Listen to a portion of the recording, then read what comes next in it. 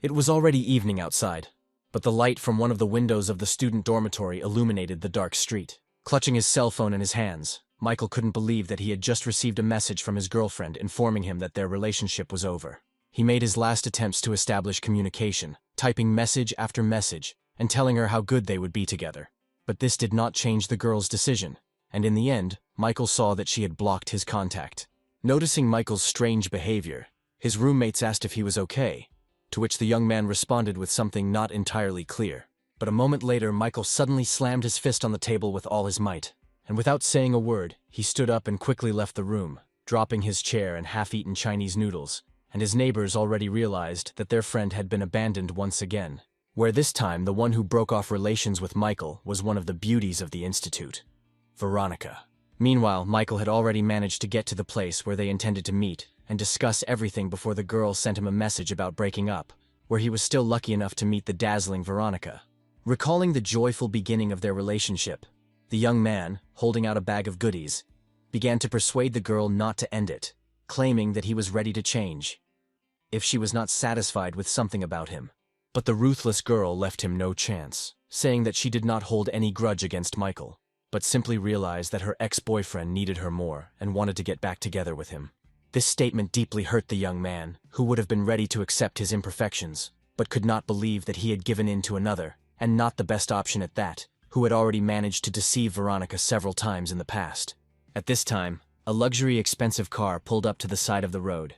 The passenger side window rolled down, and the man sitting behind the wheel smugly invited the girl to get into the car. Veronica didn't keep him waiting, and at the end she told Michael that it would be better for them not to meet again, and not to communicate at all. After these words, the girl got into the car, and the car quickly sped away, taking with it the young man's last hopes, and leaving him completely alone on the streets of the night city. After thinking for a few minutes, Michael threw out the goodies he had bought for Veronica and walked away. He walked around the city at night for a long time and finally decided to go into a supermarket. Washing down his grief with mineral water, the young man thought about why girls don't appreciate the sincerity of guys. He didn't know where to vent his anger and clutched the empty bottle with all his might. Fury and anger literally overwhelmed his entire being, and Michael decided that he would no longer behave politely and follow the lead of the girls, but would do so that they themselves would run after him. And then something happened. Some voice from outside first said that the connection of the master system was completed. Then a transparent screen appeared before the young man's eyes, on which his name was written. Information about the absence of enhancements was contained, and the account balance was listed as $90 billion. The young man, shocked by what was happening, tried to touch the screen, and at that very moment heard an indignant female voice calling him a pervert and telling him to watch his hands. Michael, who had not yet come to his senses, tried to figure out what was going on around him, and finally he saw the displeased face of the girl, who was now saying that the young man was not quite right in the head, and the voiceover announced the name and age of this girl, and also announced that her attitude towards Michael was minus 50 points. Michael, still completely unaware, just stood there, his mouth open in surprise, and the voice continued, saying that he needed to spend money on girls, and once a girl's attitude rating for Michael reached plus 96 points, she would become his fan.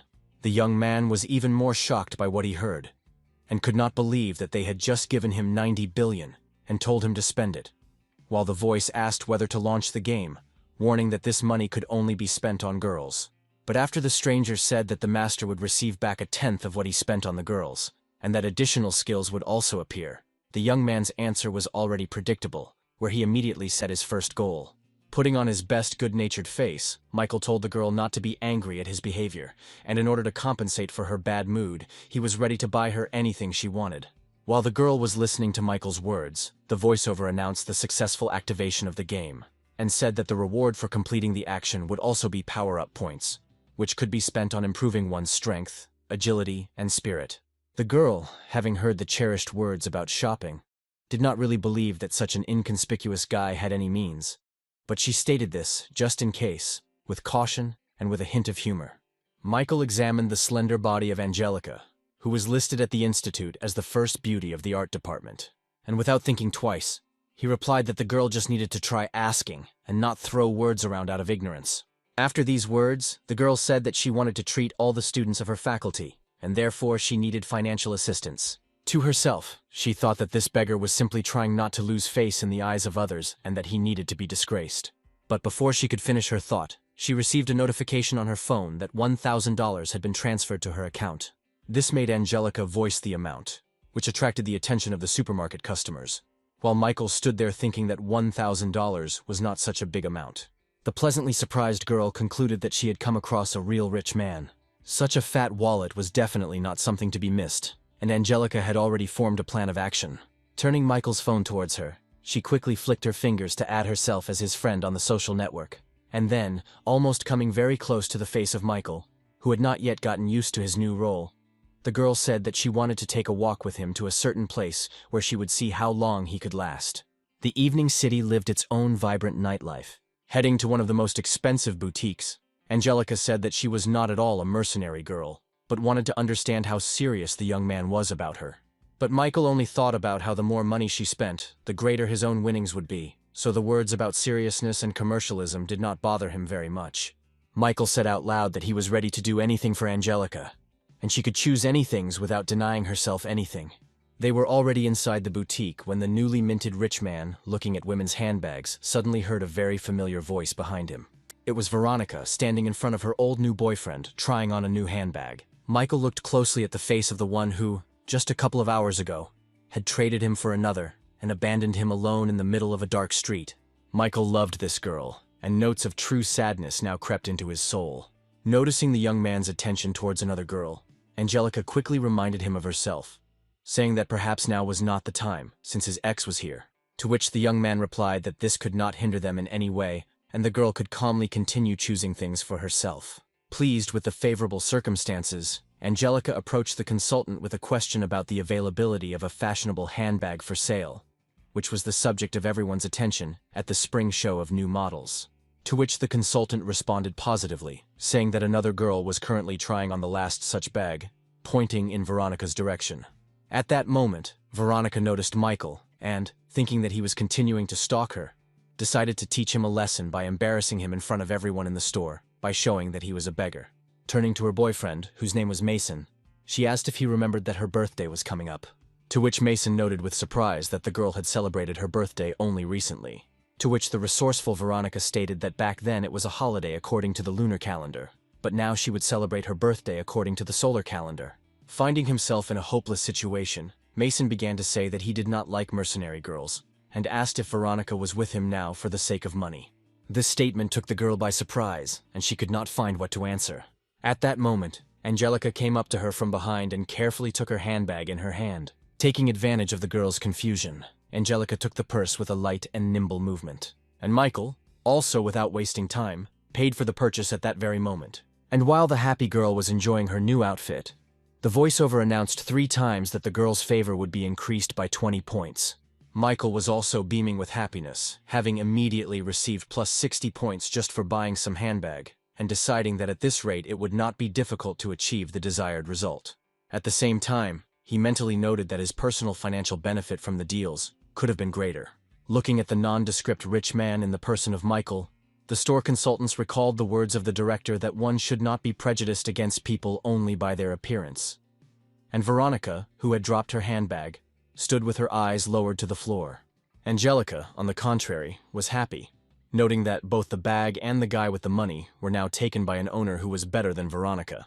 She looked in fascination at the simple guy looking at the handbags, and again came to the thought that this jackpot could not be missed. Approaching Michael, she gently grabbed his hand and began to thank him for his generosity, calling him sweet, which the young man did not expect, and was a little embarrassed. Veronica watched this whole scene with tears in her eyes. Saying that the young man's behavior had crossed all boundaries, Veronica pushed Michael away and rushed out of the store, but he mentally noted that this was only the beginning. At that moment, a familiar voice announced that Veronica was the second object, and that her relationship with the master was currently -10. As Michael listened to this, he watched as Mason took off, and he ran after the girl who was rushing away from the boutique, where none of the participants in the action heard how Michael was promised a reward of 20 power-up points when Veronica's attitude towards the master reached 96 points. And Angelica, not missing her chance, clung to the young man, asking where they were going now.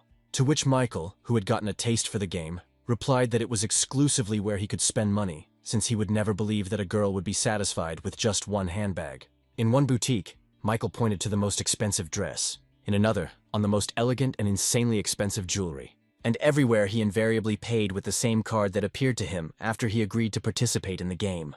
Angelica, who was in some kind of positive state of shock, of course, did not hear the voiceover announce that her disposition towards the master had improved by another 5 points. Buying a new expensive perfume will add another 5 points to your disposition. Then the cosmetics department. And again 5 points added to Angelica's disposition.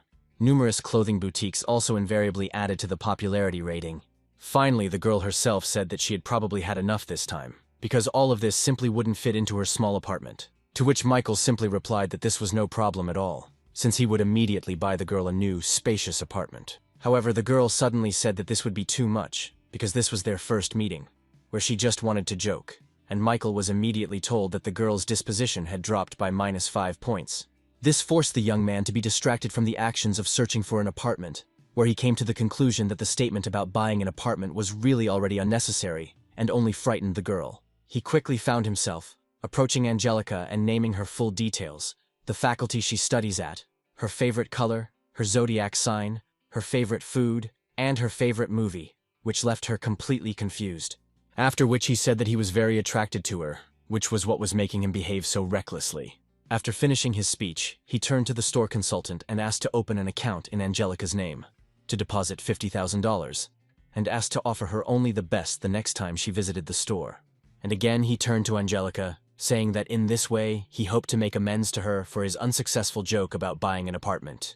The girl, flushed from everything that had happened, stood there for a minute, unable to say anything.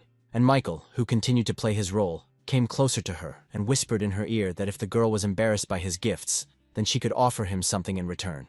This had the desired effect, and the girl finally came to life, pushing the young man away and jokingly calling him a pervert, which provoked the announcement that the girl's favor had been increased by 30 points.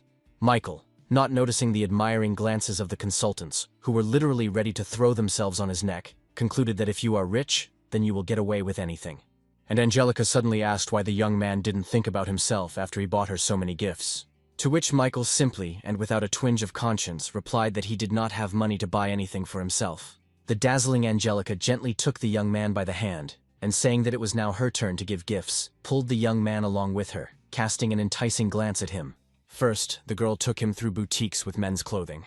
And then they got busy with the young man's hair. And so, after all these manipulations, a completely different person appeared on the street. Angelica enthusiastically noted how attractive this young man really was, and Michael himself said that he now feels somehow strange and not very confident. To which Angelica, approaching the young man, said in a gentle voice and with no less gentle movements that there was nothing strange, and that they made a very beautiful couple. But then she let go of his hand and began to move away. Throwing a kiss goodbye, the girl said that they would see each other later, and that she was so happy today that she almost decided that she had fallen in love. And Michael was informed that, as a result of today's meeting with Angelica, her disposition had become plus 68 points. There were fewer and fewer illuminated windows in the dormitory. Michael opened the door to the room and entered, shining like a new penny, the sight of which made his neighbors surprised. When asked what he had been doing all this time, Michael replied that he had been on a date with Angelica, to which his neighbors began to complain in turn that he had not yet managed to decide anything with Veronica, and was already dating Angelica, who, moreover, was the first beauty of her faculty. Then, one of the guys approached Michael and said that Angelica was a girl not at his level, where the young man would not have enough money for her, and was immediately thanked by Michael for his friendly advice. After listening to his friend, the young man began to read new messages, where Veronica wrote that she chose Mason only because her mother was sick, and she really needed money. And without thinking, he transferred her $10,000. At that very moment, a cry of surprise sounded so loud in the women's dormitory that it was heard far beyond the dormitory. It was Veronica's surprise that she noted that as soon as she mentioned the money, Michael immediately transferred the required amount. Her friend asked if this was the same Michael with whom Veronica had broken up, to which the latter answered positively, and added that they needed to get rid of Mason, who couldn't even buy her a bag, and take Michael into their fold. She began quickly typing one message after another on her mobile phone. She asked where the young man got so much money, what his relationship with Angelica was like, whether he still had any feelings for her, for Veronica. Meanwhile, Michael, having heard the announcement that Veronica's favor had been increased by 5, began to think that Angelica was not as selfish as Veronica. Having decided not to answer the girl for now, the young man began to look for places where he could still spend money on girls. And so he found what he needed, an online broadcast of a famous blogger, Mirinda, who was accepting financial assistance for herself. Michael's joy knew no bounds, because he found himself in the right place to spend a good amount of money, which he did not hesitate to do. Having seen the transfer from a user named Lone Wolf, Mirinda, without even looking at the amount, sent him words and a sign of gratitude. But when the amount was shown on the screen, not only the blogger girl was shocked, but also everyone who was watching her online broadcast. It didn't take long to receive comments from viewers, who noted the rich man's appearance there and asked him to give them some money. But instead of responding to these meaningless comments, Michael decided it would be a good idea to make another translation, and pressed the corresponding button on the screen of his mobile phone. Meanwhile, in the office of the online broadcasting company where Mirinda worked, a real commotion began. The project manager literally burst into the boss's office without knocking and, with a wild expression on his face, shouted that some rich man had just transferred $1 million to Mirinda. The boss's reaction was immediate, where he suggested that it was either a scam or money laundering. Meanwhile, other girls who were also broadcasting online from this company were vying with each other to write to the Lone Wolf, telling each other how this rich man had just transferred $1 million to Mirinda. Mirinda herself could not believe that she had just received a transfer of $1 million. The director was quick to appear, and with signs indicated the boss's instructions to take this rich viewer into circulation. But Mirinda stated that she could not be told about this, since she herself would not let such a goldfish go anywhere. After blowing a kiss, the girl told the Lone Wolf to send her a private message so that he could receive the gratitude he deserved from her. But the Lone Wolf did not respond to this or any of the following messages, because Michael had long since fallen into a deep, healthy sleep. A new clear and warm day arrived, and the first rays of the sun illuminated the walls of the men's dormitory. Having woken up, Michael lazily read the correspondence in the general chat about a certain rich man who appeared in the online broadcasts yesterday. While the young man was washing and brushing his teeth, he noted that his transfers from yesterday had not affected Mirinda in any way, because there was no announcement about her being added to the system, nor about the accrual of favor points. He was just thinking that perhaps a personal meeting was needed for the system to recognize a new girl, when he discovered a huge number of messages from various girls who offered to meet him. However, almost immediately, he noticed the commotion his comrades caused when leaving the room and asked what had happened, to which they explained to him that they were rushing to an open lesson in order to have time to take the best seats, which would allow them to fully enjoy Jessica's beauty. She was an insanely beautiful girl, whom literally all the guys at the school dreamed about. And Michael also remembered this girl in great detail, the location of which was the dream of all the guys at the university. After all, Jessica was famous as a very educated and cultured girl, developing in literally all areas. She was the chairperson of the Students' Association. Her musical talent for playing the piano left no one indifferent.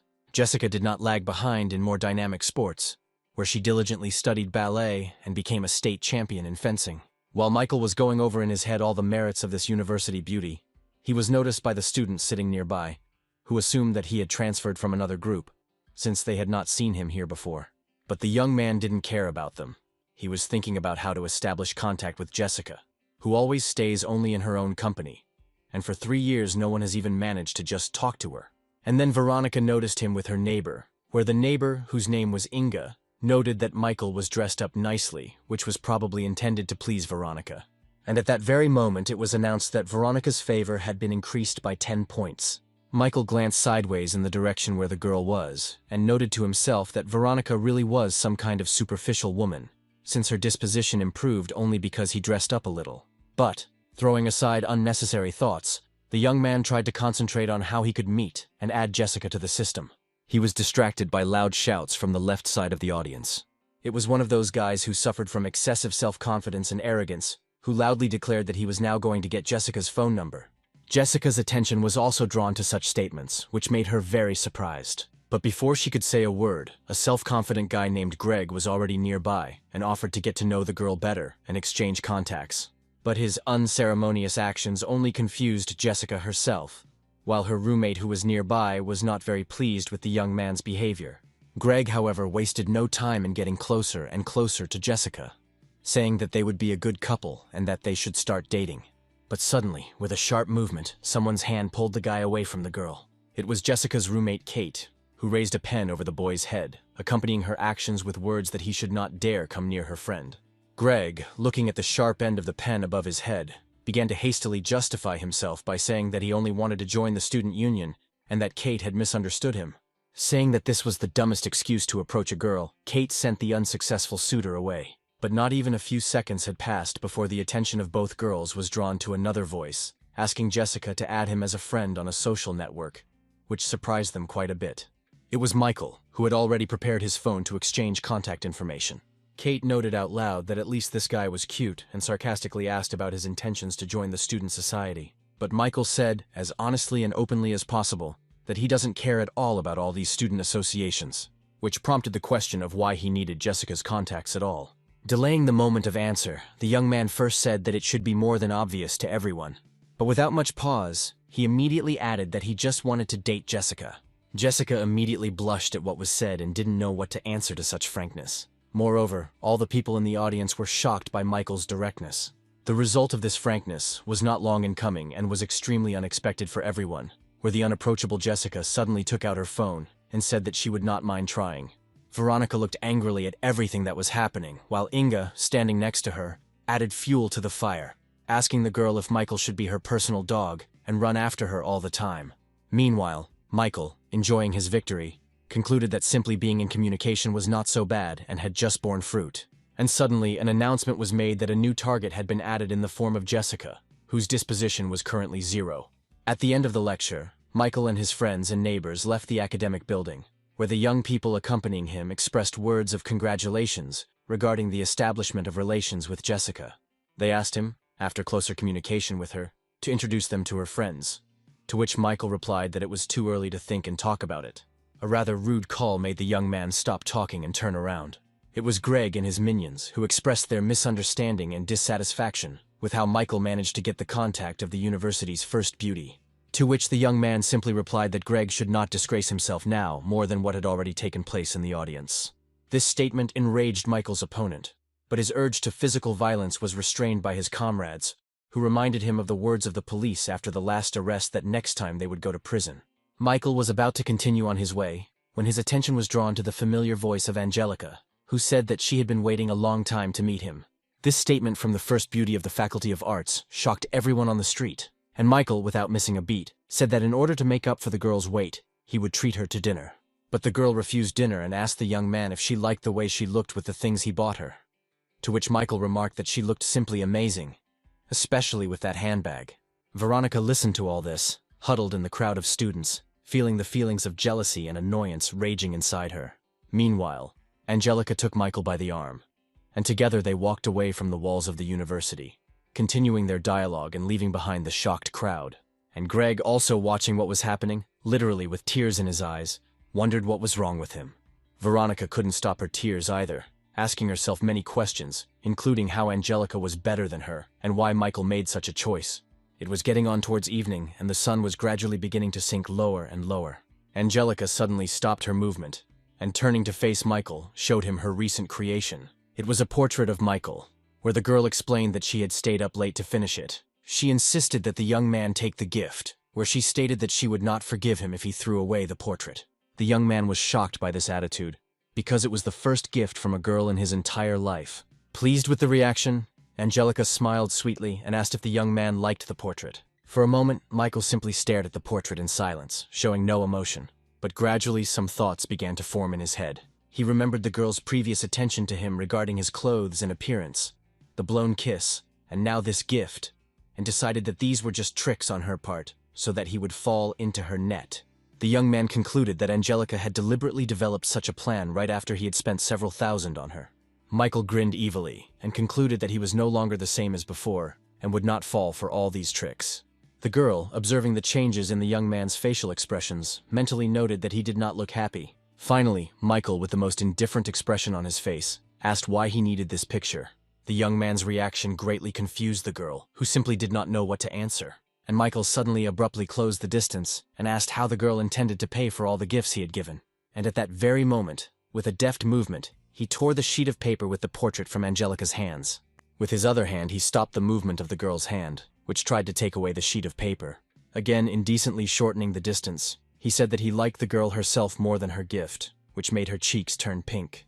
Angelica felt how she literally dissolved in the most pleasant feelings when this young man was nearby, when he touched her. And at that moment, The voiceover announced to Michael that the girl's disposition had been increased by 5 points. Pleased with himself, Michael prepared to continue his onslaught, which was already driving the girl into ecstasy. But suddenly their almost completed embrace was broken by a guy who burst between them. He, turning to Angelica, reproached her for refusing to go for a walk with him under the pretext of going to get a manicure with a friend, while she herself was hugging some strange guy. Unable to contain himself, the young man made one complaint after another. Pointing at Michael, he stated that she only lets this guy hug her because he has money. Michael was very familiar with this behavior of the young man, and he immediately realized that this young man was a fan of Angelica. Meanwhile, the girl, enraged by the guy's behavior, began to angrily scream that he was nobody to her at all, and he shouldn't care who she hugged or what she did.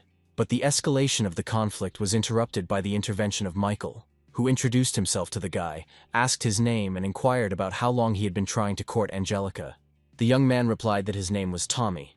He was also studying at the Faculty of Arts, and had been trying to attract the girl's attention for more than 6 months. It immediately reminded Michael of himself, where he had been chasing one girl for 3 whole years. He told this story to his new acquaintance, telling how he had to work 4 jobs and eat whatever he could to satisfy the selfish needs of his passion. And finishing his sad story, he added that in the end, this girl still preferred to climb into someone else's Mercedes. Tommy was clearly shocked by such a story, which left him without any hope of attracting the attention of a girl like Angelica. And Michael followed up with some good, friendly advice, saying that those who do this to them only motivate them to become better. After which he urged him to return to the hostel and forget about Angelica, who would come running to him sooner or later, seeing his success in life. The girl didn't understand at all what was happening now, watching the action with surprise. She approached Michael by saying that Tommy was just an acquaintance, and she had never even considered him as a romantic partner. To which the young man replied that he didn't care at all what the girl might have had with this guy in the past. And then Michael, saying that the girl did not respect either herself or him, began to tear the portrait right in front of her face, causing great amazement in the girl. After tearing the piece of paper into small pieces and throwing them into the air, Michael turned around and walked away from the girl, saying that until she figured out her surroundings and learned to communicate, it would be better for them not to meet. He thought to himself that he was very interested in how the girl would react to such an attitude on his part, and what she would do, and the girl's thoughts were filled with memories of how Michael treated her at their first meeting.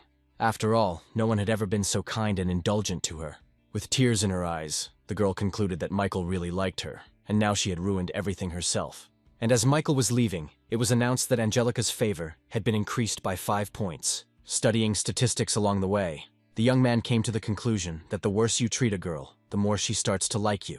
He decided that he was done with Angelica for now and needed to start winning Jessica's favor. And suddenly he discovered that Jessica was also broadcasting online, specializing in music and dance. Michael found this activity very cute and assumed that this girl could only pretend to be cold and unapproachable. But in fact she was quite nice and open. But before he had time to appear online, Mirinda immediately began writing him messages that she was very happy to see him, but was in no hurry to agree to the offer to meet. From which Michael, of course, concluded that the girl was simply trying to trick him out of money, having promised to dance for him online today. Suddenly, he received a notification that the user he was following was about to take part in a competition with another user. Michael became very curious about who the unattainable first beauty of the university, Jessica, would compete with. The opponent turned out to be Mirinda, who concluded that she had accidentally called out a new girl, which meant that victory was in her pocket. The young man found this very coincidence of circumstances quite interesting, where the experienced and also not lacking in beauty Mirinda competes with the novice blogger and first beauty Jessica. Mirinda, absolutely confident in her victory, said that her rival should not even try to compete with her, since she has the support of such an influential person as the lone wolf behind her. From her experience of catching rich men, Mirinda came to the conclusion that she should already have the wolf on her hook. And now the program has issued a notification that the user Lone Wolf has made a transfer. But what was her rage when she saw that the translation was not addressed to her at all? $5 million were sent and received into the account of Mirinda's opponent, Jessica, which shocked Jessica herself. Mirinda, annoyed by this turn of events, bit her lips, wondering why the wolf had chosen the new girl. The director was quick to show up and demand that the boss explain why the money was going to others. Having collected her thoughts, Mirinda said goodbye to the audience, saying that she had urgent business and needed to run. And Michael, looking at the icon informing about the user's rest, said to himself that Mirinda shouldn't have played with him, because he can support anyone. Then he switched to Jessica's channel. In his mind, he told her that he had spent a lot of money on her, and the girl should not disappoint him. Meanwhile, In the office of a well-known company providing a platform for online broadcasts, its director was again being informed about a huge transfer, where the project manager said that this unknown lone wolf had appeared again and had broken the previous record 5 times. Upon receiving this information, the boss became furious, declaring that this guy was probably some kind of oil tycoon, and the rest of the envious women who conduct their online broadcasts noted Michael's translation, concluding that today the lone wolf is in a musical mood. And then, clearly lacking depth of thought, they all took turns calling their assistants to carry their musical instruments.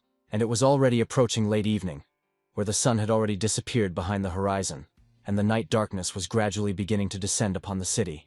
Jessica sat at her musical instrument, shocked by the events that had happened, and Kate couldn't get enough of the fact that it all happened online, and now they could become popular. But today's heroine wasn't very happy with the prospect of becoming popular and making various men happy with her appearance. She said that the most important thing for a woman is a career and independence, both material and in all other aspects of life. Annoyed by her friend's attitude towards the issue of popularity, Kate told her not to teach her about life. And immediately after these words, she furtively asked if Jessica knew the rich man who had sent the money today, to which the girl angrily replied that she didn't know and shouldn't know him. But immediately after that, with obvious interest in the person of this rich man, she said that he really did send a lot of money, for which she needed to write him a few words of gratitude. And Kate, as she collected her equipment, thought with disappointment that her friend had said one thing, but was doing the exact opposite. Suddenly, a wild scream from her friend made the girl literally jump up and drop all the equipment. Unable to swear, she turned around and saw that nothing critical had happened, and could only quietly ask what had happened, to which Jessica responded, confused, that she apparently knew who the lone wolf really was, where she concluded that it was Michael. The girl immediately remembered the story of one boy who was the son of a very rich and successful man, but at the same time was modest and did not want to show his wealth and high position. He received the best education, but realized that he did not want to be the object of everyone's attention and wanted to live freely. One day he met a beautiful girl, fell in love with her and decided to win her favor, but as an ordinary poor man. But the girl's friend listened to this story without enthusiasm and only said that she had read too many romance novels. The girl began to worry a lot about this poor boy, who had been surrounded by the best since childhood, and now it was probably very difficult for him to pretend to be a simple person. Meanwhile, Michael managed to take a shower in his dorm. Having almost finished drying himself, the young man noticed that he had received a message on his phone. Taking the phone, Michael, not without surprise, noted that Jessica had invited him to dinner without even asking where he got so much money, and decided to check her out. The second half of the next, as usual, sunny day was already in full swing.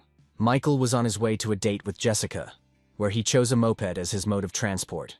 He stopped near a women's dormitory, where a certain man had already parked his luxury car. The man was the first to start the conversation, saying that he was waiting for his girlfriend and asking Michael who he was waiting for. At that moment, the young man saw Jessica appear on the street, looking around, apparently looking for Michael. And then the young man, pointing to her, answered the man that this was the very girl he was waiting for here. This statement greatly amused the man, where he said that with such a beauty, he himself probably had more chances than a guy who did not even have the means for a good car. Meanwhile, Jessica saw a young man waiting for her. She continued to believe in her fantasy, where Michael seemed to her to be a secret rich man who was hiding from everyone. Intoxicated by her fantasies, the girl quickly headed in his direction. Meanwhile, the guy was busy telling Michael how he had to work hard, and then, maybe in 15 to 20 years, such a girl would get into his car. While this tale of success was going on, Jessica had already managed to approach Michael and take her place on the moped behind him. The man didn't even have time to understand anything before a moped rushed past him, in which a guy and a gorgeous girl rushed towards new impressions from each other. The man silently watched the vehicle as it sped away into the distance. And then emotions took over, where he fell to his knees, lamenting that his whole life, aimed at getting big incomes, turned out to be meaningless, which this situation with a beauty who sat on some moped had just shown him. Jessica didn't see herself on a simple moped. She saw an expensive bike and a prince in a white suit behind the wheel. Her fantasies were dispelled by Michael's voice that they had arrived, and the sight of the establishment to which he had brought them. It was one of the cheapest fast food places in town, which people of Jessica's level didn't really notice, and the main dish in this establishment was spicy crayfish and shrimp. Before sitting down at the table himself, Michael placed a napkin in front of the girl, which again evoked in her the most positive emotions, based on her fantasies, where she thought that even in the image of a simple guy, he does not forget the manners instilled in him since childhood. She also gratefully accepted from him a package of disposable gloves, which are usually worn when eating crayfish and shrimp, so as not to get your hands dirty.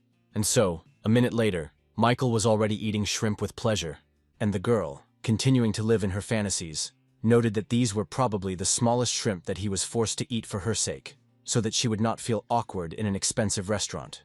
And at that moment, when Jessica once again imagined a prince in the person of Michael, the latter was informed that the girl's favor had been increased by 10 points.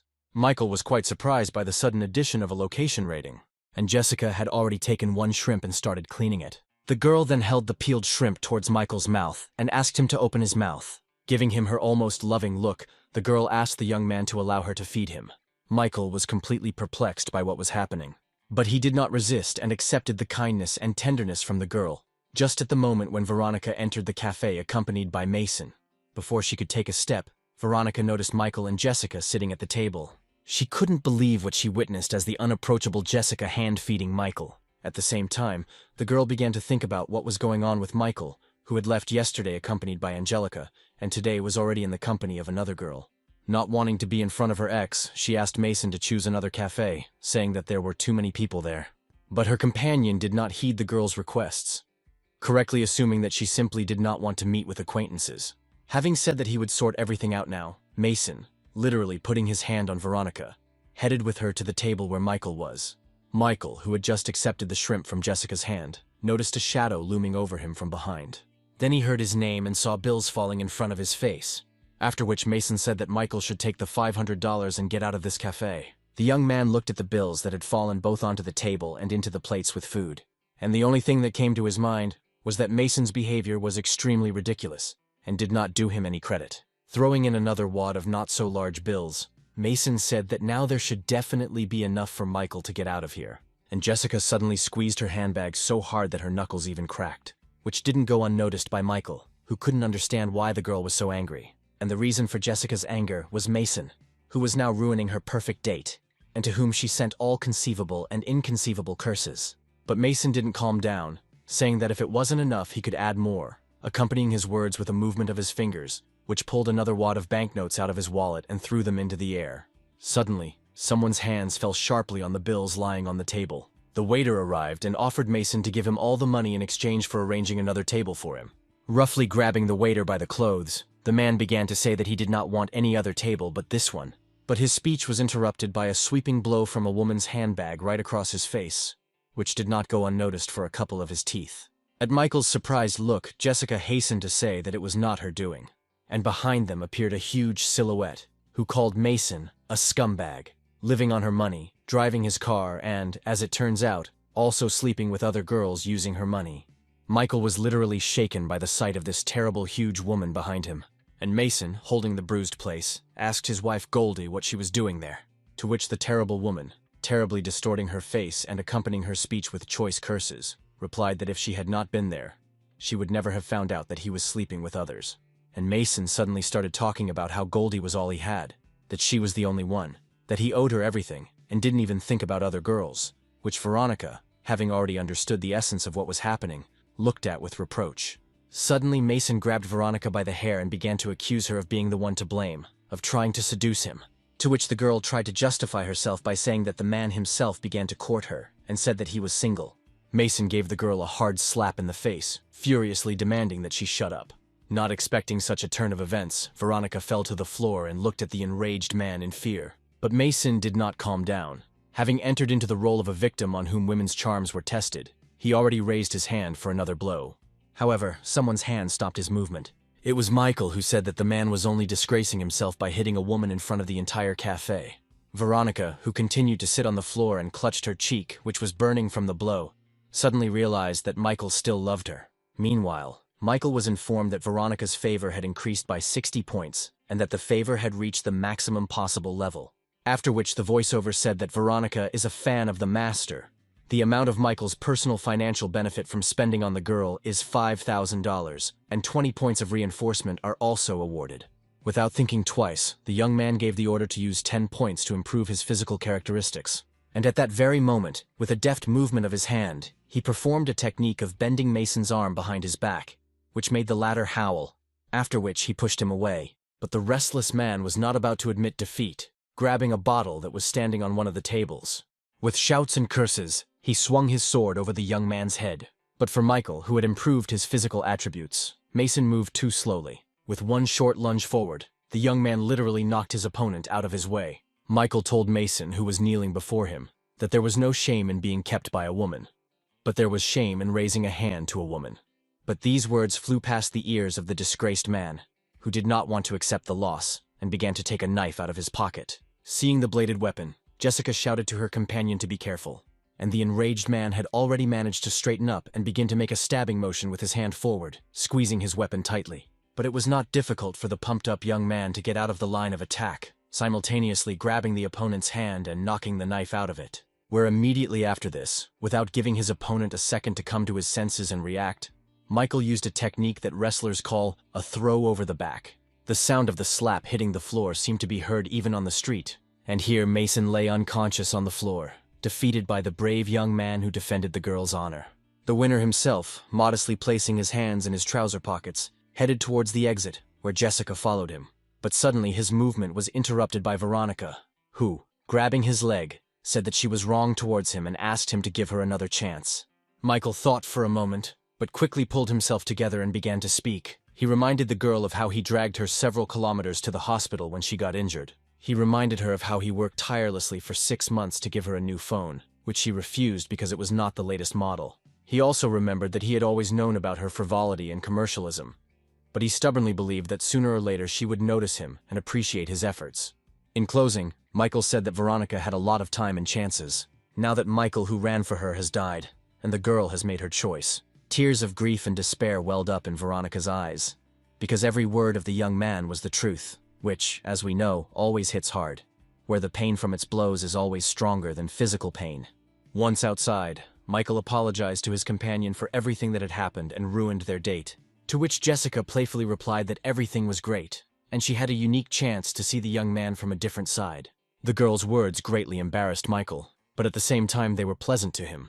And Jessica, unable to take her eyes off the young man and replaying the events of today's date in her head, was firmly convinced that this guy could still surprise her with many more things. Soon the sky above the city was covered with black thunderclouds, and the downpour was not long in coming. The door to the dorm room swung open very suddenly, as if it had been kicked with all its might. So Veronica returned to the room after an unsuccessful evening, where her neighbor, who met her, was lamenting the fact that the girl did not have an umbrella with her, and she was all wet. The greeter hurried to tell the news that yesterday Jessica received a whole $5 million from Michael, which only further enraged the already very upset girl, who asked where she got this information from. To which the friend explained that Jessica's neighbor had let it slip. Digesting the new information, Veronica fell into a kind of stupor for a few seconds. And finally, she reached her psychological limit and burst into tears. Her sobs were accompanied by such loud sounds that in the neighboring dormitory rooms, unfriendly remarks were constantly heard addressed to the one who was disturbing her rest. Meanwhile, in the room where Michael lived, his neighbors were surprised that their friend was very good at playing video games, assuming that he was a secret esportsman. Michael himself thought that after distributing the power-up points, even games became very easy to play. But he said out loud that he was just lucky. While his friends were offering him business ideas, like broadcasting their games online, Michael was getting ready to take a shower. In the shower, he saw the direct effect of the amplification glasses, which was expressed in the clearly visible relief of the muscles on his body. He also noticed that his facial features had changed, becoming more toned and masculine. Looking at his body in the mirror, the young man only thought about how he now needed to be careful with the girls. He was distracted from admiring himself by the call of his neighbors, who were shouting that his phone was ringing. Michael, coming out of the shower, picked up the phone. It turned out that the person calling him was the first beauty of the arts faculty, the beautiful Angelica. In his thoughts, the young man came to the conclusion that this cunning girl had come up with something new to lure money out of him and win his favor, which meant he needed to be on his guard. Picking up the phone, Michael asked the girl the purpose of her call. But the loud sobbing and screaming heard through the phone speaker literally forced the young man to pull the receiver away from his ear. The apartment where Angelica lived was located in another part of the city. The room was scattered with new things, the labels of which had not even been removed yet. The girl herself was sitting in the middle of the room, kneeling on the floor, with her head bowed. Unable to stop her tears, Angelica asked Michael to lend her $500,000. She began to tell that her father had always been addicted to gambling, and then one day he lost big. Bandits came to them and took everything they had, after which their previously well-off family found itself at rock bottom. At the end, the girl added that she was not at all selfish. It was just that their family had a lot of debts that needed to be repaid. After listening to the end, Michael simply hung up without saying anything in response, which surprised the girl quite a bit. But a moment later, a message arrived on the girl's phone. After reading this, Angelica was simply shocked, because 5 million were deposited into her account. And Michael sent her a voice message that he had just accidentally missed 10. Clutching the phone with the treasured message to her chest, Angelica swore to herself that she would definitely thank Michael. The rain outside was getting heavier and heavier. Michael sat in his room, annoyed that despite everything, Angelica's disposition had not reached the foot level and was 94 points. Something had to be done. Something had to be done differently, perhaps directly. He remembered Sun Tzu's Art of War, where one of the rules was that the enemy must be forced to act when he hesitates. By morning, the rain had stopped, the clouds had cleared, and a nice warm, sunny day was in the offing. Michael walked from the dorm to the academic buildings, accompanied by one of his neighbors. Suddenly he heard a female voice calling out to him. It was Veronica, who, handing him a bag, said that she had prepared lunch for him and suggested that they go to lectures together. But before Michael could say a word in response, another female voice caught his attention from the other side. It was Angelica, who, holding out a special thermos for food, said that she had also prepared a delicious lunch for him, as she thought that he was probably already tired of the food in the student cafeteria. And then the two girls' gazes met, not foreshadowing anything good for each other. And Michael stood between them, stunned, not knowing what to do or what to say. At that very moment, when the situation seemed to have already become tense to the limit, Michael heard another call behind him. The young man turned around slowly and his amazement knew no bounds. Behind him stood Jessica, who said that she had also brought him lunch, where she chose beef noodles for her dinner dish. At that very moment, the girl was met with less than friendly glances from other contenders for Michael's attention. Where to outside spectators all this seemed like some kind of duel inside the ring. And Michael, taking the bag of food from the girl's hands, asked in surprise how Jessica knew that he liked beef noodles. To which the girl timidly replied that yesterday, when they were eating shrimp, she assumed that the young man liked spicy dishes, where everyone knows that one of the best spicy dishes is beef noodles. Michael thought to himself that this girl had a distinct advantage because of her attentiveness. And out loud he thanked her, saying that it was always nice when someone showed concern. And calculating Jessica said that gratitude is not required. You just need to always take into account the preferences of the person you are cooking for. And the enraged Veronica and Angelica continued to devour with their eyes the seemingly quite modest Jessica. But no matter how hard they tried to make it look scarier, the opponent had already delivered her signature blow, from which all her rivals flew in different directions, without any chance of success. Suddenly, Jessica pulled out a small box and handed it to Michael with words of gratitude. Michael was simply shocked, because it was the latest model of smartphone. The students standing nearby all this time, who witnessed this whole scene with the participation of Michael and the 3 most beautiful girls of the university, were again shocked by the fact that the unapproachable Jessica was giving gifts to this guy. Her rivals were no less shocked, and also wondered about the level of wealth of a girl who could afford to give such an expensive gift. It was a control blow from Jessica that literally smeared her opponents across the floor. And the girls had no choice but to watch the departing couple. The day was just beginning, where the sun was only just gaining its height. Veronica was the first to break the silence after Michael left, telling herself that she just wanted him back, but didn't understand why it had become so difficult. Angelica was much better at keeping her composure and turned to her recent rival, who had found herself in the same situation, asking her name and whether they could discuss something. To which the girl responded with a sudden outburst of anger, shouting that they had nothing to talk about and that this whole situation arose because of Angelica. But the enterprising girl, stopping this outburst of rage, said in a soft voice that they should act together, because this is the only way they can effectively confront Jessica, who is taking Michael away from them. Meanwhile, Michael stood nearby Jessica and admired both the gift itself and the personal qualities of the girl who gave it. But then he looked carefully first at the girl, and then at the level of her location in the system. And at that very moment, the realization came to him that such a low level of affection did not fit in with her actual actions, where, without information about her affection, the young man could have come to the conclusion that the girl had fallen in love with him. This means that now all this, delicious food, an expensive phone, is nothing more than bait for him. Michael came to the conclusion that this girl is really smart, and her methods are very sophisticated, where the predator allows the prey to think that she is the hunter.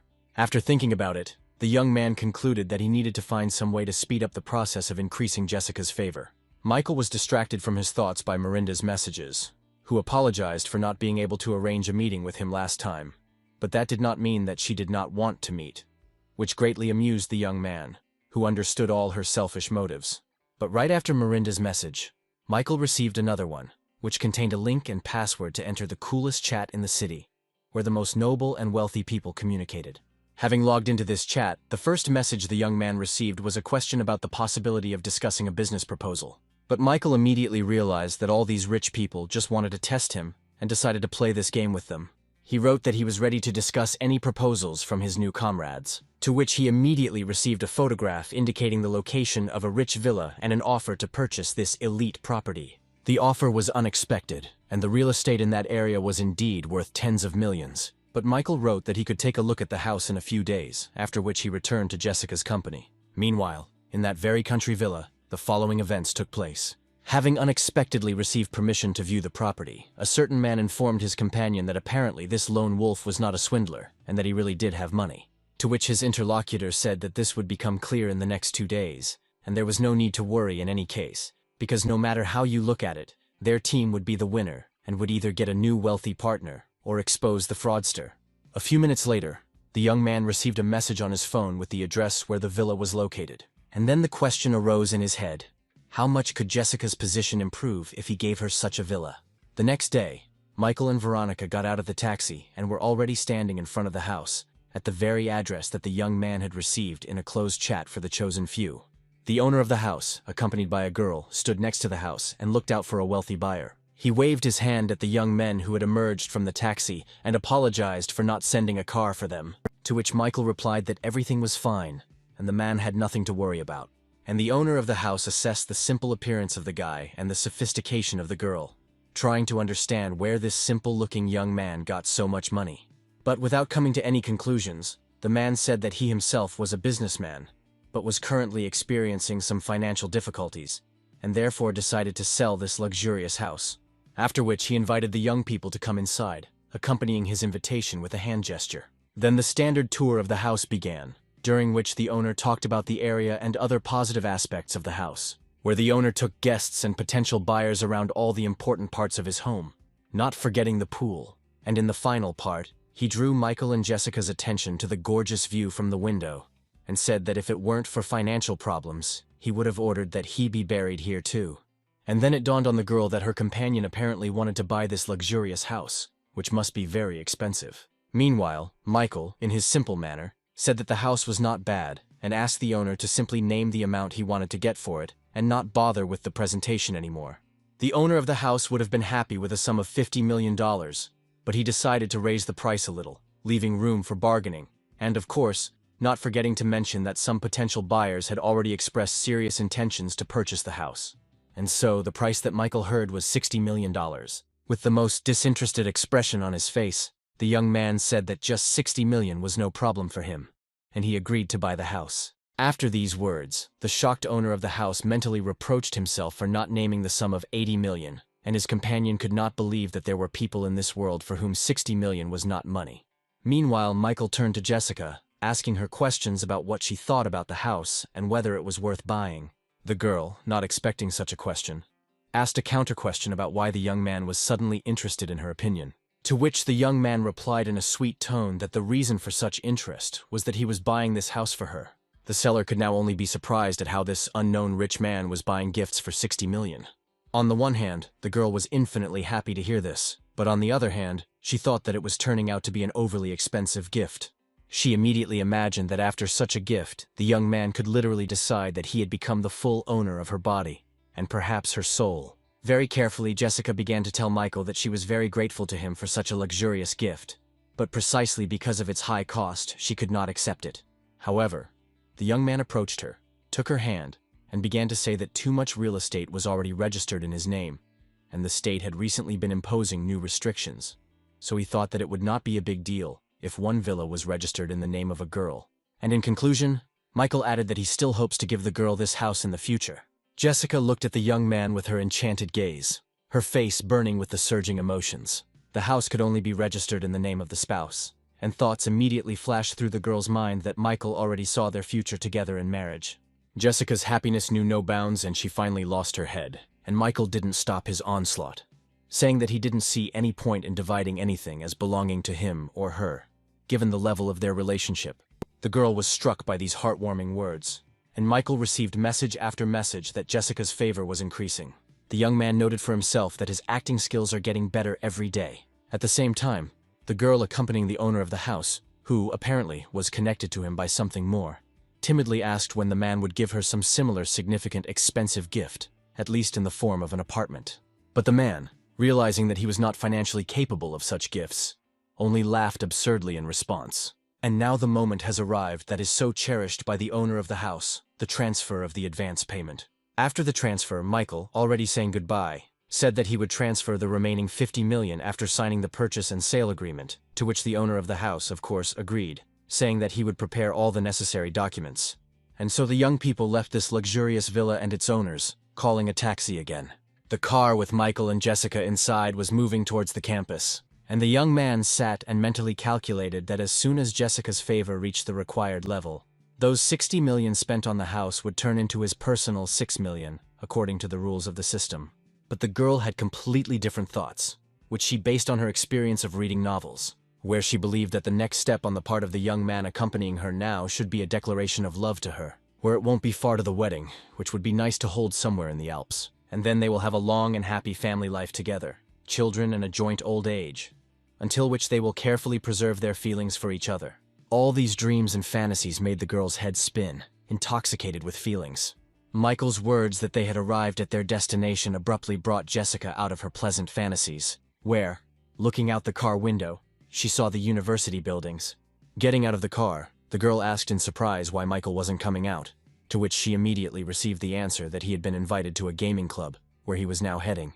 After which the car suddenly took off, leaving the girl completely alone. This was not how she saw the continuation of today, and she stood disappointed that she had not received a declaration of love. Soon the taxi brought Michael to one of the city's gaming clubs. The comrades who met him said that they had been sitting there for a long time and had managed to lose several times while Michael was not with them. Saying that there was nothing wrong with losing, Michael said that there was no need to worry, as he was now making up for his absence. Approaching the cash register, the young man made a large order for all his friends and acquaintances in this gaming club, asking to extend the game time for everyone, bring soda and cigarettes. But the girl standing behind the cash register suddenly called him by name, where, turning his head, Michael saw Angelica, whom he did not hesitate to ask about what she was doing there. To which the girl explained that after the young man helped pay off the debts, her father founded a network of gaming clubs, of which this club is one of them. After which the happy girl first said that everything Michael ordered today would be free for him, but then changed her mind, saying that it would always be free for him. But before Michael could say a word in response, there was a terrible roar behind him, which almost made his heart jump out of his chest. Where the source of this noise was not slow to appear in the form of a big guy with a bat on his shoulder, with which he had just smashed one of the computers, who declared that he needed his money. Angelica replied that she and her father had already returned everything they owed, to which the big man said that they had forgotten about the accrued interest. But the girl was not going to give in and stubbornly defended her position, declaring that this was simply some kind of extortion. But the stubborn man suddenly grabbed the girl by the hand, saying that if there was no money, then she would go with him and work for 2 years to earn this money in his strip club. The big guy didn't even have time to understand how he suddenly lost control of the girl's hand, and found himself in a not very comfortable position with his hand behind his back, where Michael, who was holding his hand, accompanied his actions with words about the man getting out of here. The girl looked at her savior with fascination and joy, saying words of gratitude. At that moment, his entire retinue rushed to the aid of their boss, which didn't frighten the young man at all, who had been pumped up by the system. He only had time to throw punches and kicks in different directions, scattering his opponents left and right, which could not go unnoticed by all the visitors of the gaming club, including Michael's friends, where Michael was the last to immediately introduce himself as some kind of hero from a computer fighting game with a perfectly set technique of strikes. It was as if they were watching real-life footage from a movie where the main character was skillfully dealing with villains, and they couldn't understand when their comrade had managed to improve his martial arts skills so much. And so, a minute later, this entire indecent company hastily retreated from the battlefield, taking with them a bunch of bruises, bumps, and broken noses. And Angelica immediately threw herself into Michael's arms with words of gratitude to her savior. At the same time, the young man was informed that the girl's favor had reached the required level, which meant that the master would receive $530,000 out of the $5,300,000 spent on her, as well as 5 power-up points. Just at the moment when Michael couldn't get enough of the award he had received, and Angelica was hanging on his neck, Veronica passed by. She got the girl's attention by calling her a lying creature. In a rage, Veronica began to accuse Angelica of breaking their agreement to confront Jessica together and of trying to seduce Michael on her own. Seeing that the situation was getting heated, Michael instructed the system to spend all the boost points on his movement speed and literally disappeared from the scene. After some time, the young man was moving around the sports ground, thinking that he had already fulfilled the system's conditions with 2 girls, which meant he needed to urgently find a new girl. Otherwise, he risked being left without income and reinforcement. A light touch on the shoulder caught the young man's attention, causing him to stop his thoughts. A charming girl stood in front of him and said that there would be a track and field competition there, and that the young man needed to leave the running track. All Michael did was remark on how attractive the girl was. Immediately showing his intelligence, the young man said that he would fulfill the girl's request in exchange for her phone number. At that moment, a disgruntled male voice was heard from the side, which attracted the girl's attention, where literally a second later the sweet girl was covered by a certain young man who called himself her boyfriend and rudely suggested that Michael get out of here. Michael, looking closely at this guy, was thinking in his head that his face looked very familiar. And then Michael remembered how this guy had beaten him up because of a girl back in his school years. He beat him when Michael refused to do his homework for him. He also beat me just like that, when there was nothing else to do. Only one thought flashed through the young man's head. And that was the thought that the world is small and the law of the boomerang works. And while the girl was leaving with her boyfriend, the system announced to Michael that a new object named Christy had been added with a disposition level of -5, and upon reaching the required disposition level, the owner would receive, as always, 10% of the investment and 22 reinforcement points, which couldn't help but please Michael, since 22 points of reinforcement already sounded quite serious. Meanwhile, the start of the competition was approaching, where the athletes were already taking their starting positions, and Christy was shouting words of support from the stands to her boyfriend Billy, who was sending her various greetings, and the guy in glasses sitting next to her managed to notice that an extra runner had appeared at the edge of the running track. The commands to start and get ready have already been given, where the runners have taken up their corresponding pre-start positions, and then a shot from a signal pistol rang out, replacing the start command. The race began with Billy taking a huge lead, basking in his smugness and calling those lagging behind worthless insects. He didn't even have time to understand what had happened when Michael rushed right past him at great speed. In a split second, he left Billy and all the other athletes behind him. Michael ran, mentally communicating with Billy, where he told him that now he would lose in the area where, it would seem, he had no equal. Well, Billy, meanwhile, as if hearing Michael's thoughts, also mentally said that he shouldn't be underestimated. Stopping, he took off his shoes, which he believed would significantly improve his speed, and said that he would now quickly make up for lost time. Billy glanced around and just started to pick up speed again to run. Suddenly, Michael rushed past him again, having managed to make a full circle during this time, throwing out words along the way that it would be better for him to start working with his feet and not his tongue. Watching Michael speed off on another lap, Billy couldn't believe that he had already managed to make a full lap in such a short time. Michael, again mentally communicating with his opponent, said that Billy had dedicated his entire life to hard training, but he could not compare with the capabilities of his system. Meanwhile, the commentator of the sporting event, noticing Michael's speed, began to shout loudly that he had never seen anything like this before, and that even their current champion was unable to withstand such speed. And so, less than a minute after the start of the race, Michael crossed the finish line, becoming its winner. Christy was so surprised that she couldn't believe that her boyfriend had lost. Well, Michael was already grabbed by the crowd of fans and thrown into the air, while the commentator said that they had all just witnessed the birth of a new champion. When the crowd of fans finally left Michael alone, he was approached by a track and field coach who, after first noting the young man's extraordinary abilities, invited him to join the national team. Hearing this, Billy almost cried out with tears in his eyes that this place in the team was reserved for him. Michael, on leaving, made a final statement by declaring that he was not interested in such a proposal at all. Michael's victory, appearance, and behavior did not leave Christy indifferent, where she noted the strength of spirit and masculinity of the young man. Billy's question about the essence of the girl's thoughts, voiced with a very displeased intonation, brought Christy back to reality, to which she quickly pulled herself together and replied that she was simply worried about Billy's failure at the competition. And Michael, pleased with his revenge, listened with pleasure to the system's messages about Christy's improved position. In parallel with these events, Jessica, pleased with the developments, returned to her room, and, right from the doorway, and without even letting her neighbor say a word, declared that Michael had given her a house. While Kate was in a rage, Jessica told about how they went to see this house together.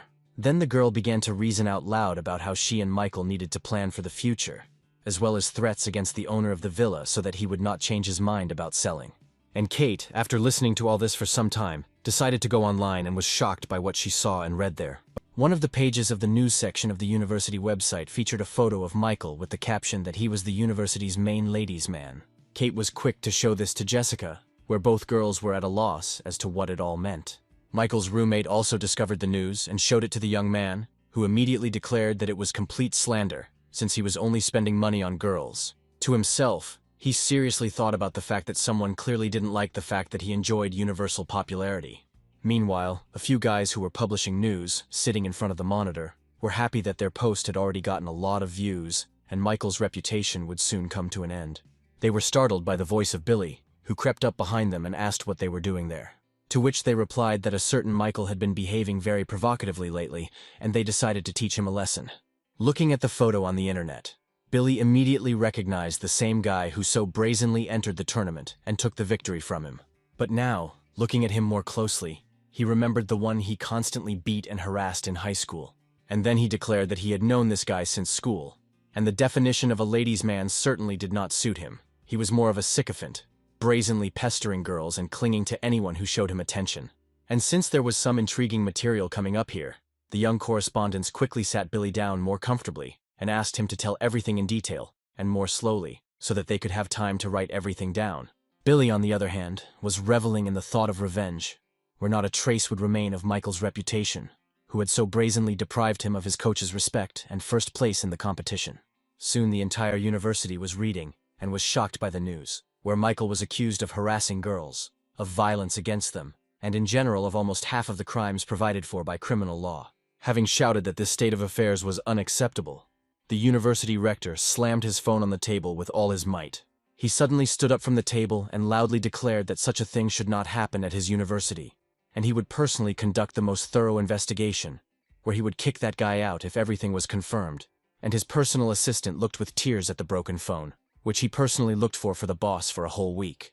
Michael is a unique person, coming from a wealthy family, and cannot ignore the girl's misfortunes. He is a fair and selfless person who will never pass by someone else's misfortune, and will always protect them. Every girl in this city can rely on him and count on his help and support. Every night he turns into a superhero, punishes evil, and saves this sin-filled city. This is exactly how Jessica described Michael, sitting in a chair in front of the investigation team members.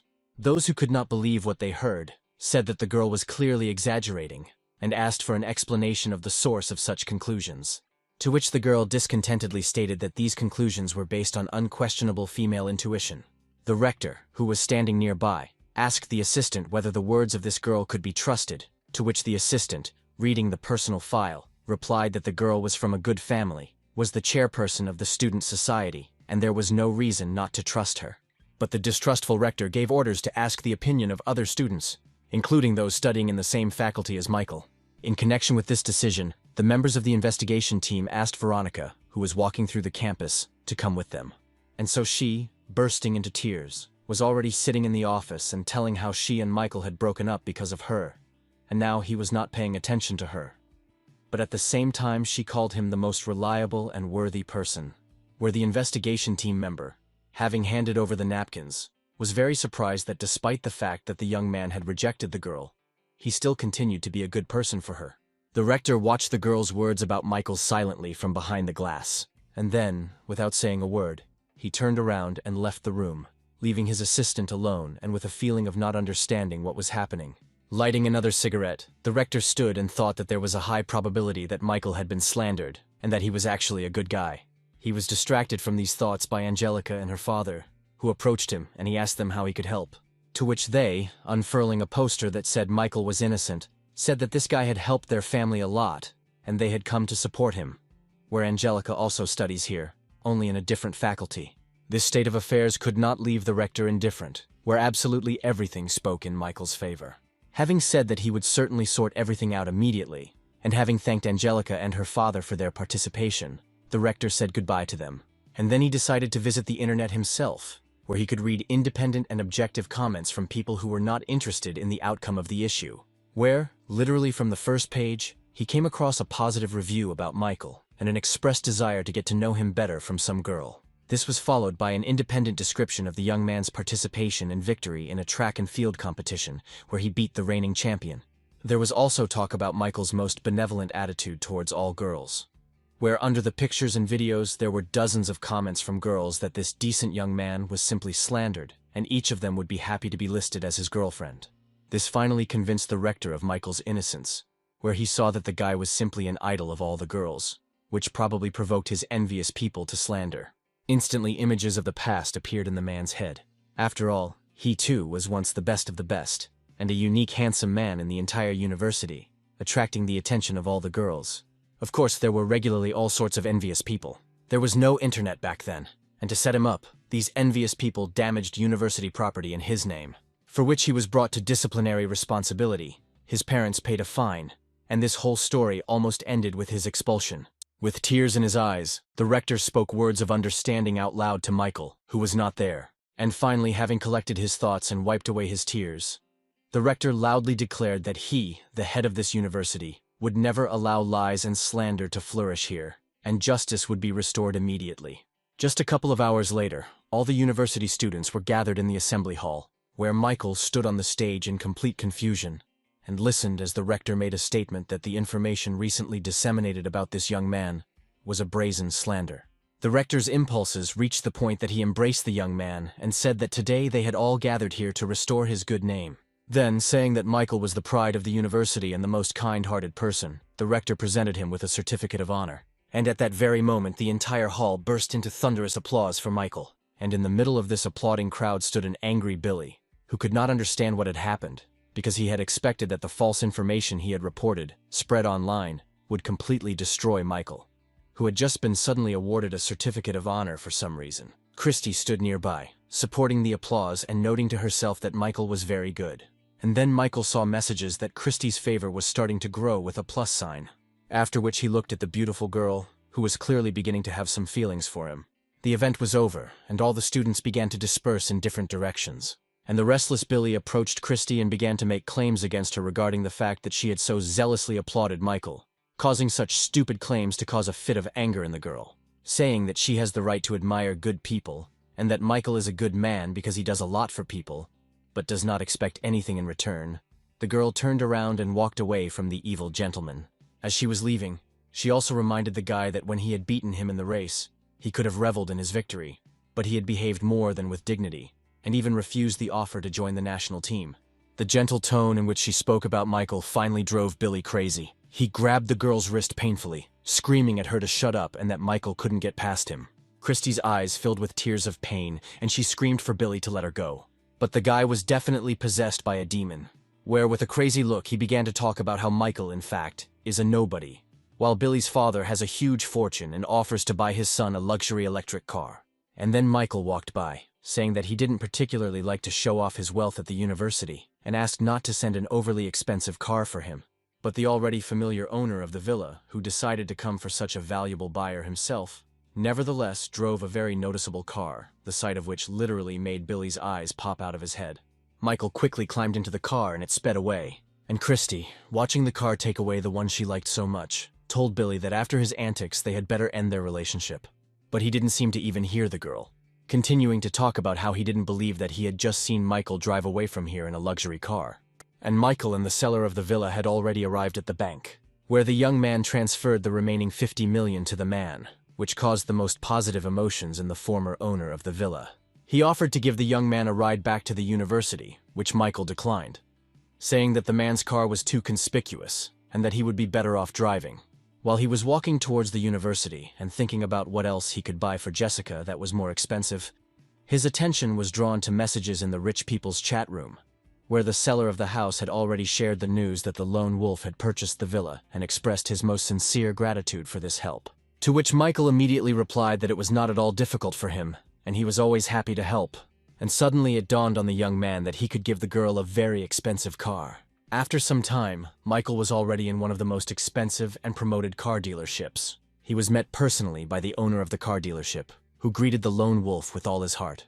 He was the son of the head of a huge corporation, famous far beyond the borders of their city, which was mainly engaged in the production and sale of automobiles and cargo transportation by water on its own ships.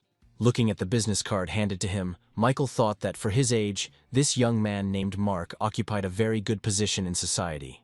Without wasting time, Mark immediately invited Michael to walk around the showroom and inspect the cars. And the salon employees who accompanied Mark, watching the men leave, were guessing who this visitor was, whom the director had decided to accompany personally. As we drove, the director boasted that this car dealership was the best and that Michael could find absolutely any car here. Hearing this statement, the young man looked at Mark. After which, in his simple manner, he said what kind of car he would like to buy. This had its effect, where the director began to say something about the limited edition of such cars and their exorbitant price. And after Michael named several more brands of expensive luxury cars, the director had no choice but to say that their showroom sells cars in the price range from 2 to 8 million. To which Michael stated that, in all likelihood, he would not find anything useful here and needed to head elsewhere. Mark, thinking that after purchasing a house worth 60 million, Michael would hardly be able to afford an expensive car, decided, as they say, to play his trump card. Approaching one example, he said that he was ready to offer the young man the most expensive car they had in their showroom, after which he tore the white sheet off the iron horse, revealing its beautiful form to the capricious buyer. And then Mark was quick to name the price of this masterpiece of automotive engineering, $22 million. Michael thought that, in principle, 22 million is neither very expensive nor very cheap, which means it would be quite suitable as a gift for Jessica. He thanked the director for his efforts, said that he would pay by card and asked him to drive the car to the area of the student campus. After which he handed the card to Mark, who was stunned by this turn of events. While the deal was being finalized, Michael received an incoming call from his best friend Jack. Before he could press the green button on his mobile phone screen, a wild scream came from the speaker of the phone, informing Michael that she had cheated on him. Jack said that just yesterday his girlfriend Linda went to a friend's house to get her nails done, but by late evening she hadn't returned. He went out into the street, intending to follow the route the girl was supposed to take, where he witnessed a farewell scene between Linda and some man. Jack forcefully put the mug down on the table and, with tears in his eyes, finished his story by saying that he already had plans to introduce her to his parents. And then, without thinking twice, Jack emptied the mug as Michael told him to stop drinking. And his friend suddenly turned to Michael with the question that maybe it was not too late to get Linda back and persuade her to be with him. But the young man's reaction to these words was quite aggressive, where he grabbed his friend by the clothes and said that it was the girl who was to blame for everything, not him. And Jack fell to his knees, saying that he seemed to understand everything. But he couldn't help himself. But Michael was unfazed, coldly telling Jack that he was delusional about his ex actually being a good person. After which he took out his mobile phone and started dialing a number. And when his friend asked him what he had planned, the young man replied that there was no need to worry. He would arrange everything now, and Linda would beg him to be together again. Michael called the manager of the car dealership, where he had recently purchased a car, who initially responded without enthusiasm. But when the young man said that he wanted to buy a few more luxury cars, Mark noticeably cheered up, and Jack silently watched as Michael manipulated his phones, called someone and made arrangements with someone. The last conversation was with a certain girl, with whom Michael had arranged to meet in the near future. And so, less than an hour later, Angelica was already throwing herself into Michael's arms, saying that she had missed him very much, which surprised Jack quite a bit. At dinner, the young man introduced Jack and Angelica to each other. The girl wondered out loud whether Michael had really arranged a meeting with her at such a late hour just to introduce her to a friend. But she decided to herself that meeting her best friend was a good indicator of a young man's intentions, which is a sure sign that Michael likes her. And Michael, as always, simply replied that he had invited her for a reason, but with the purpose of asking her to help them with one matter tomorrow. The long-awaited tomorrow for Jack arrived quite quickly for everyone else, including those who were racing along the track in an expensive sports car. And this was Linda with her new boyfriend, with whom Jack found her, and who was now saying that the girl would not have been happy with her ex. A bright red sports car appeared suddenly and seemingly out of nowhere. While completing an overtake, he cut off the car in which the newlywed couple was, forcing the driver to pull over to the side of the road. Linda's new boyfriend leaned out of the window, making an obscene gesture and hurling curses at the careless driver of the red car. But when the car door opened, he was simply speechless, where the graceful female foot first stepped onto the asphalt, after which a slender body appeared in a red dress, which very well highlighted and emphasized the girl's gorgeous breasts. And now Angelica has completely exited the car, where she amazed Linda's new boyfriend with her beauty, who completely forgot about everything in the world. But the show was just beginning, because the second door of the red car opened and a man's foot stepped onto the asphalt. And now, adjusting the bracelet of his gold watch, Jack was standing next to Angelica, the appearance of which attracted Linda's attention. And then Angelica grabbed Jack's hand, saying that she was very scared that the guy behind the wheel could scratch her new car, which Jack had just given her. And Jack, trying to stop the shaking in his hands, replied that then he would buy her a new one. Linda's new boyfriend couldn't believe what he was seeing, because everyone, including himself, thought that Jack's family was poor. Meanwhile, Linda began to be overcome by feelings of jealousy, envy, and anger. Finally, unable to bear it any longer, Linda shouted at Jack about what kind of show he was putting on here, to which the latter paid no attention, telling Angelica to get in the car. But Linda did not calm down, declaring that she was well aware of his family's financial situation, and that this performance was simply ridiculous. Meanwhile, Mark, who remained in the car, said that this woman had figured them out. To which Michael immediately replied that it did not matter, since the final stage of his plan was beginning, which would fix everything. Before he could finish speaking, a loud roar of engines was heard, and elite sports cars began to appear from around the corner, one after another, which stopped near the place where the performance was taking place, instantly filling the empty space with their chic shine.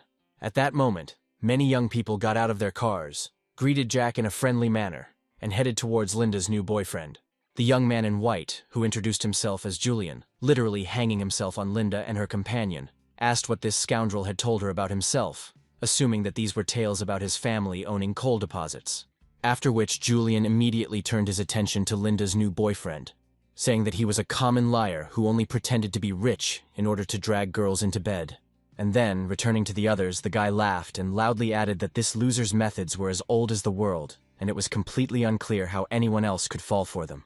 Everything she heard plunged the girl into extreme shock, where her head was filled with thoughts about how she could have made a mistake in her choice.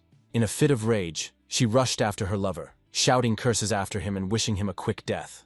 And Jack, looking sadly at what was happening, just as sadly suggested that Angelica return to the car, to which she agreed. But then his movement, which had begun, was stopped by Linda, who literally grabbed the young man's leg, accompanying her actions with words about how she had made a mistake, and requests to forgive her and give her another chance. But Jack, having silently listened to everything the girl tried to justify her behavior with, just as silently, with a sharp movement, pulled his leg out of her hands. And as he walked to the car, without turning around, he said that from that moment on, he was cutting off all ties with Linda, and asked her not to call him anymore, not to write to him, and generally not to appear in his life. And Linda's new ex-boyfriend, who tried to quietly disappear from the scene, didn't notice how he bumped into someone. It was Michael who said that he couldn't just leave here, because he would now give him 100 slaps in the face for his friend. The day, which began with a grand performance, continued with young people in one of the city clubs, where the spotlight was on Michael, who thanked everyone for helping him teach a lesson to a mercenary girl today. Before the young man could finish his words of gratitude, Julian suddenly approached him and said that he had already heard about how Michael supported girls on the online platform, and now he needed a little help. Realizing that he could only spend money on girls, the young man became a little tense when he asked what exactly Julian needed, to which Julian responded that there was one girl on the platform that he would really like to support, but at the moment he did not have the free funds to do so. Hearing this, Michael on the one hand relaxed, and on the other hand realized that this was a great opportunity to spend money on girls, and at the same time strengthen his position in the company of these rich boys. Here Mark intervened in the conversation, saying that there was no need for a lone wolf to support who knows who on the platform, and addressed some not very flattering words to Julian, and told Michael not to take the request seriously.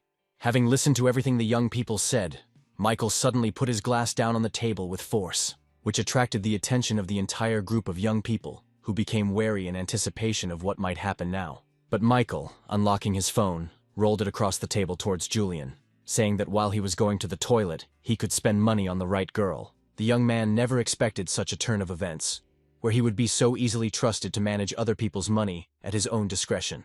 And a satisfied Michael went to the restroom, thinking that it would have been much worse if his company had asked him to pay the bill. There was a big guy standing next to Michael in the restroom, who was quite surprised when he saw the person standing next to him. Without further ado, the big guy gave Michael an approving gesture, which greatly surprised the young man, who did not understand what kind of attention this guy was giving him. Upon returning to the hall, Michael's eyes were met with a picture where everyone who was in their company had gathered around Julian, shouting and giving advice in turn about how much more money needed to be transferred. He somehow managed to squeeze through the dense rows of spectators to see what was happening. And Julian, who saw him, literally begged for salvation and asked that the lone wolf take the phone as soon as possible. Having fulfilled his requests and looked at the balance, the young man noted out loud with disappointment that he had been gone for quite a long time, but the guys were only able to spend 20 million. This did not go unnoticed by the company, which immediately once again asked the question of who this lone wolf was and what was the state of his family. And Julian himself, wiping his forehead, sweaty from the strain, said that he himself spent no more than several tens of thousands of dollars at a time, but several million was too much. Michael suddenly said that perhaps 20 million was not serious, and the amount should be increased to 60, which completely shocked his new friend. Julian hurried over to Michael, and grabbing his hand with the phone, declared that the girl on the platform was definitely not worth it, and there was no need to spend so much money on her. After all this, Mark came up to Julian and said that there was no point in testing the lone wolf. Such people just need to be respected. After which, Julian, raising his glass, asked Michael for forgiveness for his behavior, and placed himself at the latter's disposal at any time of the day or night. And the girls watched the young people's conversations from the side, noting that the lone wolf must have a strong influence, since Julian himself, whose family is very famous in the city, pays him signs of respect. Suddenly, Michael was attracted by a message that arrived on his mobile phone. Having read it, he quickly said goodbye, and suggesting that they continue another time, since he had urgent business. He left the club at a measured pace. Looking after the man leaving, someone dared to say that Michael simply did not want to pay the bill. To which he immediately heard in response that a person who calmly spends millions in a couple of hours is definitely capable of paying the bill. As he walked down the street, the young man typed a message to Mirinda, who wrote that she had returned to the city, agreeing to her offer to meet. Michael waited a long time for this mercenary girl to ask him for a meeting, and now it was time to get points, favor points, boost points, and cash bonuses from what he spent on her. The next day, Mirinda, who had just stepped off the plane, walked and mentally prepared herself for the fact that this was just a date, and she would be able to extract more money from the lone wolf. After all, she had absolutely everything a man could dream of. After the meeting, Michael and Mirinda headed to the nearest cafe. There they chatted over coffee, where Michael was constantly distracted by his phone, where Veronica was constantly writing to him, asking for forgiveness. Because of this, he often simply did not hear what the girl was telling him, and repeatedly asked her to repeat what she had said. Of course, Mirinda was very angry that the guy was not focusing his attention on such a beauty as her, and she thought about getting up and leaving, but at that very moment she remembered her boss, who would definitely not be happy if the lone wolf was missed. And trying on the most good-natured expression on her face, she continued the conversation, repeating her words that Michael was very young, but at the same time very rich, which was probably a consequence of the fact that he occupied a high position. Suddenly, the system gave a message that Mirinda's disposition towards the master was plus 60 points, and therefore the system could not register her, which was not very good since all the money spent risked being wasted. A plan quickly formed in the young man's head, where it was necessary to simply lower the rating of favorability a little, which he immediately did, sticking his finger up his nose and saying that he did not hold any positions, but was the most ordinary poor man without an education. The girl, who did not want to believe this, said sheepishly that the kind of money the young man had did not fall from the sky, which meant that he at least had his own business. To which Michael simply replied that he had no business, he was simply spending his father's money. But now his father's company had gone bankrupt, and now they owed creditors several million. And then, taking the girl by the hands, Michael added that he actually met her in order to ask her to return part of the money that he sent her through the online platform. This state of affairs, of course, finally drove the girl crazy, where she screamed that Michael was not a real man and only behaved like a rich man, although in fact he was a beggar, and the system immediately notified the young man about a significant decrease in his location rating. Taking out her phone and searching for the right contact in her address book, Mirinda said that she was just wasting her time with him here, while the system, meanwhile, continued to send messages about the rating decrease. Finally, the girl dialed the right number and asked the man who answered, whom she called Jim, to pick her up from the cafe where some pervert was harassing her. And Michael, watching the girl's actions, mentally concluded that he had met girls greedy for money before, but one like Mirinda was hard to find. And then Jim didn't keep us waiting, and upon entering the cafe, he immediately started shouting for his girlfriend to be left alone. The girl, seeing the savior and his joyful face, immediately rushed towards him, lamenting about how the pervert grabbed her hand behind her back. But instead of embracing Mirinda, Jim suddenly walked past and moved on. where he approached Michael and, firmly shaking his hand, was happy about such an unexpected meeting and asked the young man, who did not understand what was happening, what he was doing here. Seeing that Michael didn't recognize him, Jim reminded him that they had been drinking together at the club with Julian yesterday, and then Michael remembered this guy, also expressing his joy at the meeting, and his new friend expressed regret that yesterday they were not able to have a proper walk, and therefore today he is treating, where Michael's refusal he will not accept. Miranda looked at everything that was happening with a shocked look. She could not understand how a man like Jim, whose family was at the very top of the rich, could suddenly be so kind to the poor Michael. The girl tried to approach him and say a few words, but Jim rudely interrupted her speech, saying that the lone wolf was a very close friend of his good friend. And then he said that this guy had more money than all the rich families in the city could ever dream of. Miranda glanced sharply at Michael and suddenly realized that his words about poverty were nothing more than a test. Having concluded that she needed to somehow rehabilitate herself, the girl approached and timidly asked Michael for forgiveness for her unworthy behavior. And Michael, listening at the same time to the system's message that Miranda had been added, answered her that he forgave her, since the girl was simply still young and stupid, which couldn't help but please Miranda, who expressed words of gratitude, and the system began sending messages about adding favor points. Michael thought to himself that it was not for nothing that the girl went to work in online broadcasting, because as long as the client had money, her affection would gush out like a fountain, which would only benefit him personally. At this point, Jim intervened in the conversation, angrily declaring that the lone wolf had already spent many millions on her, and she invited him to such a worthless cafe. After which he stood up and approached Michael and said that they needed to go to one of the best restaurants in the city, where, as they had already been told, he would treat them, to which the lone wolf, of course, agreed. After watching the guys get settled into the car for a while, Miranda decided not to miss the opportunity and announced that she was going with them. As they were heading to the restaurant, the girl decided to make up for lost time and strengthen her connection with the rich young man by hugging him tightly and taking his arm. In a gentle voice, she asked if the lone wolf felt any more anger towards her, where Michael, without looking up from his phone, said that of course not, and Miranda managed to note that he was going to go online broadcasting. Once on the site, the lone wolf chose his next victim in the form of a beautiful dark-haired girl, and Miranda had no choice but to silently watch Michael's actions, waiting for them to continue. And what followed next plunged Miranda into horror. However, she was not the only one in shock. The girl participating in the online broadcast, having seen the size of the transfer, could no longer utter a word. She fainted right in front of the cameras, leaving the film crew with no choice but to call the doctors. Well, Miranda was literally tearing her hair out, thinking that those 3 million that the lone wolf had just transferred could have gone to her. But suddenly, looking at the attractive young man, she began to feel something different. Where Michael appeared before her as a very, very sexy young man, where the peak of this occurs just at the moment when he spends money.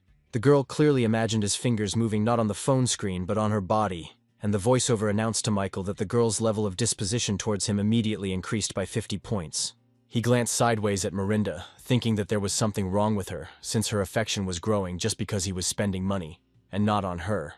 Soon they were in a restaurant where only the highest circles of society could afford to dine. And Jim particularly noted that this restaurant had 3 main features. Michael quickly guessed the first 2, naming the unusual kitchen and unique design, which earned him praise from his newfound friend, who did not keep the guests waiting. And, pointing to one of the gazebos, he said that the third distinctive feature was that girl playing a musical instrument, who is the daughter of the restaurant owner and has unique beauty. Hearing voices, Jessica looked up and saw Michael standing nearby, and the lone wolf himself never expected to meet his other girl in the restaurant. And the first thing that caught Jessica's eye was how tenaciously some pretty girl grabbed Michael's hand. At the same time, it was announced that Jessica's favor had been reduced by 5 points, and the girl herself, in a fit of rage, even broke her musical instrument. She cast a saddened glance at Michael. After which, unable to bear the tension of the overwhelming feelings any longer, she rushed away with tears in her eyes. There was very little time left before he could receive the so-called cashback and booster points, and Michael decided that it would be stupid to lose all of this now, and so he rushed after the girl. Possessing extraordinary abilities, he instantly caught up with Jessica, blocking her further path. And the girl immediately began to accuse him of playing with her feelings, where tears flowed from her eyes without stopping. The young man quickly tried to figure out what to do in this situation so as not to lose all his favor points. Deciding to risk everything, he asked the girl if she knew about the very first rich man in their town, but the offended girl said that now they were talking about his betrayal, and not about who had how much money. But the young man, lighting a cigarette, said that he was that very famous rich man about whom so many rumors were circulating, which managed to attract the girl's attention to his words a little. Exhaling smoke, Michael asked her if she ever wondered why he lived such a simple life in such a state. And without waiting for an answer, he said that in their family there has been a tradition for centuries, whereby a young member of the family, upon reaching the age of 18, must spend $10 billion in a month in order to then inherit the entire fortune of $100 billion. It is for this reason that he diligently spends money, investing in some incomprehensible projects that do not promise profit, spends huge amounts of money on charity. And to finish his fictitious story, Michael said that the girl who came with him was involved in online broadcasting, and he, fulfilling his duty to spend, sent her a huge amount of money, which, of course, attracted her attention to him. Without even giving the girl time to come to her senses, the young man took her hand and said that no one knew his secret, and he did not expect her to understand. He was simply tired of living secretly and wanted to share it with at least someone. Without adding anything else, Michael turned sharply and walked away from the girl, who was shocked by such details of the life of a lone wolf. Jessica's mind, having come to its senses a little, began to formulate conclusions that she was wrong to doubt this young man, because he was only trying to get an inheritance and was not cheating on her. For a few more seconds she looked at the back of Michael as he walked away, but with words for him not to leave, that she was wrong, Jessica rushed after him and pressed herself with all her might against his system-pumped body. Michael, continuing to play his part, without a word, simply gently placed his palm on top of the girl's palms, pressing them to himself. Jessica, clinging tightly to the young man's back, continued to think that Michael was so strongly disposed towards her that he even dared to reveal the family secret. And finally, she was filled with the thought that this young man really loved her, and Michael was informed that plus 20 points had been added to his affection rating. They soon returned to the others, where Jessica apologized for the way she had behaved, which caused a storm of emotions on the part of Jim, who was amazed at how cool the lone wolf was, who managed to change this girl's mood so much in just 5 minutes. But for Mirinda, the appearance of a rival was completely unpleasant, where she decided that she would do everything to ensure that the rich man would be hers. During the meal, Mirinda asked the lone wolf to introduce them to the girl he had returned with. This flattered Jessica, who snidely stated that Michael apparently hadn't even told her his name, since she called him a lone wolf, which showed his disinterest in Mirinda. Such directness from the restaurant owner's daughter greatly surprised Jim, where he imagined Jessica as some kind of huge bird of prey, ready to instantly deal with its prey. Naturally, such statements could not help but offend Mirinda, and she was about to begin to develop the emerging conflict. But then, in his usual simple manner, Michael intervened, saying that there was enough talk and it was time to continue the meal. After which the two embittered girls had no choice but to give each other the appropriate looks. Jim was very surprised by the attention the lone wolf received from the girls and sincerely admired him, where in his eyes Michael appeared as just some kind of all-powerful demon tempter. Looking at the modest way the young man ate, Jim came to the conclusion that before he had admired only the material side of this guy, but now he was becoming something like a spiritual mentor for him, from whom he should take an example in everything. After dinner, which Michael was glad he didn't have to pay for, he walked down the street, studying how many points he had left to earn for each girl registered in the system. Suddenly he saw a notification that another target had been added to the system. Opening the girl's profile, Michael saw the face of Christy, a girl with whom he hadn't even really had a chance to talk yet. He walked, thinking that the level of her disposition towards him was very, very high, which showed his strong attractiveness in the eyes of the girl. And then he heard a conversation between two guys about how one of the students was about to confess his love, and he needed to have time to see this spectacle.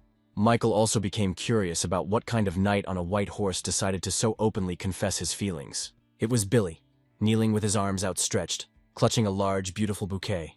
On the contrary, Christy stood in complete bewilderment and listened to Billy's words of apology and requests to give him another chance. Here Michael squeezed through the crowd and immediately noted that the performance that Billy had put on was nothing more than a cheap show. No sooner had the young man appeared than he was immediately noticed by Christy, who immediately became noticeably more cheerful. Paying no more attention to her ex, the girl rushed towards Michael, where Billy had no choice but to shed tears and scream for the girl to come back. Approaching the young man, Christy first asked if she remembered correctly that his name was Michael, and also expressed her most joyful feelings about the fact that they met again. Without further ado, she said that she had sent Michael a friend request on a social network and asked him not to ignore or reject it. And for Billy, it was a complete collapse of all his hopes, where he dropped his hands on the asphalt and helplessly bowed his head. Gradually, he began to be overcome by rage, where he decided that he would not accept this state of affairs and would take revenge on both Michael and Christina. And Michael, as if hearing Billy's bad thoughts, suddenly turned his attention to him. Coming closer, he told Billy in a hypothetical manner that he now thinks badly of both him and Christy, does not understand how this happened and cannot come to terms with what happened. To which Billy reacted very sharply, shouting that Michael had decided to make fun of him even more. But suddenly Michael said that in fact he had always envied Billy. Where Billy is well-built, actively involved in sports, and has earned female attention. But he immediately disappeared as soon as he stopped being in the spotlight after Michael's victory in the tournament. And all because for Billy the only thing that mattered was winning, where he trained hard for many hours a day, completely forgetting that he needed to devote time and attention to his girlfriend. In closing, Michael said that Billy had pushed Christy away from himself, and if anyone should be hated, it should be himself.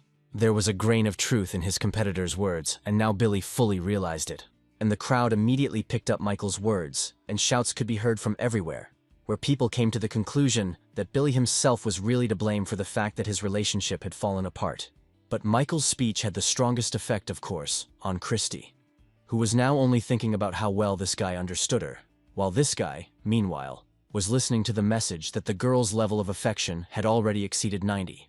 Among this whole crowd, Jessica's neighbor Kate became an involuntary spectator of what was happening. Believing that Michael and Christy had some kind of connection with each other, the girl resolutely headed to the dorm, intending to immediately tell her roommate everything. Jessica, who was applying a face mask, almost felt her heart jump out of her chest when Kate burst into the room. She immediately began to tell her friend that she had just witnessed some girl confessing her love to Michael, to which Jessica responded that Michael cannot and should not control other people's feelings, and that the fact that other girls are grateful to him for his help is completely normal.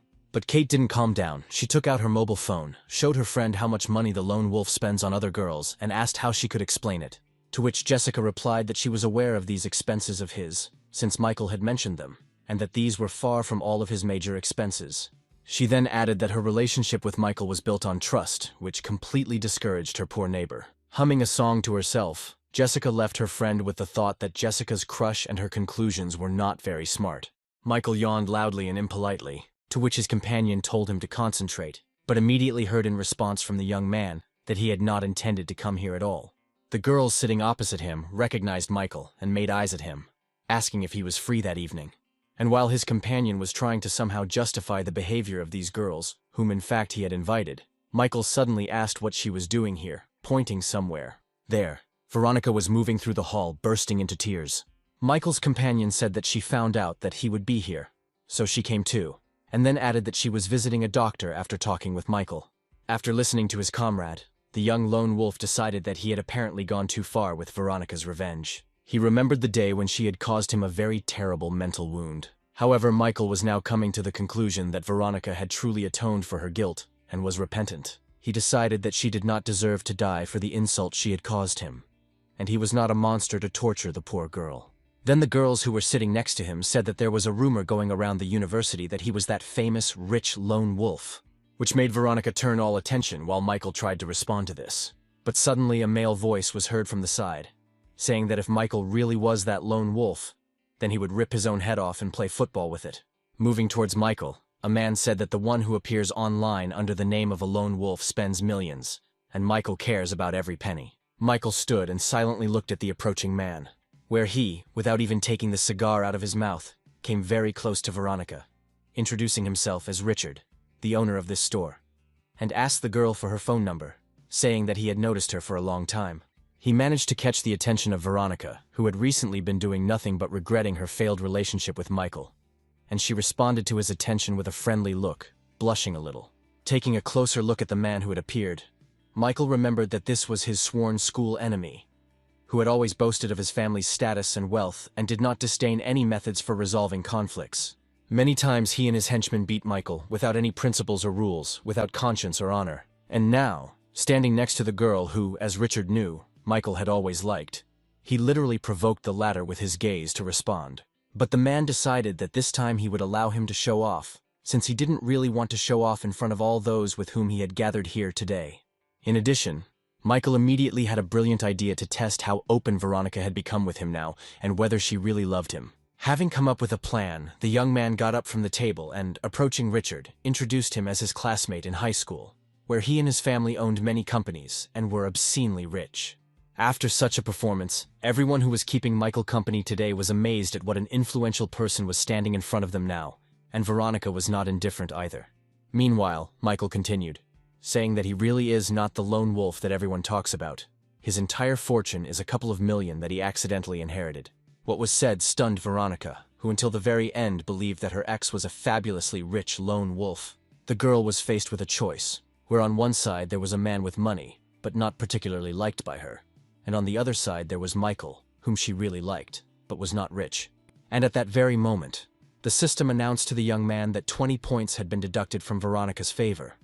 Then another 20, and another, and in a matter of seconds, Michael ceased to be the object of her worship, which made him laugh a lot.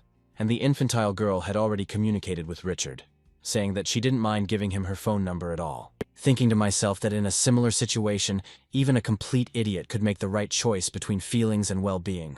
Well, pleased with himself, Richard, still smoking a cigar, told Michael that anything can happen in life, where only his love gave him her phone number and was generally well-disposed towards him. Then, coming close to the young man, he whispered that at school he had only beaten him, but today he had really smashed him to pieces. Michael, however, listened with restraint, and without saying a word in response to everything his old enemy said. Having finished his bragging, Richard approached one of the store employees and said, pointing to Michael, that today this young man made him very happy, and besides, they studied together, and therefore everything should be free for him and his company. However, this gesture, like the words spoken earlier, did not produce the desired effect on Michael, and he laughed with all his might, where people from his company became alarmed by such a sharp change in mood, and asked if everything was okay with him, to which the lone wolf waved his hand and said that everything was fine with him. He just finally put everything in its place in his head, where the young man came to the conclusion that he gave Veronica a chance to fix everything. But she stepped on the same rake again, could not overcome her greed, and again chose money, where from this moment on he will not believe a single tear, a single word of this girl, because she does not deserve it. With these thoughts, Michael decided to interrupt his stay in this store and headed towards the exit. At the exit, he met Richard again, who said that their class meeting would take place tomorrow, and that Michael could come there too. After listening to his old enemy, the young man began to think that this meeting could be an excellent opportunity to get even and find new objects for the system. Turning around, he thanked Richard for the invitation and said that he would definitely show up at this meeting. And so the next day arrived, where all the seniors were already gathered at the table, and Richard, in his usual manner, said that no one should deny themselves anything today since he was paying the bill. After which he was showered with compliments and words of gratitude, in response to which he said that his former classmates should not forget to mention all this when Diana came to the meeting. Michael, for now, silently watched what was happening, noting to himself that this peacock Richard did not miss a single opportunity to stand out. And then the doors to the room opened, and Diana appeared on the threshold, immediately apologizing for being late. She explained her delay by saying that her personal driver was currently on vacation, and getting here by taxi turned out to be a little longer than she was used to. Michael was mesmerized by this beautiful girl, who had been his only ray of light throughout his high school years. Literally everyone at school wanted to date her, such a mysterious and insanely beautiful girl. Without wasting a minute, Michael approached Diana, who had just managed to sit down at the table, and invited her to add him as a friend on the social network, which did not go unnoticed by Richard, who, of course, was not very happy with Michael's actions, where he decided that he needed to humiliate him again, like yesterday in the store. Meanwhile, Diana immediately agreed to add Michael as a friend, while trying to remember what kind of guy he was. At that very moment, the system announced to him that a new object had been added, where upon reaching the required level, the young man would be awarded 35 power-up points, and knowledge of 4 languages would also be added. And while everyone was whispering that Michael had changed a lot since school and had become cooler, some girl suddenly said that he wasn't cool at all, since he asked to be friends with the offspring of rich people and then stalked them. After which this girl said that all those with whom Michael now communicates are real scumbags and have deceived many girls, where apparently their classmate has become the same. The young man sitting next to Michael shouted that the girl was talking complete nonsense and that she would do well not to disgrace honest people. But she got even more carried away, shouting that one of those rich boys had played with her and then abandoned her, exchanging her for another. Now her heart is broken, and Michael is going to sell Diana's contacts to one of those rich boys, and she's going to suffer too. And while the girl continued this performance, the system announced one message after another to Michael, where each time the level of Diana's disposition towards him fell lower and lower. And then Richard added fuel to the fire, saying that if Michael was so short of money that he was resorting to such indecent ways of earning money, then he would find work for him. But the young man had long since realized that this girl and Richard had conspired and were acting together to destroy his reputation, which could not be ignored since such rumors quickly spread. Michael took out his cell phone and wrote a message to Mark, asking him to bring the one he had bought as a gift for Jessica to the reunion. And so the official part of the meeting came to an end, where some thanked Richard for his generosity, while others discussed where to continue this evening. And Richard himself, casting sidelong glances at Michael, thought that now he would not be able to look anyone in the eye again, which meant complete victory over him. Thinking that his rival had been eliminated, the young man approached Diana, offering to become her personal driver for the day and give her a ride home. But suddenly one of the parking attendants called out to him and asked Richard to move his car, to which the latter reacted very violently, saying that he had paid for parking and was not going to move his car until he wanted to which the parking attendant replied that according to the rules, payment from regular guests only gives them the right to a space until 9 o'clock in the evening, and after 9 o'clock priority goes to clients with VIP status. Richard had no idea that there could be someone here who was higher in status than him and drove a more expensive car. And so, approaching his car, he leisurely leaned against it and decided to wait for the one who, in the opinion of the parking attendant, was a VIP client. And then a red sports car drove up, and upon seeing it, Richard immediately noted that it cost more than 20 million, where he personally could only see similar cars at exhibitions. And as soon as the car stopped, Mark, who was known throughout the city as one of the richest people, got out of it.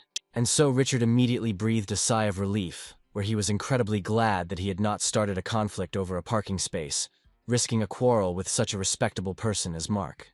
But suddenly, in front of everyone, Mark walked up to Michael, shook his hand in a friendly manner, and handed him the keys to the car, where the young man immediately hugged the new arrival in a friendly manner, thanking him for being able to come at such a time, to which he immediately received the answer that they were friends, and it was an honor for Mark to drive a car to his friend.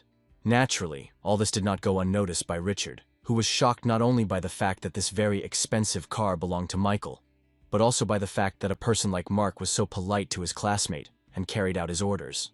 And only now has it begun to dawn on everyone that Michael is not as poor as everyone thought. And he certainly has no need to hang around with the rich and sell someone's contacts. And at that very moment, everyone turned their attention to the girl who was trying to humiliate the young man by telling tall tales, and began to express their dissatisfaction with the deception. Diana was not far behind the crowd, concluding that Richard and this girl had apparently conspired to slander Michael. Meanwhile, Michael himself, accompanied by Mark, approached his old enemy and introduced him to the one who had just driven his luxury car. And the girl began to think that this young man was modest and noble, since he did not put himself on display, and even now, even after he was seriously hurt, he behaves very decently. And while the system was announcing to the lone wolf that Diana's favor had been increased by first 5, then another 10, and then another 10 points, Michael, without missing a beat, offered the girl a ride, to which the beauty of course agreed, being completely charmed by the behavior of this young man. In a matter of seconds, they were comfortably seated in Michael's car, and quickly left the company of their former classmates. And Richard, listening to the conversations behind his back that concerned him, could only cast angry glances in the direction where the luxurious sports car had just disappeared from view, taking with it all his plans for tonight. An expensive red sports car raced along the illuminated night streets of the city, standing out sharply from the crowd of other cars. Only now did the girl begin to think that, under the influence of emotions, she had acted very recklessly by getting into the car of a young man who was essentially a complete stranger to her. And the driver of the car, Michael, unexpectedly turned to the girl, where he said that he couldn't help but notice a keychain in the form of a character from one of the popular cartoons. Surprised, Diana literally screamed, asking again if the young man really knew who this hero was and was watching this cartoon series. To which Michael replied that of course he watches this cartoon all the time, and this is his favorite hero since he has the coolest abilities. To which the girl immediately agreed, explaining that she has also been watching this series for many years. After this was said, the young people looked at each other, which caused a very awkward pause. But after a few seconds, they were both laughing at their stupor after discovering the same hobby. Looking at the girl's face, Michael was surprised that she could be so active and cheerful, where it turned out that her regularly detached and indifferent facial expression was nothing more than a mask or some kind of defense mechanism. Looking at this joyful and happy face, the young man really wanted to protect this girl all her life, so that she would always smile like that. Michael felt the birth of some completely new feelings within him, previously unknown to him. Following the girl out into the street, the young man said, imitating the gesture of their favorite cartoon character, that he was very glad to get to know Diana from this new side. Responding with the same gesture, the girl said that she, too, was very pleased to get to know him better, after which she thanked the young man for giving her a ride. After which, for the second time, there was that same awkward pause, during which the young people stood opposite each other, frozen in those funny poses. And again, after some time, they both laughed heartily at themselves and at each other. Michael said goodbye to Diana and headed to the car, and the girl thought that this young man was not like all the other men she had had to deal with before. Diana had barely entered the house when she immediately heard her mother's displeased voice, asking where her daughter had been for so long. But before the girl could say a word in response, her mother continued, asking if her daughter had thought about that date, where, without waiting for Diana's answer, the woman continued, reminding him that things were going badly in her father's company. They couldn't do anything about it, and they really needed new investments. And then finally the girl was able to object, asking her mother through tears why no one cared about her happiness, and why on earth she should marry some playboy from the McEnroy family. But the formidable woman immediately objected, saying that she owed her family for raising her, growing her, feeding and clothing her. But if the father of their family's business comes to an end, then the whole family will also have a very, very hard time. Then, after a short pause, the woman said more softly that Kevin McEnroy was, of course, not the best match, but after marriage, all men reconsider their priorities and behavior. Poor Diana had no choice but to stand there and cry quietly, listening to her mother's harsh words, where her tears dripped right onto that very keychain that had brought her so much joy today. Meanwhile, Michael, who had returned to his dorm, went online with a bun between his teeth, where he intended to look for places where he could spend more money on girls. And then he came across a news item that said that the daughter of the Rockwood family was marrying the son of the McEnroy family. Michael's mouth dropped open in surprise and his bun flew down. Diana, his Diana, whom he liked so much and with whom he had such a great time, is getting married. The young man remembered how he had previously yearned for this beautiful girl, not even daring to speak to her. In that distant past, he didn't interfere when he saw her walking with some other guy. But suddenly, clenching his fists, Michael literally jumped up from his seat, resolutely heading somewhere, where he decided for himself that this time he would not remain a passive observer as his happiness slipped away from him. At that moment, a woman saw the young man walking, and the man accompanying her told her that this was Michael. Lost in his thoughts, the young man did not notice how someone blocked his path. Looking up, Michael saw a girl who, handing him her business card, introduced herself as Julia and offered to become an internet star. Without even looking at the card, the young man walked on, saying as he left that he was not at all interested in it. And Julia came to the conclusion that her proposal was rejected so decisively that it could be assumed that the young man had signed a contract with another company. Rushing after Michael, the woman tried to stop him, saying that she had a stable company that guaranteed him a high salary. Where, having overtaken the young man, Julia said that the most important thing is that their company is supported by the well-known rich lone wolf. After which the woman said in an ingratiating voice that if the young man did not sign a contract with them now, the lone wolf would block all his opportunities for further development and growth. Michael, after hearing all that was said, found this woman very disgusting, thinking to himself that he was the lone wolf that she was now hiding behind. But the persistent madam had no intention of backing down, asking if the young man had decided to cooperate with their company. Without saying a word in response, Michael took out his cell phone and quickly wrote a few messages. Julia continued her pressure, asking if the young man was ready to sign the contract. But suddenly her phone rang, and when Julia picked it up, she immediately received a good scolding from her boss, who told her to immediately stop what she was doing and go to the office. And while the annoying lady was trying to somehow explain herself to the boss, Michael calmly continued on his way, where all he could think about was that he would not let anyone take Diana away from him, and the McEnroy family would bitterly regret ever having crossed his path. Meanwhile, the car carrying the Rockwood family members was heading to the designated location where the meeting with the McEnroy family members was to take place. Inside the car, the mother continued to convince her daughter that this union was vital for their family, where Diana just needed to make friends with Kevin, who, according to rumors, was not such a bad guy. And then the girl saw a message from Michael, where he asked about Diana's whereabouts. Having replied that she'd come to meet the McEnroy family, the girl also gave the young man the exact address, to which he replied that he would be there soon. While Diana was texting, she remembered Michael's face, who had recently driven her home from her high school reunion. There was no point in even thinking about it, since Michael was much more attractive than the one they wanted to introduce her to today. And then Diana's father intervened in the conversation, telling his daughter that he had never asked her for anything, but now he really needed the girl's help.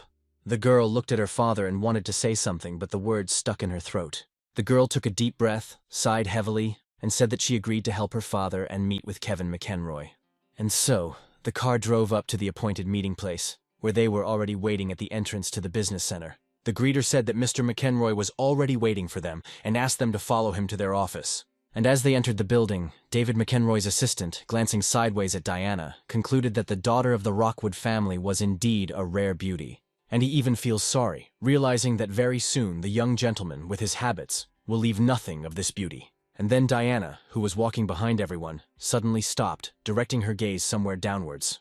And her attention was drawn to the briefcase dangling in her father's hand, making her wonder why such a pile of documents was needed for a simple acquaintance. And so the doors to the office space were opened, and the assistant obligingly invited the Rockwood family to come in. Inside the room, Kevin and his father David were sitting at a table, where the latter warmly greeted the guests, telling them not to be shy, as they were practically one family now, and ordered an assistant to serve tea. During this short period of time, Diana managed to notice an agreement lying on the table, where she could clearly read the word marital. The girl immediately realized that this was not just a meeting to get acquainted. Her father had something bigger planned. The McEnroy Family Corporation is one of the largest in their city and controls many areas of business, including supporting shadow projects. This multi-million-dollar company is headed by David McEnroy, who is famous for being willing to do anything, even deceive, in order to make a profit. And now this man approached Diana, noting out loud that she had grown into a very stately and attractive girl, to which Diana, observing etiquette, responded to the man with words of gratitude, discreetly typing and sending Michael a message that she was in office number 305. The tycoon's son Kevin didn't keep him waiting. He came up and after greeting him said that after seeing the girl once in a photograph, he lost the ability to sleep, thinking about her all night long. Tearing her hand away from the not particularly pleasant and sweaty palms of this vile man, Diana somehow squeezed out words of gratitude in response to what was said. And the plump son invited the girl to come over and sit down, trying to put his hand on some part of the girl's body. And so he reached his goal, where instead of putting his hand on Diana's back or lower back, he unceremoniously grabbed her right at the butt of her support. Having shouted that such behavior was completely unacceptable, the girl turned around sharply and hit the pervert on the arm, calling him a vulgarian. And then the girl's father intervened in the situation, sternly telling his daughter not to dare insult her partner's son.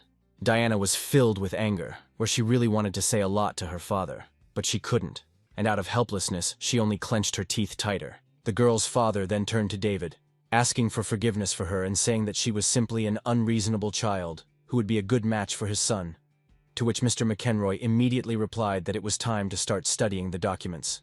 And so the whole company sat down at the table, where the assistant was explaining something about the documents, and Kevin couldn't take his eyes off Diana. And suddenly, the assistant said that, in accordance with the agreement, the McEnroy family company transfers $100 million to the Rockwood family company to purchase 20% of the shares, on the condition that Diana becomes Kevin's wife. The shocked girl listened as the assistant added that the tranches would be in stages, with the last one coming when Diana gave birth to an heir. Snatching the paper from the assistant's hands, the girl, quickly reading the lines, shouted that there could be no talk of any marriage, and especially no talk of children. Putting aside her reading, Diana looked at her father with eyes that instantly became wet, accusing him of deceiving her and trying to sell her daughter. The girl's mother approached her and tried to calm her daughter down, but Diana shouted that she was not going to calmly watch as she was being sold. Through tears streaming down her face, the girl said that she did not understand her parents' actions simply because of some problems with the business. And then, in another fit of rage, Diana shouted that it was no secret to anyone that Kevin was a pervert and a drinker, and she would never marry him. And immediately after these words, the girl's father rose from the table, walked up to his daughter, and gave her a good slap in the face, holding her cheek, which was burning with pain. Diana looked through tears at the face of her father, who had raised his hand to his daughter. But he did not even think of admitting his guilt, where he called his daughter a spoiled child who thinks only about herself and not about her family. Looking at her father with a disappointed look, the girl said that under such circumstances it was definitely not she who was thinking about her well-being. And then the girl's mother intervened in the situation again, saying that her father was doing all this only for the good of their family, where she again tried to say that if their business fell, their family would fall too. But Diana cut her off, saying that if their company was going through difficulties, then why shouldn't their family unite and overcome them together? where it was not at all necessary to sell their daughter. And suddenly the girl's mother fell to her knees in front of her, lamenting that she was begging her daughter to accept the stated conditions. This greatly surprised not only Diana, but also everyone else present in the office. Demanding that her mother stop humiliating her, the girl asked her to rise from her knees, but she refused, saying that she would continue to stand there until Diana agreed to the marriage. Realizing that she was now being put in a completely hopeless situation, Diana tried to find some words, but could only make some isolated sounds. The future groom also joined in the persuasion, saying that the girl should not have brought her mother to such a state, and that he really liked her, and that he would be a good husband for her. And so Diana realized that, apparently this was her destiny, where being born into a family like Rockwood initially imposes on the child a responsibility to the family, where now she will be forced to voluntarily enter this cage, where there will be a lot of money, but there will be no freedom. Having lost all will to resist, Diana said that she agreed to her family's conditions, and again asked her mother to get up from her knees. At that very moment, her parents' mood changed, where her mother called her a good girl, and her father admitted that he had overreacted, but only because he loved his daughter very much. Well, David, lighting a cigar, laconically said that since there were no more objections, he proposed to complete the deal, which the head of the Rockwood family supported with great pleasure, immediately grabbing his briefcase. And the head of the McEnroy family added that the sooner the contract is signed and the wedding takes place, the sooner the money will be deposited into the account. Kevin didn't care about contracts. All his perverted attention was focused on the beautiful girl, where all he did was imagine how much fun they could have with her in bed. This is how the deal for the sale of the daughter was concluded at the table, where the subject of today's deal, Diana, did not return to the table and stood to the side, quietly accepting her fate. But suddenly, from a powerful blow, the entrance door to the office shattered into small pieces. Both Diana and all the other people gathered in the office turned their heads sharply in the direction where the crash was heard, and Michael, who appeared on the office threshold in a more than impressive manner, asked who the fearless groom was. When Diana saw her savior, her face immediately brightened, and hope began to glimmer inside. The groom didn't keep us waiting, and expressing his incomprehension of where this impudent fellow had come from, rushed towards Michael with the intention of striking him. But as soon as he was at arm's length, the overweight groom was met with such a blow that the pervert flew back several meters, throwing chairs around with his bulk. Michael, imitating the way one blows away smoke streaming from the barrel of a gun, called after the groom who had flown away that now he could go and complain to his daddy. Having shouted that they were beating a member of a respected family, Kevin gave the order to the bodyguards to deal with the impudent fellow, which they immediately rushed to do, showering Michael with choice curses along the way. And the young man said with a grin that he didn't see any respectable families here, but saw two old men, one of whom was selling and the other was buying a beautiful girl. But if anyone dared to lay a finger on him now, the mention of their families would disappear from the city forever. Practical and not stupid David quickly realized that this deal was strictly confidential, and no mere mortal could possibly find out about it, and therefore stopped the bodyguards rushing towards Michael. Looking closely at the face of the young man who appeared, the man, from the height of his life experience, concluded that not everything was simple here. Approaching the young man, David said that he did not know his last name, but he would be glad to pay a visit to this brave young man, but that Michael immediately replied that the man did not have the status to pay him a visit. After these words, the unfortunate groom tried to intervene in the conversation, saying that the impudent man did not dare to talk to his father like that. But Edward himself stopped him, sternly reminding his son that he had to think 10 times before saying something. Michael, meanwhile, turned to Diana, telling her that she had nothing to worry about, as he would help her and her family. Looking at her savior with a grateful look, the girl agreed to accept any help. The young man had already managed to approach the table, where he picked up the contract and began to study its contents, while the girl's father exclaimed that he should be more careful with the important paper. After reviewing the document, Michael, smiling, addressed Mr. Rockwood that he underestimated his daughter, having decided to sell her for only 100 million, where he clearly made such a rash decision either because of old age or because of problems with his head. After which, tearing up the useless paper, Michael said that he proposed to give their family 500 million and acquire 60% of the shares, where what was said could only shock a person who completely lacks any feelings. And the experienced David immediately calculated that in order to cash out such a sum, this guy's company's income should be around 10 billion. Looking closely at the unusual guest, the head of the McEnroy family mentally concluded that he was able to read people like an open book, but not this young man.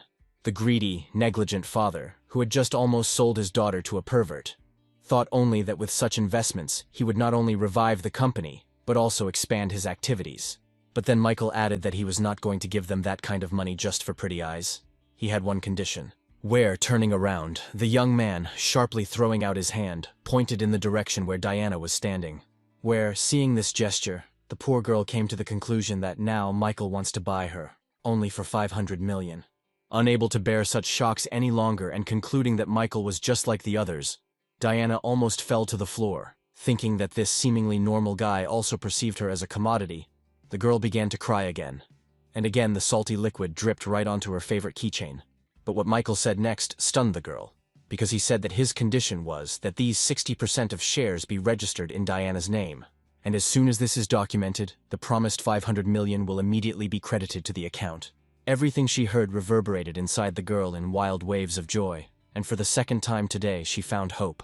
After all, everything that happened once and for all unlocked all the locks and opened the way for her to the cherished freedom and happiness. Diana came to believe that real superheroes exist, and Michael was one of them. And while all these thoughts were running through Diana's head, whose face was now filled with tears of happiness, the system announced to Michael that the girl's favor had increased by +10, and by another +10, and more. In the shortest possible time, a new contract was prepared, which the McEnroy family assistant provided to the girl for review and signature, where Michael had to help a discouraged Diana sign a document, saying that from that moment on, no one could tell her what to do. And as soon as the signature was put, the girl's mother, having received the message, loudly announced that 500 million had been deposited into their account. Diana's joyful father approached the young man and asked if this was really the only condition, to which Michael replied that he did not understand what he was talking about. But deciding to teach his unscrupulous father a lesson, the young man leaned over and whispered in his ear that he only thought about the prosperity and decline of his company. And if he suddenly tried to force Diana to do something she did not want again, he would show how thin the line between these words was. After which Michael approached the girl and, saying that they were finished here, suggested that they leave this nasty place. But then David appeared on their way and apologized to the young man on behalf of his son, where the head of the McEnroy family was impressed by how this young man easily transferred 500 million, which only a few people in the world could afford, where the man concluded that the young man was very influential, and therefore it was not worth starting a fight with him. Of course, the groom, whose wedding had just fallen through, was dissatisfied and began to scream at the top of his lungs that the uninvited guest had started it first. However, his father's slap in the face loudly interrupted the speech of the wayward offspring, where, against the backdrop of the departing couple, David shouted that it was high time to give this shameless boy a good spanking. After leaving the office, Michael and Diana got into the young man's car parked nearby, where the girl was finally able to thank her knight. But the young man, trying to turn on the radio, carelessly said that there was no need for gratitude, since this was not the first time. And then Diana remembered the events of one late evening when she was returning home on a bicycle along the dark streets, where at some point she was surrounded by a crowd of bandits, who first asked if the girl had any money. But without waiting for an answer, they immediately indicated the true purpose of their attention, where they said that they also accept in kind. Diana didn't even have time to understand anything when someone suddenly rushed at one of her offenders, knocking him down and shouting at the girl to run. Trying to hold back the robber, the guy shouted for the girl to run quickly and without looking back, which she successfully did, while the gang took out their anger on the nondescript savior. At that time, the girl was too scared, and it was already quite dark outside, so she didn't even know who saved her. When Diana brought the police to the scene, all that was found there was her bicycle, on which, apparently, the bandits also vented their anger over the lost prey. Now, sitting in Michael's car, the girl said that she no longer had any hope of ever meeting her savior, where she would never have guessed in her life that it could be Michael, and the system had already begun its announcement of an increase in location. Michael looked at the girl, ready for a kiss, spellbound, listening to how his benefit from spending on this girl was 50 million, 35 points of reinforcement were added, and knowledge of 4 languages. Where, after hearing all this, the young man seemed to freeze in place from surprise. But when Michael came to his senses, he was very surprised that everything happened so quickly, and that he didn't have to invent anything or resort to any tricks, which overall was not bad at all, considering that the girl was now ready for real intimacy. Michael immediately remembered himself from the distant past, where he told himself that he would not let him down, he would not miss his chance, since now he had the strength and opportunities with which he would show his feelings. Lost in these thoughts, the young man did not notice how he found himself very close to the face of the girl he had saved twice, where only a few centimeters remained before their lips touched. However, the beautiful ending of today's events was unceremoniously interrupted by the young man's phone ringing, On the other end of the line was Jessica, who informed the young man that she had already moved into the villa, and then asked if he knew what would happen tomorrow. Thinking that the girl had called at the wrong time, Michael nevertheless said that he remembered her birthday, and had even already prepared a gift. However, the girl asked him to do without expensive gifts this time, since there would be a lot of not very wealthy classmates at the party, whom she did not want to put in an awkward position. To which the young man replied that in that case he would have to think carefully about what to give her, where he imagined that instead of this expensive car, he would show up for his girlfriend's birthday in a house bought for 60 million with some nondescript painting. This is not how he imagined his appearance at this rich girl's party. Only now did Michael realize, glancing sideways in the direction where Diana was sitting, that she hadn't said a word and hadn't even asked who had called him. Deciding that it would be better not to hide anything, the young man said that a classmate had just called him and invited him to her birthday party, after which he asked Diana to join him, where Michael figured out that if he asked her to go, it would eliminate all suspicions. But if she agreed, then something would have to be thought up. However, the girl declined the invitation, saying that tomorrow at home there would be a large-scale discussion of today's events with a clear head, and there would also be a celebration with Michael's friends, whom she did not know. Diana thought to herself that some questions were better left unanswered, so it was better not to ask. The young man said that he was very sorry that she would not be able to go with him, since the girl would outshine everyone there, to which she replied that next time she would definitely accept his offer. The young man himself, who seemed to be showing politeness, was inwardly glad of the refusal, since consent would have been much more problematic. Diana was lost in her thoughts, concluding that rich and successful men always have various beauties hanging around them, but no one could take this gentleman away from her. Saying goodbye on the street, Diana once again thanked her savior, apologizing at the same time for the fact that he had spent so much money for her sake. And the resourceful young man, approaching the girl, said that if she was so worried about it, she could always share a percentage of the profits with him. However, instead of answering, Diana suddenly approached Michael and kissed him on the cheek, after which the girl, already leaving, turned around and said that this was his percentage, where with these actions she left her mark on Michael, which means that now he belongs to her. The young man, not knowing what to say to all this or how to react, simply stood there, thinking that this girl was perfection itself. It was a busy day, and humming a tune to himself. Michael walked to the car, thinking that it would be nice to play video games now. But suddenly his attention was drawn to a painfully familiar female voice calling him by name and asking if this was his car. Turning around, the young man saw Veronica standing in front of him in the company of her friend. Without saying a single word to the girl, Michael quickly got into his car, and pressing the gas pedal to the limit, he quickly left the place where he had said goodbye to the wonderful girl, which a minute later became the place where he met the one whom he could no longer respect. And then her good friend, who was standing next to Veronica, concluded that it seemed that Michael had lied about his poverty last time, simply testing his love, which immediately reached the girl who had missed her chance, who remembered how she behaved then in the store, choosing the latter between sympathy and money. Tears of despair immediately appeared in her eyes, where Veronica now fully realized that she had completely ruined everything. Throwing herself on her friend's neck, she screamed hysterically that this time, Michael would definitely not forgive her, and her friend, in a not-at-all friendly manner, agreed that now Veronica had no chance, but at least she could try herself. What she heard made the girl very angry, and she grabbed her friend by the hands and screamed, asking since when had she suddenly become interested in Michael. To which the now ex-girlfriend replied that he was attractive, rich, and she saw no reason to deny herself the opportunity to be with him.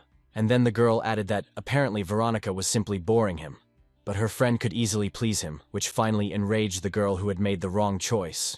Jumping up to her friend, she called her cheap, reproaching her for trampling on their long friendship with her selfish interests.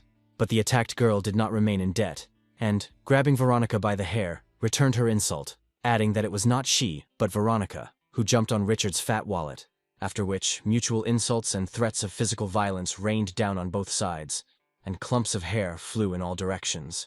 The girls were already skating on the asphalt when random passers-by started pointing their phone cameras at them.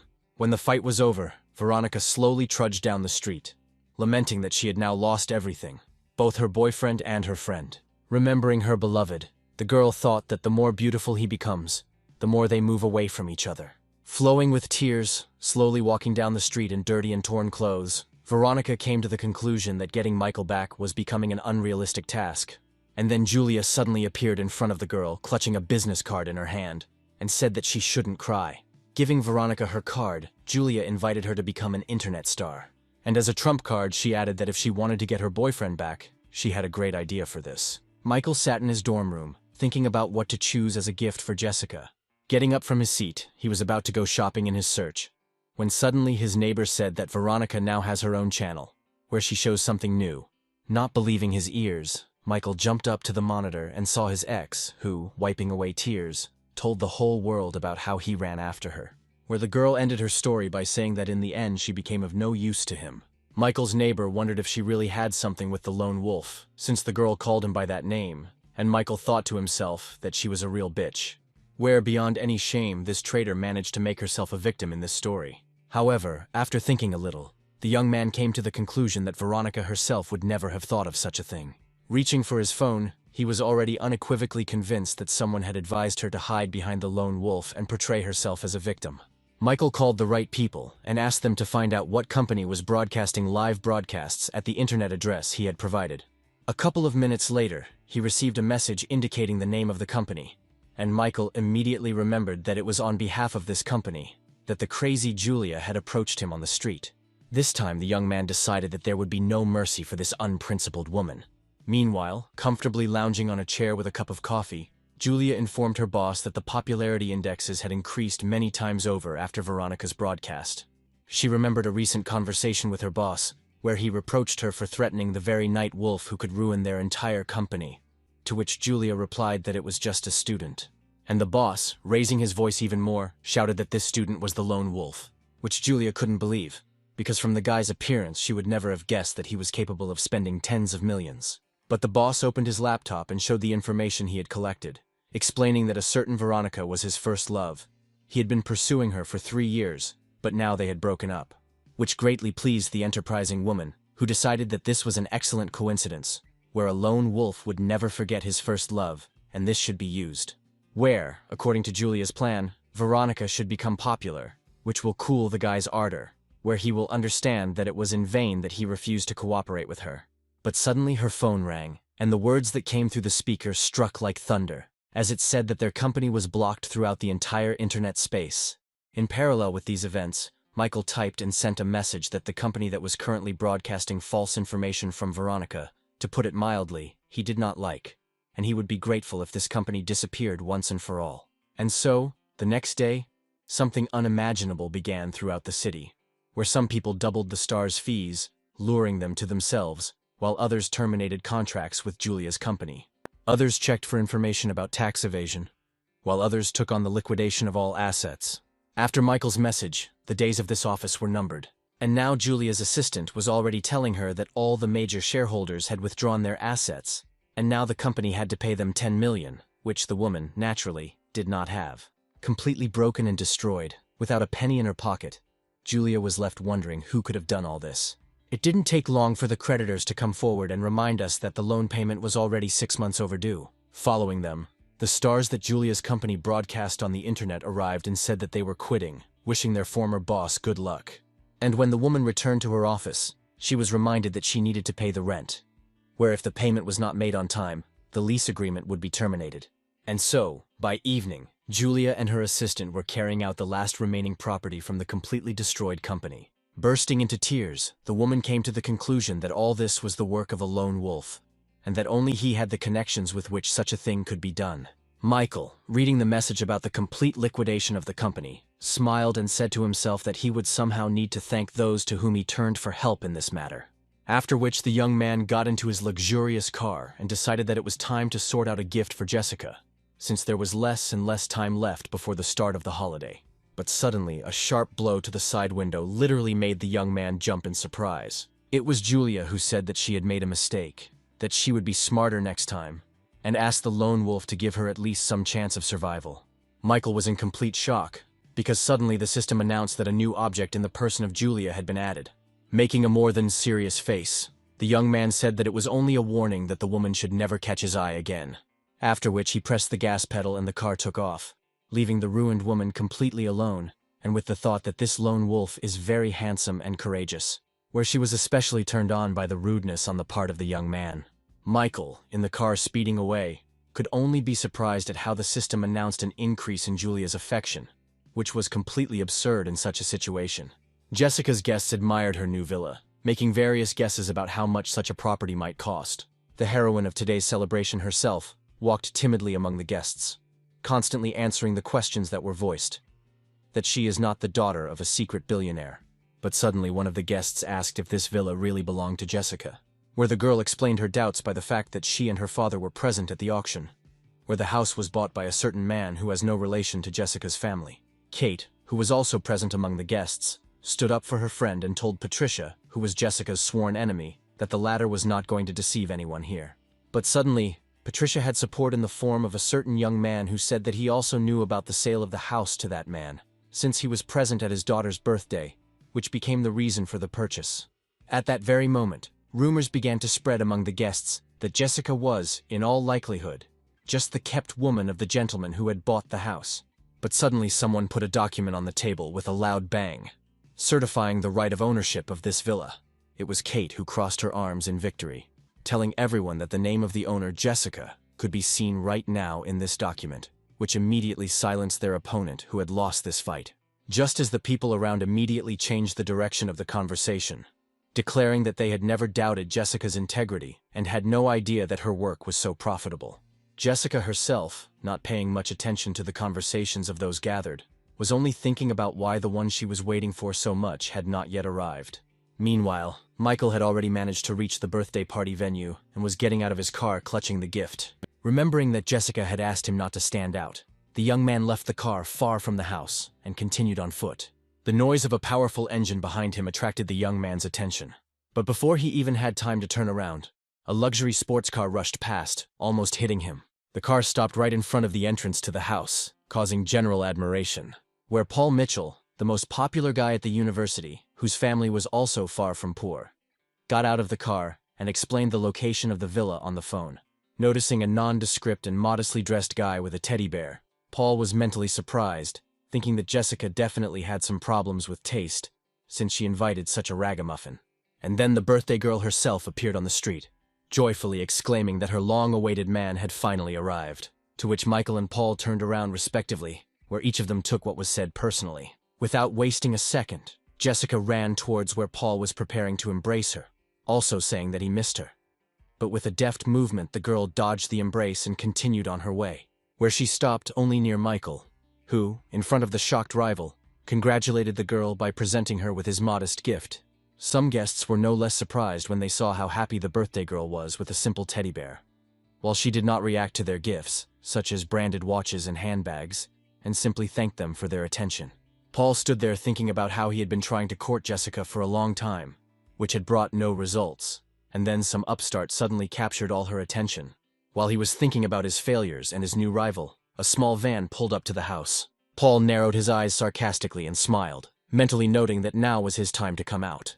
Approaching the girl and distracting her attention from Michael, the young man said that he had also prepared a gift for her, where, meanwhile, loaders were removing something very large and heavy from the back of the car. As he watched his rival watch the gift being retrieved, Paul silently noted that he was about to show this upstart where he belonged. When the gift was delivered to the room, unpacked and installed, everyone saw that it was a piano, produced by one of the most famous companies in the world, which cost a fortune. Paul, without leaving the girl, said that this would be a great end to today's flow of gifts. He then added that he wished Jessica a happy birthday and asked if she liked his gift, to which the birthday girl replied that the gift was gorgeous, but since it was very expensive, she would return the money for it. As he walked towards the musical instrument, Paul said that he would not accept any money from her, where, sitting down at the instrument, the young man said that the gift was not yet finished, since he had written a song for the girl. All the girls around were delighted to note that they were now in for an unforgettable spectacle, as Paul had won the music competition last year. And so the young man put his hands on the keys and the room was filled with the beautiful sounds of music, where, in parallel with the melody, the room was also filled with the guests' remarks, noting the excellent playing. When Paul finished, Jessica came up to him and told him that he played just great, which made her feel a little embarrassed for her more modest playing skills. And so, wanting to completely crush his opponent, Paul suddenly said, turning to Michael, that if he also wanted to impress the girl, then he should play too. The opponent's plan immediately became obvious to the young man, who only chuckled at this pathetic attempt to seize superiority. Moving towards the musical instrument, Michael told Paul that he could not refuse the request of such a respected person. Jessica stood there surprised that the young man could play the piano, and all the other guests began to discuss his appearance, which did not indicate that he was a musician. Of course, the young man who sat down at the piano had never even stood near such a musical instrument in his life. But he had something no one else could even dream of, the system and its power-up points. Michael glanced sideways at his opponent and mentally noted that this guy wouldn't be able to look good at the expense of others' reputations today. He then ordered the system to provide him with piano-playing skills that would correspond to 50 years of practice. The system completed its task, and the young man prepared to make music. Paul, who was standing nearby, suddenly felt some changes in his opponent's energy, which greatly worried him. And then Michael's fingers began to deftly move over the piano keys, extracting from it the sound that was already familiar to everyone, which made Paul's eyes open wide. After all, it was the same melody that he himself had just performed that was playing, and no one else was able to remember it in such detail after hearing it only once. Noting to himself, not without a smile, that he had already managed to shock his opponent, the young man also mentally said that the best was yet to come, and then his fingers began to increase the tempo of the melody, where Paul couldn't believe his eyes that at such a speed the young man never made a false note, and Michael's playing speed continued to increase exponentially. The guests at the festival began to feel as if it was not just one person playing, but a duet, and that the performer had not two, but four hands, where one of those present had already managed to mention that this was a long-lost art of speed playing, which was possessed by a single maestro of the distant past, where teaching such a practice has always been famous for its particular cruelty towards the student. And once we master the skill, every note of the music literally hits the very hearts of the listeners like bullets. And now finally the final chords of the piece were heard, and Michael, exhaling, removed his hands from the keys of the musical instrument. All the guests at today's event stood with their mouths open and looked in amazement at the one who had just managed to amaze them all. Michael, standing up from his seat, took a cigarette out of the pack and lit it from the hot strings of the instrument, and the young man headed straight towards his opponent today. Giving Paul a friendly hug, Michael said that he was actually playing well, where he just needed to practice more, then success awaited him in the future. After which, with one deft movement, the young man placed the cigarette he had lit into his opponent's mouth. And moving away from him, he said that the piano is an instrument for expressing feelings, and not a way to compete and seek favor. Without saying anything in response, Paul remained standing where Michael had left him, with a cigarette in his mouth and a feeling of complete defeat. And finally, all the viewers burst into thunderous applause, beginning to note that they now understand why Jessica is so nice to this nondescript boy. The hero of the occasion and the musical confrontation, looking at Michael, came to the conclusion that she was incredibly lucky with him, where he is not only rich, but also very talented. And while the young man was sitting on the couch and drinking juice, the system announced to him that the girl's favor had been increased by 5 points. Immediately after that, the system reported that the level of location had reached the required limit, where the young man was awarded all the promised bonuses. And from that moment on, Jessica becomes Michael's devoted fan, and the last thing the young man heard in this advertisement was the amount of his personal benefit from the expenses incurred on the girl, which amounted to just over 7 million. Which could not but please the young man, where he noted that after all, this villa was not purchased in vain. After hearing all about bonuses and accruals, Michael sat and thought about where he should spend his boost points. He was distracted by a familiar female voice, which uttered words of surprise at the young man's talents. Clinging to the young man's body, Jessica said that she was very happy that he was next to her today, and the resourceful Michael immediately replied that the girl could consider the musical masterpiece as his second gift, and now he was very interested in how she would thank him. And only Paul sat quietly to the side, thinking that today he had suffered a defeat on all fronts. Suddenly, those present perked up, and the news spread throughout the hall that Melanie Stone herself had arrived for the celebration, to which Michael and Jessica responded by interrupting their dialogue. And then, in the passage, appeared the figure of that very girl whose appearance had caused such a great stir. Melanie Stone was considered the most beautiful woman in their entire university, where she also served as the president of the student union. But she was even more famous not for her appearance, but for her disdainful attitude towards the male half of the planet's population, where for this reason, most assumed that Melanie preferred girls when it came to personal close relationships. Because of this, and also due to the rather close relationship between Melanie and Jessica, many were convinced that they were a loving couple. But in reality, the situation was somewhat different, where in early childhood Melanie was attempted to be raped. The attacker did not have time to carry out his plan, as the police, who were called when they saw the maniac dragging the girl into the bushes, neutralized him. Little Melanie remained safe and sound, but suffered mostly psychological trauma. But it was from then on that she hated all men very much.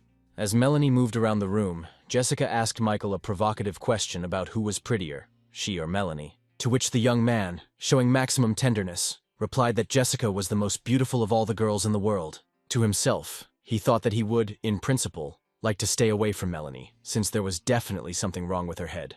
Because now he needs fans, and not those who could potentially deal with him. And suddenly Jessica called out to her friend, saying that she was late and inviting her to come over, which did not really inspire Michael, who did not want to cross paths with this girl. Coming closer, Melanie apologized to her friend for being late, explaining it was due to heavy traffic jams in the city. Jessica, firmly grasping Michael's hand, immediately introduced him to her friend as her boyfriend. After exchanging greetings, Melanie was the first to start the conversation, asking if he was playing now, to which the young man answered in the affirmative, feeling extremely awkward next to this girl. But instead of words of delight, the evil girl said that she had already heard about how Michael was jumping around the university from one girl to another, where he was certainly talented in the game, but led an immoral lifestyle, which rolled like a blade across the young man's body. Of course, Michael was very indignant at what was said, but Jessica calmed him down, saying that Melanie had a sharp tongue, but a kind heart, and at that moment the system made itself known, announcing that Maloney had been added as an object, where the current location level was about 80 points, which finally drove the young man crazy, where he complained that the system apparently broke down, last time connecting some pervert, and now this killer of the male spirit. Beside himself with rage, Michael kicked the floor, mentally lamenting that he had just exchanged a few words with Melanie and immediately earned minus 80 points. But Jessica looked on in surprise. Having calmed down a little, Michael, casting a sideways glance at Melanie, noted that he was, after all, turning into a womanizer, where even now he is attracted by the beauty of this girl who is evil towards men, which, however, the young man immediately wrote off as the fault of the system, because of which he pays so much attention to the opposite sex. The celebration continued, and it was already getting dark outside. It was time for the birthday cake, which Michael delivered to the hall amid cries of congratulations.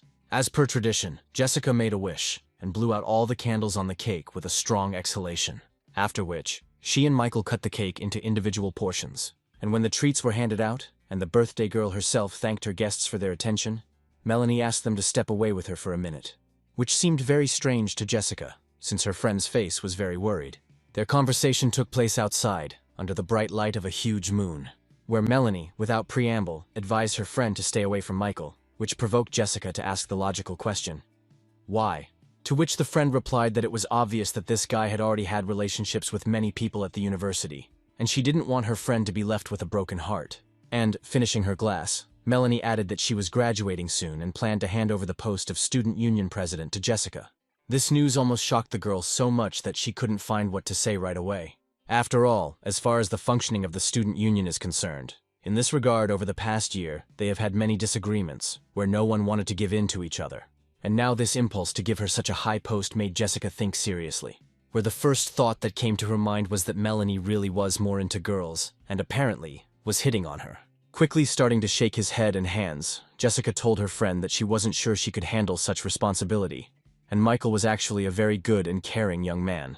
To which Melanie, approaching the girl, sternly said that she did not recognize her, since previously her deputy had been more demanding of herself and others, which, in general, would not change the decision to transfer powers. But Jessica, in a less than decisive tone, suddenly said that she was planning to leave the student union altogether so that she could spend more time with Michael. What made her friend even more angry was that she menacingly asked where her friend's determination and persistence had gone, adding that Michael was generally dangerous to society. At that very moment, the system announced to Michael that Melanie's level of affection towards him had dropped to minus 90 points, causing him to almost choke on a piece of cake. He looked at the girls standing on the balcony, not understanding how he could have earned minus 10 points when he was simply eating cake. And so the guests began to gradually disperse to their homes, where the hostess of the house warmly thanked them for their visit and wished them a safe journey. Michael was also about to head towards his dorm, but he was suddenly stopped by Jessica's call, who, having caught up with him, said that she still needed to talk to him. After talking with the girl, the young man finally left her house, thinking that as soon as the level of favor increased, the girl began to seem even more beautiful to him.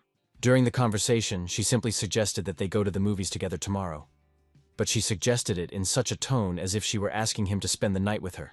This attitude towards him from a beautiful girl flattered Michael very much, but his pleasant thoughts, feelings, and fantasies were interrupted by the sounds of a man's crying. Michael turned around to see Paul sitting next to his car, bawling and moaning about how the years he had spent not learning to play the piano had been wasted. Seeing his recent opponent in such a defeated state, Michael could not help but feel moral satisfaction. In one swift movement, he found himself on the hood of Paul's car, where he jumped up in surprise, calling the young man by name, and Michael expressed his pleasure that his name had been remembered so well. Then, looking closely at his defeated opponent, the young man noted that there was nothing wrong with the fact that he had lost their little musical battle. The tone in which Michael spoke and his facial expression did not please Paul at all, who then shouted that such communication with him was unacceptable.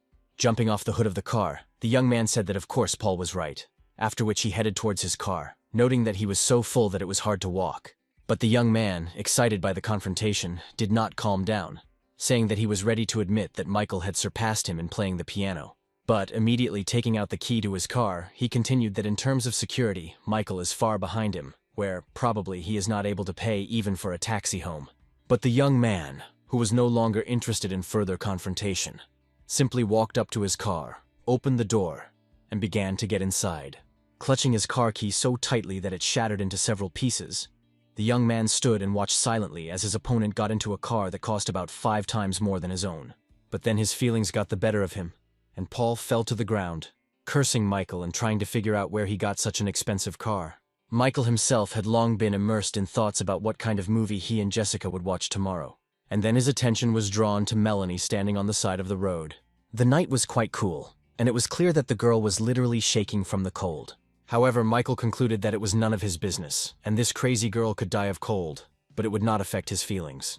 With these thoughts in mind, he drove past, leaving Melanie all alone in the middle of the street on this cold night, and believing that now a few more points of favor would disappear, which was of no concern to him.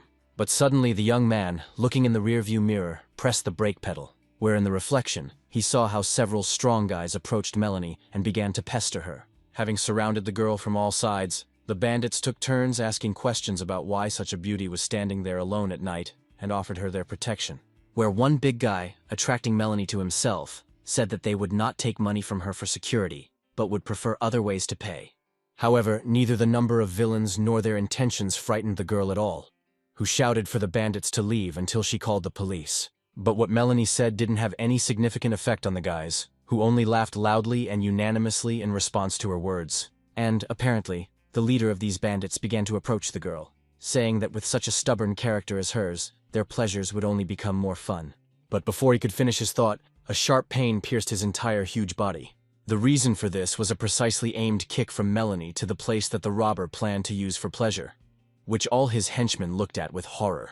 And while the man was screaming in pain, holding his injured area, and his team was trying to help somehow, Melanie quickly broke out of the encirclement and ran away. Noticing that the nimble prey was hiding from them, the wounded man shouted for the others not to let it get away. And then several robbers rushed after the girl, shouting threats of violence if she did not stop immediately. Looking back to assess the distance the bandits had approached, the girl thought that they were like a pack of hyenas, and if there had been a little less of them, then with her hand-to-hand combat skills, she would have given them a good beating. Since Melanie was looking back, she didn't see Michael suddenly appear in her path, and she crashed into him with all her might. Looking at the out-of-breath girl, the young man asked if everything was okay with her, to which Melanie said nothing, only mentally asking herself what this guy was doing here. During this time, the girl's pursuers managed to catch up with the young men, and, having surrounded them, slowly tightened the ring. The angry gang leader, still holding onto his injured spot, menacingly announced that the girl would have to work for all of this until the morning. Melanie looked at this man with genuine disgust, thinking only that it was simply impossible to be so disgusting. She then turned her attention to Michael, concluding that if it weren't for him, she would have run away long ago and would be safe. Well, Michael, turning to the hooligans, said that in today's reality, laws already rule, and suggested that the attackers get out of his sight within the next 2 minutes.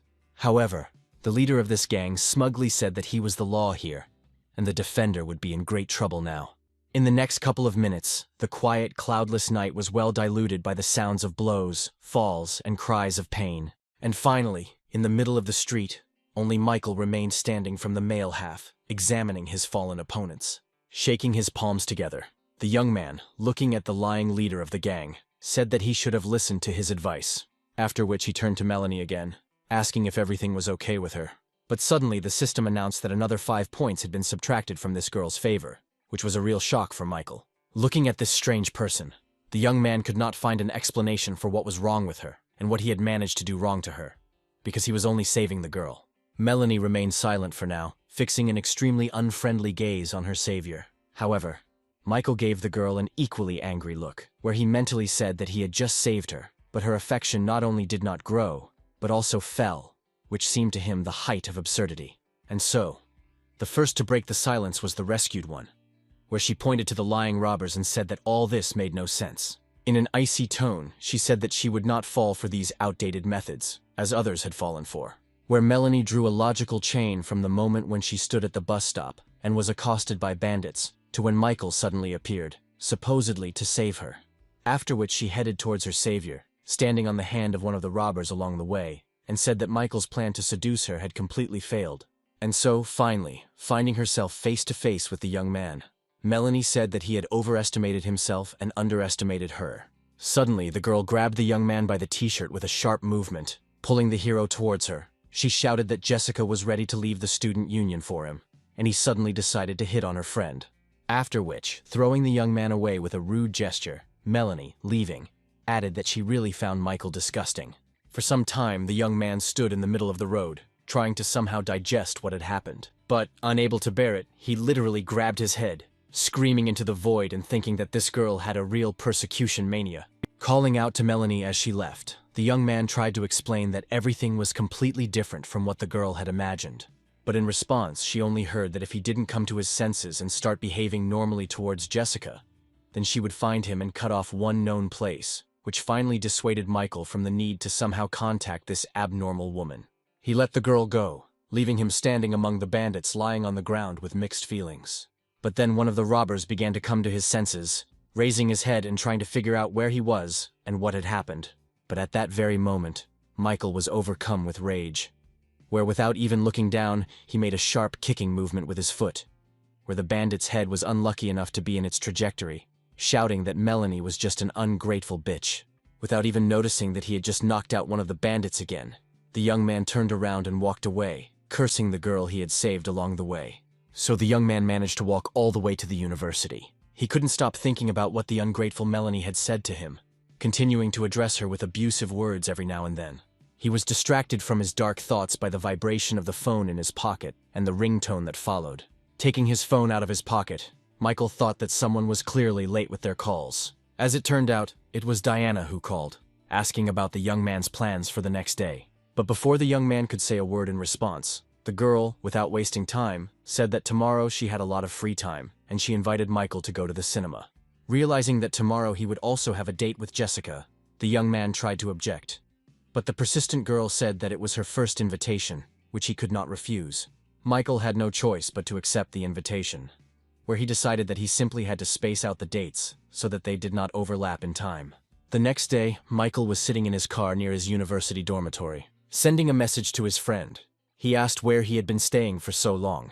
After all, yesterday Jack was tearfully telling about how another girl refused to go to the movies with him, and so he asked a friend to keep him company. Clutching his head, Michael smiled, thinking that his plans were changing at the speed of light, where tomorrow, apparently, he would have to watch not 2, but 3 films. After all, Jack was his best friend, who had helped him out more than once in difficult times, including with money. And so the plan was built so that at 2 p.m. he goes to the cinema with Jack, at 5 p.m. with Jessica, and at 8 p.m. with Diana. Taking a deep breath and then exhaling, the young man prepared himself for a mentally difficult day. And then the passenger door of the car opened and someone sat down in the seat next to the driver, where Michael expected to see his friend. However, instead of Jack, there was some girl sitting next to him, doing her makeup. Noticing that the driver's attention was focused on her, the girl apologized, explaining that she had been distracted and had driven the wrong car. To which the young man simply replied that it happens to everyone, told the girl to be more careful next time, and asked her to leave the salon, which left her completely amazed. However, the persistent lady was not going to give up her position, saying that perhaps she got into the wrong car, but she hoped that she met the right person. She thought to herself that she wasn't going to go out, because in that case, she wouldn't be able to pick up such a handsome guy in such an expensive car. And the next gesture of rapprochement was the girl's offer to add Michael as a friend on social networks, since in her opinion, everything that happened was fate. However, the unperturbed young man, looking at the screen of his phone, monotonously replied that he did not have a phone, which again left the girl completely amazed. Assuming that this was nothing more than someone's trap, Michael thought that he would definitely not fall into it, unlike many others. The young man's last answer clearly touched the girl to the quick, and she irritably said that in that case it was time for her to go.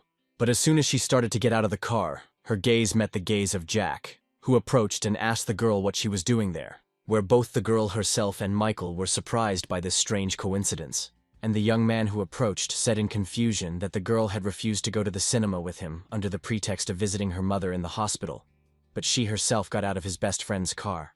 Michael immediately realized that this was the very girl for whom he was going to the movies with his friend today, and he hoped that Jack would understand everything correctly. The owner of the car, who had also left the showroom, began to tell his friend that he would now explain everything to him. But Jack interrupted him, angrily addressing the girl that, in his opinion, she was not at all acquainted with the owner of the car, where he continued, accusing the girl of simply seeing an expensive car and deciding to flirt with the one who was driving, not knowing that he would turn out to be Jack's friend. Laughing happily and nodding his head cheerfully, Michael confirmed his friend's words, saying that everything was exactly like that. Without talking any more with this girl, who had purely selfish intentions, the friends got into the car, where, left alone, all she could do was think about how wealthy the friends of the man she had rejected were, which just didn't fit in her head, where Jack seemed like a big loser, surviving on $800 a month. But the friends soon arrived at one of the movie theaters in their city. All the spectators had already taken their seats, and the showing of a new film was beginning. However, Jack was not at all interested in the film, where he asked his friend how he managed to have so many beautiful girls hovering around him, to which Michael simply replied that he couldn't constantly drive away those who were pursuing him, and the girls sitting behind them noticed that the guys came to the cinema as a couple, finding it strange and assuming that they were in a relationship. Michael continued to answer his friend's question, saying that relationships are a battlefield where you can never relax. Leaning towards Jack, the young man said that there was no need to try harder in a relationship, as you would be respected less and less. And in conclusion, the young man said that only not very smart men give women money, while more practical ones simply spend money on them. After thinking about what was said, Jack came to the conclusion that his friend's words had a certain meaning. Grabbing his friend by the hand, the young man began to beg him to teach him how to treat girls properly, to which Michael only tried to calm him down, saying that they were being looked at. But then she said that there was nothing to teach. He was just a little nicer than his friend, and he had a little more money, where what was said greatly upset Jack, who responded by telling his friend to stop talking like that before they quarreled. After the film ended, the friends walked towards the exit, where Jack thanked his friend for his attention and said that he was now in his debt, to which Michael replied that he had the opportunity to pay in the very near future, where Jack would greatly help him out if he called him in 2 or 3 hours. And those girls, noticing how the men held hands for the second time, made the final conclusion for themselves that they were in a relationship. Having received his friend's consent to help, Michael headed to his next date, where he needed the call in order to find an excuse to leave one date and come to another. Very soon, the young man arrived at the cinema, where they agreed to meet Jessica. Seeing the girl waiting for him to appear, Michael was mentally glad that he was not late. Jessica, looking at her watch, noted that there was only half an hour left before the start of the film, and her beau was still not there. But a male voice heard behind her attracted the girl's attention. However, turning around, Jessica saw a completely different man than the one she was waiting for, where the man who approached introduced himself as Clark and asked the girl to add him as a friend on a social network, to which the girl, asking for forgiveness, replied that she had a date, which however did not stop the persistent guy, who said that adding her as a friend would not interfere with the date. But then, Michael, who had come up to him and patted him on the shoulder, said that the girl had already turned him down and that there was no point in wasting either her time or his. Winking at the guy and walking around him, the young man said that he would now demonstrate how to meet girls, after which he quickly approached Jessica, slamming his hand hard on the wall, which left the girl in a stupor. And he said that she was very beautiful, immediately suggesting that they find a quieter place for a closer acquaintance. This manner of introduction did not at all impress the guy standing next to him, who noted that now the matter would end in complete failure for his rival. But suddenly the girl laughed and replied that she agreed to Michael's proposal, where both Michael's opponent and all the people nearby who witnessed the events could not believe that such an approach actually worked. On the huge cinema screen, the film's main character changed the trajectory of a rocket with a kick, but Jessica didn't care about the twisted plot, where she looked sadly in the direction where her companion was sitting. And finally, she asked the young man if he was even interested in watching the film, since she saw that he was constantly busy with his phone, To which Michael quickly found his voice and replied that he simply had some minor problems at home. And then the girl had a thought that, most likely, owning such a fortune, her boyfriend and his family most likely experience constant pressure, which is incomprehensible to such simple people as she. Remembering the way he played, Jessica concluded that all other people only see his talents, but do not fully realize the effort it took him to achieve such results. Where, in an aristocratic family through blood, sweat, and tears, he had to study a huge number of disciplines, in each of which he was obliged to become the best. Where the young man never complained about this difficulty and simply silently carried this burden within himself. And then tears appeared on the girl's face, where she felt guilty for forcing him to watch a movie with her, while he, perhaps, just needed some other kind of rest. Overcome by emotion, Jessica placed her hand on top of Michael's, where this sudden gesture of hers caused no small surprise in the young man. And when he turned around, he saw the tear-stained face of his companion, surprised by the tears, since they were watching an action movie, not a melodrama. Completely bewildered by what was happening, Michael did not know at all what to say or how to comfort the girl. When the movie ended, Jessica and Michael were walking down the street, where the girl suggested that they go and sit in some cafe, as she thought the young man was hungry. And just as Michael began to answer something to his companion, suddenly a mobile phone melody was heard from his trouser pocket. In an instant, a picture flashed before the young man's eyes, where a couple of hours ago he asked his friend to call, where, having taken out his phone, the young man was convinced that his friend had fulfilled his promise, and fulfilled it at the most opportune time. After answering the call, Michael greeted his friend. But suddenly shouting into the phone that everything was so serious, the young man said that he was leaving immediately. After hanging up, the caller himself had absolutely no idea what had just happened. Michael, having apologized to the girl, said that he needed to leave since his friend had gotten into some kind of trouble, to which Jessica responded with understanding. As Jessica watched the young man go, she thought that he was a very noble man, since he was rushing to save his friend at his first call. Well, the noble man, finding himself in the car, marked himself as a genius, mentally telling himself that now he could head out on a second date. The young man arrived at the house where Diana lived when it was already dark outside. Having sent the girl a message that he had arrived, he immediately read the reply, where Diana informed him that she was already coming down. While Michael waited, his thoughts were focused on the fact that it was incredibly difficult to juggle several fronts at once, and that such situations should be avoided in the future. But then a pleasant female voice distracted the tired gentleman from his thoughts, where, turning around, Michael saw in front of him the charming Diana, who had taken a coquettish pose and was apologizing for being a little late. Seeing the image of his new companion today, Michael was speechless. Looking at the girl, the young man mentally noted that she was simply an incredible beauty. Wherever she chooses whatever style of clothing she wears, everything will suit her. In his thoughts about the girl's beauty, the young man lost touch with reality, which Diana quickly restored by asking if he was ready to go, to which her gentleman responded positively. And as they headed to the car, Michael thought that if today's date went well, then he could well count on a closer relationship. Soon the couple were already in the cinema, where they both watched the film with fascination and interest. The logical continuation of this wonderful evening was a visit to one of the best cafes in the city. And the young people finished their date well after midnight, where Michael parked again in the same place where he had picked up the girl a few hours earlier. Having thanked the young man for the wonderful date, Diana wished him a safe journey home and headed towards her house. But before the girl had even taken a couple of steps, Michael suddenly called out to her. Very embarrassed, the young man, using an old, hackneyed but still effective trick, asked the girl for permission to go up to her for water, where on the one hand this state of affairs made Diana very happy.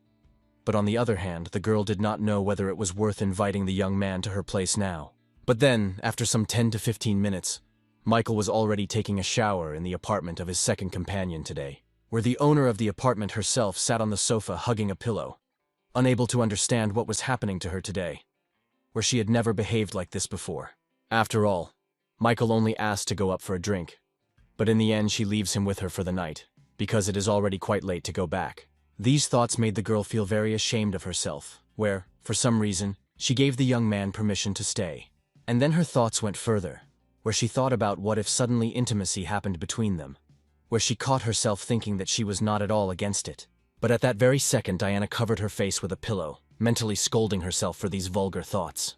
And when she removed the pillow from her face, her gaze fell on the movie tickets sticking out of Michael's clothing pocket. Having taken them out, Diana discovered that there were not 2 tickets, but 4, immediately concluding that the young man had managed to go to the cinema with another girl. A few minutes later, Michael emerged from the shower, drying his hair and telling the shower owner that he was finished. And almost immediately his gaze fell on 4 movie tickets lying on the table. Well, Diana, sitting on the sofa, said menacingly that these 4 tickets fell out of the young man's pocket, where she thinks he went to the cinema with another girl. Without giving Michael a chance to say a word in response, the girl immediately added that he had become a part of her life. But if he didn't like her and wanted to date others behind her back, he could say so right away and get out of there. Michael tried to say something in response to this claim, which, although it was a guess, was a correct guess. But the girl suddenly stood up abruptly and, pointing to the door, demanded that the young man leave her apartment, where, following the girl's words, the system announced that the level of disposition had dropped by -10 points. But not even a couple of seconds had passed before the system was activated again, announcing a decrease in the location level by another -10 points. Michael knew something had to be done urgently, otherwise the object could be lost forever. Where, without thinking twice, he told himself that he had been preparing for a situation like this, and now it was time to act. Looking at the girl with a very sad look, the young man quietly said that he was very disappointed that 2 extra tickets could so seriously undermine his credibility, to which the very angry girl replied that she was not going to discuss it at all. Then, taking out his cell phone and dialing Jack's number, Michael handed it to Diana, saying that she could ask this guy if he had been to the movies with him today. There was no categorical reaction from the girl, which meant she was ready to accept the information. And on the other end of the line, Sleepy Jack was asking his friend why he was calling so late, and if it was his. But instead of his friend's voice, he heard a female voice introducing herself as Diana, who asked if he had gone to the movies with Michael today. To which the still not fully awake young man replied that he had indeed gone to the cinema with his friend because Inga, whom he had invited earlier, had refused him. And only after finishing the story did Jack have an epiphany about who was talking to him on Michael's phone at night. Looking at his mobile phone, the young man literally shouted questions into the receiver one after another, where he was interested in where the girl got his friend's mobile phone from and whether they were together at such a late time of day. After which, words of surprise were heard from the phone speaker that they were together at such a time. After apologizing for disturbing her, Diana hung up, looking at the young man getting dressed and wondering if she could have been mistaken, or if Jack was simply covering for his friend. But then she remembered that she knew the very same Inga that Michael's friend had mentioned, and she quickly found and dialed her number. And when Inga answered, Diana asked, essentially, the same question regarding Michael and Jack's trip to the cinema, to which the girl replied that Jack had indeed invited her to the cinema, but she had refused him, where he then drove away with a guy in a red sports car. And if only she had known that Jack had such rich friends, she would never have refused him. Realizing that the circumstances were now on his side, Michael asked whether the girl had verified his integrity, or whether he should show her the history of payments on the card. But without giving Diana a chance to say a word, the young man said that he was very disappointed in her, and headed towards the exit. Diana tried to shout after him that she was wrong and would never do that again. But Michael had already left the apartment, slamming the door effectively as a final blow. And only when he was out of sight of his second companion of the evening, he breathed a sigh of relief, noting that he had just walked along the very edge. One of Michael's hardest days was over, and a new day had arrived, where the sun was already high above the university. After writing Michael an apology message, the girl received a response in which the young man took all the blame on himself, saying that he simply needed to tell her everything right away, which touched the girl in love. And when the system announced that all of Diana's favor points had been returned, the young man was finally able to breathe a sigh of relief, noting that he had even gained 1 point more than before. Michael, wiping the sweat from his forehead, assured himself that he would not get himself into such stories again, where it was a good lesson for him that you have to make an effort to separate everyone the system works with. He needed to clearly distinguish which of the girls would simply be at the level of useful connections, and with whom he could think about a closer relationship. With such opportunities, Michael shouted that he was one of the few who did not need to choose one from several girls, since with the system he could provide for the needs of almost everyone. As he walked down the university corridor, he suddenly overheard a conversation between freshman girls who were saying that a certain Paul Mitchell, a top basketball player, had organized and sponsored a basketball tournament, which they had decided to go and watch. Hearing the familiar name, Michael was surprised that this crybaby was called the strongest basketball player. And without thinking twice, the young man decided to attend this event, immediately heading towards the gym. The game was already in full swing, and the hall was simply overflowing with both fans and fans of Paul, who shouted at the top of their lungs that they loved their idol and wanted children from him. But Michael saw some kind of pretense in everything that was happening. While the young man was thinking about his own business, two very attractive girls standing nearby noticed him, where Veronica only managed to notice that Michael was present in the hall, while Angelica had already jumped up from her seat, heading towards the object of her affection. The young man and the girl were already greeting each other warmly, and Veronica could only be angry at her own sluggishness. But before any conversation could begin, Michael's attention was suddenly drawn to a touch on his shoulder. Turning around, the young man saw another object of his system, the athlete Christy, who concluded out loud that Michael also liked basketball. Watching as Michael was surrounded on all sides by the most famous beauties of the university, the freshmen standing nearby quietly shared gossip about what was happening and discussed the girl's appearance. At that moment, Jessica appeared in the hall, accompanied by Melanie, where the latter, upon entering, managed to express a complaint to the guys, pointing out the inadmissibility of discussing the beauty of girls. Walking a little further, Melanie noted that it smelled terribly of sweat, to which her companion said that this was, after all, a sports competition. And so, having received another serve, Paul suddenly saw that Michael was in the hall, where he was furious that he was constantly surrounded by the most beautiful girls, who, for some reason, did not pay any attention to such a handsome man as Paul himself. Noticing that Jessica had also appeared in the hall, Paul decided that this was his chance to take revenge for his defeat at the girl's birthday party, where the young man thought to himself that he had been playing basketball for more than 2 years and Michael would never beat him. With these thoughts in mind, Paul threw the ball with all his might in the direction where Michael was standing. However, the young man's reaction, pumped up by the system, was more than excellent, where he immediately noticed movement on the left. With a light and calm movement of his hand, Michael stopped the ball from moving. Looking menacingly at Paul, the young man asked how he should interpret this gesture, perhaps as revenge for losing the musical battle. To which Paul smugly replied that Michael thought too highly of himself, thinking about some kind of revenge, and he suggested a one-on-one basketball match. Throwing the ball back, the young man said that he would be happy to join in the game, and Paul, getting ready to catch the ball, noted that judging by the throw, his opponent had never played basketball in his life. But as soon as the ball touched the young man's hands, he was literally blown away along the trajectory of the ball. Such was the force of the throw. Watching what was happening, Jessica enthusiastically noted that Paul himself, the captain of the team, was unable to receive a serve from Michael, and Melanie, in her usual manner, noted that men can only rely on brute physical force. Meanwhile, Paul was trying to get to his feet while his teammates were asking him if he was okay. Casting an evil glance at Michael, the young man wondered how this seemingly nondescript guy could possess such incredible strength. Well, Michael himself had already approached his opponent, who was on all fours, saying that he was ready to play 5-on-5, where he would be able to assess the level of all the team players. Such a bold statement left no one in the room indifferent. But most of all, Paul was surprised, who noted that all the players were his people, as were the judges, which Michael knew very well. But he still decided to play. However, this state of affairs, in general, suited the university's first basketball player, since in fact his opponent would not be playing 5-on-5, but 1-against-9. And so the teams were formed, the players took their places, and the game began. When receiving the serve, Paul would rush like a hurricane to the hoop, giving instructions to everyone to clear the way for him. His thoughts were only about how he would now crush Michael, that he would rehabilitate him in front of Jessica, who would see what a worthless person he was. And his opponent stood nearby, surrounded by players from Paul's team who were trying to deprive him of the opportunity to maneuver. Looking at everything that was happening with a cold gaze, Michael mentally chuckled at this whole staged game. And now he has already turned to the system, asking to use a certain amount of reinforcement points to develop his basketball playing skill equal to 30 years of experience. Meanwhile, Paul had already reached the opposing team's backboard with the hoop, where he was only thinking about what a beautiful ball he would now drop into that basket. With a triumphant cry, the young man soared into the air, swinging the arm holding the ball sideways and upwards in order to effectively lower the ball into the hoop. But just a few centimeters from the target, the movement of his hand with the ball was stopped by someone's hand. The ball went wide and Paul couldn't believe that Michael had just stopped him from scoring.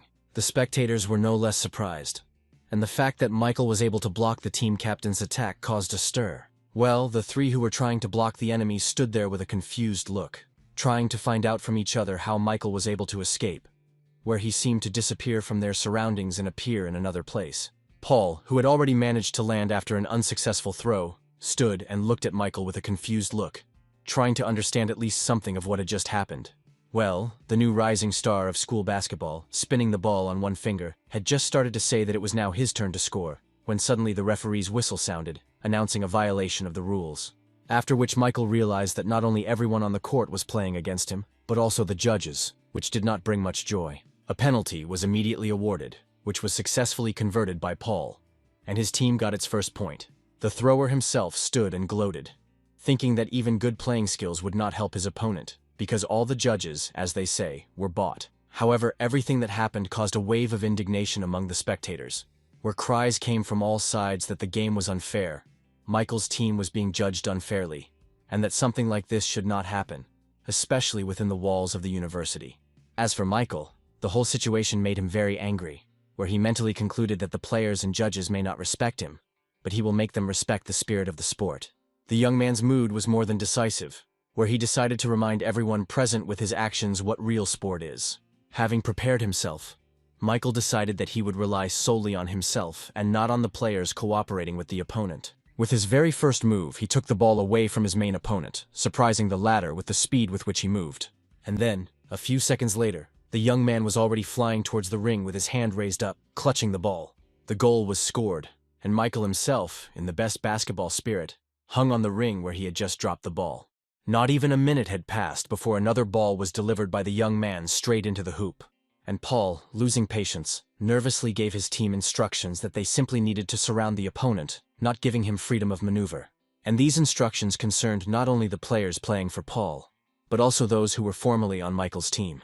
The leader's orders were carried out, and Michael found himself in a very tight ring of players, which didn't bother him at all, where the young man, smiling intriguingly, suddenly jumped with all his might and soared into the air above the heads of his rivals. After which he made a powerful throw, where the ball, of course, went straight into the hoop. And now, finally, he was able to attract the real attention of the players on the field and the referee, where everyone wondered why this young man was playing the game so furiously. Where the players were most confused, realizing that this was just a staged match, and it was completely unclear why Michael was trying so hard in the game, following the rules and striving to win. The first thing he remembered about his basketball past was the referee, where his mentor always taught him that refereeing is the foundation of the game, where after the final siren, the referee's conscience must be clear. Where, having replayed these memories in his head, the judge immediately remembered the sporting spirit and respect for sport. The next ones to dive into memories were the players of the teams, where everyone had in their heads the words of the coach that victory or defeat is determined not by the score on the scoreboard, but by how much you gave it your all in the game. And now, remembering this, they looked in confusion at Michael, who, unlike them, played fairly and put in maximum effort. At that very moment, all these men mentally christened themselves as people so lowly fallen that they should not play basketball or referee the game at all. Michael, having regained possession of the ball and picking up speed to dash towards the opposing team's basket, suddenly saw that all the players had frozen in place, not understanding what was happening. Spectators and fans were also shocked by the fact that at one point the game simply stopped. No one interfered with Michael anymore. No one tried to take the ball away. No one blocked his movements. Where the young man simply walked across the court, bouncing the ball off the floor under the admiring gaze of players from both teams. And then one of the spectators made the right conclusion, saying that this young man's attitude to the game crushed the other players. Jessica was not indifferent to what happened either, saying that now everyone has witnessed true sportsmanship. And only Paul was beside himself with rage, not understanding what had happened at all, and wondering whether any of those he had bribed no longer needed money. The game continued, where Michael Paul had to face him alone, where, of course, the result was far from in the latter's favor. Once again picking up speed, Michael said that his opponent deserved to be humiliated by his disrespect for the sportsmanship of the game. Paul himself, looking at the opponent rushing towards him, decided that he needed to play tough in defense, which would allow him to retain at least some respect. And so Michael, having drawn level with his opponent, decided not to go around him, but to jump and drop the ball into the basket from that spot. And just as he soared into the air, Paul suddenly, with a sharp movement, delivered a powerful blow with his elbow to the young man's torso. However, the effect of this unsportsmanlike action was the exact opposite of what Paul expected, where something in his joint crunched loudly and he experienced severe pain. A sharp pain literally knocked the young man off his feet, where he screamed hysterically in pain, while simultaneously being outraged at how this was even possible. Michael, as if nothing had happened, calmly dropped his game-winning ball into the basket. Looking at everything that was happening, Jessica happily applauded, where the system immediately announced that her disposition level had grown above the minimum required, for which Michael was awarded another 10 boost points, Veronica and Angelica, who were standing nearby, also did not skimp on applause, where the system also announced an increase in their level of disposition and the awarding of 10 points of reinforcement to them. Like all of Michael's other fans, Christy also experienced the most positive feelings, and the system reported that her level of affection also exceeded the minimum required level, for which Michael also received reinforcement points.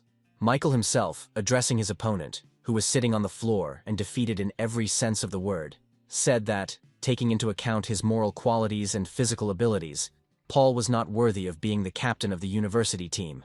And, concluding his speech, he added that competing with a worthless person like him is disrespect for one's abilities. But all Paul was capable of in this situation was to shout back that his opponent was simply an arrogant jerk, and that sooner or later, he would take revenge on him for all the humiliations. Meanwhile, Christy, standing next to the fans who were actively discussing the events of this unusual match, tried to see where Michael had gone, who had just been on the field, where she wanted to offer him a drink after a difficult game. And then Christy's attention was drawn to Jessica, who was standing nearby, also clutching a bottle of water in her hands and looking for her lover with her eyes. Where in the end, all 4 girls with water in their hands were left with nothing, since Michael never appeared in the hall again.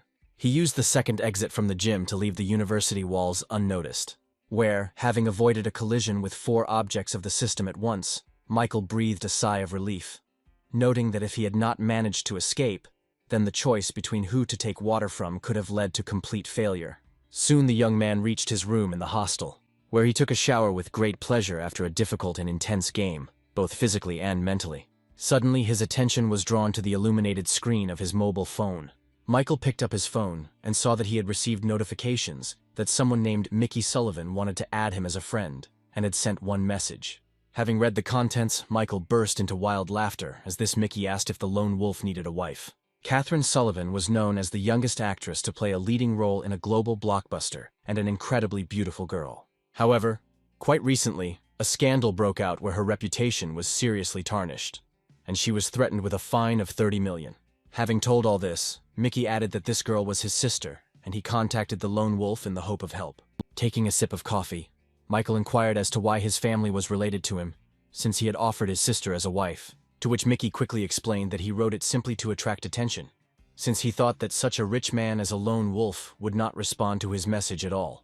After which he added that this whole scandal around his sister was simply a setup aimed at extorting money. And finally, after a short pause, Mickey asked if the lone wolf would like to buy out his sister's house. Thinking about what was said, Michael noted to himself that he had indeed thought about investing his new personal savings in real estate. In addition, the young man thought about the character of Catherine, who, apparently, must have huge demands, like all movie stars. And that's all he needs, because according to the rules of the system, the more money he spends on an object, the larger the sum that will be at his disposal.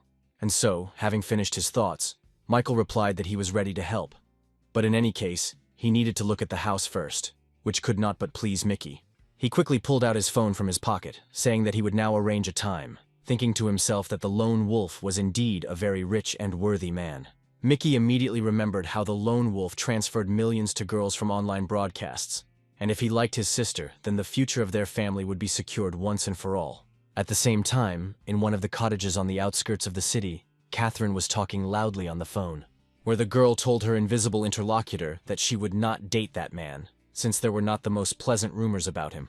And when the conversation was over, the girl forcefully put the phone on the bed and began to vent her anger on the pillow, cursing the men who only think about her body. When the rage subsided, the girl fell exhausted onto the bed, thinking about what she should do now, because she had to somehow pay off the $30 million, which of course they were ready to give her, but on the condition of a very close personal relationship.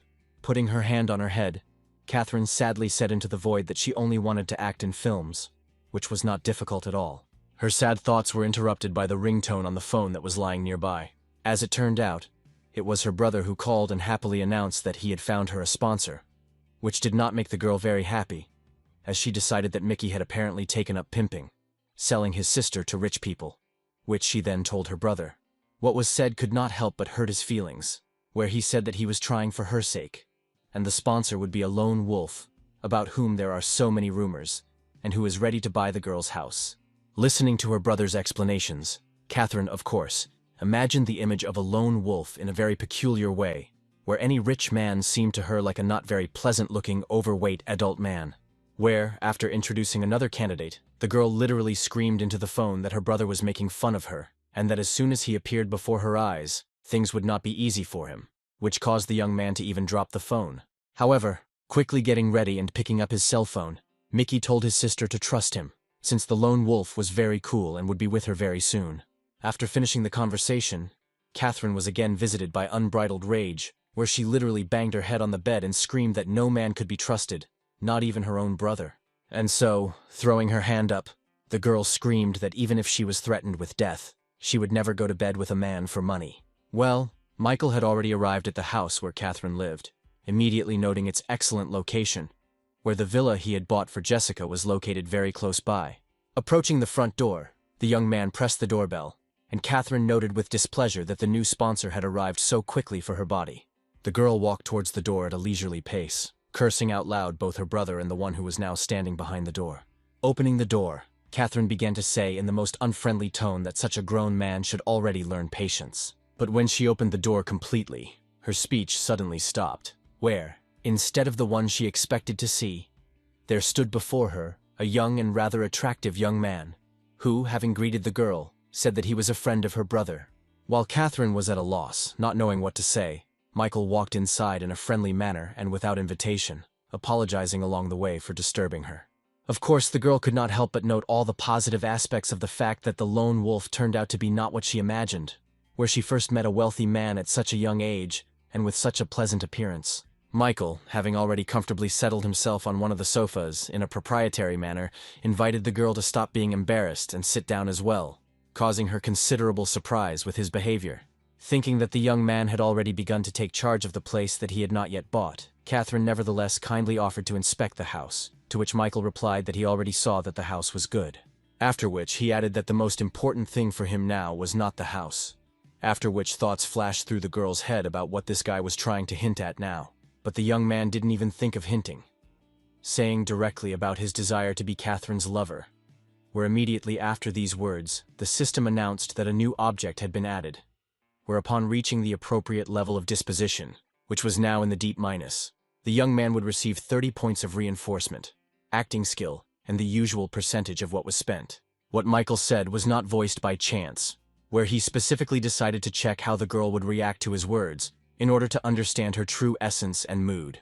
Of course, Catherine took the young man's words as an attempt to take possession of her body, but mentally calling him not the most flattering words.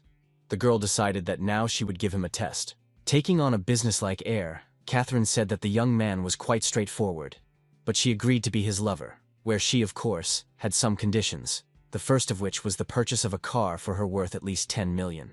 In second place was the purchase of an apartment in one of the city's elite skyscrapers.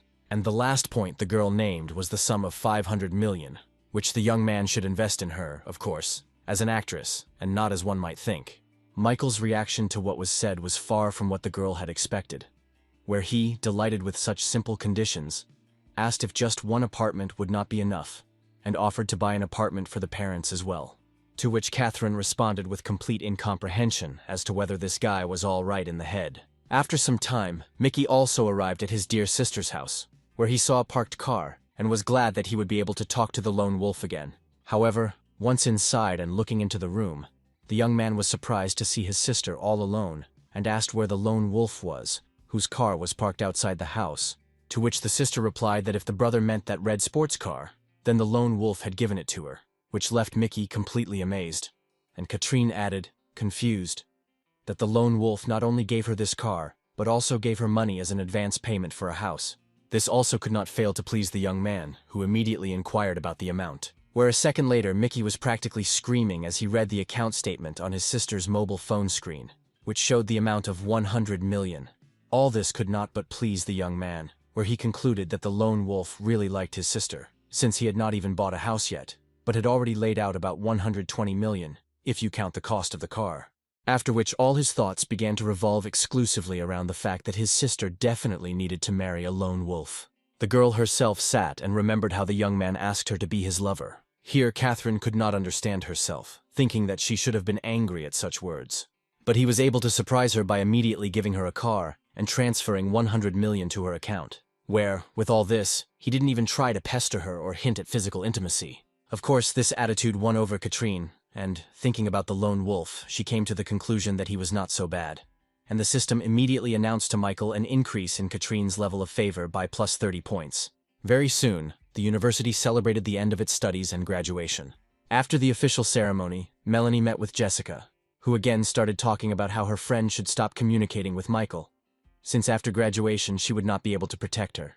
To which Jessica countered by saying that he wasn't as bad as he seemed, but her friend continued to insist, citing a recent situation where a whole crowd of girls were waiting for him with water after a game. But the girl objected again, saying that she saw it perfectly well, but in Michael's favor she could say that he did not accept water from anyone, but simply left, having done the right thing. Then Melanie decided to use her main trump card, telling how Michael, after her friend's birthday, staged an assassination attempt and rescue, trying to drag her into bed in this way. After hearing this, Jessica said that it was probably high time for her friend to see a therapist and, in general, reconsider her biased attitude towards the male half of the population. Showing her friend an old news story where the girl and her father defended Michael, telling how he saved their family, Jessica said that her beloved is a very good person with a great sense of justice. And in the end, the girl added that Michael didn't even know that Melanie would be present at the party, and therefore couldn't have arranged anything. After listening to her friend and reading the news about the investigation at the university, Melanie suddenly had the thought that she might have been wrong, where she not only treated men with prejudice, but also seriously insulted the one who actually saved her honor and life. And suddenly the girl abruptly jumped up, leaving her friend alone, where she shouted after her that they still needed to take a photo together. As Melanie left the university, she cursed herself for everything she had said to Michael. Some time passed, where Melanie had already managed to get a job. Sitting at her workplace, the girl only thought about the fact that quite a lot of time had passed since those events. But she was still ashamed of her behavior, first of all in front of her friend. Every now and then she remembered the situation when Michael stood up for her, only to be subsequently insulted by her. The girl was literally burning with shame for her behavior, and did not know how to pacify this feeling within herself. Her attention was drawn to the manager's voice, who demanded that Melanie come in to see her, and the girl immediately complied with the request, asking how she could be of service. To which the manager explained that a charity auction was planned soon, where, according to rumors, the lone wolf himself would be present, and where Melanie should go as a representative of their company, make friends with this rich man, and thereby ensure their future. Of course, such a request did not please the girl very much, who did not welcome prosperity at the expense of personal relationships between the sexes. But she couldn't refuse, saying that she would try, to which the manager harshly responded that there was no need to try, but to do. Michael was sitting in his university dorm room as usual, where he was talking on the phone with his longtime friend Mark, listening to the latter's story about how the scandal around Catherine Sullivan came about, saying that the internet was full of material on the subject. Everything that concerned the new system object, of course, interested the young man, and he decided to read the articles, approaching the computer screen. And Mark continued his story, saying that she had crossed some rich man, where several clauses were secretly added to her contract, which are now being blamed on her as having been violated, and are also destroying her reputation. Michael, listening to his friend and simultaneously reading an article discrediting Katrin, noted that she was different from most of those around her, as she had worthy moral principles. And Mark had already changed the subject, saying that if we were talking about the environment and high society, then a charity auction would soon take place, where the cream of society would be, and where a lone wolf would certainly come. The word auction appealed to Michael, where he noted to himself that it looked like a place where you could spend a lot of money and was worth visiting. But before taking part in it, the young man had to do one more very important thing. Meanwhile, in the house where Catherine lived, there was real chaos, where the owner of the house and the object of the propaganda that was defamatory towards her demanded that her assistants immediately close the resource with the false news before the news was spread throughout the entire network. To which one of the people present said that serious forces with big money were playing against them, and they did not have the means to resist them. But suddenly Catherine's attention was drawn to the lit-up screen of her phone, which showed information about a message coming from the bank. Having read the contents, the girl was shocked and confused, because another 100 million had just been credited to her account. Catherine immediately realized that the lone wolf saw the information war unfolding, and realized that her side might not have the resources. This gesture of goodwill on the part of the young man touched the girl to the quick, and the system immediately announced to the sponsor an increase in the level of favor of the object. And then came the day of the auction, where the organization of the event was at the highest level, and where only the richest and most famous people of the city gradually came. Those who arrived earlier were already inside and waiting for other guests to arrive and the event to begin. Julian, who was also there, asked Mickey what had changed his mood so much, to which the latter replied that now everything would be fine with his family, since his sister had established a good relationship with the lone wolf himself. And then all those present spoke out regarding the mysterious person of the lone wolf, who really managed to surprise many people. And Julian, after listening to Mickey, noted that this explains why Catherine started a war with such influential people, since the support of a lone wolf costs a lot. While the rest of those present were asking Mickey to introduce them to the lone wolf, Paul, who was in the same company, suddenly decided to leave their company. When asked where he was going, the young man waved his hand and replied that he simply needed to go to the restroom. In fact, Paul didn't go to the bathroom. He just moved around the room and thought that Mickey and his sister wouldn't be worth it without a lone wolf and a little finger. The young man's thoughts also revolved around the fact that today's auction was simply a distribution of spheres of influence for the next decade, where everyone came here in search of influential partners, and where a lone wolf would have a significant influence on the balance of power. In fact, Paul had been collecting information about this mysterious person for a long time, and he had no doubt that he had managed to create a high-quality psychological portrait of a lone wolf, where, in his opinion, a lone wolf should be a wise, far-sighted, charismatic, and at the same time reserved man of venerable age. Having decided to be the first to meet this respected gentleman today, the young man left the hall and went out into the street. While waiting for this fateful meeting, Paul only thought about how today he would prove that he was a worthy heir to his family. And suddenly his gaze stopped on a very familiar figure. Where Michael stood near the entrance to the gala event, Paul immediately noted his very modest attire. Michael himself believed that he had spent a fortune to acquire this suit and everything that went with it. With a shudder in his body, he recalled how he tried on these new things in one of the city's expensive salons. And I noted to myself that spending my own money wasn't such a great pleasure. And only now, when Michael looked at everyone who was at the entrance, he noticed one oddity. The guards who carried out the access control wore exactly the same suits that he was wearing. At that very moment, the young man heard a familiar and repulsive voice that greeted the basketball star and asked why he had decided to retrain as a bodyguard. While Paul was making assumptions about Michael not having enough money, the latter replied that he had been invited there, and that they were not in a relationship to discuss each other's financial affairs. Thinking to himself that the security would throw his opponent out, Paul said out loud that he was also invited and suggested that they go inside together. And so, when they approached the entrance, the security guard demanded that Michael show a written invitation, which he, of course, did not have, which greatly pleased his longtime opponent, who began to add fuel to the fire, saying that such an important person was probably invited without an invitation. And to top off the bullying, Paul said that there is no shame in working as a security guard, but there is shame in pretending to be someone you are not. At that moment, some car drove up to the entrance, from which, shining in her indescribable beauty, came Melanie, who had arrived here on the instructions of the manager to make friends with the lone wolf. And while she was walking towards the entrance, from all sides one could hear only enthusiastic exclamations regarding her beauty, which nothing and no one could eclipse.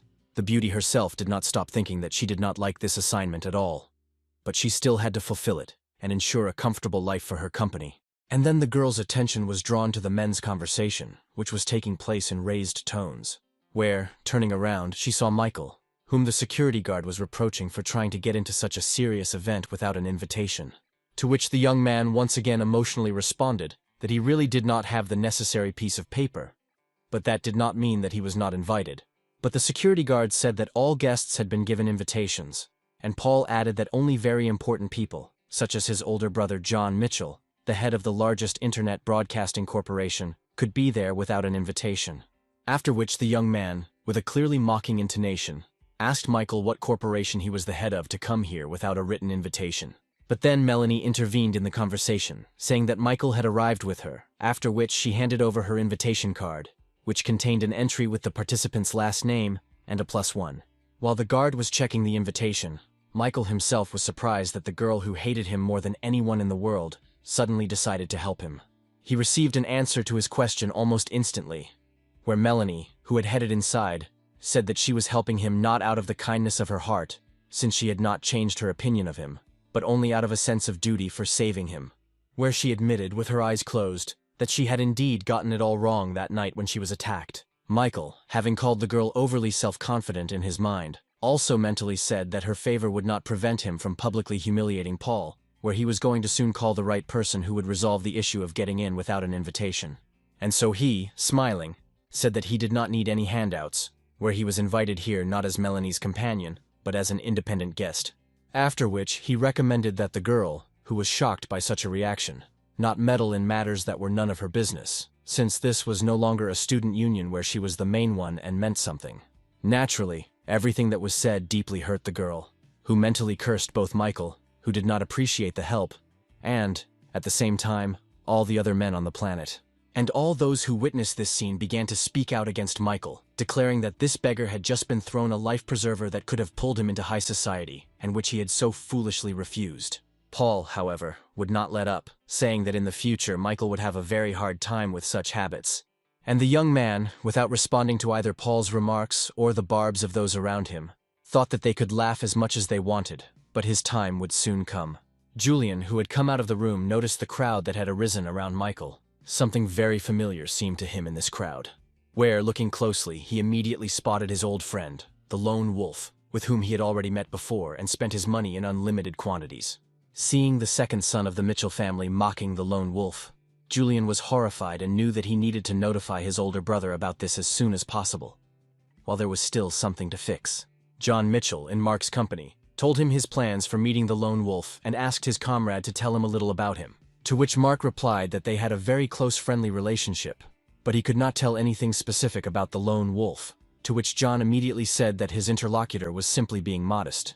Their conversation was interrupted by a phone call, where Mark put the phone on speakerphone and asked Julian what happened, to which Julian said, quite emotionally, that at the entrance to the auction, the lone wolf was stopped and mocked, which immediately provoked Mark to ask who was so brave and reckless that he dared to do such a thing.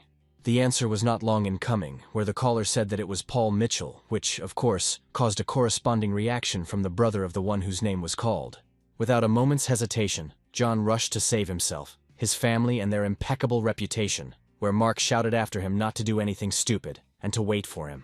But Paul still couldn't calm down, and continued his taunts, putting his hand on his opponent's shoulder, and saying that the security guard's uniform suited Michael very well. But the young man with a deft movement threw off the enemy's hand, saying that his words meant absolutely nothing to him. After which, turning his head towards the young man's ear, Michael whispered that even his high-ranking brother had no right to say anything like that about him. To which Paul immediately shouted that the impudent fellow doesn't even suspect what position his older brother holds, what connections and opportunities he has, where if he wants, half the city will crawl to him on their knees. And for insulting his brother, he will now teach Michael a good lesson, where no one will be able to stop him. Melanie stood nearby and watched the events unfold, noting that this young man in a white suit was only good at hiding behind his brother and family, but in reality, he was nothing special. But looking at Michael, the girl added that in any case, this pervert deserved everything that was happening to him now. And suddenly the crowd of guests parted, letting John and Mark, who had arrived at the event, go ahead, where, looking at Brother Paul's stern face, those around him speculated as to what could have made him so angry. Seeing his brother, Paul said that he would sort out the situation himself, and his intervention was not required. But instead of words, John suddenly gave his younger brother a good, resounding slap in the face. Grabbing the place where the blow landed, Paul, not understanding what he could have done to deserve this, asked his brother why he did this to him. In response, John said that Paul had no brains at all, and pointing at Michael, he added that he should immediately apologize to the lone wolf. It is unlikely that anything could shock the young man more than the information that his longtime enemy was the famous lone wolf. And his older brother, without waiting for Paul to get the hang of an apology, offered one himself on behalf of his brother.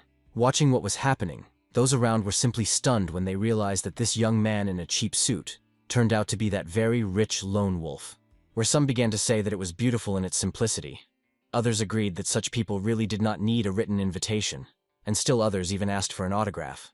And once again, Michael's defeated and completely crushed opponent stood to the side, noting that this young man had surpassed him in literally everything, in music, in sports, and in his position in society, where instead of becoming the lone wolf's first friend, he became his sworn enemy. Here Mark intervened in the situation, saying that this was all his fault, and that the lone wolf should have called immediately, and all the issues would have been resolved instantly. To which Michael, slapping his friend on the shoulder in a brotherly manner, said that that was why he didn't call, since his friend was too kind and had already done a lot for him. After which Mark addressed everyone present, announcing that the auction would soon begin, and it was time for everyone to go inside and take their seats. Following Michael was Melanie, thinking that she had been categorically mistaken about this young man, who, it turns out, does not live for show, but is very modest. Where, given his condition and position, he could get absolutely all the girls not only at the university, but also in the city. And then the girl felt doubly ashamed for all her wrong beliefs in relation to this young man, as well as for the rude words she had spoken. Clutching her head, Melanie also thought about how she could now fulfill the manager's order and establish friendly relations with the one she had humiliated for so long. Watching Michael walk inside accompanied by the richest people in the city, the girl came to the conclusion that she absolutely had to turn this whole situation to her advantage. The auction hall gradually filled up with guests who had arrived to take part in this momentous event. Sitting next to Michael, Mark told him that today's auction was not only about jewelry, antiques, and other usual auction items, but also about land. And in response to his interlocutor's question, the young man replied that the city administration had allocated the land for sale. Michael mentally came to the conclusion that there was simply no better place to spend money, where land and other real estate are always in demand and are very expensive, which will be an excellent opportunity to spend money. The only problem was who to give all this to and who is currently in the system. And then a thought that was not entirely trivial for him came to his mind, where he, noticing Melanie sitting in the far row, thought that maybe everything he had purchased should be given to her. But then, remembering all the attempts to contact her that had ended in complete failure, Michael forbade himself from even thinking about this abnormal girl. Suddenly, one of the guests, literally jumping up in place and turning his attention to the new person who had appeared in the hall, loudly expressed his incomprehension as to what this person needed here. Turning towards the entrance, Michael saw that his recent new acquaintance, Catherine Sullivan, had arrived at the auction. Having walked proudly through the entire hall, the girl took her place without saying a single word to any of the guests. Looking around at the occupied seats, Michael noted a very strange seating arrangement, where David McEnroy, whom he knew, for some reason, was only in the second row. After which, the young man paid attention to the name written on the chair next to his place, where in the name Howard Madison, the young man immediately recognized the head of the largest market in the city, realizing that he, as a lone wolf, was highly valued here. Imagine his surprise when, instead of the man, a girl suddenly sat down in that place, saying that she had finally found her place. Michael looked closely at the girl, whose beauty could not leave anyone indifferent, and the other guests began to discuss the reason why Howard's daughter Monica, who was known as a rather temperamental girl who was not easy to keep up with, came to the auction instead of Howard. Michael pricked up his ears, trying to catch every word of what the assembled group was discussing. Michael was captivated by Monica's beauty, and from that moment on, all his thoughts were consumed only by this girl. But suddenly realizing that all this could lead to her ending up in the system, the young man abruptly cut off his fantasies and turned away. Then John approached Monica and introduced himself, stating his first name, last name, and position, and extended his hand to the girl, where his thoughts were only about the fact that meeting the daughter of such an important person as Howard Madison could greatly help his corporation in the future, and if he was lucky, it could even lead to marriage. Without any enthusiasm, the girl offered her hand, saying that she was very glad to meet such an influential person. But the girl's thoughts were completely different, where she noted that here too there was only pretense and flattery, and if she had known about this, she would never have agreed to replace her father. Here she turned her attention to her neighbor, concluding that he looked very young, but was already sitting in the front row among the most influential people. Turning to Michael, Monica introduced herself, and then asked how she would address her neighbor today. But the young man not only did not answer the question, but did not even turn to the girl, which made her think that there was something wrong with her, or that she was not beautiful enough for him. Michael prayed that the girl would stop paying attention to him, because as soon as he spoke to her, the system would immediately work, and Monica would immediately become a part of it. But the girl did not calm down, first asking if everything was okay with the young man, and then reproachfully saying that it was simply impolite of him to behave like that. But then John intervened in the situation, saying that the lone wolf should not be so distant, because the one talking to him was Mr. Howard Madison's daughter herself. This was immediately supported by Mark, who was sitting to the left of Michael, saying that the lone wolf and Monica really should get to know each other. Realizing he had no choice, Michael turned and told the girl his name, and while she was thinking about the reason why this young man did not express a desire to get acquainted with her, the system had already announced that a new object in the person of Monica had been added, where, upon fulfilling the usual conditions, 35 reinforcement points would be awarded, the skill of handling firearms would be added, and the standard 10% of the money spent would be returned. Where Michael had no choice but to accept, with inner rage, that the system had worked again. Well, Monica, looking closely at her new acquaintance, noted to herself that he was a rather unusual person, and she would remember him. And so the auction began, where its host, attracting the attention of all the assembled participants, announced the first lot. It was a luxurious necklace with a huge blue diamond encrusted in it, symbolizing eternal love. As soon as the host finished presenting the first lot to the participants, the auctioneer immediately announced its starting price of 120 million. Many of the girls present at the auction literally began to shed tears, blaming their fathers and husbands for the fact that they do not earn enough. Well, those who could afford to fight for possession of this rarest decoration took turns raising the stakes. After another participant named the amount of 150 million, Michael entered the game and immediately doubled the bet, announcing the amount of 300 million. This could not fail to impress everyone present in the hall today. The young man's neighbor was no less surprised than the others, casting another intent glance at this obviously rich young man. Even the auctioneer himself was in a state of shock for a while, as it was the first time he had ever seen someone double that amount. But finally, having collected his thoughts and remembered his duties, the auctioneer declared Michael's bid accepted, asking if anyone would offer more. The men sitting in the room were silent, unable to beat this bet and thinking about how upset their wives would be. And those who were careless and showed up at the auction with their significant others were already beginning to experience their completely unhappy emotions.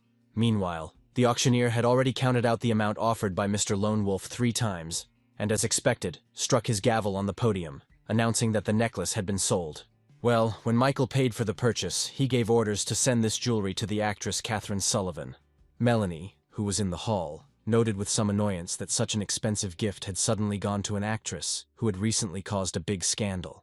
The system began to announce the addition of affection points, and Catherine's brother Mickey could not be happier that the lone wolf was showing such affection towards his little sister.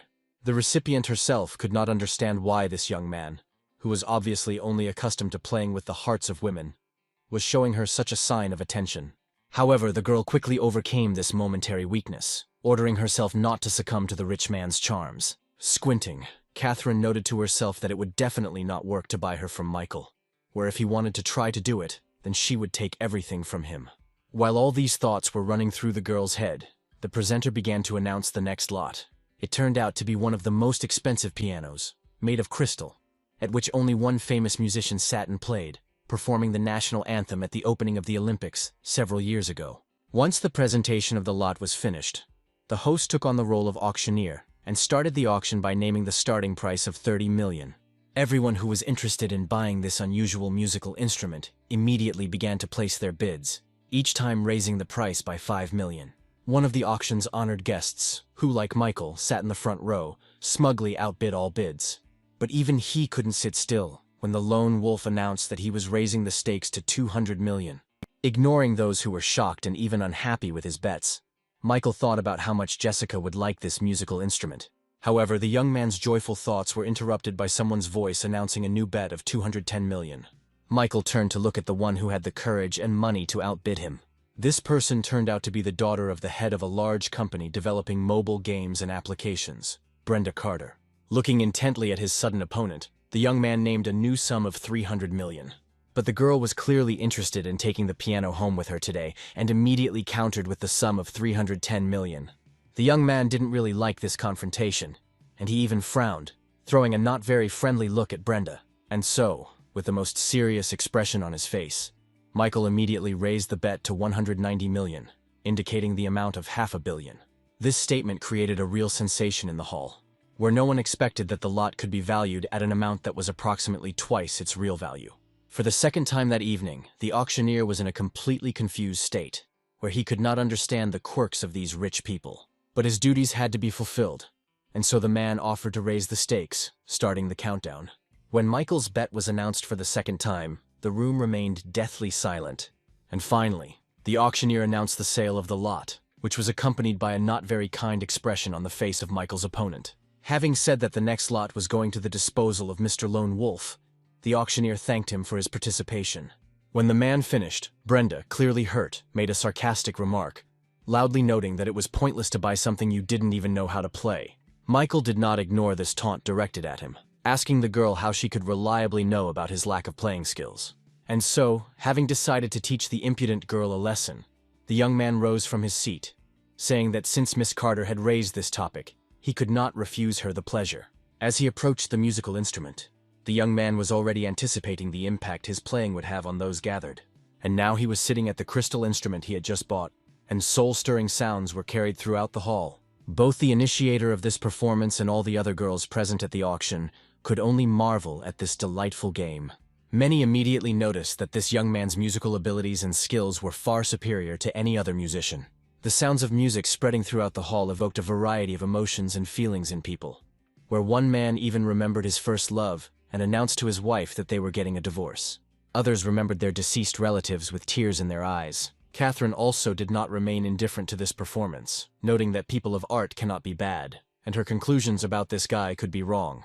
Watching Michael, Melanie was finally able to understand why Jessica fell in love with him, and at that very second the system announced an increase in her disposition towards the owner by 100 points, where finally it climbed out of a deep minus. After finishing his speech and studying the system messages with interest, Michael came to the conclusion that Melanie definitely had some kind of mental disorder, where her attitude towards him went from one extreme to another. Leaving the stage and heading to his seat, the young man came to the conclusion that sometimes money really means nothing, and a girl's heart can be won with your talent. As soon as the young man approached his seat, he immediately heard many compliments from his neighbor Monica, who had already asked him to exchange phone numbers. However, Michael did not want to have anything to do with this girl, who was obviously simply looking for a rich sponsor. And so, when the girl suggested exchanging contacts, the young man said that he didn't have a mobile phone with him. At that very second, the system announced an increase in the girl's favor, who actually really liked the way this guy turned her down, which showed that he was definitely not interested in just her body. Michael could only be surprised that even with such communication, the girl's affection had grown, and noted that recently he had been increasingly encountering some strange women. But Monica didn't back down, saying that the young man could simply dictate his phone number or social media ID, and then she would find him herself and add him as a friend. Not knowing how to get rid of the annoying girl, the young man couldn't think of anything better than that he didn't remember his phone number or ID. But Monica insisted on exchanging at least some information that would help her later contact the guy. Put in a hopeless situation, Michael suddenly declared that he could not give his interlocutor any contact information. But surprisingly, the girl was not upset, playfully stating that she had guessed that the young man had a mobile phone with him. But suddenly the auction host announced a continuation and began to present the next lot, which was significantly different from the previous ones. And when she was told that a bankrupt company was going up for auction next, Michael noted with some pleasure that this place was truly created for him and his system. The presenter continued by saying that the bankrupt broadcasting company Dexter TV, which in its heyday was worth up to $1 billion, was being put up for auction, but the starting price was only $50 million. Without waiting for other bets, the young man was the first to raise the bar immediately to $60 million. However, after his bet, the hall suddenly became silent, with none of the participants attempting to make any more bets. The young man even turned around in surprise, not understanding what was happening and why no one was participating in the auction, where his only assumption was that no one was interested in the lot. But all the other participants did not place bets, not because they did not want to get the company, but because they understood in advance that it was impossible to outbid the Lone Wolf. The silence was broken by the auctioneer, who cheerfully noted that Mr. Lone Wolf had decided to take a swing at the third lot, and asked if there would be any more bids. The room responded with silence, and the man, counting to 3, once again announced the sale of the lot to Michael. The auctioneers listened in silence as the auctioneer expressed his hopes for a speedy return to the former glory of Dexter TV. Also present at the auction was David McEnroy, who had just received word that information had been dug up on Michael and was now wondering how useful it could be. In order to find out what he had managed to find out, the man even left the room, calling his informant and ordering him to tell him everything immediately. And so, with a smoking cigarette in his hand, David listened about where and when the one known to everyone by the pseudonym of the Lone Wolf was born. As it turned out, Michael came from a very ordinary family, where his parents grew vegetables and fruits, which they then sold at the market. The young man received his first education in a very ordinary, one might say, village school. This was followed by training in the same ordinary secondary and high schools. But the informant said that what surprised him most was the bank account this guy owns, where there are not more than 50 people in the world who have such privileges. David didn't miss a single word of what the informant told him, listening greedily about how a man from a simple family owned an account that had no limits or restrictions. The man understood perfectly well that a commoner could not have such outstanding talents or such enormous financial resources. Therefore, all this information was fictitious, which meant that Michael's family, who had connections in the government and intelligence agencies, had incredible influence. so the man gave his informant the order to stop probing immediately before they themselves became targets. Moving nervously along the corridor, David lamented that he had almost climbed into something he shouldn't have. And John Mitchell, who was watching him, noted to himself that the information about the lone wolf that the head of the McEnroy family had received had clearly shocked the man, which led to certain thoughts. Meanwhile, the auction ended and all its participants gathered to take part in the ceremonial reception. And so, information began to spread among the guests of the auction that Mr. Lone Wolf came from a very influential family. Here, Julian approached Mark, who was in the company of his close friends, and was in a hurry to share new information. He said that Mr. Lone Wolf is a descendant of one of the 4 secret families that have the greatest influence in their country, and the appearance of one of the members of such a family in public can only mean that his family has decided to change the world order. Breathing a heavy and simultaneously relieved sigh, the head of the car dealership noted that this explains a lot about the Lone Wolf's behavior. Michael himself, moving around the room and listening to all these speculations about his identity, humorously noted to himself that his father was the simplest fruit seller. Suddenly, the young man's attention was drawn to female voices, which stated that in front of them was definitely a lone wolf. Just a moment later, Michael found himself literally surrounded by a crowd of girls, who were vying with each other to dictate their phone numbers, addresses, inviting him to visit, or just go for a walk. Meanwhile, the music began to play a little louder, and everyone present gradually began to form pairs that slowly circled around the hall. The girls literally swarmed around Michael, not giving him a break, one after another, trying to attract him to dance with them.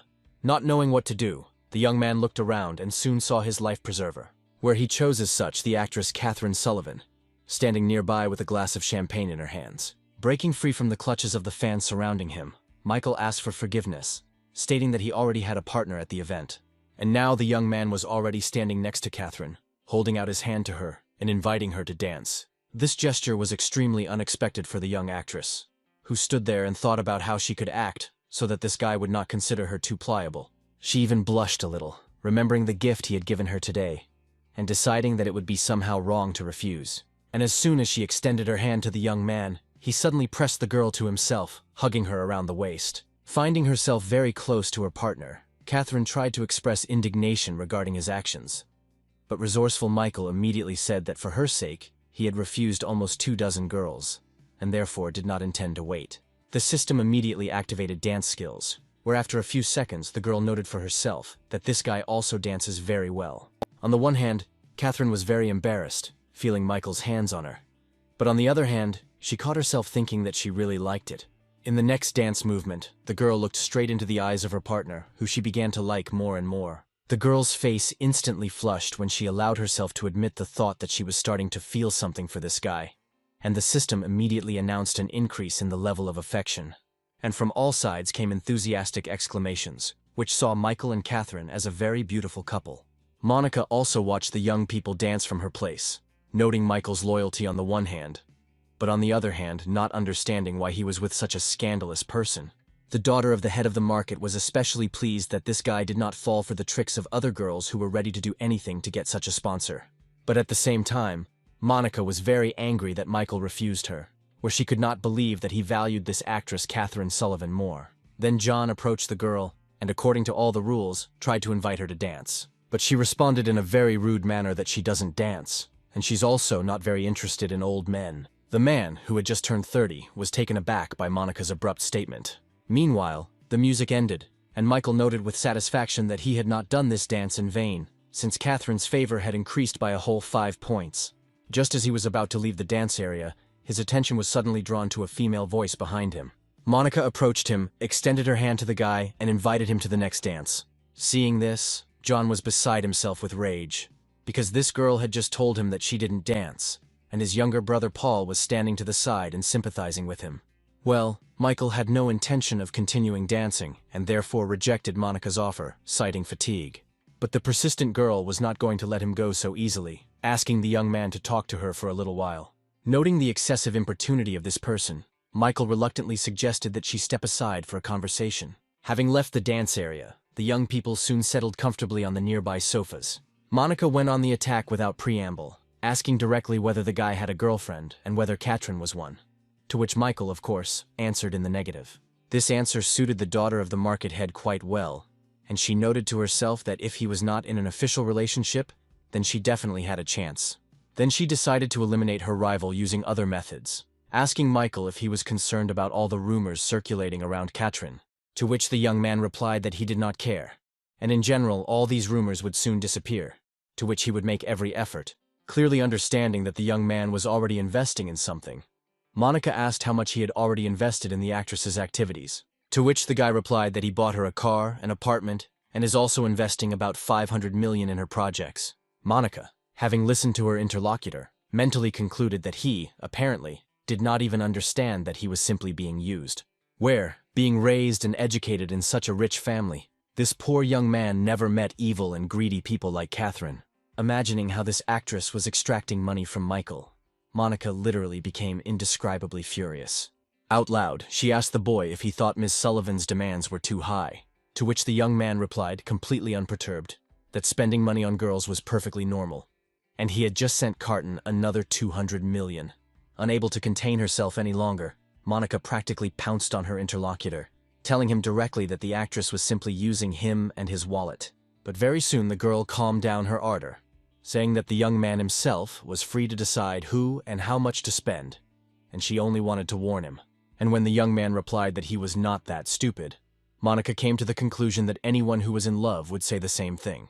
Then the girl remembered how this incredible young man played the piano. His simple-minded face remained before the girl's eyes, where she could not drive away the thought that he was behaving very naively. And now the system was already announcing to Michael that Monica's level of favor had once again increased.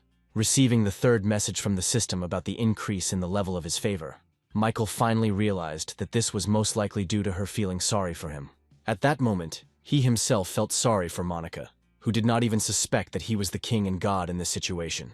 Not without pleasure for himself, the young man came to the conclusion that his interlocutor did not even suspect what he was capable of. But then, distracted from this conversation, Michael suddenly ran his eyes around the room, wondering out loud where Katrin had disappeared to. Well, his interlocutor reproachfully noted that Michael, as it turned out, did not listen to her at all, continuing to be interested in this selfish woman. After these words, the young man's mood changed dramatically, where he said in a cold voice that he had heard everything that was said perfectly well, but sincerely hoped that Monica would not speak badly of Katrin anymore. The young man then added that, from his point of view, it was his interlocutor who was behaving very strangely, trying to create a negative opinion of Miss Sullivan in her own interests.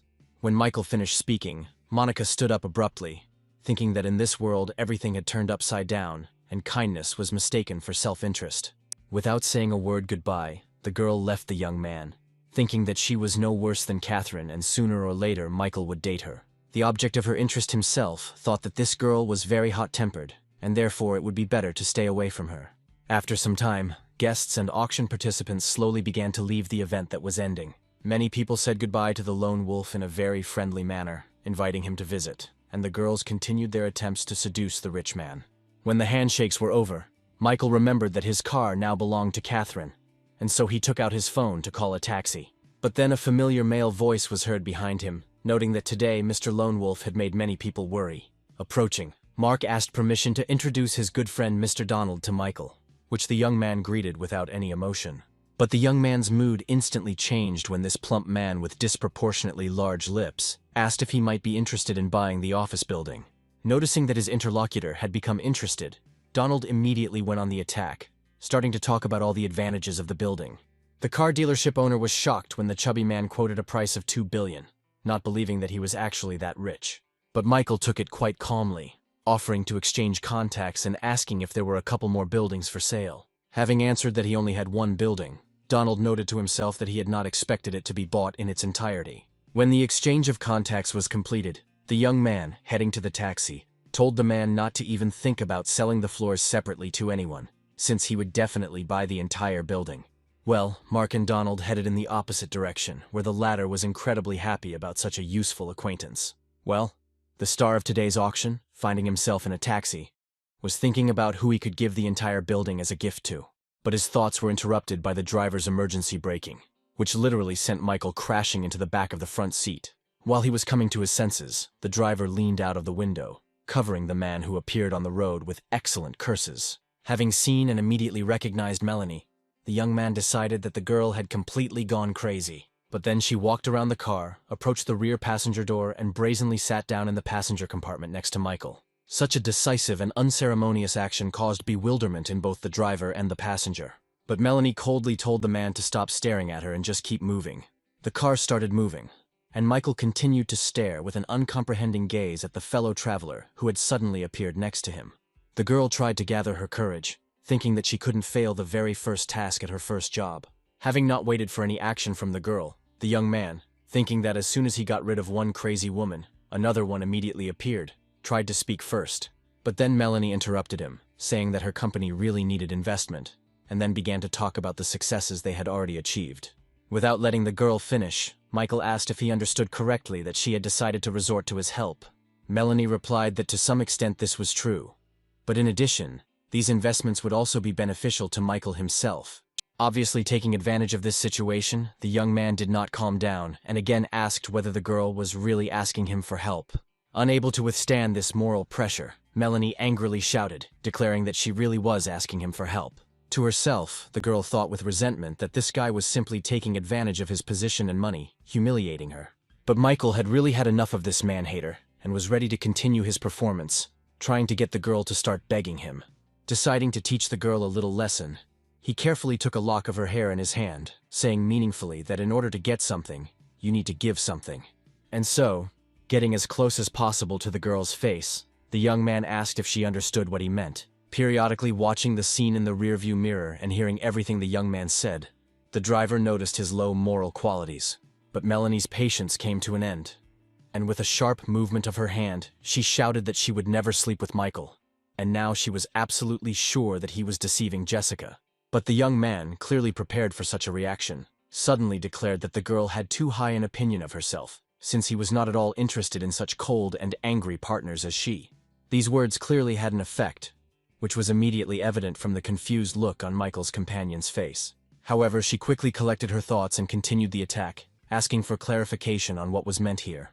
But Michael quickly changed the subject, saying that the girl had too high an opinion of herself, because for some reason she decided that he would become an investor in her company when they had only seen each other a couple of times, and even then they had not parted on the best of terms. Melanie tried to respond to this, but the young man immediately reminded her of their last meeting, where she did not even bother to apologize. The girl had nothing to say to this, and she, pursing her lips in annoyance, said that she understood what her interlocutor was saying.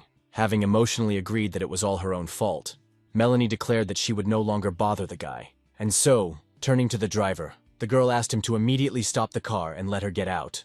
And while she was addressing the man, Michael, looking out the window, suddenly noticed that they were in a completely different place than they should have been according to the route. The car stopped abruptly, and the young man, clutching his head, noted to himself that nothing good could be expected from the appearance of this person. And just as he thought about this, suddenly the car was surrounded on all sides and blocked by 3 more cars. From all the cars that appeared, people gradually began to emerge onto the street, and there were quite a few of them. Michael looked around, noticing that a whole gang of bandits had arrived to confront him. While the young man was noting that this time it would most likely not be possible to figure it out in a simple way, Melanie asked him what they should do, to which the young man simply replied that they had no choice but to surrender, which greatly surprised his companion. Meanwhile, the apparent leader of the group praised the young man in the waiter's suit for the excellent idea of arranging the kidnapping of a rich man from an auction. After hearing what the men were saying, Michael offered to separate peacefully, where he would be willing to give them as much money as they wanted. To which the gang leader replied that he was very happy to have such an understanding victim, but they still wanted to beat him up a little first. The man didn't have time to finish his thought completely, where his vile speech was interrupted by Michael's heels striking him right on the head. The rest of the gang didn't even understand what had happened, watching their boss lying unconscious on the asphalt. Michael, however, looked closely at his future opponents, noting that they were not just street hooligans, but a trained group of bandits. And now this group has already rushed forward with the goal of dealing with the impudent young man who dared to raise his foot against their boss. But the system did its job, and Michael's pumped-up body easily repelled attacks and dealt counterattacks. Here, one of the participants in the battle drew attention to Melanie standing nearby, offering to grab her, which would help calm the ardor of their victim. Having already experienced a kidnapping as a child, the girl became furious when she heard the men's words about her captivity. Masterfully skilled in hand-to-hand combat, Melanie prevented the attacker from carrying out his plan, where, after meeting the girl's leg, One of the attackers, with a broken face, noted that he clearly underestimated her abilities. Michael, while continuing the fight, at the same time assessed the situation, deciding that it was necessary to end all of this as quickly as possible. And so he instructed the system to use a certain amount of enhancement points to increase physical strength and agility. And the system immediately complied, reporting that the order had been carried out and the owner's characteristics had been improved. Immediately feeling how much stronger and faster he had become, Michael immediately rushed to attack his numerous opponents. His incredibly strong and fast blows broke the noses and cracked the jaws of his opponents every now and then. One of them tried to shout something, but his impulse was interrupted by a powerful blow to the groin area from Melanie, after which the girl walked away, showering the man with the most unflattering words along the way. However, the recent waiter at the auction came to his senses rather quickly, abruptly rising to his feet and snatching a knife. And now he quickly rushed in the direction where the girl who had humiliated him was heading. Melanie didn't have a chance to react, but when she turned around, she saw someone's hand stop the deadly blow, grabbing the knife right by the blade. Michael, who appeared in front of the former waiter, noted that attacking a girl from behind with a knife was not at all nice. Well, the victim herself, who miraculously escaped death, stood and watched as blood flowed from the hand of her savior. And the young man, adding that he would now teach the villain a lesson, dealt him a powerful kick. Soon it was all over, and the surrounding area was littered with the bodies of the failed kidnappers. When none of his opponents were left standing, Michael turned his attention to Melanie, whose body was visibly shaking, and suddenly the girl threw herself on the young man's neck, thanking him for saving her from the killer. Michael, who had never expected such a violent reaction from this cold girl, was extremely surprised. But a second later his face changed, where he noticed that this man-hater had another, gentle and fragile side. Hugging Melanie, the young man calmed her down and asked the girl not to take seriously everything he said in the taxi. And when he noted that his companion was a very good person, Melanie, who was pleased to hear such a compliment, looked up at her savior. The young man continued, returning to the question of investing and promising to think about it and visit their office in a few days.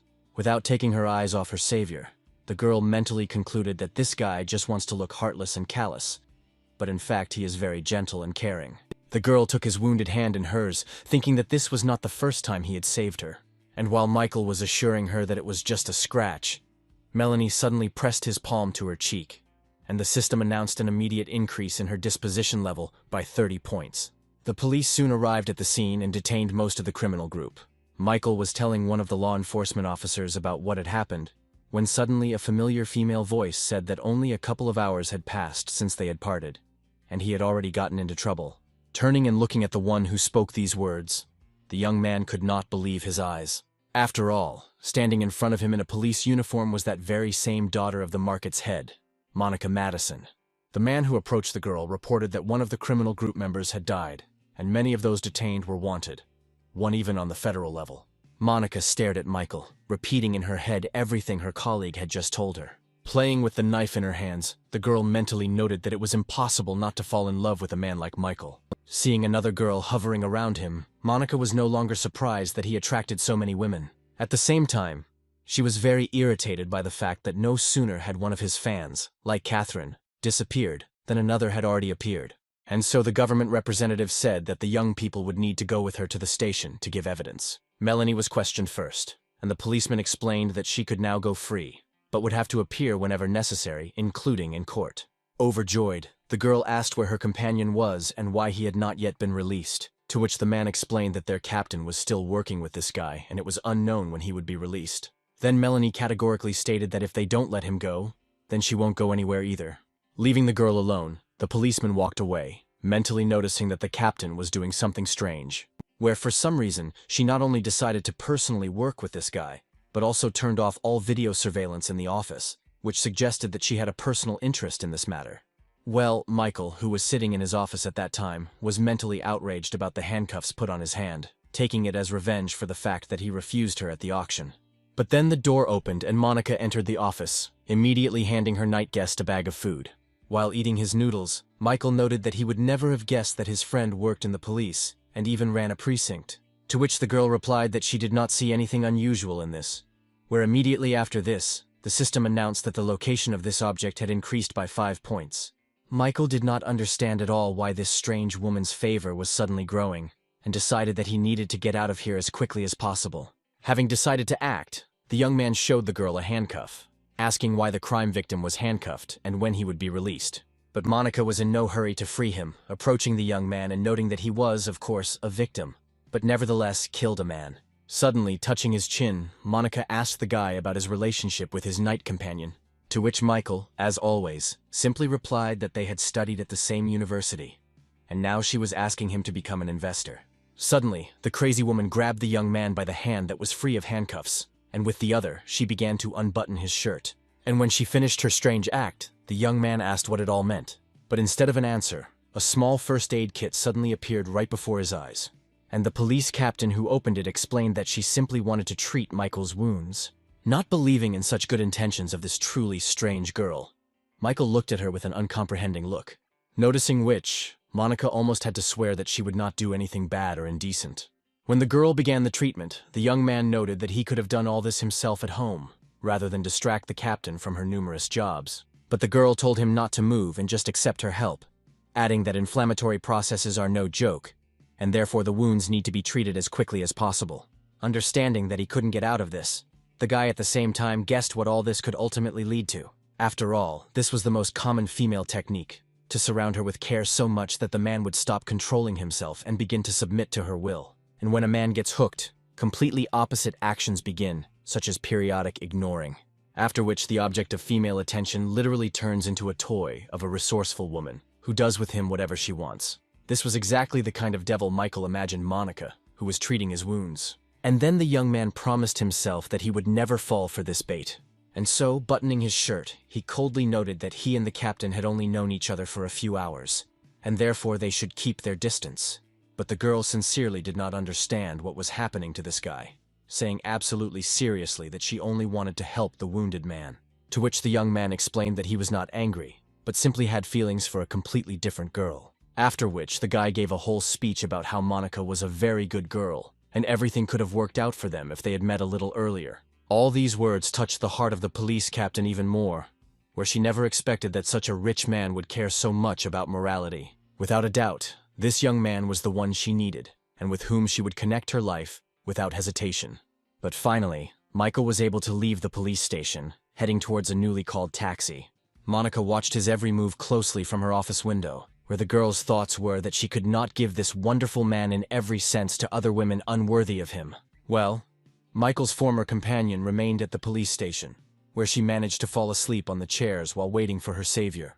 Arriving at Jessica's house, the young man only thought about the fact that he had not slept for a whole day, and hoped that his girlfriend would allow him to rest at her place. When the young man was inside, he heard the sound of running water and headed towards the shower, assuming that the girl was there. And the girl really was in the shower, where her beautiful, slender body was hidden behind the curtain. And so the young man faced a choice, where one side of him said that he definitely shouldn't go in, but the little demon living in every person found it reasonable and even necessary to break into the shower. But when the girl finished washing herself, she turned to Jessica, noting that they really had a very large and comfortable bathroom. It was at this moment that Michael entered the room, his demonic side winning out in his torment. Seeing a stranger in front of her, the girl was initially taken aback, whispering the word "help." But a second later she was calling for help as loudly as she could, calling Michael a thief and a pervert. Well, the unexpected guest himself could not understand at all who she was and what she was doing in his friend's house. And now the girl was already in the arms of her friend, unable to stop her tears and declaring that the guy had seen her practically naked. And the tired young man asked Jessica to explain everything to his girlfriend while he took a shower. This behavior made Joanna even more indignant, where she called the guy a bandit who saw her naked and did not apologize, and asked her friend what kind of relationship they had with him. To which Jessica, clearly embarrassed and not telling the whole story, replied that this young man was her good friend. Joanna noted to herself that something was clearly wrong here, since her friend had never behaved like this around a man before. And now the girl began to understand that Jessica and this boor were apparently a couple. She immediately rushed to her friend and began telling her to come to her senses and not waste her time on such losers. And when Jessica asked what she meant, Joanna explained that such a successful and rich girl could not have a commoner boyfriend. To which her friend began to explain that everything was not at all as her guest had imagined, and Michael was a very good and decent guy. But Joanna did not calm down, saying that in the modern world only money and power can show decency, and therefore Jessica should choose an appropriate partner for herself, and not this ragamuffin. She immediately gave an example of how at yesterday's auction, A certain rich man spent $500 million to buy a piano, and said that her friend needed someone similar. Where, immediately dreaming of an equally worse match for herself, Joanna concluded that these beauties needed only the best men. But then the girl's conversation was interrupted by a doorbell, where without waiting for an answer, the visitor said that he was from the delivery service. While Jessica was signing, Joanna asked her what she had ordered, but her friend replied that it wasn't her. But Michael had warned her about some kind of surprise. Having heard the name of the person who saw her in negligee, the girl immediately noted that this beggar would definitely not be able to give her anything worthwhile, which was already starting to anger her friend. But then the girls saw a helicopter hovering in the sky right above Jessica's house, after which a cargo van accompanied by armed guards will stop right in front of the front door. This unusual delivery silenced both the skeptical Joanna and Jessica, who was standing next to her. But then a particularly valuable cargo was delivered to a room where it became clear that it was a musical instrument. Jessica wondered what kind of instrument it was that was being transported under such protection, and her friend, with the same skepticism, said that the less confident a man is in a gift, the more beautifully he wraps it. Deciding not to languish in guesswork any longer, the girl approached the musical instrument and pulled the cape off it, immediately after which the brightest sparkle of the crystal literally blinded the distrustful girl, and the recipient stood and enjoyed the beauty of this exclusive musical instrument. Joanna decided to check if this was really the material she thought it was, while wondering how much it might cost. Remembering the simple appearance and clothes of the young man, like those of her guards, the girl began to wonder whether she had made a mistake in him. And at that moment, on the TV, the girl saw a news story about the auction that had taken place the day before, where Michael's face immediately appeared on the screen with a message that a certain rich man had purchased a piano for $500 million. Joanna was truly shocked to hear that it was this ragamuffin who had bought such an expensive instrument. Noticing her friend's reaction, Jessica recalled her words about the guy being normal, not only in terms of his money, but also his moral qualities. A male voice, which came from behind him and announced the delivery of his purchase, attracted the girl's attention. Turning around, Joanna saw Michael standing in front of her, who had finished taking a shower and now appeared to her in a completely different light. As he walked down the stairs, the young man noted that he was only expecting delivery tomorrow, and Jessica's friend was already thinking about how handsome he was. Ignoring Joanna, Michael immediately walked over to Jessica, who thanked him for the wonderful gift. Having dressed quickly and saying that he would not allow himself to be given a cheap gift, the young man invited his girlfriend to join him at a meeting. But the hostess of the house remembered that she had a friend visiting her today, and it would be wrong to leave her here alone. And then she politely declined the trip, explaining that she had promised to spend time with her best friend. Having said goodbye to both girls, the young man left the house, and while already on the street, he received a message from the system about the appearance of a new object. The new target turned out to be Jessica's friend Joanna, which greatly amused the young man. Where he found Jessica, a very naive girl who believes in female friendship when her best friend is looking at her man. Diana walked down the street, thinking that she was missing classes because of a man, and on top of that, she was getting to the place he had designated on her own. The girl recalled that fateful evening, after which, as it seemed to her, Michael had cooled off greatly towards her. At that very moment, the young man saw a system message that Diana's disposition towards him had decreased by 1 point. It was completely incomprehensible to Michael what was going on in the woman's head, because all he had done was make an appointment with her. And so, finding himself next to a girl who was clearly dissatisfied with something, he took her hand and called Donald, saying that he was already there. And as they continued moving, the young man thought that no attempt to apologize would help here, and that something else had to be done. Where in this situation, Michael was going to take such a step, after which the girl would simply have nothing to say. Meanwhile, Donald's father was asking his son who this lone wolf was for whom he had arranged such a festive reception.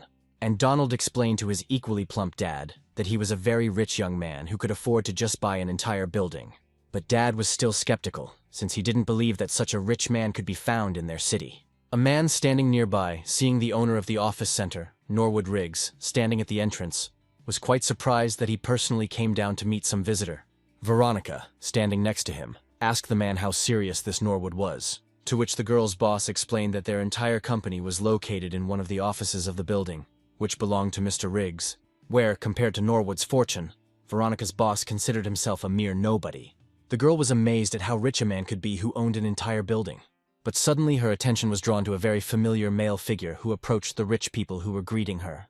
Veronica waited until the young man turned his head and recognized her ex, Michael. Meanwhile, Michael himself was already shaking the hand of Norwood, who was greeting him, thanking him for such a warm welcome. And now Riggs Jr. was already showing the lone wolf the way to the elevator. wanting to show and tell everything here, but his father limited his maneuvers to just calling the elevator. Watching the father and son, the young man noticed that they were communicating in a rather funny way. Well, Michael's ex-girlfriend, who had been watching him all this time, couldn't understand what he was doing there, and why the owner of the building was personally meeting him. As the group walked to the elevator, Norwood told the guests how everything was arranged. The man explained that from the 1st to the 10th floors there are various boutiques, game rooms, cinemas, and other entertainment establishments. They had already climbed up to the required floor when Mr. Riggs was telling them that after the 10th floor there were office premises for a wide variety of companies. Moving behind everyone, Diana thought with displeasure that all this was very boring, and Michael might not even have invited her here. Throwing angry glances at the young man, the girl complained that she missed classes because of him. But Michael didn't even pay any attention to her. Meanwhile, Norwood suggested that the guy walk around the floors and look at the operating companies. Without responding to the offer, the young man suddenly turned to his companion, asking what she thought of this office center, where she, slightly hesitating from surprise, answered haltingly that she liked the building. Immediately after which, Michael suddenly announced that he was buying this building, where he asked to register the ownership rights to his current companion. The young man's statement almost shocked the girl. The Riggs family members couldn't believe what they heard either, and asked the lone wolf again whether he really wanted to give the building to the girl, to which the young man replied that without a doubt, but only if she herself wanted to accept him. After listening to the young man, Norwood noted to himself that not everyone could just go and buy a building and then just as easily give it to some girl. Diana didn't believe what was happening, claiming that Michael was probably joking, since giving away an entire office center was something out of the realm of fantasy. But the young man, approaching his former classmate, assured her that this was not a joke, and now she would be able to receive an income independent of anyone. Michael then added that he did not want Diana to be dependent only on her family's affairs, and with an asset like this office center she will always have a financial safety net. Looking into the eyes of this incredible young man, Diana reproached herself for having treated him badly lately, and the system was already conveying information to the owner about the increase in the level of the girl's disposition. But the person most pleased in this situation was the salesman, who noted with affection that an agreement had been reached between the young people. Norwood then added that the final cost of this office center is $2,600,000,000.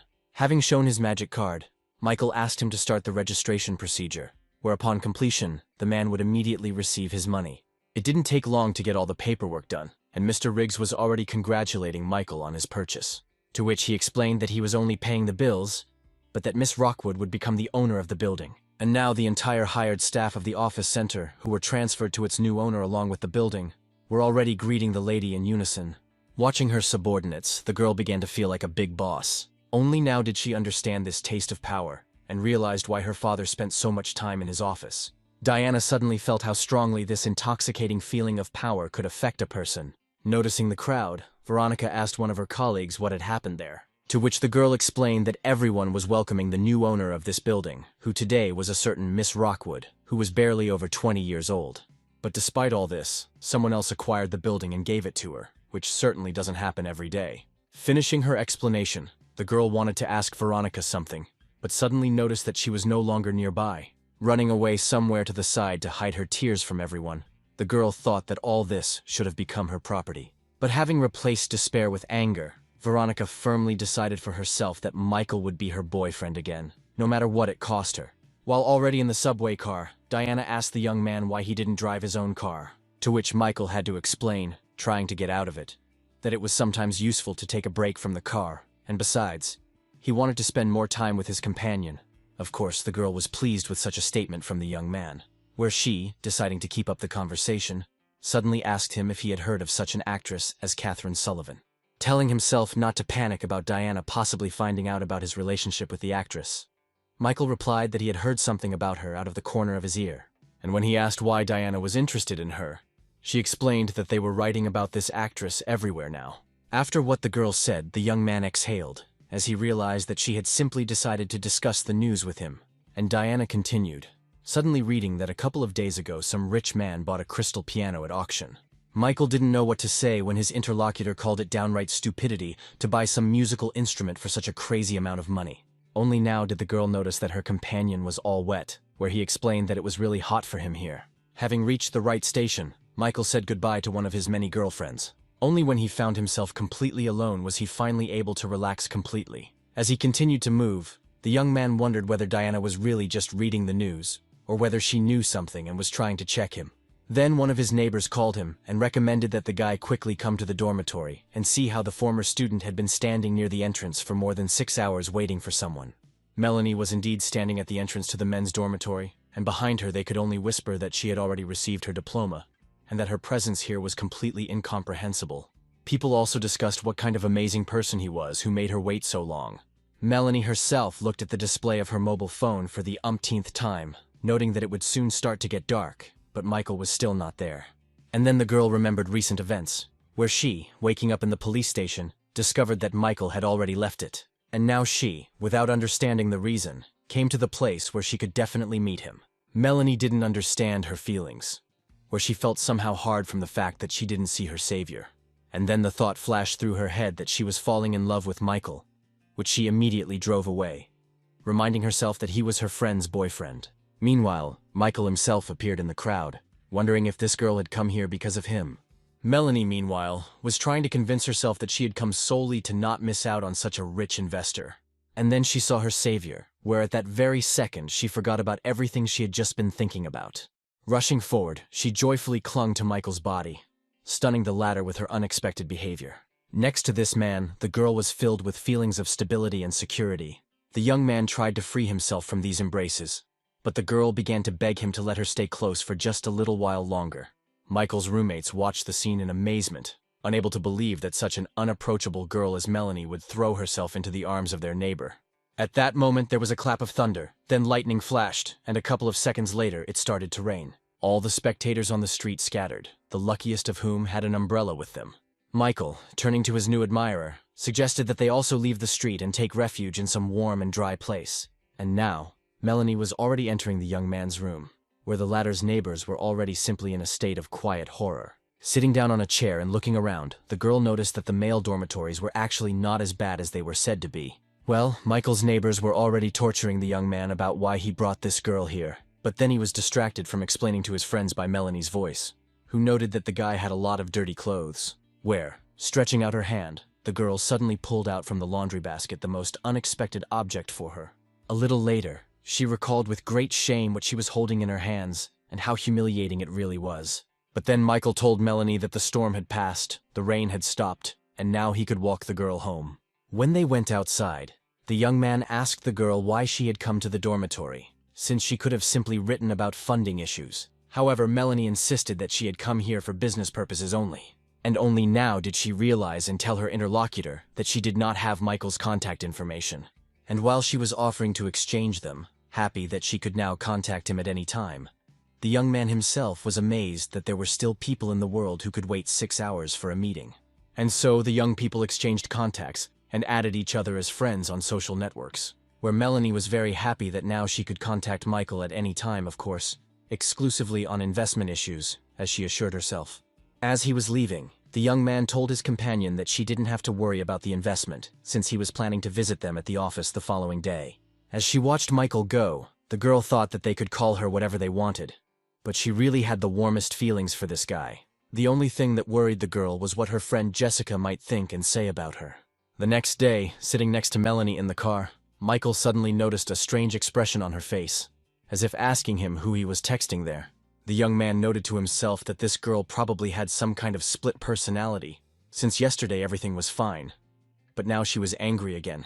Melanie herself was thinking about the fact that this guy already had a girlfriend, and she didn't want to ruin his relationship or be a third party in it. Taking out her mobile phone, the girl in love called her boss, informing her that she and the investor would soon arrive at the office.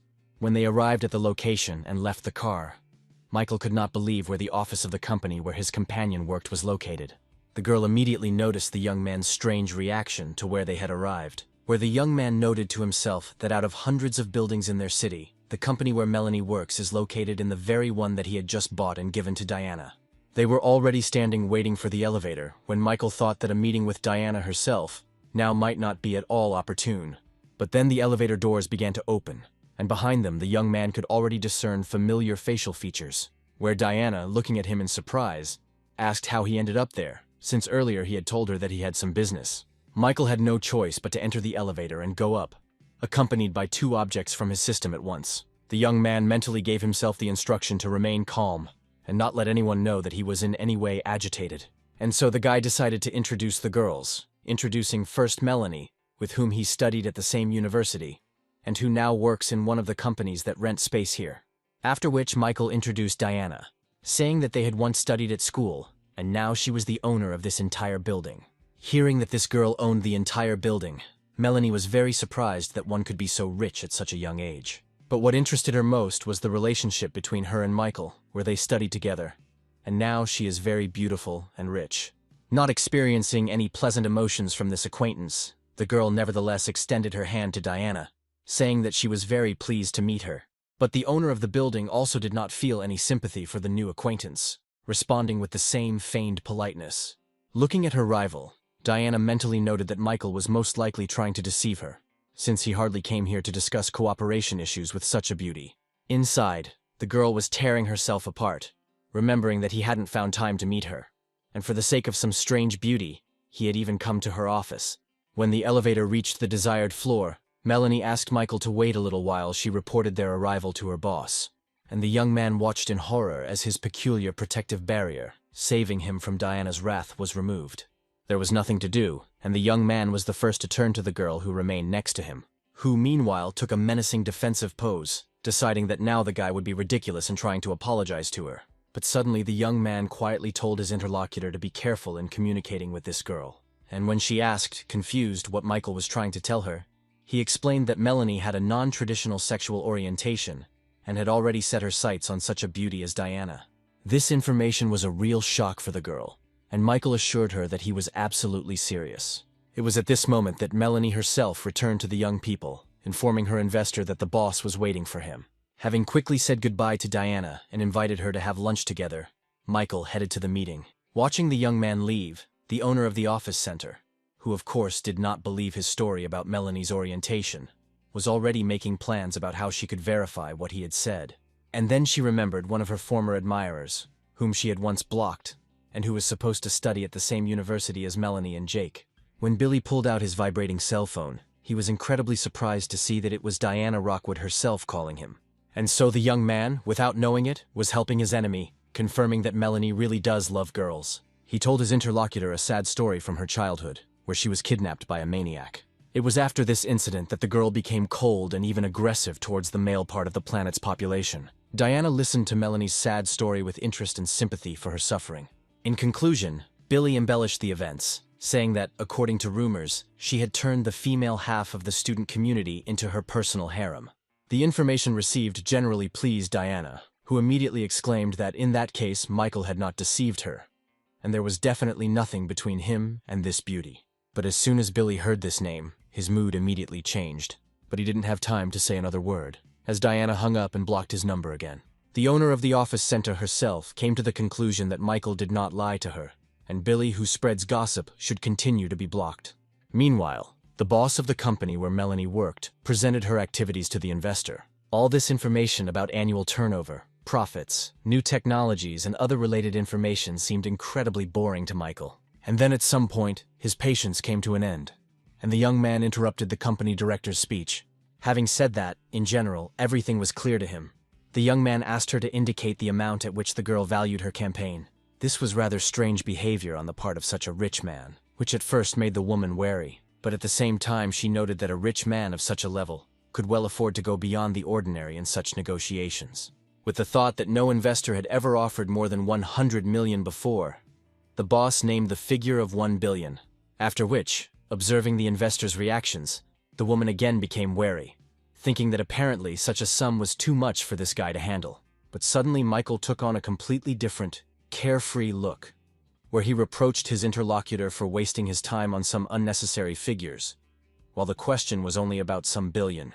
Such a statement could not leave the campaign boss indifferent, because it is not every day that you meet a person who does not consider a billion as money. Meanwhile, Michael continued, stating that he would buy 49% of the company's shares. But in order to do so, the woman would have to do something for him. The last words spoken by the investor. His mysterious tone began to lead the girl to certain thoughts, where the first thing that came to her mind was that this young man wanted to have an intimate relationship with her. She was much older than the guy, which at some point confused the woman. But a second later she thought that the rich have their own quirks, and was not at all against fulfilling his request. But the girl's playful mood instantly dissipated when the young man who approached her suddenly said that his condition was that all these shares would pass into the possession of Melanie. The girl, who had just managed to make coffee, suddenly saw Michael coming out of her boss's office, surprised at how quickly the meeting went. When the young man caught up with her, the girl asked him how everything went, to which the young man replied that Melanie was a very talented employee and would soon be promoted. Having quickly noted that it was too early for her to even dream of a promotion, the girl suddenly asked the guy what he was going to do next. And when her interlocutor asked what she meant, Melanie explained that she was not stupid and saw everything perfectly well. And now she was interested in who he would choose between her friend Jessica and the owner of this office center. Where the girl was interested in this question not so much for the benefit of her friend, but for her own sake, since she also had feelings for Michael.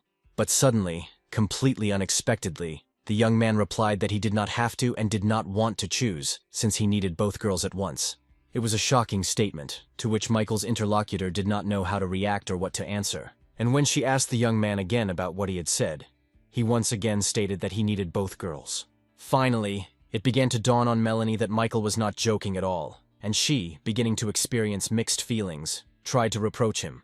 But the young man interrupted her, saying that it was enough for her to pretend to be such a good girl, who just yesterday was in his arms, forgetting about her friend.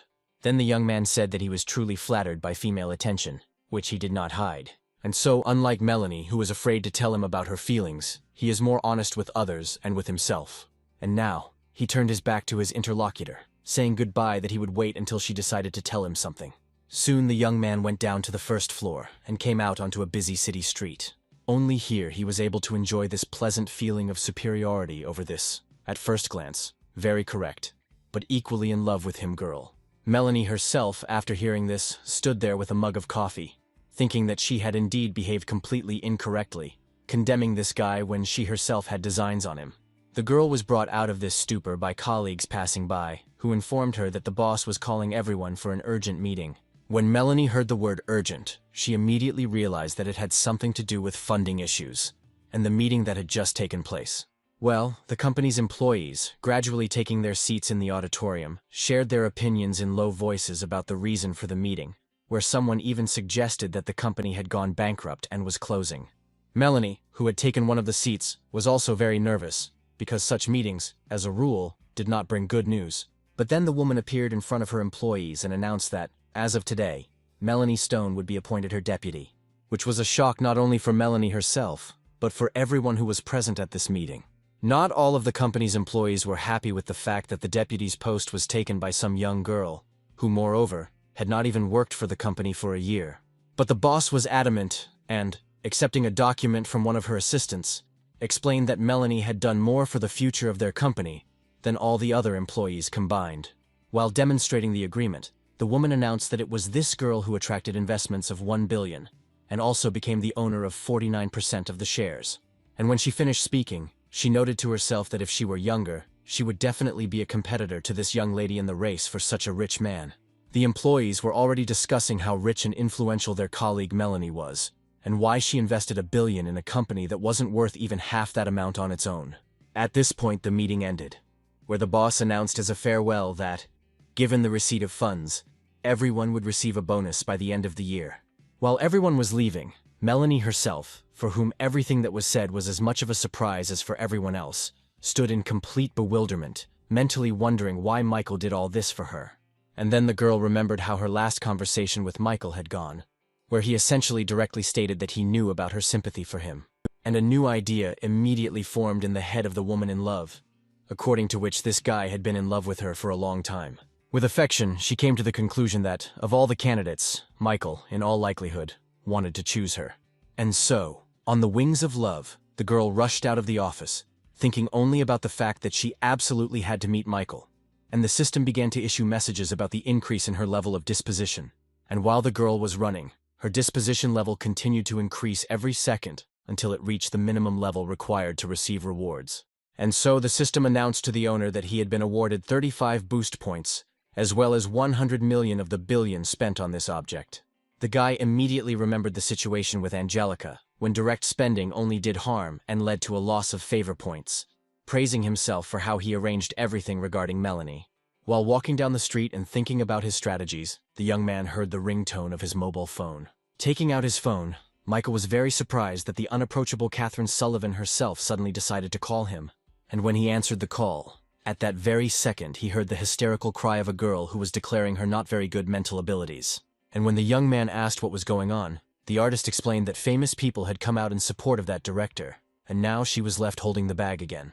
After listening to the explanations, the young man simply refused to understand how this film industry was structured and operated, where he had poured hundreds of millions into it, but still had not received any results. However, this was a great way to spend a lot more money, and so Michael told his interlocutor not to cry, as he would solve everything. There have been constant rumors surrounding director Floyd Hicks that he was using his position to seduce young actresses who wanted to break into the big screen, but there has been no evidence to support this. And this time, all the talk around this director died down when several actresses, led by celebrity Cheryl Farrell, spoke out in his support. Listening to this information, Michael was surprised that the simple words of this actress were listened to so strongly, and his informant continued, adding that Cheryl is not only good as an actress, she also does a lot of charity work. And so Mark concluded that this time, Floyd saved his reputation thanks exclusively to this girl. But in order to bring this man to the very bottom, you need to act extremely inventively. Michael didn't quite understand what his old acquaintance meant by the word inventive, and the owner of the car dealership, handing the guy a card, explained that he had hired private detectives who had found one useful person. Soon, the young man arrived at the address indicated on the card, where he was very surprised that the person he was looking for lived in such a remote place. As he approached the apartment he needed, the young man suddenly heard a loud, rude voice telling someone that he did not intend to do charity work here. Opening the door slightly, Michael was quite surprised when he saw the one standing in the very center of the room. It was Kevin McEnroy himself, who was showing a certain man a bat in his hands and demanding that he return all the money immediately. In response, the unsuccessful director Wally Fox asked the gentleman to give him another chance, where his next creation would definitely become a box office hit.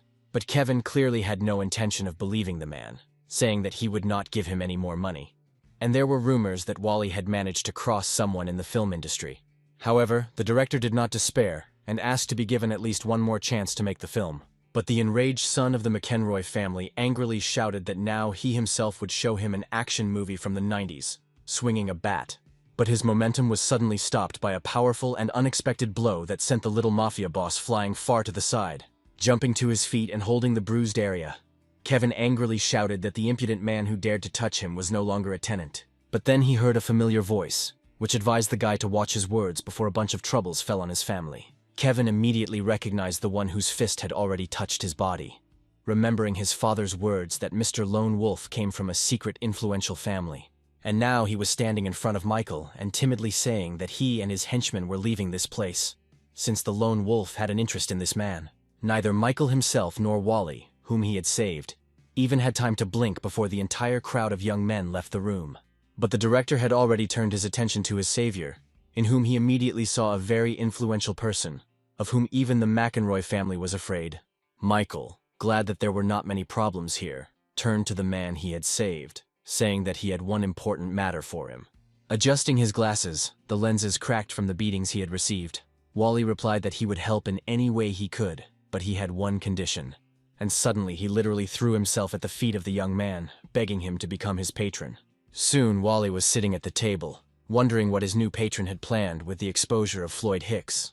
Michael reacted sharply to the address of patron, saying that he should not be called that, but at the same time confirming that he was interested in the man solely for the purpose of exposure. The director immediately realized that this guy already knew that he had compromising information, which he, however, was ready to pass on to him.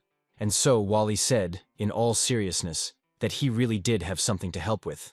But in return, he wanted to ask the young man for something. And when Michael pointed out that money was not a problem, the director suddenly stood up and said that he was not interested in personal gain, where he simply wanted the young man to invest in his project. Michael noted to himself that such a desire for art was worthy of praise and assistance. So he said that an actress named Catherine Sullivan would be handling his affairs in the film industry, where Wally would have to contact her to resolve the issue, which immediately caused quite a violent reaction from the director, who shouted that he was ready to give his life for his patron. The man then pulled a flash drive out of his pocket, saying that the information on it would not only destroy Floyd, but would also affect the entire balance of power in the film industry.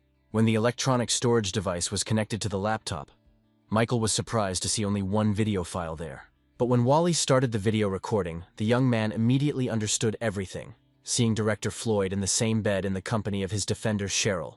The young man was very pleased with such excellent compromising material, which allowed him to kill two birds with one stone, where, as if guessing the thoughts of his savior, the director said that he would never have decided to publish it alone.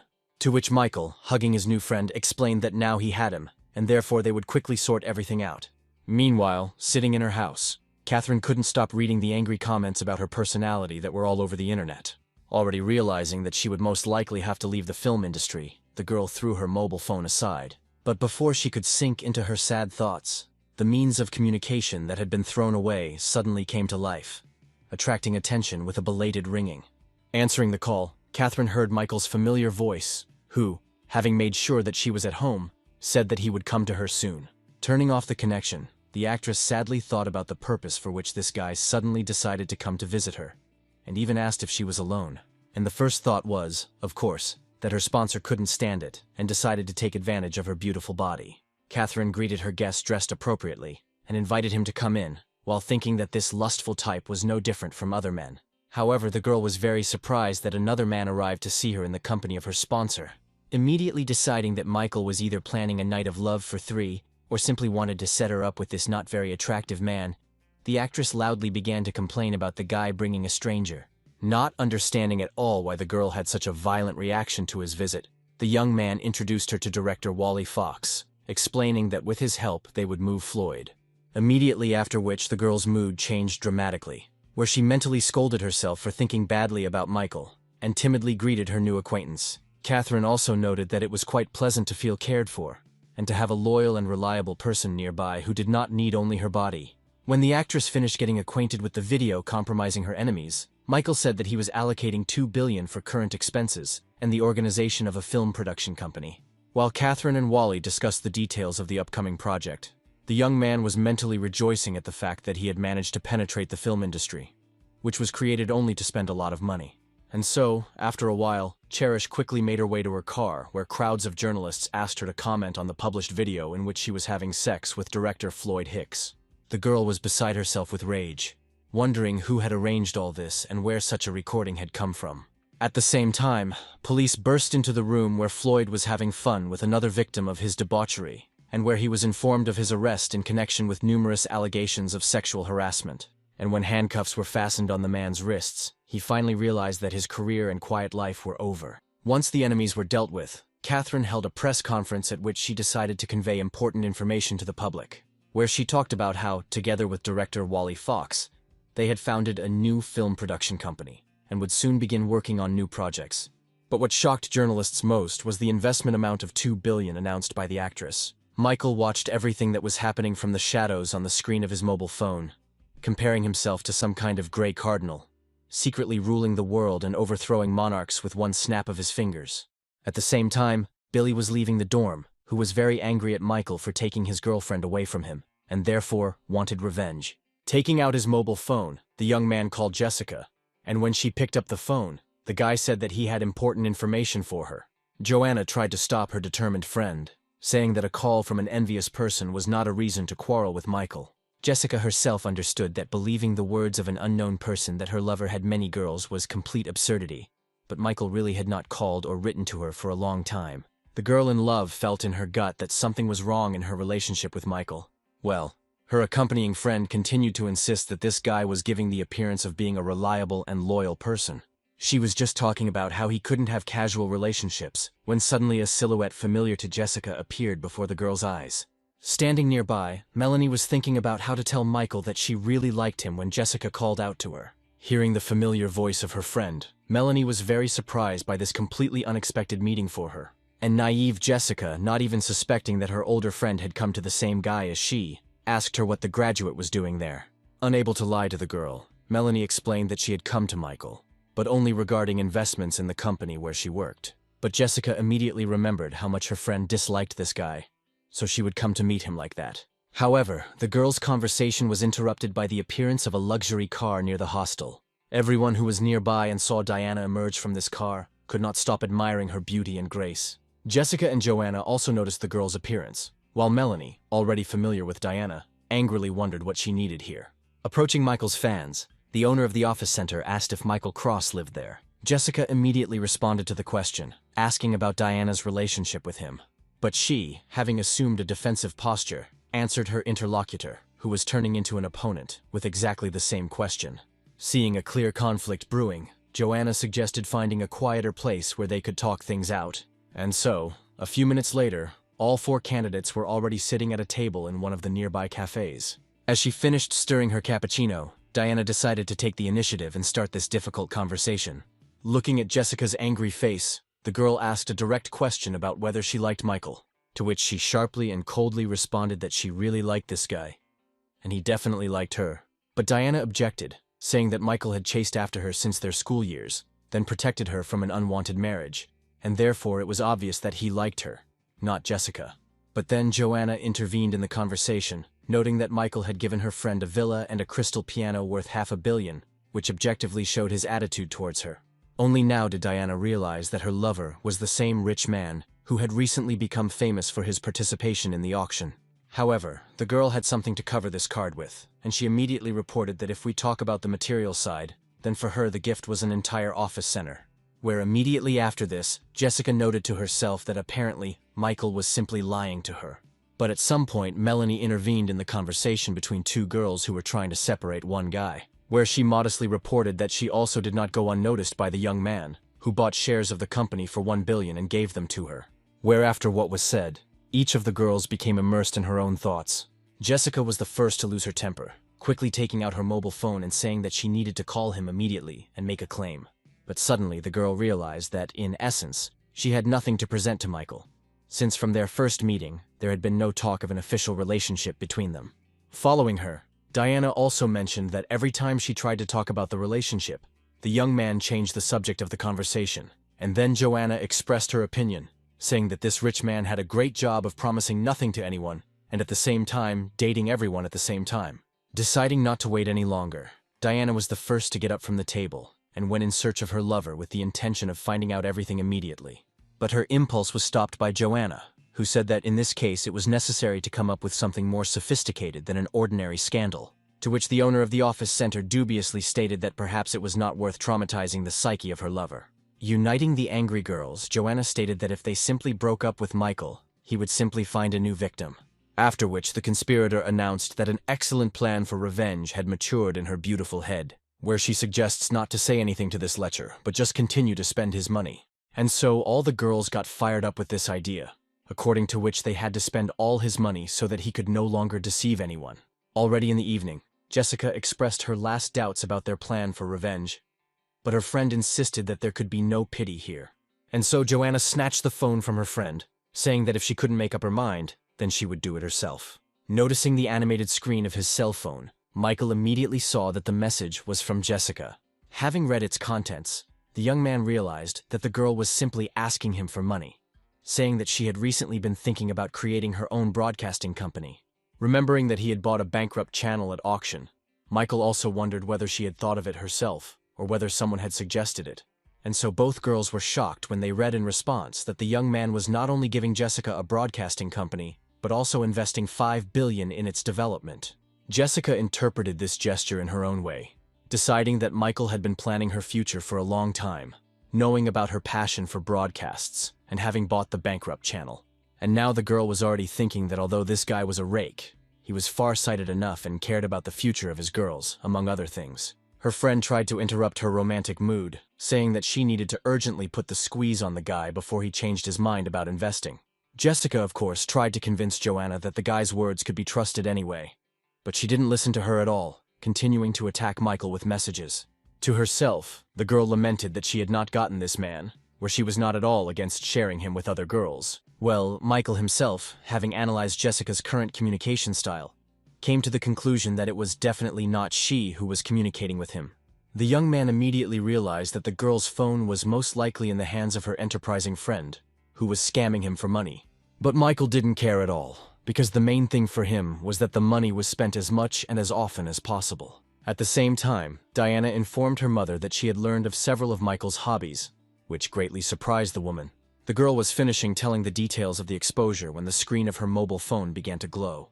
After showing her mother what was on the screen, Diana explained that she and all the deceived girls had created a common chat, and while she was reading the message about Jessica getting $5 billion in a broadcasting company, angry that she hadn't gotten anything yet, her attention began to be drawn to the woman sitting next to her, who told her surprised daughter that their entire alliance against Michael was nothing more than a deception. And so, remembering her sad past, the mother told her daughter that she and her father came from different social circles, where she had to make a lot of effort in order to marry him. The woman then reminded them that although their family was rich, they were still far from Michael's level. And as we know, all influential and rich men will always be surrounded by female attention, which does not give a reason to retreat and give such a value to rivals. Diana tried to object, but her mother immediately noted that despite the assertions of all her companions that Michael was a scoundrel, not one of them had ever ended their relationship with him, where each one hopes that the others will do just that, and in the end only one will remain next to this rich man. The experienced woman's arguments were not without meaning and greatly inspired the almost desperate girl, and Mom kept adding fuel to the fire, saying that it was her daughter who should get Michael, thereby ensuring the best future for herself. And so the determined girl decided that she was leaving this coalition and ending the Cold War against her lover. Sitting on his bed, Michael took out his mobile phone, which unexpectedly received a late message. The young man immediately saw that the message came from Diana, where she asked him for forgiveness for something. Having compared all the oddities that he had managed to notice in the girl's behavior today, Michael began to guess that they had most likely found out about each other's existence, which meant that countermeasures had to be taken. And so Diana noted with horror that Michael himself was calling her, where her mother recommended that she answer the call as soon as possible. Having accepted the challenge, the girl greeted her lover in the most tender tone, and the resourceful young man said that he was calling to talk about investing in a broadcasting company that belonged to his good friend. When the conversation was over and the mother asked Diana about what Michael had said, the girl relayed the gist of their conversation. This was joyful information, where the woman emphasized that under such circumstances one can safely say that her daughter occupies a special place in the guy's heart. And Diana herself, having put everything that happened together, happily stated that Michael definitely liked her. With tears in her eyes, she reproached herself for having conspired behind his back with other girls when he was being as open and honest with her as possible. And so she told her mother through tears that she had acted simply terribly and really wanted to atone for her guilt before the guy. Suddenly, Diana's face seemed to brighten as she decided to definitely pick out some kind of gift for Michael. The man, handing Jessica another folder of documents, said that she only had to sign one more thing. And when this was done to her, he congratulated the girl on the fact that she had become the full owner of the broadcasting company. As Jessica dug into the report, she sadly noted that the company was deeply in the red, and if Michael had not invested the money, things would have been very bad. The girl also noted that the young man, although flighty, was a very reliable and caring person. And so she came to the conclusion that for everything he had done for her, she needed to properly thank the guy. There was an unprecedented excitement in the car showroom due to the fact that quite rare and expensive cars were on display. As Jessica passed one car after another, she wondered which one Michael might prefer. And suddenly she noticed how her new friend Diana was examining the interior of one of the cars. Having looked around the salon and raised her head, the owner of the office center also noticed one of her companions in the activities against Michael. Confused about why Diana had come to the exhibition, Jessica greeted her friend. And when the newly minted owner of the broadcasting company asked who her friend was choosing the car for, she explained that it was her father's birthday, and she had come for a gift. And when Diana asked whether Jessica herself had come here to choose a gift for Michael, she, very embarrassed, said that it was her father's birthday too, and she wouldn't choose a car for that scoundrel. And now both girls were laughing at such an unusual coincidence of their father's birthdays. But then their attention was drawn to another familiar female voice, asking what they were doing here, where Jessica and Diana turned around and saw their third companion, Melanie, in front of them.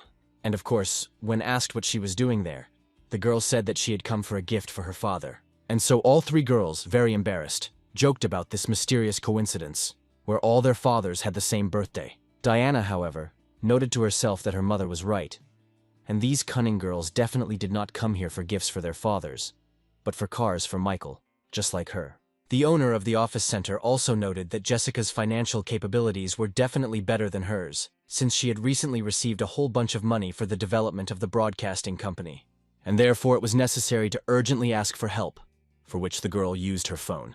The mother who answered the call after listening to her daughter's arguments that she didn't have enough money to buy a car, calmed her down, saying that she would sort everything out now. And so she invited her manager, whom she immediately instructed to transfer money from the reserve account to her daughter.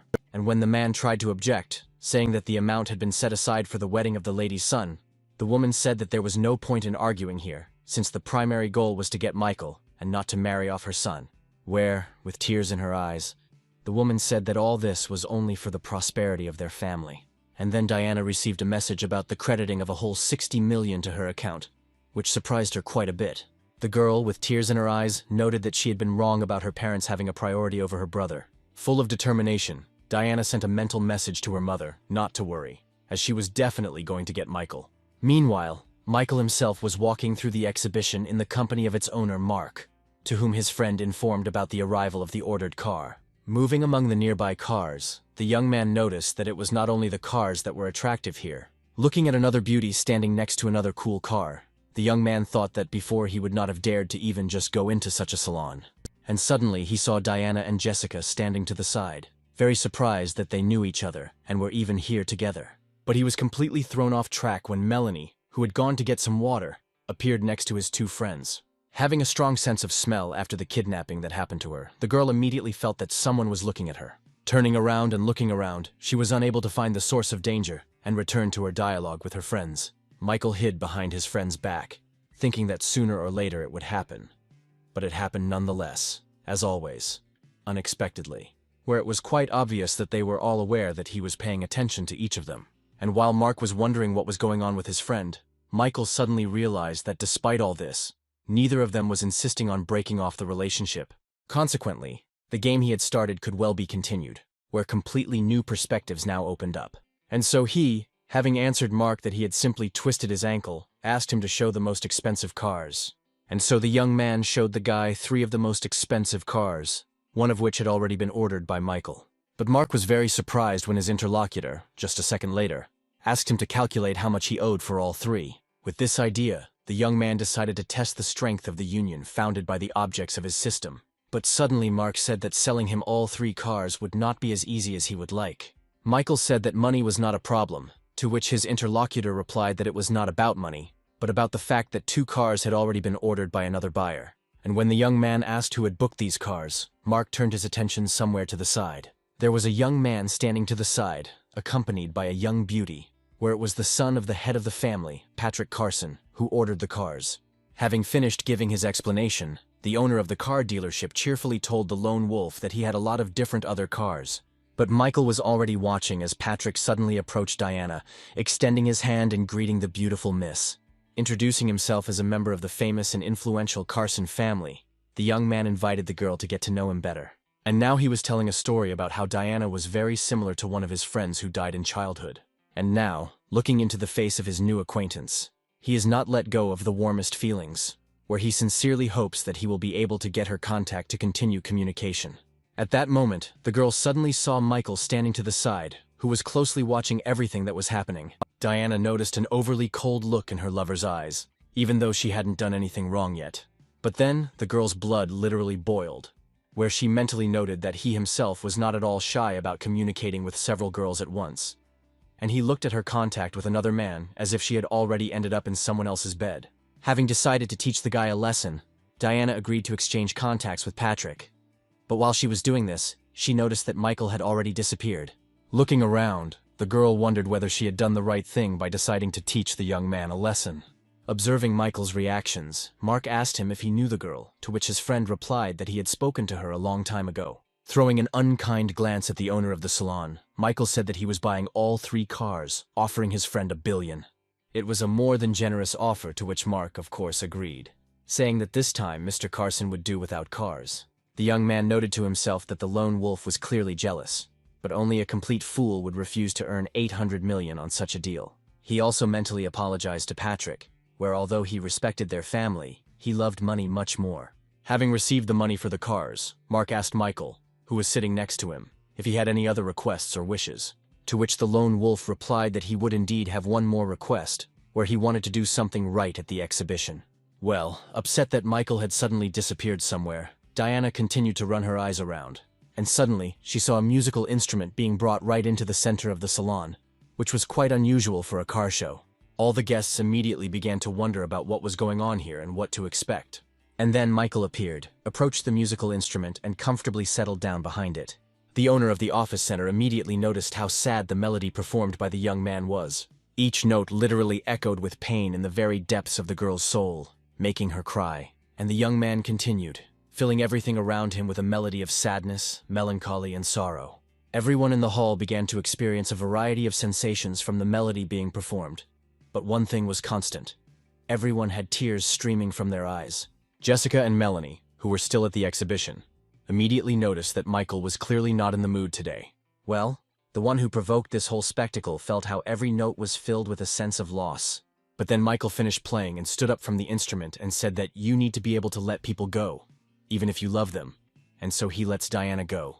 Without saying another word, the young man turned and walked away. Realizing her huge mistake, the girl rushed after him, begging him not to leave her alone. However, the girl's path was blocked by Mark, who asked Miss Rockwood to stay for a while. Looking at the respectable man, Diana asked him why he was detaining her, to which the young man, handing the girl the papers, explained that Mr. Lone Wolf had just purchased a car, which he asked to be given to her. This was the finishing shot to the very heart, where the girl literally melted from the realization that Michael had come here to choose a gift for her.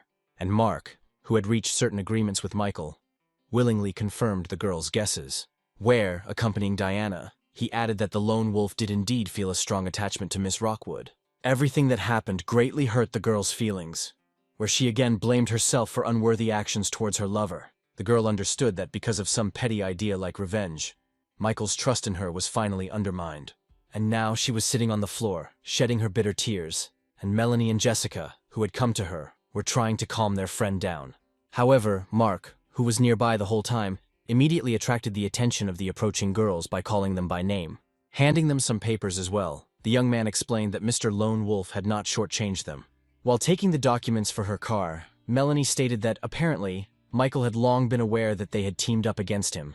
Jessica fully agreed with this, also noting that even under such circumstances they still received gifts from him, and so all three girls decided to try to establish a relationship with Michael, where, although he is a big fan of the opposite sex, he treats everyone with respect. Touched by yet another expensive gift, Jessica noticed that the young man always did this, making secret signs of attention and never asking for anything in return. Here Melanie remembered how Michael had stood up for her more than once. Diana also contributed her bit by saying that they had all acted very meanly by uniting against such a wonderful man. And then the owner of the system began to receive messages that the level of affection of all three girls began to rise. Leaving the car show in a taxi, Michael happily noted that the billion had done its job. The young man was extremely interested in what kind of reward he would receive when the level of the object's location began to reach 100 points. Receiving messages from Diana asking for forgiveness, the young man decided that a few days of completely ignoring the girl would only do him good. And suddenly the young man's attention was drawn to a painfully familiar female voice, which he had not heard for a very long time. Turning around, Michael saw in front of him the very first object of his system, Angelica, who stated that they had not met for a long time. Trying to find some excuse, the guy immediately noticed that this girl began to look completely different. But without allowing the young man to justify the relatively long break in their communication, Angelica pulled him along, saying that she had to show him something. And when Michael tried to find out what was going on, the girl told him to just trust her and follow her. With a completely indifferent face, the young man thought about what this selfish girl could need from him, where the options could be another branded handbag or something like that. Soon they entered some house and stopped at the door, where, in response to the guy's next question, Angelica explained that it was a surprise. And then the girl opened the door, behind which the young man saw an apartment, all hung with his own portraits. Looking at the picture gallery of his portraits, the young man asked his companion in surprise whether she had painted all of this herself. To which the girl sheepishly explained that she had bought this apartment quite recently. The living room looked somehow nondescript, and so she decided to decorate it in this way. Then Michael, smiling, said that the surprise was quite unusual, to which Angelica, even more embarrassed, replied that the surprise was not these pictures at all. Looking the young man straight in the eyes, the girl suddenly said that she was giving him this wonderful apartment, which could not help but shock the young man, to whom no one had ever given such gifts. Angelica reminded her interlocutor of how he helped her family and dealt with debt collectors. After this, her father promised never to play again, and in general, their life began to improve, where the changes affected her as well, who was able to look at herself and her life from the outside. Now she understands why Michael did not respect her at all before, where she was a materialistic and selfish girl. Now she wants to try to become worthy of her savior and try to improve their relationship. This girl's behavior was very different from the one Michael had known before, where the past Angelica would definitely never have given him an apartment. Turning to his girlfriend, the young man said that, in general, he understood her intentions, but giving her an entire apartment was too much. But Angelica, handing the guy the key, said that she understood perfectly well that he could buy himself a dozen such apartments. But for her, this gift meant a lot. Looking at the key in his hand, Michael finally understood the reason why the girl had not contacted him for so long, preparing this surprise. The newly minted owner of the apartment also noted that of all his girls, Angelica was in the most difficult situation at the time of their meeting. The girl's decision to give him an apartment certainly didn't seem very well thought out to him, but it certainly corresponded to his wishes. And so, after thinking for a moment, Michael said that he accepted this dear gift. Then one of his neighbors called him, inviting him to sit in a cafe and celebrate the upcoming holidays. And now he was already turning to the girl, asking her if she would like to join him at a meeting with friends in a cafe, where Angelica, of course, happily accepted his offer, under the system's message about increasing the level of her location. To herself, the girl was glad that she was not indifferent to Michael, who decided to introduce her to his close circle. The young man himself understood perfectly well that this girl might not be as simple as she seemed. And watching her preen, Michael mentally addressed a request to her not to let him down. While in the taxi, Melanie tried to figure out what to do next, remembering what an expensive car Michael had given her. But then the driver announced that they had arrived at the designated location, saying that payment could be made by scanning the code. And as soon as the girl brought her mobile phone up, she suddenly saw Michael standing nearby in the company of some girl. A taxi service car also pulled up to them, and they settled in. Melanie recognized one of the most outstanding beauties of the art department almost immediately. And now she was giving the driver orders to follow another taxi, saying that she would pay double the price. Some inner feeling in the girl told her that something very important was about to happen, but she was very surprised when she saw that Michael and his companion had simply arrived at the cafe. Leaning against the window, Melanie watched the couple's every move as the driver tried to get her attention so she would pay for the ride. Hearing the man's requests, the girl apologized and transferred the money by scanning the code. After which she got out of the car and headed to the same cafe, deciding to continue surveillance. Michael's friends greeted him loudly, noting at the same time that the girl accompanying him looked very familiar. As the couple approached, the young people had the opportunity to examine her more closely, and now the guys were amazed that their friend was once again accompanied by one of the most famous beauties of the university. Meanwhile, Michael approached his friends and apologized for their delay. Observing the rules of decency, the young man decided to begin by introducing the girl to his roommates, whom she must have seen many times at the university. And the guys, who had only seen Angelica from afar but had never spoken to her, introduced themselves to her one by one. Then Michael tried to introduce his current companion to his friends, but the guys immediately stopped him, saying that there wasn't a single person at the university who didn't know Angelica. But one of the young man's neighbors asked a provocative question about what kind of relationship he had with the girl. This was clearly not expected by those to whom the question was addressed, nor even by the other guys nearby. Angelica was the first to speak, noting that she herself did not yet understand what kind of relationship there was between her and Michael. She also noted that she had been chasing him for a long time, and even gave him an apartment, but he had not yet reciprocated, which shocked all three guys. And so they all agreed that their friend Michael was a real demon tempter. The attention of the entire company was drawn to a girl sitting next to them, who suddenly dropped something from her hands, where Melanie, convulsively clutching a fallen mug, noted with horror that Michael had been given an apartment. The girl blamed herself for the fact that for everything this guy did for her, she never thanked him, where now his opinion of her will definitely be completely ruined, and the girl who is now with him will gain an advantage. Realizing that Angelica could pose some serious competition, Melanie decided to write about it in the general chat. And so, the dinner was over, where, having asked for the bill, the young people suddenly found out that it had already been paid by a girl from their company.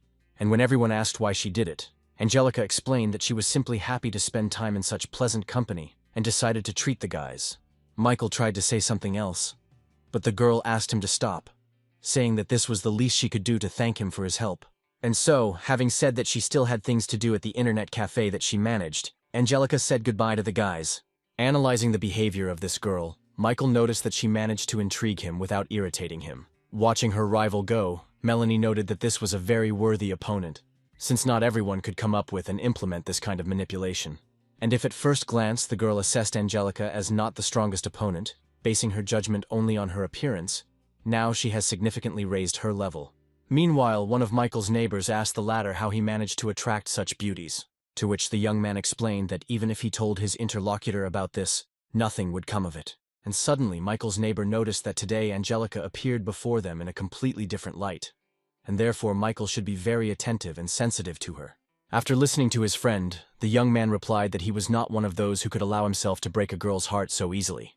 Continuing their simple dialogue, the friends soon found themselves on the street, where, unexpectedly for both sides, a meeting took place between Michael and Billy, who called Jessica and informed her about his enemy's promiscuous relationships.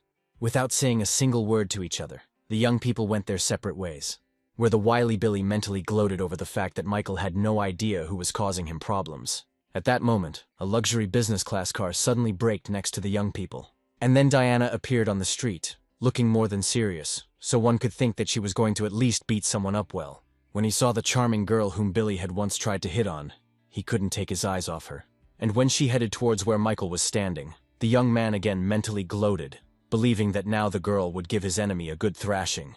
But suddenly, contrary to all expectations, Diana threw herself into Michael's arms, declaring that she had made a mistake and begging him to forgive her. Michael's friends standing nearby could not believe that as soon as their friend broke up with one girl, another one immediately hung around his neck. Billy couldn't understand what was happening either. He didn't believe that this formidable girl was behaving so strangely. Meanwhile, Michael, responding to Diana's argument that she had deleted Patrick's contacts, said that he had no claims against her, since they were not connected in any way, and she was free to do whatever she wanted. To this, the girl explained that she had come to the exhibition that day in order to buy a gift for Michael, and so, having handed the young man the key to the very same luxury car in which she had arrived here, the girl asked him to accept it as an apology. Billy, watching what was happening, mentally noted that this girl didn't even deign to look at him, but was giving such a car to some Michael. Well, the recipient himself stood by the car, and looking at the key, thought about how Diana had learned to curb her character and draw the right conclusions. But continuing his game, the young man said that although he accepts the gift, it does not make any fundamental changes in their relationship, since it is now difficult for him to believe the girl's words. Then something happened that no one expected, where Michael loudly told Melanie to stop hiding, come over and get into the car so that he could drive her home. As she approached, the girl noted that she felt a little uncomfortable, since the young man should have given Diana a lift, not her. To which the young man explained that the car now belonged to him. Therefore, he himself decides who he gives a ride to in it. Having said that the guy's position was completely understandable to her, the girl opened the door and sat in the front passenger seat. And as soon as she slammed the door, Michael pressed the gas pedal to the floor, causing the car to take off with a screech. Left alone in the middle of the street, Diana silently watched the expensive gift she had given Michael recede into the distance. At that moment, Billy approached her, deciding to take advantage of the situation and declaring that this guy, who treated her like that, behaved extremely disgustingly and was unworthy of a girl. But Diana suddenly demanded that the young man shut his mouth, saying that he could not even imagine how much good Michael had done for her. Dumbfounded by such a statement, Billy tried once again to influence the opinion of his interlocutor, but she, in an even harsher and colder voice, cut off his speech, saying that her relationship with Michael was none of the young man's business. The girl's thoughts were that Michael was deliberately making her angry because he was not at all indifferent to her. Meanwhile, Melanie asked the young man why he had done this to Diana. To this, Michael explained that there was no specific reason, where this girl simply did not live up to his expectations, and his interlocutor stated that in any case his feelings are visible, because Diana is his first love. But the young man, of course, began to deny that he was in any way concerned about the fate of this girl, which only brought a smile to Melanie's face, as she didn't believe the guy's statement. Deciding to change the subject of the conversation, the girl turned to the guy, asking permission to ask him one question. The request clearly intrigued Michael, and having said that he was ready to answer, he prepared himself to receive another portion of information. And so the girl asked why he gave her $1 billion worth of company shares, and what his general relationship was with her. And when the young man asked if Melanie wanted to hear the truth, she abruptly declared that only the truth interested her. To which the young man simply replied that he did all this in order to increase the level of the girl's disposition towards him. Not understanding what he was talking about, his companion asked why he needed her favor, and Michael just as simply explained that he needed the location to complete the task. The girl, stunned by such answers, stopped understanding anything that this guy was saying. And suddenly, the young man abruptly pressed the brake pedal, stopping the car's movement. After which, he told the girl that he had become a member of some system that had given him a lot of money, but he could only spend it on girls, where Melanie was one of his objects. After this statement, the young man's interlocutor asked him to stop talking nonsense. Realizing that no one would believe the truth, Michael changed his position, saying that he spent money on the girl only because she was beautiful, and he wanted to get her into bed. This explanation was closer to reality, where the girl mentally noted that this could well explain everything, and Michael was amazed at the girl's reaction, where just recently she could have castrated him immediately for such statements, but now she looks very interested.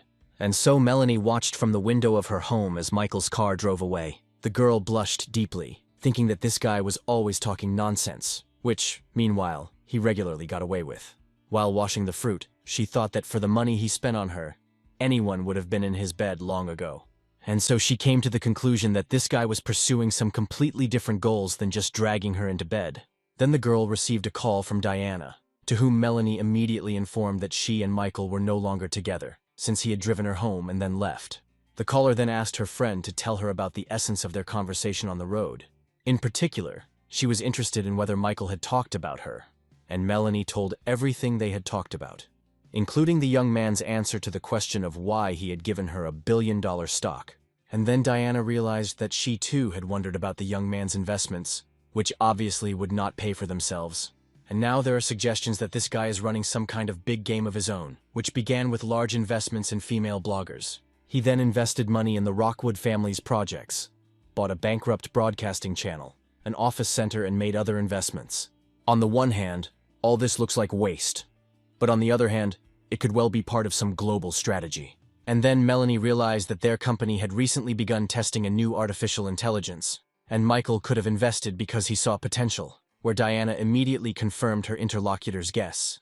And now the girl openly stated that all these excuses about sexual interest were nothing more than a cover for Michael's true plans. This young man is very smart and cunning and can change the world, where he clearly should not be underestimated. As the conversation ended, Diana suddenly received a message from Jessica, who asked her to rent out space in her office center in order to locate the office of her new broadcasting company there.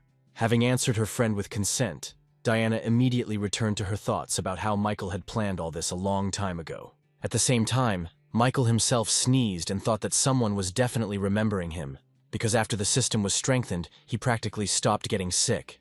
Having collected his thoughts, the young man attracted the attention of all his roommates by saying that he had important information.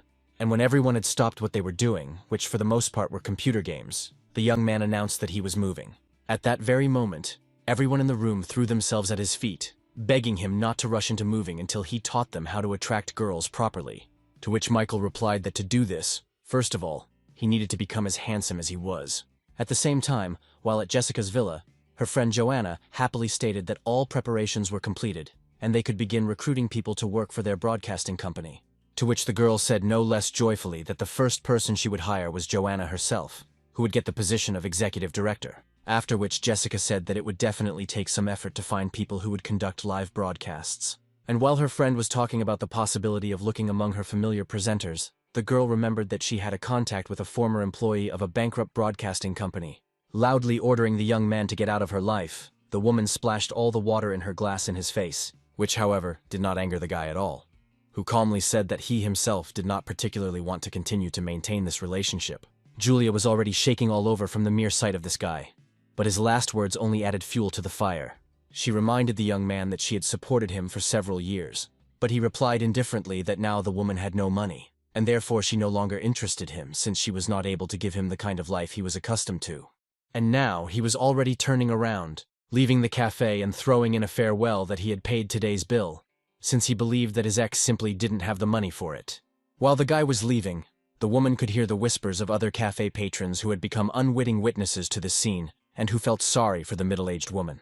Completely broken and destroyed on all sides, the woman mentally noted that she was not very old yet, and perhaps she would still find an opportunity to improve her affairs.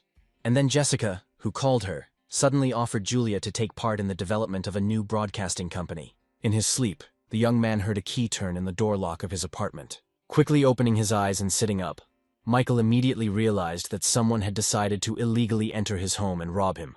And now, he was standing next to the front door, armed with a glass vase and prepared to defend his property. And the door opened, where a second later Angelica appeared on the threshold, almost hitting him right on the head with a vase. Putting his improvised weapon back on the table, the young man, while getting dressed, reproached the girl for coming without warning, to which the girl, closing the front door and apologizing, explained that she did not expect to see Michael here, and came to make the home a little more comfortable for the time when he decided to move in. And when Angelica turned around, she noticed with pleasure that this guy simply had a great body. And then, as if reading the girl's thoughts, Michael noticed that she had seen him with a bare torso, where now their position should be equalized. Blushing a little and looking thoughtful, Angelica said that if her interlocutor really wanted this, then she would find it possible to do it.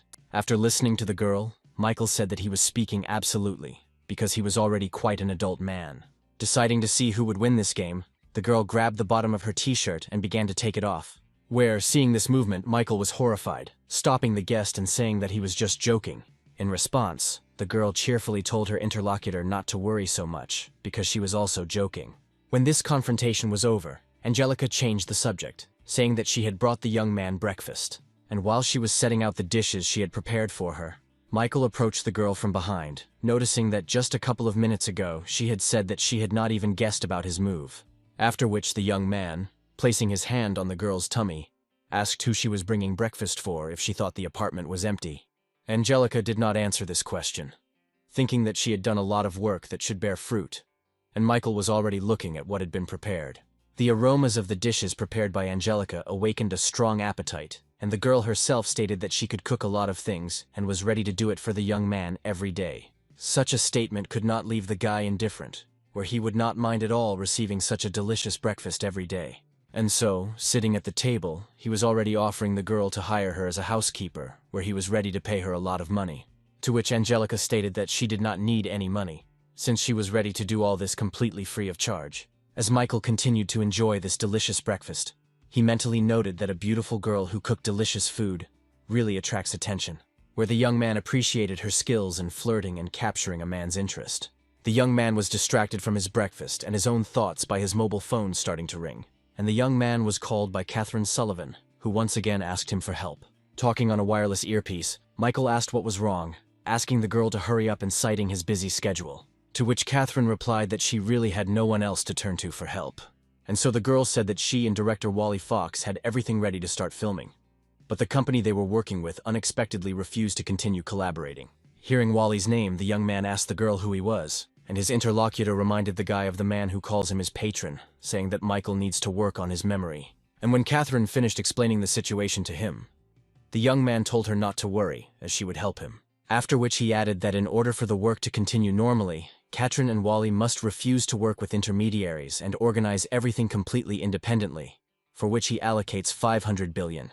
Receiving a message about the transfer of money, the girl stood and could not believe that this guy was just transferring unimaginable amounts of money for the umpteenth time. Well, the benefactor himself, taking a sip, said that in a couple of days he would come by to find out how they were doing, and for the girl to call if any problems arose, and then disconnected the connection. Putting her phone aside, Catherine noted that Michael was talking about $500 billion, the same way she would talk about 5 cents. Well, the rich man himself, having finished breakfast, thanked Angelica for this wonderful food. But immediately after this he noted that he found it reasonable to leave this apartment after all. The girl, who had not expected such a statement, exclaimed in alarm, asking why he had decided to do this. And so, having assumed the most open and submissive pose, Angelica asked him in her melodic voice what she had done wrong. In response, Michael explained that he would not be able to feel at home here if a girl were to show up at his place without warning. Immediately after which the young man added that the problem could be solved if she was ready to give him the second key to the apartment. Agreeing to the conditions put forward, Angelica sadly handed her interlocutor the second key. The cunning girl noted to herself that she had several such keys in reserve. But Michael, as if reading her thoughts, suddenly said that he understood perfectly well that his morning guest might still have the keys, but if she didn't respect his privacy, he would simply move out. Noticing that Angelica was a very understanding girl, Michael said goodbye to her, citing business. As he left, the young man thought about how to put women in their place in time, something he had learned long ago. When Michael arrived at the scene, he didn't even have time to get out of his car when he suddenly heard a familiar voice. It was his best friend Jack, in the company of his new girlfriend, who also greeted Michael. When he saw Sophia, the young man was a little upset, as he wanted to spend time only with his best friend. But there was nothing to be done, and Michael invited both young men into his brand new car. Finding herself in the luxury car, Sophia mentally noted that her boyfriend's friend was very rich, assuming that they would go to eat in one of the most expensive restaurants. But all her hopes were dashed when the girls saw the place where the young people had gathered to have a bite to eat. Jack, on the other hand, was very pleased that they had come to this particular place, and not to some restaurant. And now he was happily telling his companion that there was very tasty food here, which the girl would definitely like. Having supported her boyfriend's mood, the girl at the same time thought that this Michael could only be pretending to be rich, since rich people definitely don't eat in such places. They were already sitting at one of the tables when the company's attention was suddenly drawn to a news story on TV. And then Katrin appeared on the screen, greeted all the viewers, and said that she had to report some very important information. And so the girl told them that Mr. Lone Wolf had invested 500 billion in their company, with which they were going to create the largest company in the film industry. Michael's friend understood that they were talking about him, and immediately asked if he really decided to reshape the world of cinema. Well, Jack's companion's mood instantly changed, where she fully realized how rich her boyfriend's friend was. Michael himself was not very happy with the fact that Catherine's statement made him so popular. Meanwhile, Jack did not stop, begging his friend to get autographs for him from Catherine and other stars. And when the young man started asking Michael where he got all that money from, the latter literally had to shut him up with food. Well, Sophia, who was nearby, looking at Jack, mentally concluded that this guy was her guide to a bright, and most importantly, rich future. The girl was determined to seize this opportunity where Michael makes everyone around him rich. And so, showing a completely unexpected concern for Jack, Sophia began to help him wipe the remains of the sauce from the corners of his mouth. This news story did not go unnoticed by all the other fans of Michael, who were quite surprised that it amounted to 500 billion, where the girls were interested not only in the reason why he decided to make such investments, but also in how he knew the actress Catherine Sullivan. Melanie brought some clarity by saying that she had already seen Michael give the girl a piece of jewelry at the auction, which meant that they had met before it started. Diana, who had a good business acumen, immediately noted that such a large investment project could not be implemented so quickly, which meant that it had been in the plans for a very long time. And now all the girls have already agreed that spending 500 billion is too much just to attract a girl. And so Diana, having listed all of Michael's major investments, wondered out loud what he was up to. At some point, Joanna had the great idea to tell the public that Jessica's broadcasting company also had a lone wolf, which would immediately attract the attention of bloggers, where the owner of this company found this idea excellent and promising unimaginable benefits. Diana continued to insist that everything that was happening was part of some global plan of Michael's. In the midst of the discussion, Julia passed by and asked the girls what they were discussing. Jessica explained to her that they were simply listening to a speech at a press conference by actress Catherine Sullivan, in whose activities Mr. Lone Wolf had invested a lot of money. And as soon as the woman heard this nickname, her face immediately changed dramatically. But she experienced a real shock when Jessica brought to her the information that their entire company was created by a lone wolf. Having calmed down a little, Julia suddenly announced that she would like to quit this job. Without understanding why this woman had suddenly made such a decision, Jessica began to persuade her to stay, saying that she was ready to raise her salary, and also convincing her that with the support of the lone wolf, their future was secure. But Julia explained that the reason for her departure was the lone wolf himself, who had already ruined her company, and now his anger could also affect Jessica's activities. The girl couldn't believe that such a cute guy like Michael could do this to this woman. Deciding to discuss the situation with him in person, Jessica urged Julia to remain calm. Michael, who was on the other side of town, was just saying goodbye to his friend and his companion.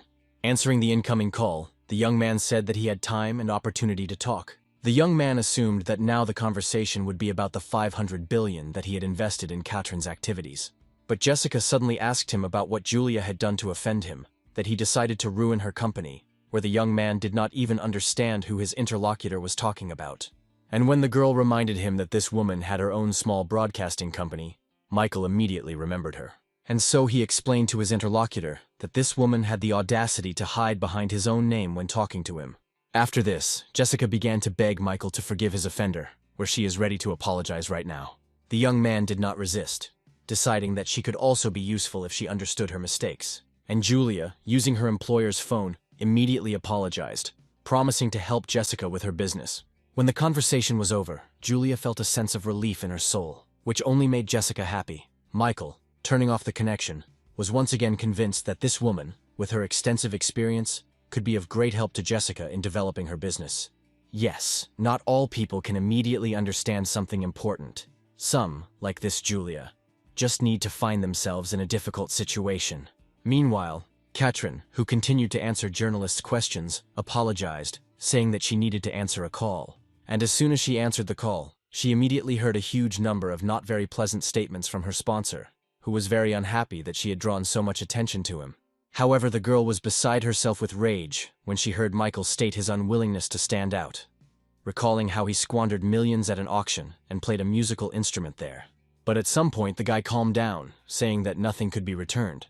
But since the girl had arranged a press conference, he had one request. Without interrupting her patron, Catherine wondered what this unpredictable man might need this time. And when Michael voiced his request, the girl, smiling slightly, replied that she would do everything without any problems. And now she's back to addressing reporters and viewers, saying it was an important call from her lone wolf sponsor. At that very moment, all the participants of the event perked up, guessing that something very important was about to be said. And Catherine announced that Mr. Lone Wolf had acquired the Dexter TV company, which would resume its operations in the very near future, where Dexter TV begins close cooperation with the film company Best Cinema founded by her. The announced news had an immediate effect on people's minds, where girls working in other broadcasting companies immediately began to discuss their transfer to Dexter TV, where even with the payment of a penalty to their previous employer, they would earn much more. The director of the broadcasting company, whose bloggers Michael had once transferred money to, after listening to Katrin's announcement, came to the conclusion that their industry was long established, and a lone wolf would not be able to change anything in the balance of power.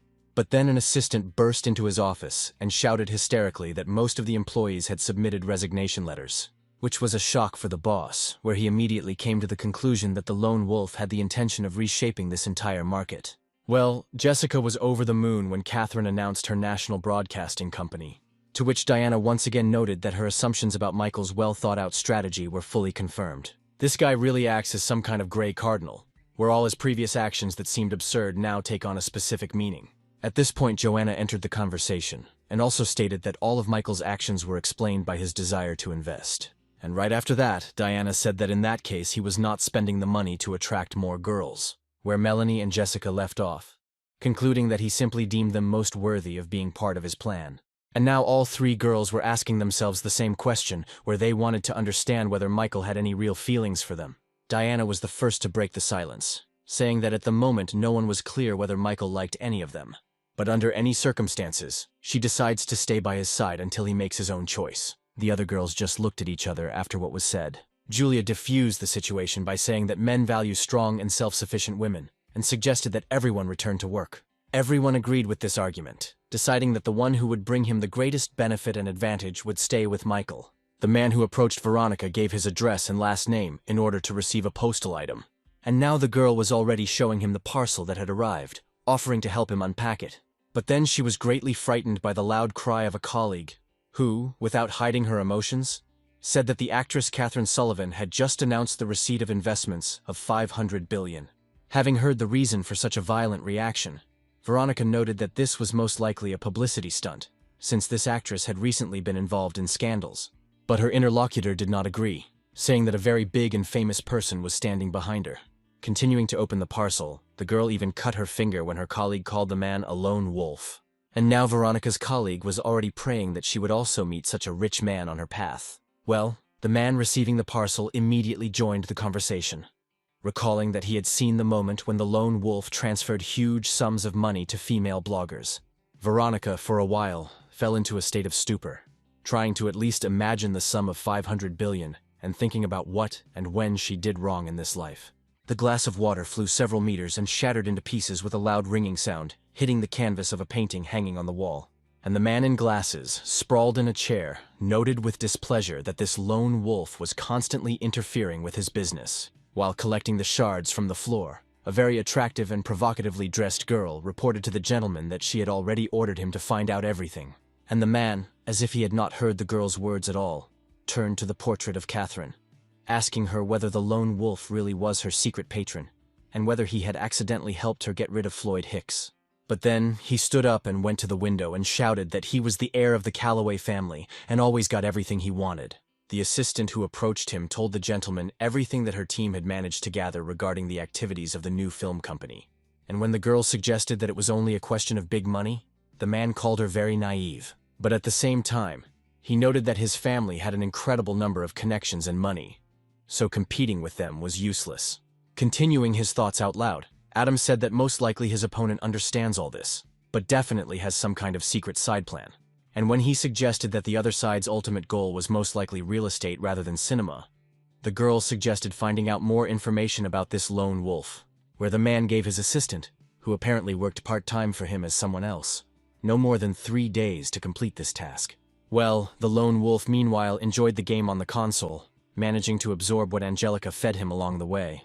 The girl did not hide her joy when Michael won another victory in the game. But then, turning to the girl, the young man asked her if she was tired of taking care of him.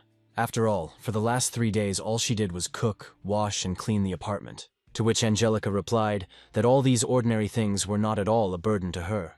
And when he asked her if she considered him a lacking in determination, his interlocutor said that in those 3 days, the guy had risen in the game from level 19 to 45, where she had never seen such determination.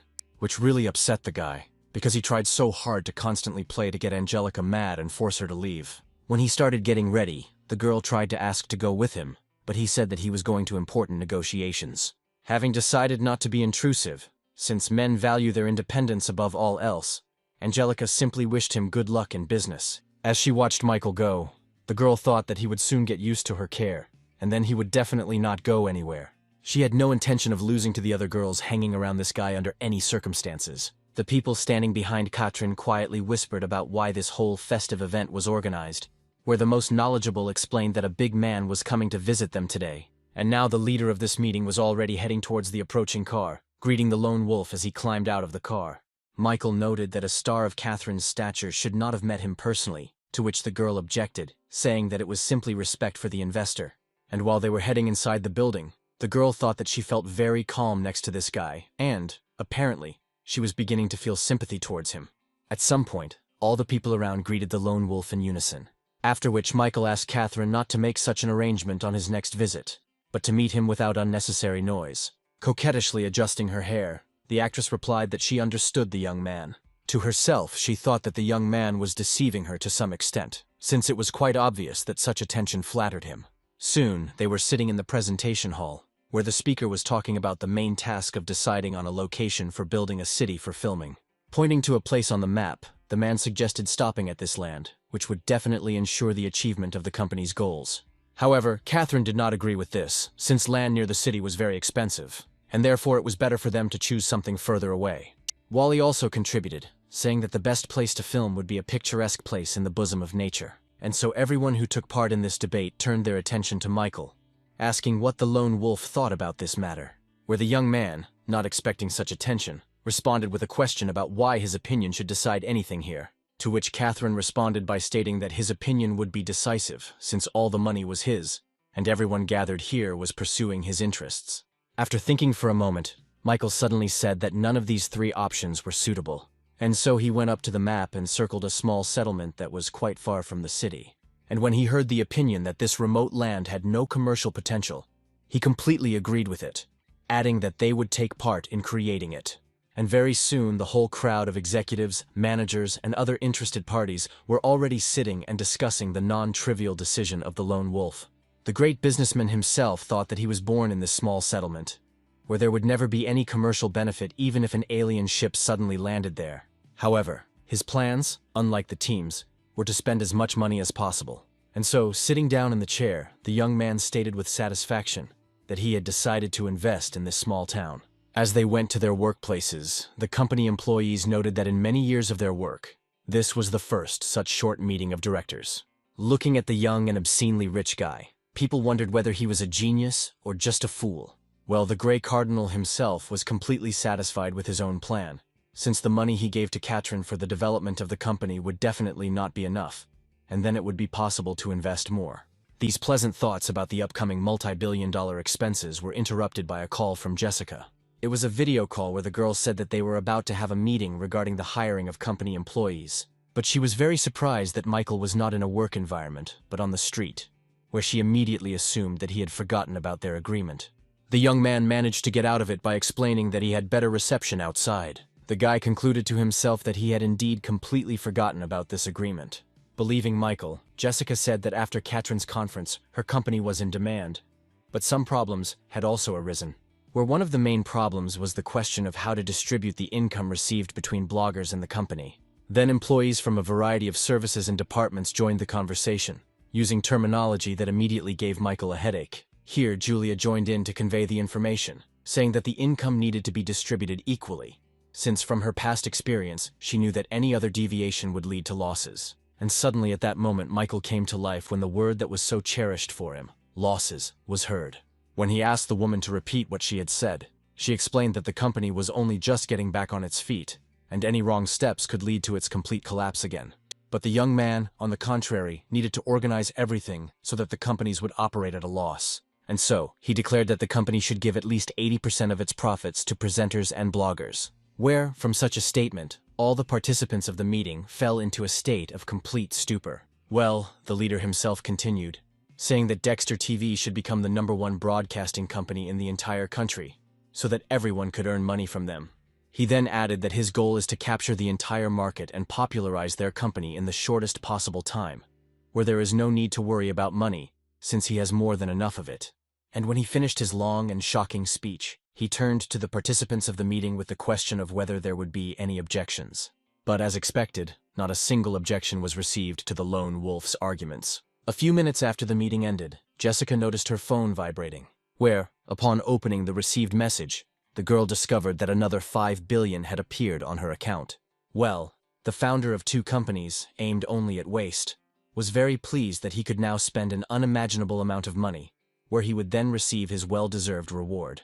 A man sitting near Jessica asked the girl why her face literally started to glow, to which she, not without pleasure, told about the latest transfer from the lone wolf in the amount of 5 billion. Everyone who was still in her office could not believe that their company had just received another round of support, and in such a large amount. And so the man who turned to Jessica mentally noted that at first he had strong doubts about the company's future. But with such support they certainly had nothing to fear. Julia was also lost in her thoughts, thinking that she knew about the wealth of the lone wolf, but she had not even thought about how great it was. Jessica herself also thought about Michael, only not about his money, but about his mental abilities, recognizing him as a real genius.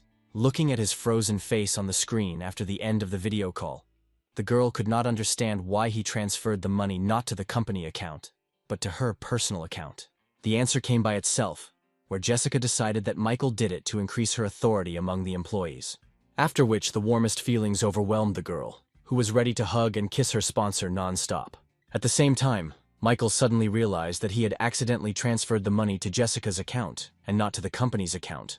While he was thinking about how to explain all this to her, his phone beeped again. Having read the message from the one to whom he transferred 5 billion, where she sincerely thanked her dear man, the young man could not understand what kind of outburst of tenderness this was.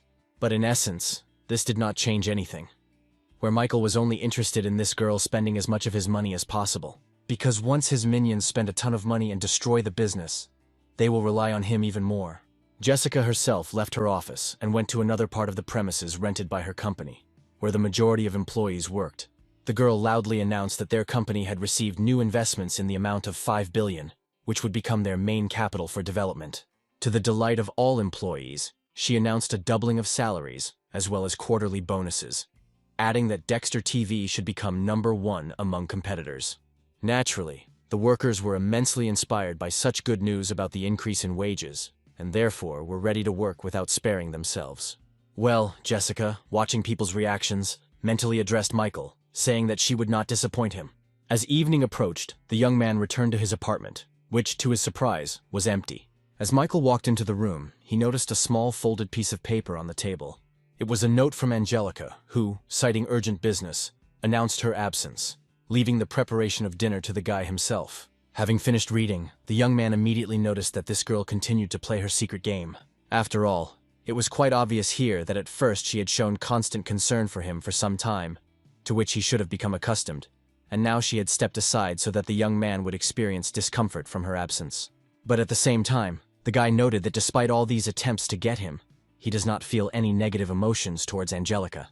Having settled comfortably on the sofa, the young man suddenly felt how calm he felt now. But after not staying in that position for even 5 minutes, Michael suddenly assumed a sitting position, deciding that he needed to visit his parents. And now, he was already sitting on a high-speed train taking him to his small homeland, where he was exhausted from the heat and stuffiness. However, the railway did not deliver him directly to his home, where the young man had to travel the next part of the journey by bus. And so finally, he left the no less stuffy interior of the bus, noticing that before the road home seemed much shorter. The young man could only explain his feelings by the fact that his lifestyle had changed greatly recently, where he had become increasingly accustomed to comfort. However, today he could not make the entire journey in his luxury car, as his parents and everyone who knows him would immediately have a lot of questions. While Michael was walking, lost in his thoughts, his attention was drawn to a car that stopped nearby. Behind the wheel was one of Michael's former classmates, Spencer Fry, who asked whether his friend was still studying or had already found a job. When the young man replied that he was studying at university and had come home for the holidays, Spencer invited him to get into the car and talk. Once the young man was inside, he began to play the role of a poor guy who was very impressed with such an expensive car. This clearly flattered her owner, who noted that no one really needed her education, where his employment in the fish business brought in a very solid income. And while he continued to brag, Michael continued to pretend that he was very impressed with the achievements of his former classmate. Suddenly, the attention of the young people was drawn to a beautiful girl who appeared on the road. Michael literally stared at this beautiful creature, where the girl seemed very familiar to him. And so his memories moved to the distant school past, where in this beauty the young man finally recognized his old friend, Kiara Larson. Spencer, who also noticed the girl, could not help but notice that old man Larson's daughter was becoming more beautiful every year, and he was not at all averse to getting her for himself. Pressing the gas pedal, the young entrepreneur drove up to the lonely standing girl. Well, Kiara, through the lowered window, noticed Michael sitting in the passenger seat, and was very happy that he had returned. Well, Michael himself simply could not take his eyes off this charming girl, who possessed some special, natural, and very attractive beauty. And so he got out of the car, and, as he had done many years ago, patted the girl on the head, asking if she had done her homework. To which Kiara indignantly responded that she had long since graduated from school, and was no longer a little girl to be ruffled on the head. Here Spencer, who had also left the car, joined the conversation, and immediately began to offer the girl to become his wife, where she would not need anything. But Kiara turned away and declared that the groom was not at all to her taste, and was also overweight. But the guy did not give up, saying that he was even ready to lose weight to achieve his goal. The girl then stated that Spencer, who was older than both Kiara and Michael, was already too old for her. And while she was saying this, the system announced to Michael that a new object had been discovered, which, however, could not be tied to the owner, since it already had too high a location level. The young man was very upset that the system was unable to link a new object with which he could spend some more money. This beautiful girl seemed to Michael like a kind of precious stone. But the financially interested young man immediately decided that he simply needed to lower the level of the object's location, which he had already had to do before. And then he suddenly started to support Spencer's position, urging Kiara to think about his offer and not to play hard to get, since this guy had already reached great heights. And as Michael continued to elevate his comrade, the girl's favor immediately began to decline. Well, Spencer himself, who never expected such support, thanked the guy for his words. He noted to himself that education had definitely benefited him, as Michael had become very accommodating. Kiara couldn't believe what she heard from Michael, where the system gave him one message after another, informing the owner about the decrease in the level of the object's location. And finally, the girl's location reached 0, and the system announced the addition of a new object, which made the guy very happy. And the girl, upset by the young man's words, turned around and ran away with not very flattering words addressed to Michael. The young man mentally apologized to her, also mentally explaining his behavior by the fact that for completing the task with this object, he would receive a considerable amount of money in the form of reinforcement points and new skills. After saying goodbye to Spencer, Michael finally made it to his parents' house, where he couldn't understand why no one was answering his knock or opening the door. But then his attention was drawn to a neighbor who asked the guy to come to her. As the boy approached, the woman, whom everyone here called Aunt Laura, said that the boy had better go back to where he came from. Without understanding at all what the woman was telling him, the young man asked her to tell him what was going on. And Aunt Laura explained that Michael's father had run away, taking Kiara's mother with him. And after that, the boy's mother had apparently returned to her parents' house. The thing is that Michael's father and Kiara's mother were in love with each other since school. But Kiara's mother's parents were unhappy with Michael's father's financial situation, and so they married her off to a son of the Larson family.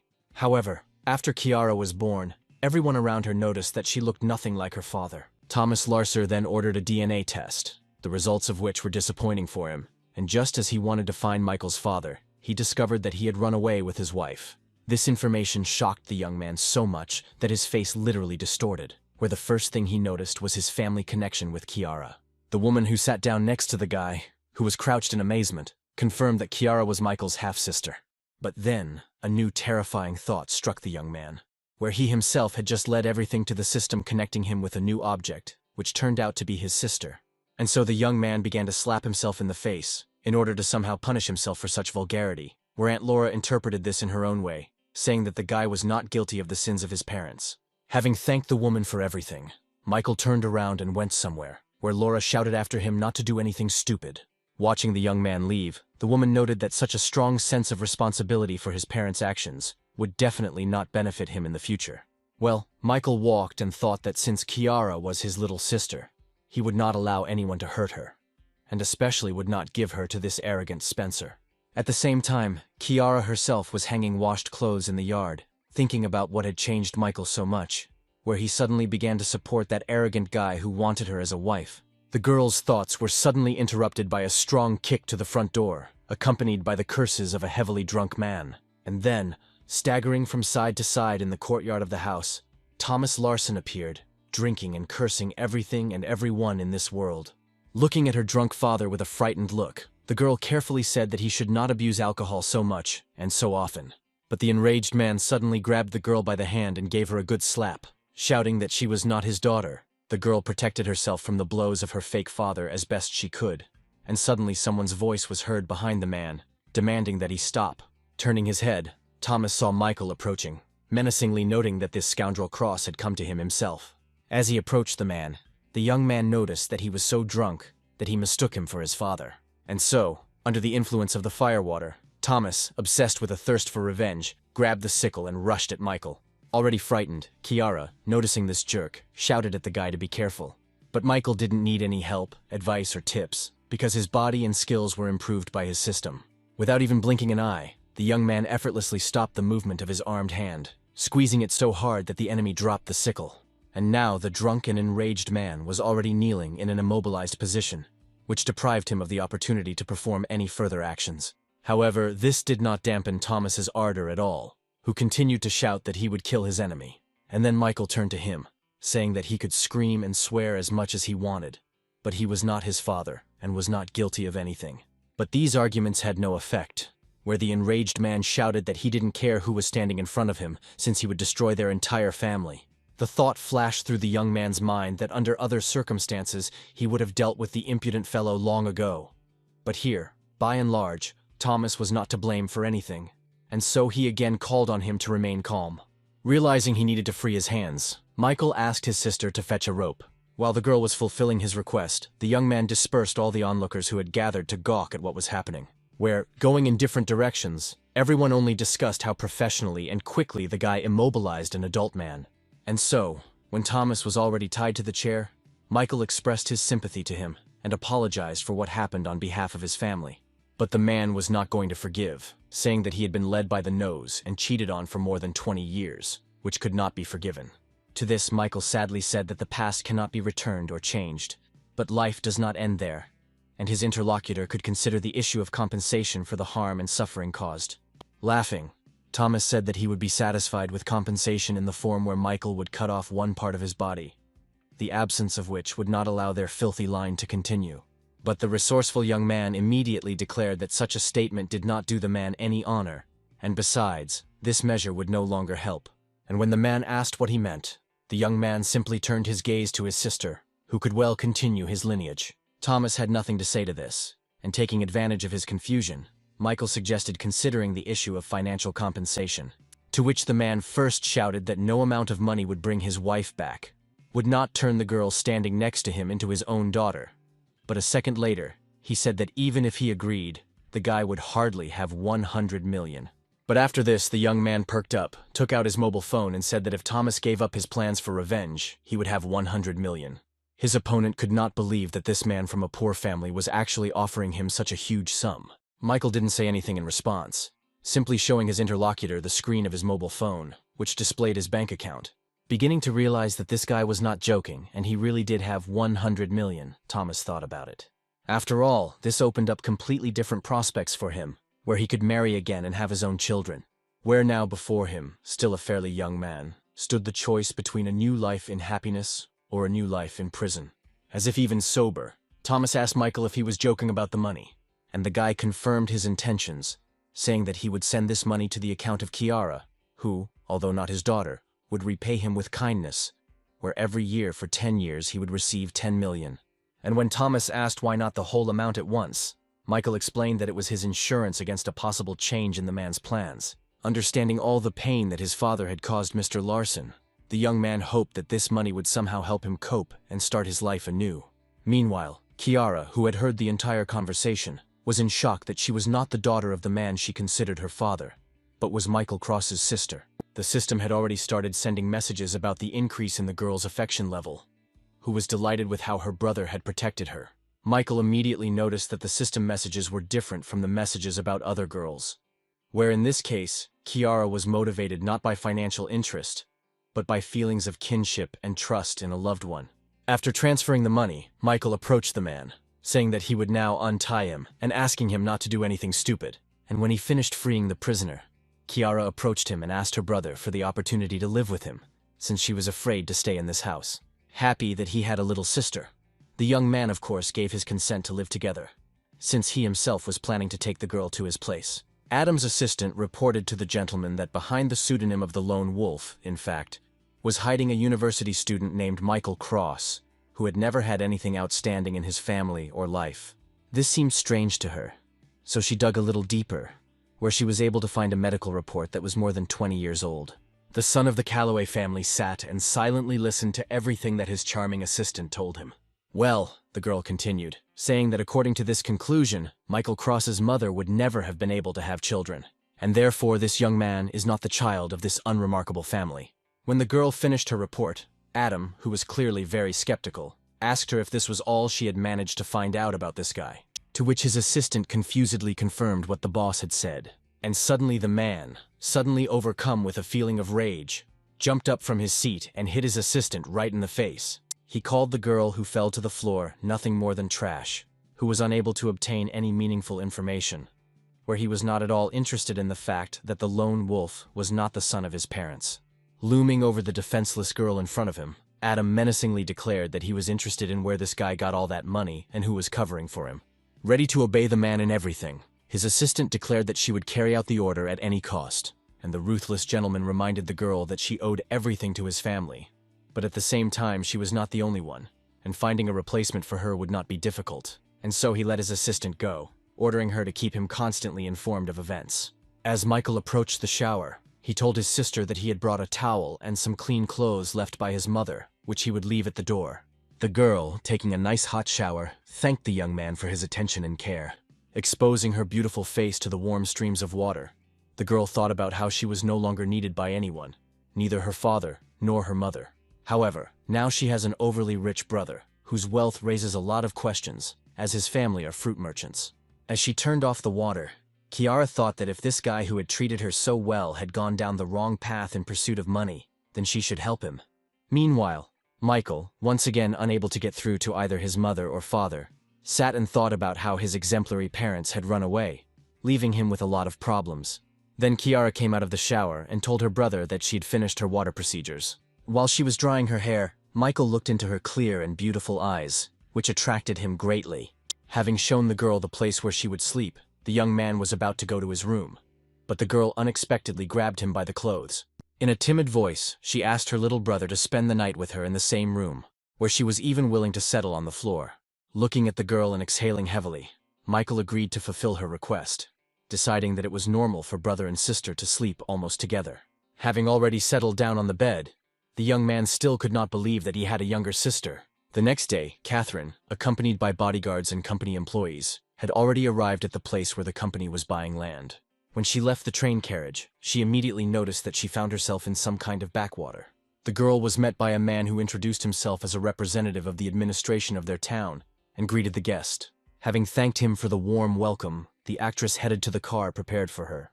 And so, very soon the girl arrived at a plot of land where heavy machinery had already begun to work. The man accompanying her reported that the development of new company lands had already begun in this area. Meanwhile, a man standing in the crowd took out his mobile phone and called the person who had sent him to control the situation. David McEnroy was not without joy when he heard the report that the company had already begun to develop the land. Having finished the conversation, the man turned to his assistant, ordering him to begin implementing their plan and buy out the neighboring lands at an inflated price. As the man with glasses walked away, the calculating man mentally addressed the lone wolf, saying that he did not want to cross his path at all, but simply saw a way to make a little money. Meanwhile, the assistant to the head of the McEnroy family, having left the boss's office, took out his phone and made just one call. But after this call, a real chain reaction followed, where some people called each other, passing on important information and reporting that they were already sending their people to buy land. Meanwhile, Michael sat in the watermelon patch, noting that his parents had abandoned the entire harvest.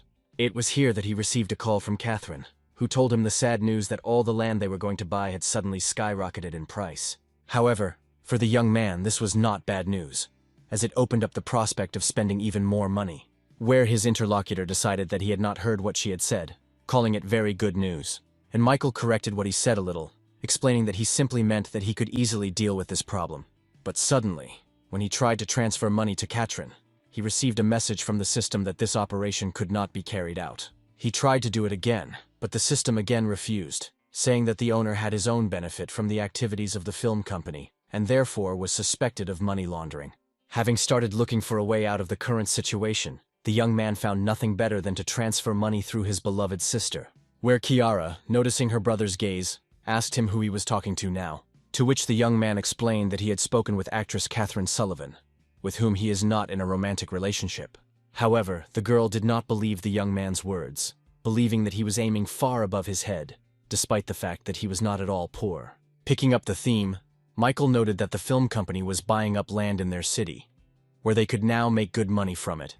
Kiara was interested in how one could make money from land in an unpopular town like theirs, to which the young man explained that there was a lot of land in their city, which his little sister could buy and then receive income from the fact that the film company would use it. Assessing the prospects, the girl thought that even though Michael was now providing for her completely, she should think about the future.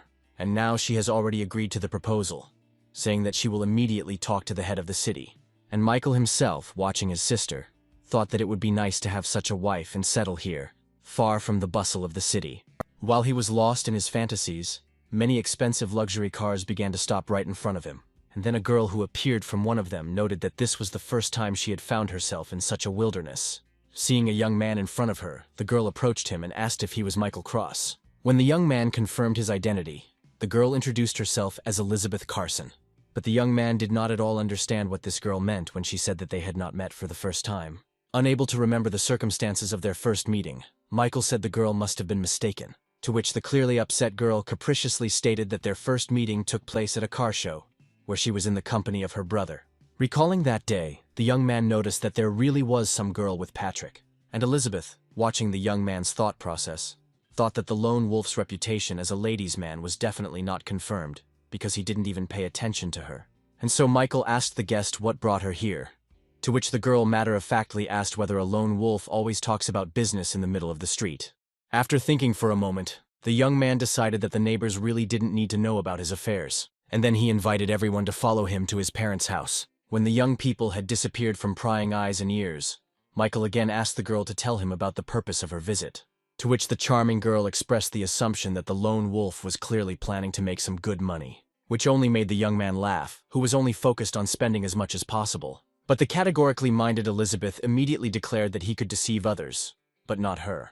And then she recalled that loud statement by Catherine about the unthinkable amount of investment. But the company is headed by an actress who knows absolutely nothing about running a business. But now that everyone has started buying up land here, the secret plans of the lone wolf are becoming clear, where this is definitely some kind of deceptive maneuver.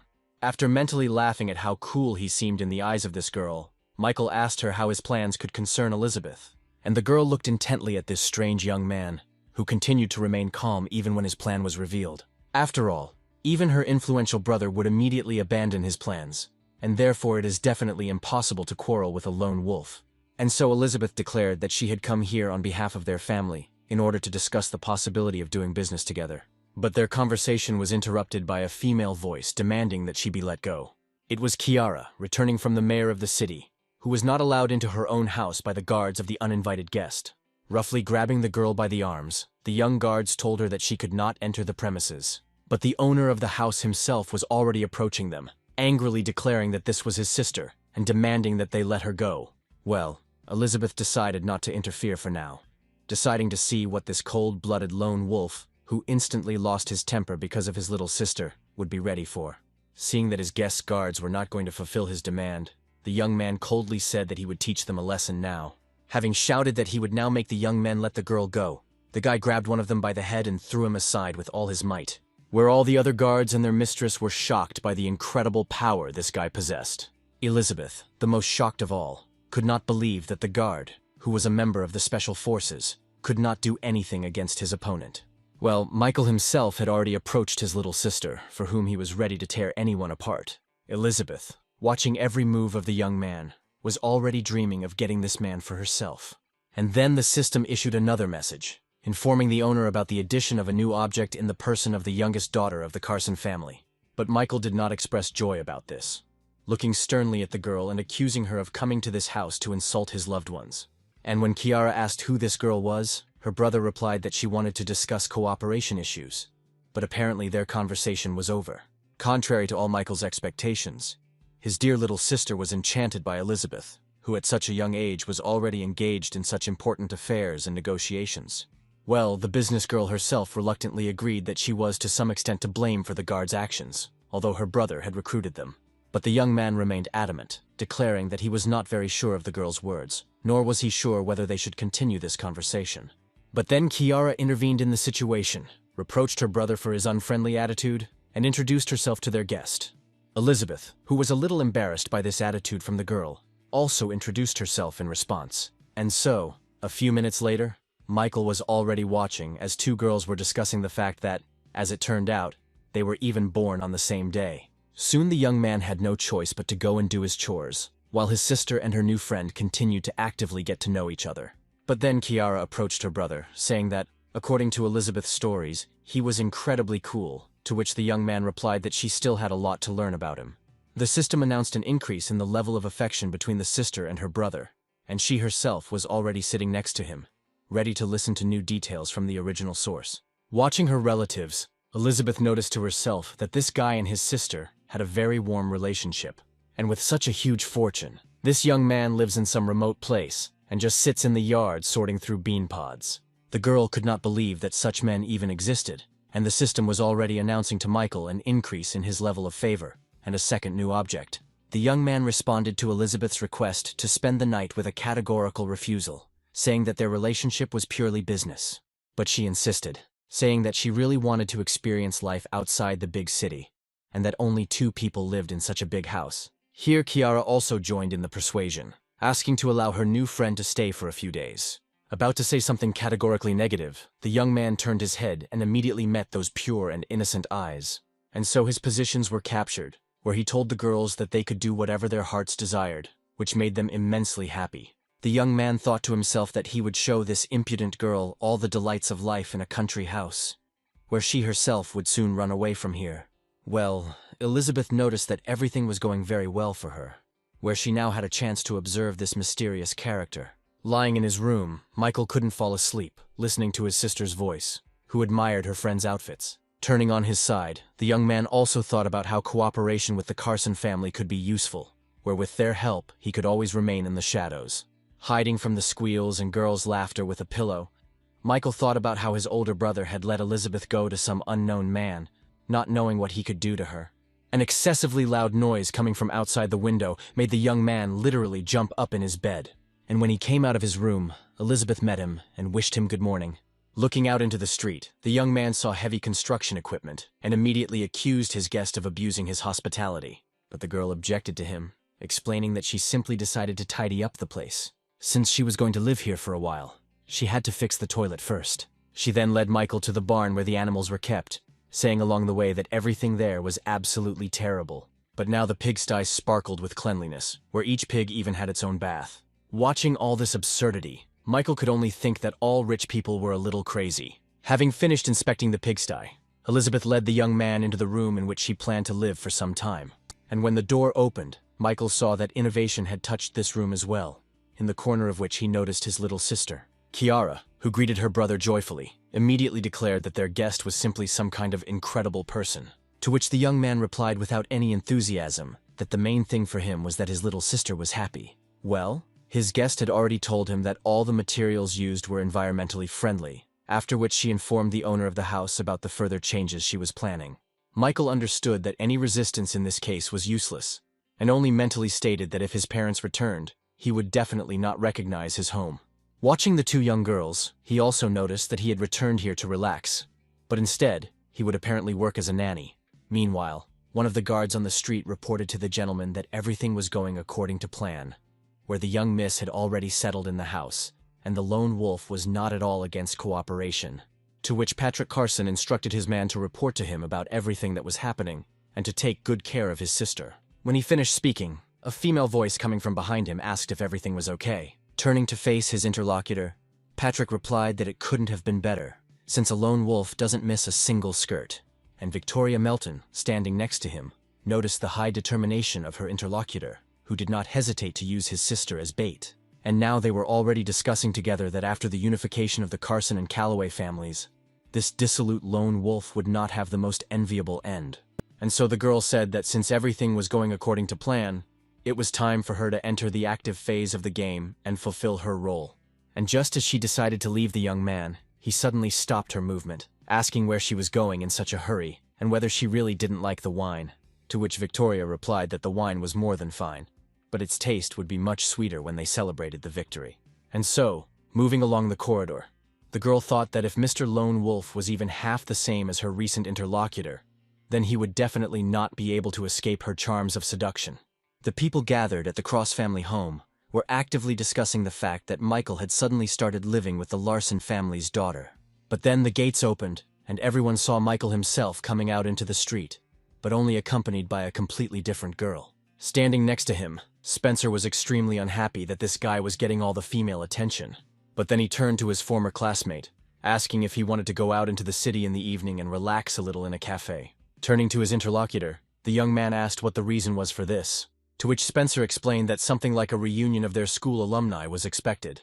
Seeing no reason to refuse this guy, the young man agreed to go to the meeting, saying that he had plenty of free time. To himself, the young man thought that these meetings were usually created in order to brag about one's achievements to another. Having finished the dialogue, Michael and his companion continued on their way and soon found themselves in the middle of a cornfield. Asking her companion why they had come here, Elizabeth mentally hoped that he would not do anything indecent to her away from people. It seemed to her that Michael had brought her here for a reason and had some secret, vulgar intention. She imagined the most terrible pictures when she heard the young man's words that she stayed to live with him of her own free will, just as she came here with him today, also without coercion. The girl was already prepared for the worst when suddenly Michael threw her a basket, telling her to fill it with corn cobs. It was a complete failure, where Elizabeth never expected to hear something like this. Picking off one ear after another, the girl was very happy that she was finally seeing that same corn appear from the cans, and her companion gloated, thinking that now this soft-handed girl would definitely curse everything in the world. But Elizabeth did not at all give up on the work, which she liked more and more. Having finished with the corn, the young people switched to harvesting beets, where the next step for them was the need to wash the vegetables they had collected from the ground. While Michael was busy washing, Elizabeth, sitting on the stones, noted that life in the countryside was very interesting, and she no longer wanted to study and return to the city. Where after these words, the young man noted that his plan should have worked a little differently. Suddenly, the attention of the young people was attracted by a female voice calling for someone to help. Turning around, both Michael and his guest saw a girl trying to escape from the strong young men. Running for her life and oblivious to what might be beneath her feet, the victim of the attack tripped over a rock and hit the ground with great force. The men who quickly appeared nearby laughed at the girl's pose and sarcastically asked her why she had stopped running away. The girl tearfully begged to let her go when one of the pursuers had already approached and put his hand right on her head. Roughly grabbing her by the hair, the man told her that she should be a good girl and follow them. But then someone's voice behind them demanded that they let the poor girl go. It was an enraged Elizabeth, who called unworthy men the most humiliating names, which she accompanied with obscene gestures. Watching the girl, Michael chuckled, noting that she certainly had plenty of courage, since she didn't have a single guard with her. After which the young man turned his attention to his pursuers. where he immediately found it strange that he had witnessed this scene when he had finished work and left the cornfield. Nevertheless, he decided to intervene, telling the attackers that it was time for them to run wherever their eyes looked. This, however, did not please their probable leader at all, who angrily asked the guy who he was and why he was meddling in something that was none of his business. However, the young man did not engage in long dialogues, where after a few seconds the entire company was already resting unconscious on the ground. Elizabeth was truly fascinated by the way Michael dealt with these scoundrels, where the system did not have time to issue messages about increasing the level of favor. Well, the savior himself approached the girl, and helping her up, asked how she was feeling. Using her feminine charms in the role of the victim, the girl introduced herself and thanked the young man for his help, saying that she would certainly repay him. The young man was very surprised at how beautiful a girl who needed help could be. Well, his impeccable system immediately announced the addition of a new object. But the most interesting thing was what benefits were promised by reaching a certain level of disposition, where, among other things, there was a huge number of the most diverse skills. But Michael not only wondered who this girl was that was giving so many skills, but also why the favorability was a whole -80 points. He immediately remembered Melanie, who also sank into a deep negative attitude towards him. But even she did not hate him so much. At the same time, thanks to the system, the young man understood that this girl could pretend as much as she wanted, but he already knew that she had appeared here for a reason. Then, Elizabeth approached Victoria and asked the girl why these guys were following her. To this, the victim explained that she simply owed them a large sum of money. And so she told her fictitious story, in which her father spent his entire life in prison, and her mother at some point became very ill. Since the bank did not approve the loan, she had to turn to private individuals to borrow money, but her mother died, and the debt remained. And these men demanded that she work off the money by selling her body, so she ran away. Finishing listening to this sad story with tears in her eyes, Elizabeth said that she was the daughter of the Carson family and would help her with money. But Victoria refused help, saying that she would solve all her problems herself and that she just needed a little more time. And her interlocutor admired the strength and determination of the girl, who clearly was not looking for easy ways. Michael was closely watching the dialogue between the two girls, and skeptical notes had been creeping into his gaze for a long time now. Looking at Elizabeth, the young man noted that only such an inexperienced person as she could believe in this hackneyed, absurd, and obviously fictitious plot. But at the same time, the guy decided not to expose his new acquaintance for now, deciding that she could entertain him quite well. The young man also found it necessary to find out who was behind this girl, and so he instructed Elizabeth to take the girl they had rescued into the house, treat her wounds, and help her get herself in order. But looking at the happy daughter of the Carson family, Michael noted that she herself would also benefit from a shower and change of clothes, so as not to look like a pig after a mud bath. Having decided not to put off his plans for later, the young man suddenly turned to Victoria, saying that he could offer her a job.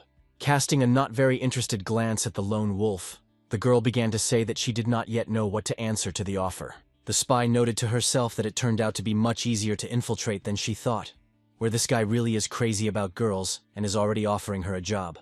But suddenly, Michael simply declared that since the girl was not eager to find a job, he would refuse his offer. Victoria did not expect such a strange turn of events. Thinking about the guy's unusual behavior, Elizabeth decided to intervene in the situation, saying that such a beautiful and obviously educated girl would definitely not be left without a good job. To which Victoria, trying to change the subject, said that Miss Carson was much more attractive than she was. Elizabeth appreciated the compliment, saying that the girl certainly knew how to communicate, unlike those who called her a pig. Well, the spy continued to shower her with compliments, saying that her protector also had a very broad soul. But inside the girl there was anxiety, where she understood perfectly well that the lone wolf was carried away by her. But for some reason he did not develop events, where it could be because of a stranger nearby. But Elizabeth said that since Michael wouldn't take the girl, then she would find a job for her. However, this prospect did not suit Victoria at all, whose task was to get closer to the lone wolf, and she cursed the girl who stuck her nose where it wasn't her business. When they returned home, the girl's security guards surrounded the victim, vying with each other to say that now the master was at least taking them all away because they had not been paying attention. But the true representative of the Carson family immediately became indignant, shouting that her brother would definitely find out how they had confused her with a completely different person. And so, the whole crowd of men tearfully begged for forgiveness, where the dirt on the girls' faces prevented them from accurately establishing the identity of the lady. Meanwhile, Michael's sister had already managed to assess the appearance of their new guest, immediately noticing how beautiful she was. Kiara was very flattered that so many beautiful girls were hanging around her brother, where it was obvious that her new friend Elizabeth was also starting to feel interested in Michael. Here the girl's attention was drawn to the object of her thoughts, who asked how she spends her time. Without answering the question, Kiara threw herself into her brother's arms, declaring that he was incredibly cool since he had literally found himself 2 brides in just one day. And not only Michael himself tried to refute what she had been told, but also his 2 so-called brides, who unanimously declared that they had not even intended to do this. But the girl did not listen to anyone, where she was absolutely convinced that the girls were deceiving themselves. Soon Elizabeth brought a first aid kit, offering to help her new friend treat the wounds. Victoria tried to refuse help, but the girl insisted, and the spy had no choice but to start exposing her injured areas. At first, Elizabeth tried to wipe the wound with a cotton swab soaked in iodine, which, of course, caused severe pain to the wounded woman. Then the Carson family's daughter decided to try a different method, simply pouring the contents of a bottle of iodine onto the wound. Experiencing incredible suffering, Victoria only thought about killing this crazy woman. But the torture was stopped by Michael, who decided to provide medical assistance himself. Having explained to Victoria that Elizabeth had most likely never provided first aid, the young man promised to do everything quickly and as carefully as possible. In the most tender voice, the girl thanked her savior, giving him a tender and sensual look, while the system reported that her level of disposition had dropped by 5 points, which came as a complete surprise to the owner of the system, who had done literally nothing to lower the level. Unable to hide his surprise, the young man raised his head and looked at Victoria. The girl immediately felt something was wrong and asked Michael what happened, to which the guy said that everything was fine, mentally concluding that this girl would make a wonderful actress. Where, of all those whom In had managed to meet, perhaps only Angelica could have been a worthy competitor to her. The enemy was truly worthy, and therefore it was necessary to be constantly on guard. Well, the spy herself, meanwhile, was watching Michael, thinking that this man only seemed normal at first glance, but inside he had long been rotten. The girl remembered the information from the medical institution, according to which Michael's mother could not have children. Therefore, he and that pretty girl Kiara are not brother and sister, where no one probably even guesses what terrible horrors he can plot against this innocent girl, covering up their life together with family ties. And so the spy decided that she would definitely expose this werewolf and completely bankrupt him. When the first aid was completed and the girl came out of the shower, changed into clean clothes, the guards could not take their eyes off such beauty. Kiara admired the girl out loud, and Michael noted her outstanding appearance to himself. At the same time, his precious little sister noted to herself that the girls who appeared in their house were worthy of each other, where her brother definitely knows a lot about girls. Victoria, having thanked Kiara for the compliment, also noted that she has a very extraordinary appearance. But then their tenderness was interrupted by Michael, who offered the girl he saved to become his personal assistant. Having said out loud that the offer was very unexpected, the girl rejoiced inwardly, happy that she had managed to win the heart of the development subject, and so she said that she did not want to remain in debt, and therefore she would work selflessly to repay for the rescue. Delighted by the candidate's consent, the young man said that in order to fully assume the position, she would need to pass some special tests. The very word special already made the girl nervous, where the only thing that came to mind was physical intimacy. And now the girl's guesses began to find confirmation, where Michael told her to follow him. As Victoria walked up the stairs, she thought that everything was moving too fast, but she had to go through this to become a trusted person. From a very early age, she was chosen by the family she served and underwent many of the most grueling trainings. And everything she had to go through over the years was only for the sake of loyalty to the Calloway family. And so now the girl was ready to give herself entirely, no matter what this dirty pervert would come up with. When they were alone, Victoria dared to ask what task the gentleman had prepared for her, to which he asked to provide him with the girl's bank account number. Thinking that this was the way a lone wolf decided to find out her information and past, the girl took out a mobile phone from a hidden place on her body. She had nothing to fear, since before this mission, all the information about her life had been corrected and replaced with false information. But then something happened that she could not have expected, where the spy was informed about the receipt of 100 million into her account. Now she couldn't understand what all this meant, where this money could be a test or allocated for current expenses. Finally, Michael explained that the girl's task was to spend 100 million in 24 hours, and if after 24 hours her balance was 0, then the test would be considered passed. Victoria was shocked again, not understanding how 100 million could be spoken of as $10. However, the lone wolf was not a simple man and could not do anything without some hidden meaning. Michael's behavior was so out of the ordinary that the spy could not get her thoughts in order. not understanding at all what she should do. But then the young man began to move away, saying that tomorrow he was expecting the results of the work done. Turning around for a second, the young man added that the girl should not tell anyone about this task, otherwise the mission would be considered a failure. In his mind, the guy noted that some 100 million confused the girl, and his personal assistant should not pay attention even to 100 billion. Hearing footsteps behind her, Kiara turned around sharply and saw her beloved brother. She, of course, wanted to know what task he'd given their guest, but Michael immediately stated that this information did not concern the children. Switching the conversation to business, the young man asked his sister how things were with the land, to which she explained that they just needed to find those who wanted to sell it. After which the curious girl asked Michael where he was going. And while he was answering the girl, Victoria thought about what she had just heard about buying land. After all, it was definitely somehow connected with the project to create the largest film company. And then it dawned on her that the purchase of land in the north was just a deceptive maneuver, where he was preparing to buy up all the land at bargain prices in the south. In this way, he will sow real chaos in the world of real estate, where many people will lose their money and businesses by committing suicide. Pleased with herself, Victoria mentally concluded that this time the lone wolf's plans would not work out, since two powerful families had united against him. Meanwhile, Kiara begged her brother to take her to the city, and when the young man asked for what purpose, she modestly explained that she really wanted to buy some new things. Michael immediately realized that this was the influence of Elizabeth, whose clothes his sister saw, and of course also wanted to expand her wardrobe. The young man saw no problem with spending money and allowed the girl to go with him, saying that he would pay for everything. But then the attention of the brother and sister was drawn to the appearance behind them of the daughter of the Carson family, who said that she also wanted to go to the city with them. Looking at the girl, Michael decided that it was quite possible to take her too, which would only increase his expenses. And now he had already switched his attention to Victoria, thinking about taking her with him too. And so the girls, overwhelmed with emotion, ran out of the car and headed towards the first shop. Michael approached the spy who remained in the car and told her to come with them. And when the girl asked, he explained that she should carry his sister's purchases, since he had hired her as a personal assistant after all. And so the young man, in the company of 3 beautiful girls, was already walking through the shopping center, urging his little sister to buy everything she liked. The still very shy girl looked at herself in the mirror, trying on one dress and then another. Noticing that his little sister liked something, Michael immediately noted that it suited her very well. And now he called the seller, saying that they were buying both of these dresses. In the handbag department, the young man couldn't help but notice that his little sister had excellent taste. And now he was demanding that each option be brought in 2 colors, saying that he was buying everything. And so it continued in every department that his dear little sister was brought to. At some point, Kiara stopped her brother, saying that they had bought so much that they would not be able to carry it for several years. Michael tried to justify himself by saying that despite all the purchases they had in their hands, they didn't have a single bag, to which his sister immediately recalled that Victoria was the one carrying all the bags.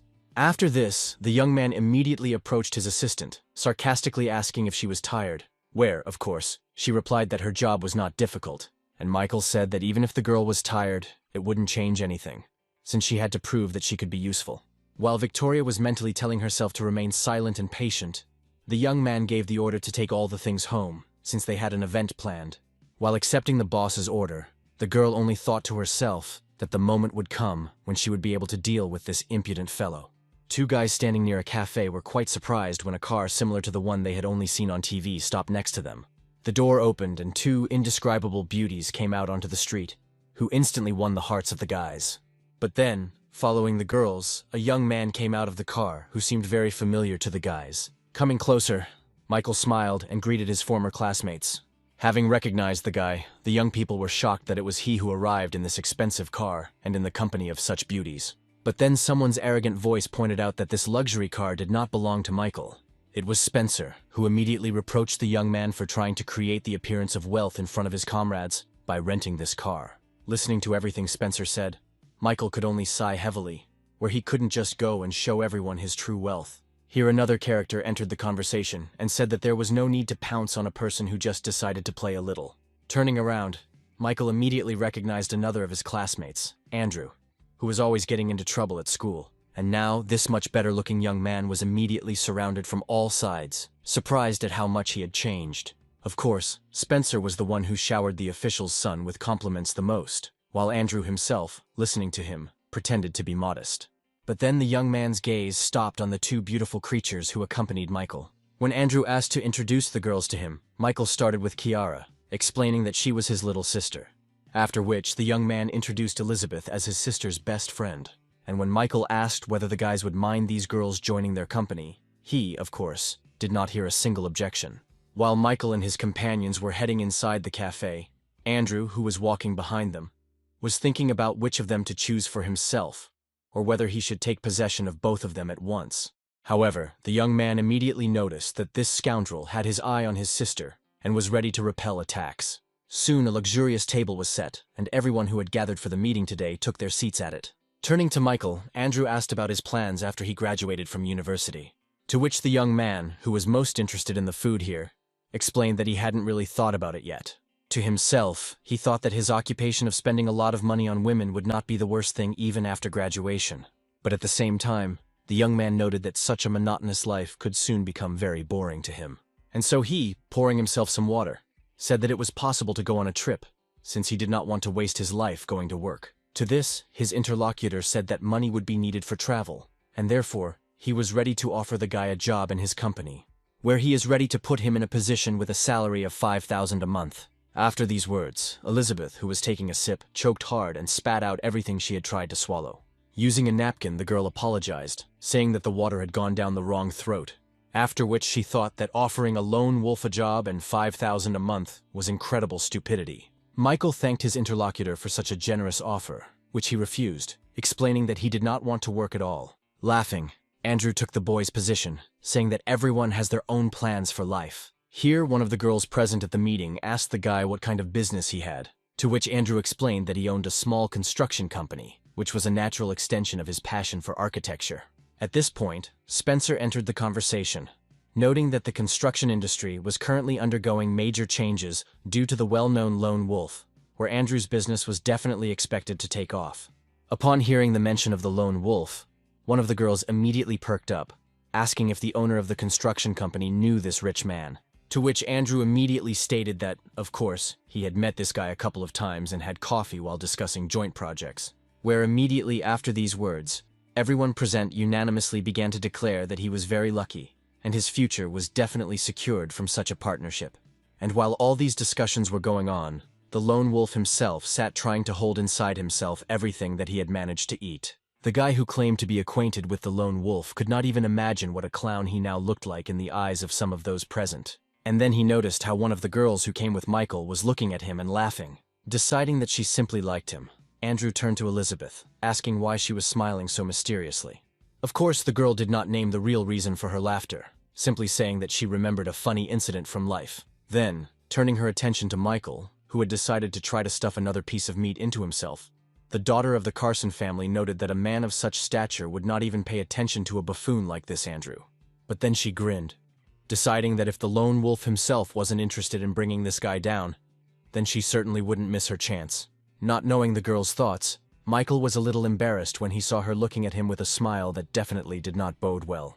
After some time, Andrew, believing in himself, his strength, and his attractiveness, approached Elizabeth with a proposal to exchange contacts, and when the girl coldly asked him why he needed it, the young man explained in a sweet voice that he simply wanted to get to know her better. In response, Elizabeth asked the admirer why he even thought he was worthy of her attention. The viewers watching the events unfold mentally noted that the girl was treating the guy extremely harshly. However, the young man was not going to back down just like that, declaring that the girl had too high an opinion of herself, to which he immediately received the answer that she did not have as high an opinion as the guy himself, who clearly overestimated his strength and capabilities.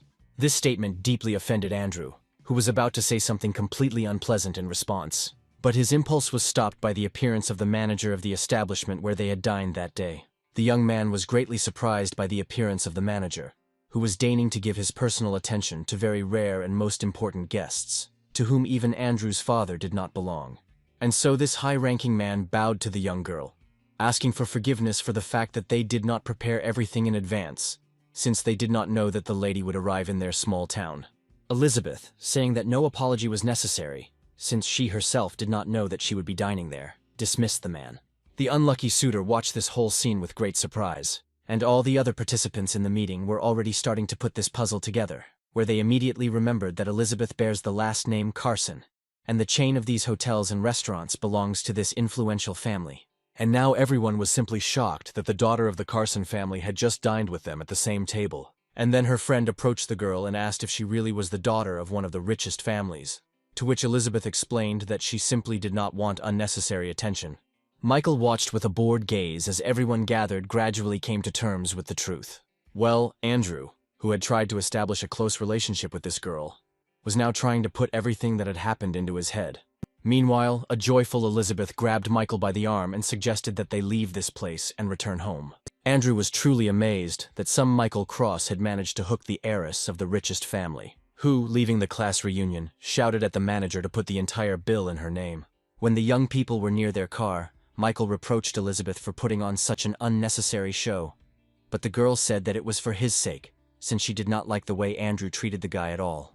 Then the girl received a call from Victoria, who was waiting for the young people, where the daughter of the Carson family explained that they were at an event and would return soon. After finishing the conversation, the spy thought about the reason why she was not invited to this event, where Michael could suspect something.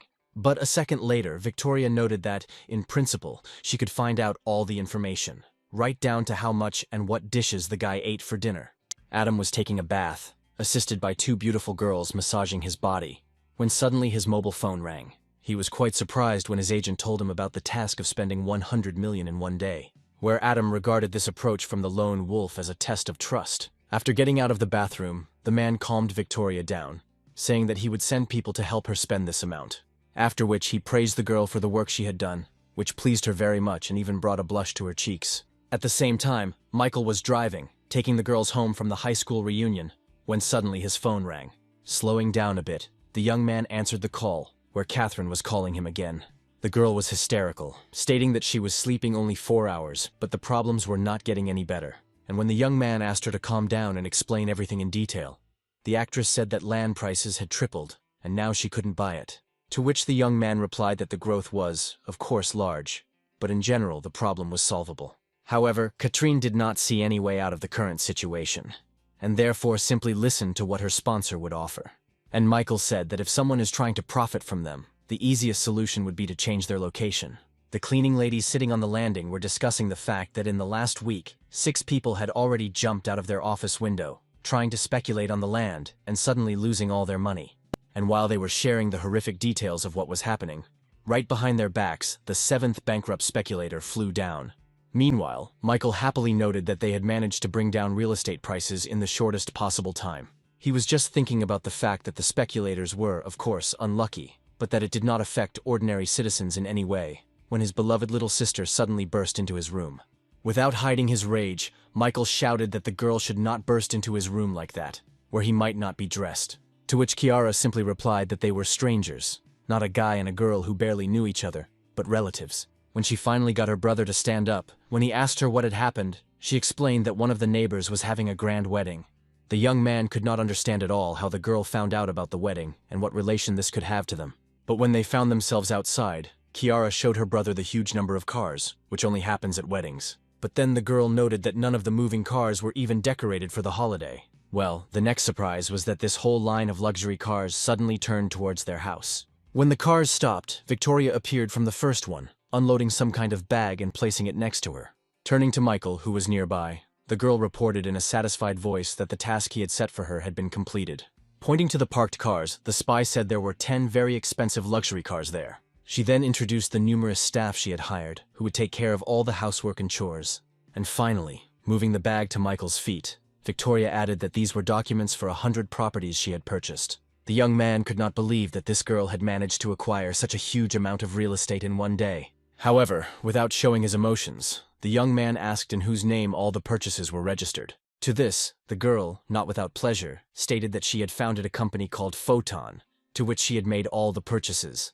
And so, handing the young man a package of documents, the spy added that all he had to do was sign all these documents to gain full rights. Pretending to study the documents he had received, the young man noted to himself that the girl was very capable, where in just one day she had managed to found a company, which clearly indicated that she had received help. And so, having said that they would talk about the documents later, Michael asked Victoria to follow him. Having started moving, the girl was worried that her employer might suspect something, since it would really be impossible for her to cope with such a task alone. When they were alone, Michael asked the girl if she knew why he had secluded himself with her. And when she replied that she had no idea about it, the young man turned around and, holding out a folder with documents, said that she would become the owner of the company she founded and all its assets. Which, of course, confused the girl, where she began to stutter that she was not worthy of such an honor. But the young man interrupted her speech, saying that she was clearly underestimating herself. But when his interlocutor asked him to explain why she had been given such an honor, Michael suddenly declared that he simply liked her very much. Playing her role wonderfully, the girl portrayed strong embarrassment closely bordering on pleasant emotions that every girl would experience when a man expresses his sympathy. Well, Michael, who was playing his game, immediately approached Victoria, saying that he was ready to give her 100 million and 1,000 times more. Taking timid steps back, Victoria said that her boss must be joking, since they had known each other for no more than 2 days. But then Michael made a very compelling argument, saying that he would never trust 100 million and give the company to someone he doesn't have any feelings for. Meanwhile, the girl ran out of room to retreat and her back was pressed against the wall, and when she tried to object again, the young man suddenly hit the wall with his palm, saying that she could accept his feelings as love at first sight. Soon, the young man's second hand was on the wall, surrounding the defenseless girl, where immediately after this gesture, Michael announced that she was now appointed to the position of his assistant. But then, abruptly removing his hands, Michael declared that the girl had passed all his tests. When the guy was far enough away from her, Victoria breathed a sigh of relief, as she had already managed to think that he would now force her into physical intimacy. At that very moment, the girl was distracted by the signal of her mobile phone, which, as usual, was in one of her intimate places. When Victoria read the message informing her that 1 billion had been credited, she immediately asked her boss to explain what it all meant, to which Michael cheerfully replied that this was the next task for his new personal assistant, where she had to spend this billion in a week. This finally broke all the logic of the girl, who could not understand why he was simply forcing her to spend huge amounts of money. And the only thought that could explain everything now, and that came to the spy's head, was that Michael really liked her. The great schemer himself was only glad that, although the girl had been sent to him, she nevertheless turned out to be very useful to him in terms of spending. He was also very interested in when this actress would start doing what she had infiltrated for. Victoria herself drove away thoughts that Michael might like her. Remembering her loyalty to the Calloway family, she immediately decided that this billion was simply an attempt to buy her, which she, like everyone else, would definitely not fall for. Out loud, she thanked her boss in the most tender voice for such generosity, saying that she would do everything to live up to his expectations. After such words and reaction, the young man turned to the system, where he saw the same 85 points. And looking at the girl's face, whose facial expressions were completely inconsistent with her actual attitude, Michael noticed that it would be very difficult to win her over to his side. And so he, continuing to move, threw in one last thing that she was free to do with the money whatever she considered necessary in order to spend it down to the last cent. And Victoria was very surprised that her boss just gave her 1 billion and left her company without asking for anything in return. A minute after these events, Diana was already talking to Michael, asking him where he was, expressing her desire to meet. Not knowing what to do with herself, Diana picked up her mobile phone and called Melanie, suggesting that they meet and spend time together over the weekend. But she refused her friend, saying that after being promoted to deputy director, she had to get involved in a lot of things, and therefore she was forced to work on weekends too. Plus, their entire team developing and implementing the new app works overtime and on weekends, where she can't leave them. And so the upset girl had no choice but to state that they would be able to see each other some other time. Diana made her next call to Jessica asking about her plans for the weekend, but she too turned out to be busy, where she was already preparing for a weekend trip to another city to participate in an industry summit. Having said goodbye to her friend until next time, Diana didn't know who else to call or what to do with herself. Looking at her phone, the girl came to the thought that she could call Michael, where he himself, in all likelihood, would never call her. And now, the girl was already telling the young man that she would like to meet him. Michael was standing at the entrance to his house when another super luxury car pulled up right behind him. Everyone who periodically came to his house to observe was amazed when they saw the car from the cover of magazines. But people were even more amazed when a stunning girl emerged from the interior of this insanely expensive car. And now she has already approached Michael, who met her with another watermelon in his hands. Saying that this was no place for talking, the young man invited his guest to come into the house. Spencer, who was nearby, literally tore his hair out when he realized that another hottie had come to visit his former classmate. He considered himself much more handsome and better than Michael, believing that all the beauties should stick to him, which Michael himself found quite funny. When the gates closed behind the young people, the girl suddenly slowed down and stopped. Diana lowered her head and a tear immediately rolled down her cheek. But literally a second later, she suddenly rushed forward and pressed herself against Michael's back, begging him to stop being so distant. Through tears, the girl said that she was wrong and asked the young man for forgiveness. Such a display of feelings on the part of the girl could not leave Michael indifferent. And so he turned to Diana, taking her hand and preparing to say something. But then the sound of a broken plate interrupted this scene. Turning their heads, the young people saw Elizabeth in front of them, who was clearly unhappy with the scene she had unwittingly witnessed. Immediately recognizing the youngest daughter of the Carson family, Diana asked the young man in surprise what she was doing there. But before Michael could say anything, Kiara and Victoria came to the sound of broken dishes, very interested in what was going on here. Seeing the new face in their house, the girl asked her brother who she was. Well, Diana herself already recalled her mental suffering, where she naively believed that Michael was experiencing the same. But as it turned out, all this time the guy lived in this house and was surrounded by 3 beauties. Having collected his thoughts a little, the young man said that now he would introduce everyone to everyone. The first person he introduced to Diana was Elizabeth, whom, as he already understood, the girl definitely knew from afar. After which the girl was introduced to his younger sister Kiara, whose existence he had only recently learned about. Then it was Victoria's turn, whom he introduced to his guest as his personal assistant in business. Well, finally, the guy pointed to Diana, saying that he once studied with her in high school and found her to be a very talented girl. The one who disliked Diana's presence most was Elizabeth, who remembered how easily she had given her contacts to her brother, and who now decided that she would never give her a guy like Michael. However, Diana also did not feel sympathy for Elizabeth, as she believed that her problems with Michael began precisely because of their family, and so the girl changed her original plan to simply visit the young man, deciding to stay for a while. And so she began to play the necessary role, saying that because of long experiences she now feels very bad, and therefore would not mind living in the fresh air for a while to restore her strength. Hearing the girl's request to stay, Michael thought that if there was one more girl, it would hardly change anything. Besides, Diana will be able to create an excellent counterbalance to Elizabeth, who has recently begun to increasingly take charge here. And so, hugging the girl, Michael said that he was not at all against it, and his new guest could stay here as long as she wanted. Diana, beaming with happiness and accompanied by Elizabeth's hateful gaze, immediately headed into the house to settle in. In her mind, the new cohabitant of this strange company thought that she had already somehow gotten along with Melanie and Jessica, but they did not need another competitor. Well, her opponent immediately noticed a strong opponent in Diana, in any case deciding that she would not give Michael to her just like that. The next day, the young man, accompanied by both candidates, went to pick watermelons. And when he was resting in the shade of a tree, one gave him water and the other wiped his face, which was wet from the heat.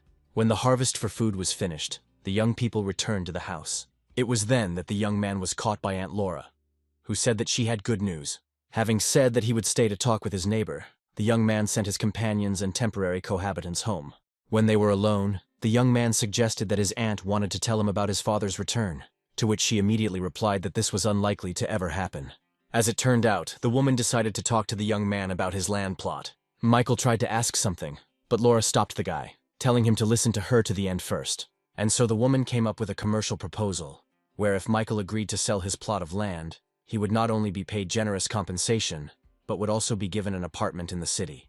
Doubting that such a proposal could really be real, since everything sounded so fabulous, the young man asked about the original source, to which the woman explained that she works with a certain company that has put forward such wonderful conditions, and also pays additional money to those who persuade people to sell the land. And when the young man said that his neighbor had most likely gotten involved with scammers, she explained that the company had all the data open and it was called Photon. The announced name had its effect, where the guy immediately recognized his own company, which he gave to Victoria to manage.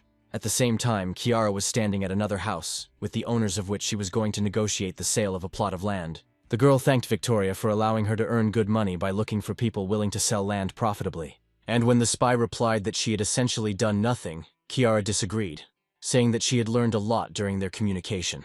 Looking into the beautiful eyes of this pure and honest girl, Victoria thought about how low Michael had sunk by using this child for his own interests. Having decided to snatch this girl from the clutches of this pervert, Victoria suddenly asked her how sure she was of her relationship with Michael. In response, Kiara replied in confusion that this was absolutely proven, where no one doubted it, including the man who raised her said so. Immediately after this, the spy handed the girl a folder with documents, saying that of course her relationship with Michael did not concern her, but Kiara was obliged to read this information. And when her interlocutor asked what was in the folder, Victoria explained that it contained a medical report that was given to Michael's mother before he was born, stating that she could not have children. The spy finished her explanations by telling Kiara that Michael Cross is not the son of this family, and therefore is not related to the girl. This was a real shock for Kiara, who immediately asked whether Michael was adopted. But Victoria had no answer to this question. The girl understood that under any circumstances, whether she was the daughter of the father of the Larson family or the daughter of the father of the Cross family, she and Michael were not related by blood. The girl immediately remembered how zealously the young man defended her from her tyrant father, who raised his hand against his stepdaughter. The girl also remembered every moment she spent with this guy, who showed genuine concern for her. And so the girl caught herself thinking that she had always liked Michael, that she simply did not want to admit it, and therefore the news could be considered good. And so Kiara told the spy that she didn't want to worry about this at all, where she and Michael had become very close anyway. However, Victoria added fuel to the fire, leading her interlocutor to certain thoughts with words about how her fake brother might have secret intentions if he knew that they were not related. And when the girl asked her to clarify what she meant, the spy explained that Michael could at the very least be a pervert. However, Kiara then stated that she needed to somehow wrap her head around all this new information, and so for now, they should just go home. And now the girls were already approaching the gates of the Cross family house. The whole way, Kiara thought that her brother apparently liked her too. But at the same time, the girl noted that he was constantly surrounded by the most beautiful girls in their country, where she, an ordinary girl from the countryside, definitely had no chance. Well, Victoria, watching the change in her companion's facial expressions, cursed Michael, who was playing with the feelings of this beautiful girl. At that very second, Michael himself was wildly surprised that Victoria's level of favorability suddenly dropped by another 5 points. And then Victoria herself entered the room, looking at whom the young man could not understand why her disposition had suddenly fallen when he had not even spoken to the girl. Watching the girl's return, Michael attracted Elizabeth's attention by asking her to light a fire in the kitchen. The girl was very upset that the house did not have a regular stove, to which the owner of the house explained that food always tastes better when cooked over a fire. He then turned to his precious little sister, saying that today he would delight her with his culinary skills. After all, cooking was the only skill he could develop without the help of the system. And so, armed with a knife and other kitchen utensils, the young man began to prepare dinner for his excessively large family. Soon everything that had been chopped and sliced was already in the frying pan. Everyone nearby, including one of the guards, watched in fascination as Michael busied himself in the kitchen. And so, about 30 minutes later, 2 signature dishes were on the table, into which the young man had put almost his soul. The young man, of course, invited his little sister to be the first to try it. All the other girls watched without blinking as the spoonful of egg rice was sent into Kiara's mouth. And as soon as her taste buds caught the taste, Michael's sister's face literally lit up, where she immediately screamed that it was a real masterpiece. The girl experienced real bliss, where the taste of this dish seemed to transport her to a world of happiness and bliss. Snatching the spoon from her brother, Kiara furiously attacked everything that was still left on the table. Having decided that their friend was clearly overdoing it, everyone else quickly approached to also appreciate the taste of the dish. And now each of them was blissfully declaring that the food simply couldn't be that tasty. And now all 4 girls were already sitting at the table, gobbling up the prepared dishes and praising the cook. And then the system started issuing messages one after another that the level of affection for each of his girls had increased. A separate bonus was the unlocked skill for culinary arts, which was immediately increased by several dozen levels because the owner unlocked it himself. Pleased that new skills could be acquired independently, the young man attracted the attention of his personal assistant, saying that it was time for her to finish eating, as he had another task.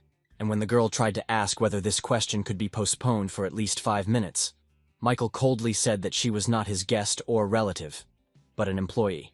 Realizing that the young man was essentially right, the girl agreed with his arguments, thinking to herself that even the most tyrant of tyrants gave their subordinates time to eat.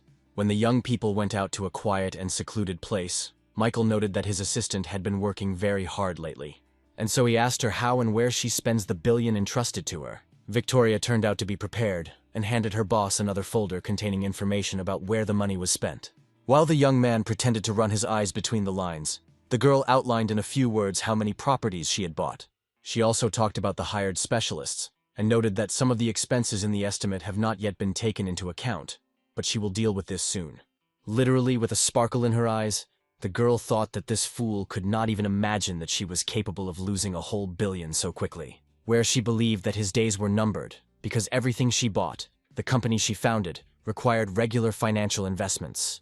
Michael, of course, did not understand a single word of the papers, but he was perfectly aware that he had created a bottomless abyss into which he could safely drain his billions, where everything he manages to spend will give him his personal financial benefit.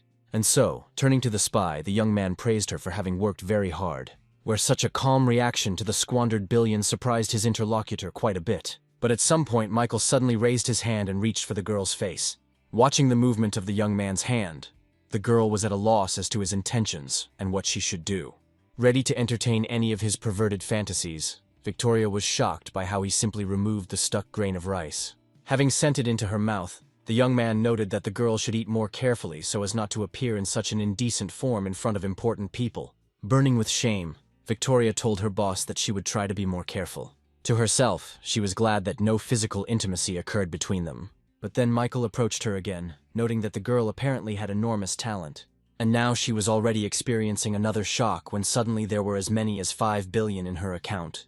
And while she was coming to her senses, Michael said that this was her new assignment, where she had to master this money within the next week. But that wasn't all, where the guy also quietly added that if she succeeded, he would accept her into his inner circle and reveal all his secrets. This was precisely the goal the spy was pursuing, and therefore she clearly reported to her boss that she would do everything in the best possible way. Michael's thoughts were that even a foreign spy could become his tool for spending money. That same evening, Victoria told her master the good news that she had a chance to get into the narrow circle of those close to the lone wolf. Having finished her report by saying that Adam would soon receive all the information he was interested in, the girl sent a message. Having finished reporting to her superiors, the girl thought that these 5 billion could also be spent on purchasing land, which would also require even more investment. Remembering the smug face of her temporary boss, the spy mentally addressed him with the words that he completely underestimated women. Michael himself, not particularly worried about anything, sat on the couch and, as usual, played on his phone. Here Elizabeth caught his attention, saying that they had gone for a walk in their all-female company, which didn't particularly interest the young man since he was already bored enough. Leaning back on the sofa, the guy noted that he wouldn't mind going back to his school years and living here with his parents. With these thoughts about his carefree and generally happy past, the young man did not notice how he fell asleep. The woman approaching the gates of the house did not immediately understand whether she had come to the right address, where it also seemed strange to her that there was a huge number of the most expensive cars parked around. Opening the doors, the woman loudly asked if there was anyone inside the house. The sound of a painfully familiar voice woke up the young man, who literally jumped up on the spot. Looking towards the front door, Michael was not without surprise to see his mother standing on the threshold. The woman was very happy to see her son in the house, and at the same time asked what had happened to their house. But the young man did not respond to this, simply throwing himself into his mother's arms and saying that he missed her very much. Hugging her son, Rosemary replied that she missed him too, saying that she wanted to cook something tasty for her son. Already sitting at the table, Michael said that he was already aware of the situation with Mr. Larson's father and wife, and that his position was on his mother's side. And when the woman asked her son to never be like his father, the young man reminded her that he was very modest and could not even talk normally to a girl. At that very moment, the front door opened again, and the girls who appeared in the room informed Michael that they had returned. They were very surprised when they found the guy in the company of some woman. Rosemary, who was no less surprised, immediately asked her son who all these girls were. And so Michael had no choice but to begin introducing his girlfriends one by one, where he started with Elizabeth.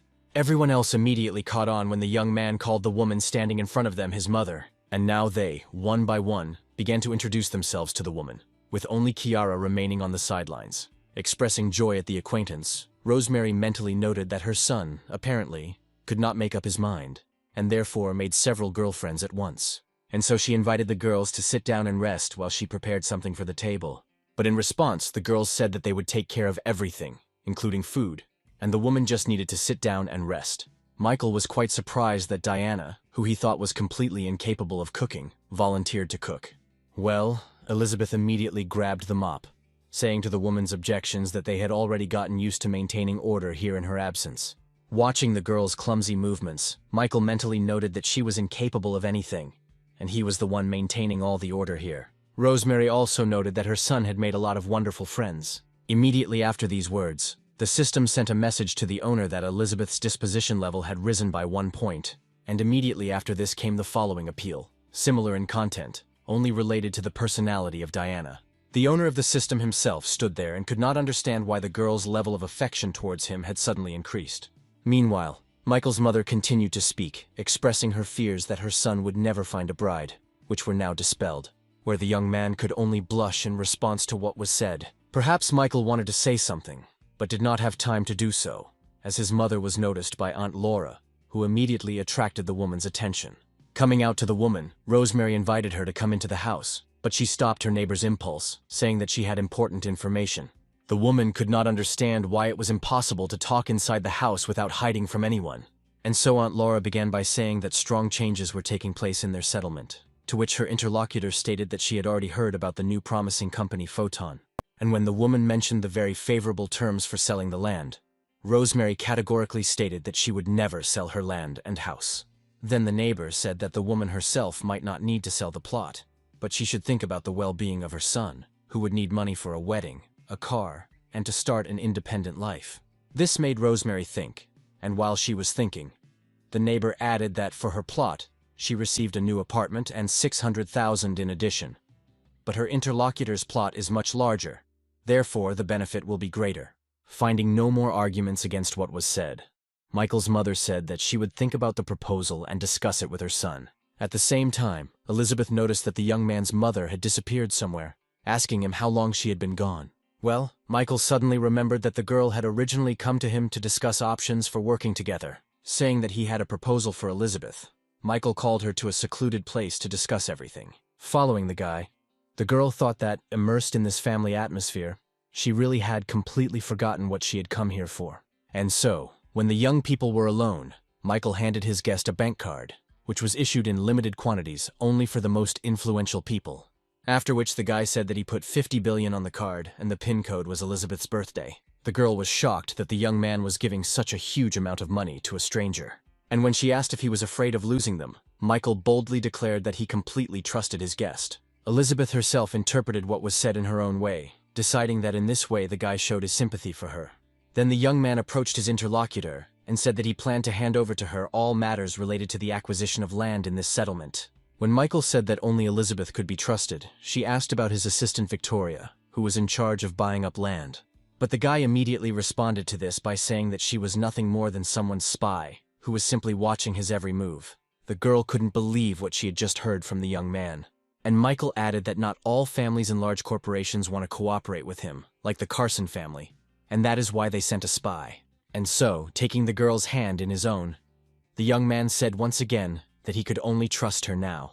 Elizabeth looked at the elite bank card, thinking that even her own family didn't believe in her enough to give her 50 billion at her disposal. Turning her gaze to the young man, the girl also noted that she apparently really meant something to the guy, since this project with the lands was extremely important for his affairs. Based on all this, the daughter of the Carson family found no other explanation for these events other than the fact that the guy was in love with her. Immediately after which the system began to issue messages about an increase in the level of her location. And now the number of points has reached the minimum required level, where Michael received 30 power-up points, a refund for his personal expenses of 5 billion, and several new simple skills, such as singing, drawing, and playing Go. Pleased that he had finally achieved a result, the young man approached his interlocutor, saying that everything they had just talked about should become their little secret, where the young girl was absolutely captivated by the fact that she and this guy already had their own secrets. And so, having said that tomorrow she was returning to the capital, the girl asked whether Michael would miss her, to which he immediately answered positively. Intoxicated with happiness, Elizabeth fluttered away from home on the wings of love. As he watched his guest leave, the young man thought that she was a very good girl, and could well be the one to resolve the conflict if the rest of her family suddenly turned against him. When he had finished with Elizabeth, Rosemary caught her son's attention and called him to talk. Having sat down, the woman, without any preludes, immediately told the guy that she had decided to sell their house. Michael took this news critically, saying that she should not make such hasty decisions. But the woman explained that the Photon company offers very favorable conditions, where they will receive an apartment as well as a lot of money. adding to which their savings will be able to buy another apartment for Michael. And then the young man thought about the fact that he found himself in a strange situation, where the company he created was now persuading his mother to sell the land and the house. While the young man was thinking, Rosemary said that it would be much better and more correct this way. Looking at his mother, the boy thought about the fact that she didn't know at all about his wealth, and that's why she was so worried about how he would live on. And so he came to the conclusion that in any case he was going to take her to the capital, where he would settle her in a normal large apartment, and therefore did not argue about the sale of the plot and the house. Michael, lounging in his chair, studied the financial report that Victoria, who was standing next to him and reporting information about the company's activities to the boss, had brought to him. The girl explained that the company had bought up a huge amount of land and was currently experiencing an acute shortage of funding. Many of their competitors are trying to buy up land plots, and therefore they need more money to compete with them. Saying that their business would likely not survive, the girl apologized to Michael, taking full blame for the failure on herself. Inside, the girl was jubilant, because she understood that this was a real collapse for the empire of the lone wolf. But the young man asked how much money his assistant now needed to continue her activities, and she indicated the amount of 10 billion. This greatly pleased the young man, who could not contain his emotions and declared that it was wonderful. Where such a reaction of the young man greatly surprised his interlocutor, who did not understand why the guy was happy that his business was on the verge of bankruptcy. But Michael had already jumped up and grabbed the girl by the shoulders, and said that he couldn't have managed without her. That she had managed to spend 5 billion so quickly that another 10 needed to be spent. When the girl asked if this was sarcasm, the young man immediately stated that it was absolutely not, since it was simply a phenomenal ability to spend that kind of money in just a week. And so, turning to his interlocutor, Michael said that many people know how to make money, but only a few can spend it so skillfully. Pointing to his assistant, the young man declared that she was simply the embodiment of his guardian angel, where Michael mentally called her a stupid creature who would never understand that the more she spent, the more he would earn. Without understanding anything, Victoria timidly said that no one had noticed her talent for running a business before. But then her mobile phone screen lit up and the girl saw a message about another 20 billion being credited to her account. She tried to ask her boss if he was afraid to trust her with that kind of money, to which he calmly replied that he didn't feel a drop of fear. Turning his head halfway, the young man added that if he works with someone, he never has any doubts about that person. Immediately after these words, the system suddenly began sending messages that the level of this girl's disposition began to rise significantly, where a satisfied Michael mentally noted that the 20 billion had done their job, as Victoria's disposition had risen to minus 10 points. But suddenly remembering something, the guy turned around and gave orders to his assistant to prepare a car for him, since he intended to return to the city tomorrow. This was a very unexpected request for the girl, who could only guess why he suddenly decided to return. While helping with the packing, Rosemary asked her son why he decided to return to the city when there was still quite a lot of time left before the end of the holidays. To which Michael calmly replied that a friend of his was starting a business and asked him to help with it. Whereby this friend he meant Jessica, who had recently called him and asked him to be the guest of honor at the official launch of her broadcasting company. The woman was pleasantly surprised that her son managed to combine study with work.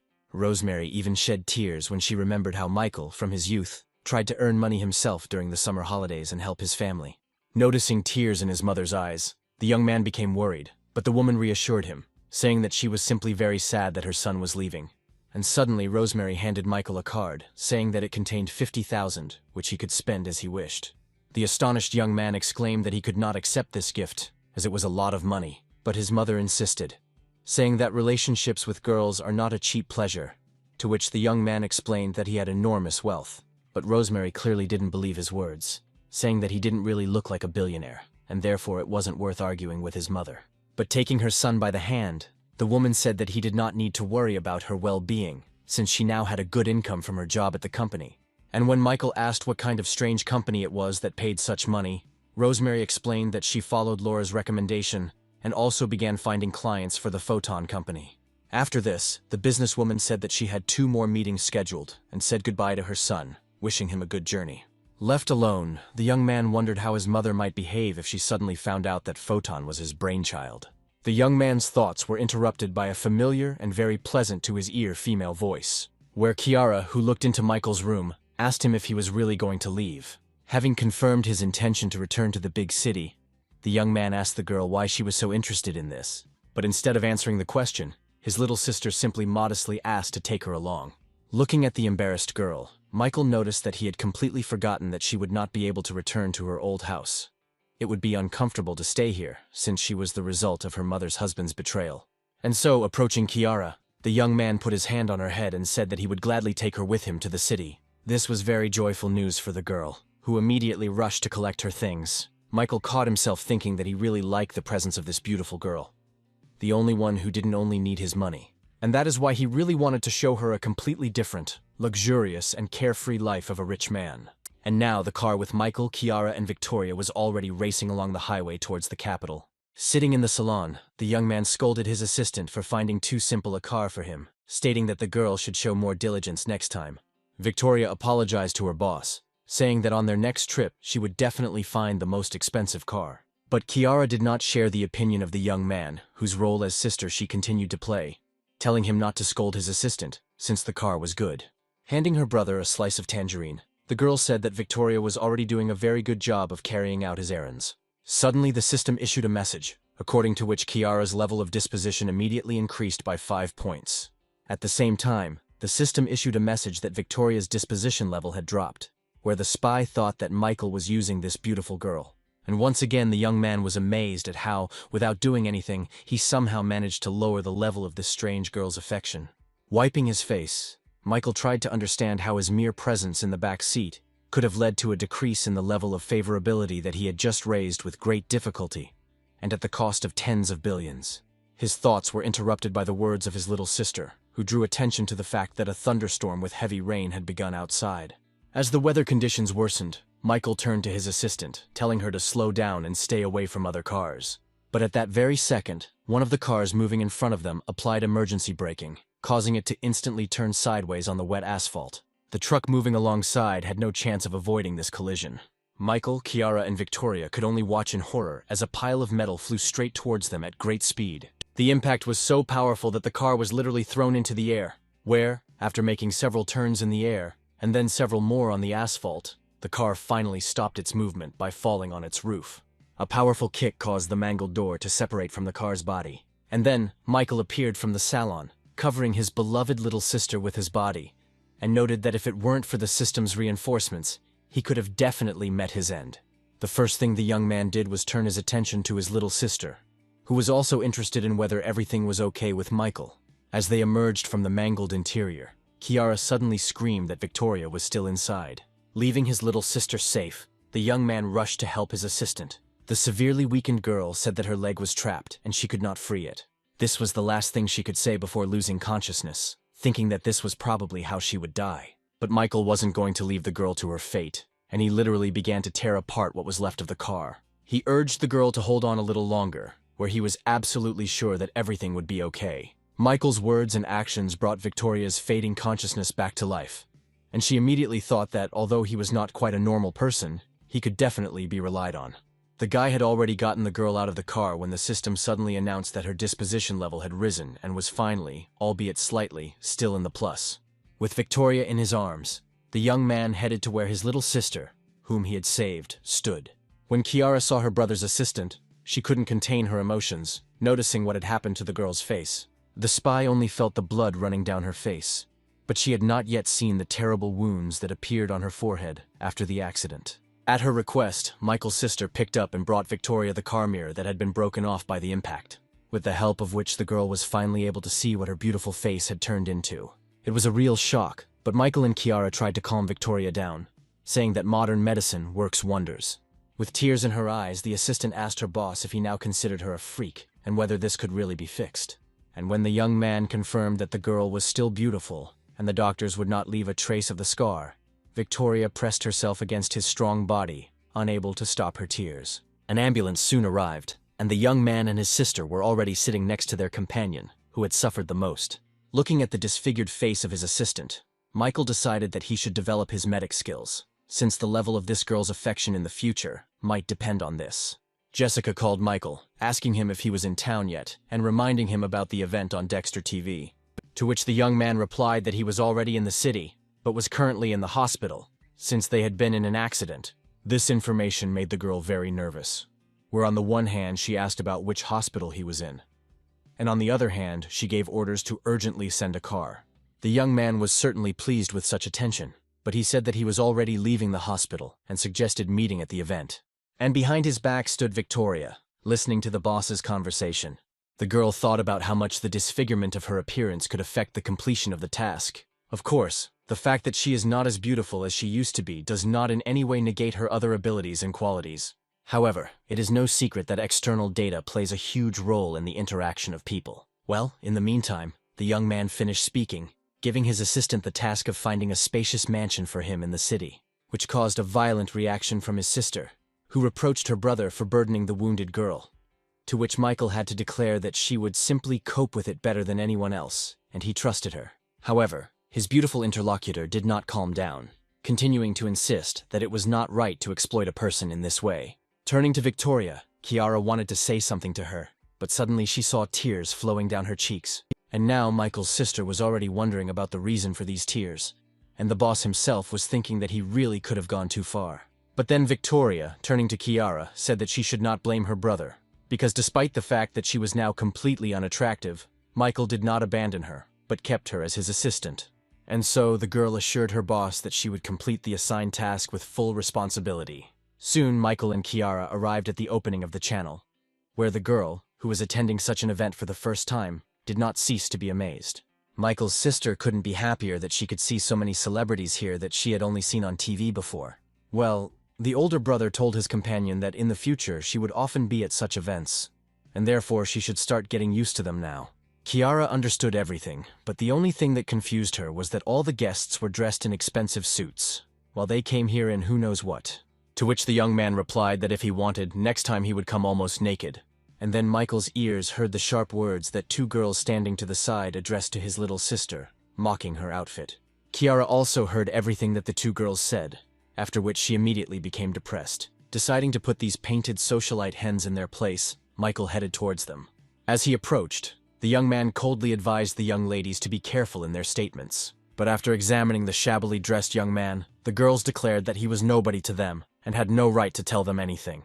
This statement deeply hurt Michael, who was ready to rage. But then his impulses were stopped by the approaching Kiara, who suggested that her brother not pay attention to these women. But Michael was not going to let what he had done go unpunished, still coldly saying that he was giving the girls one and only chance to apologize to his sister. But the girls clearly had no intention of doing this, where one of them said that she was very popular in the world of bloggers and did not have to apologize to anyone.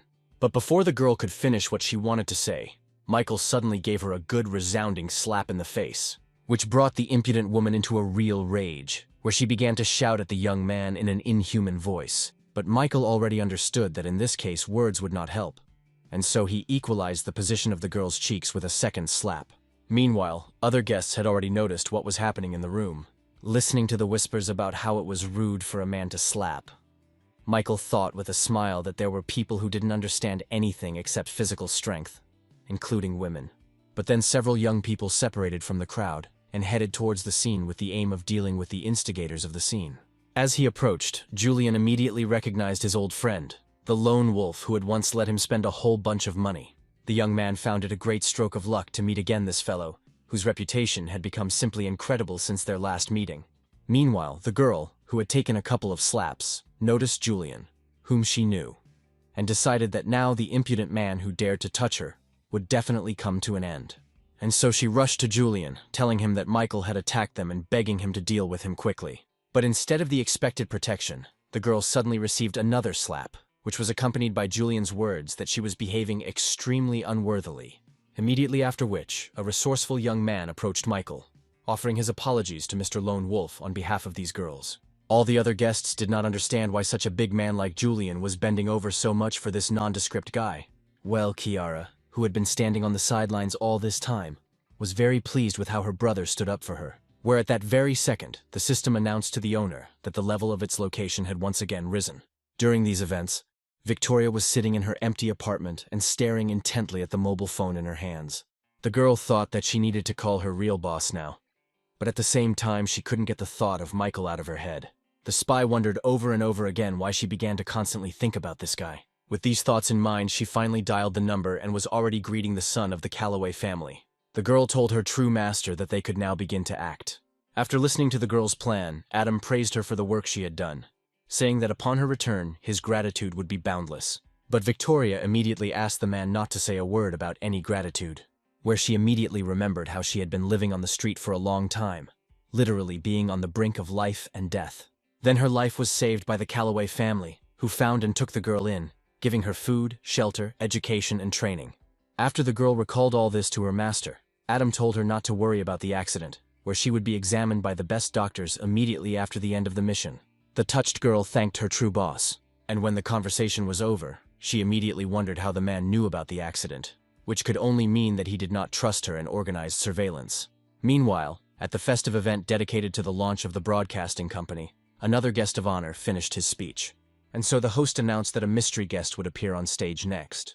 Hearing such an intriguing announcement, Kiara began asking her brother if he knew who they were talking about.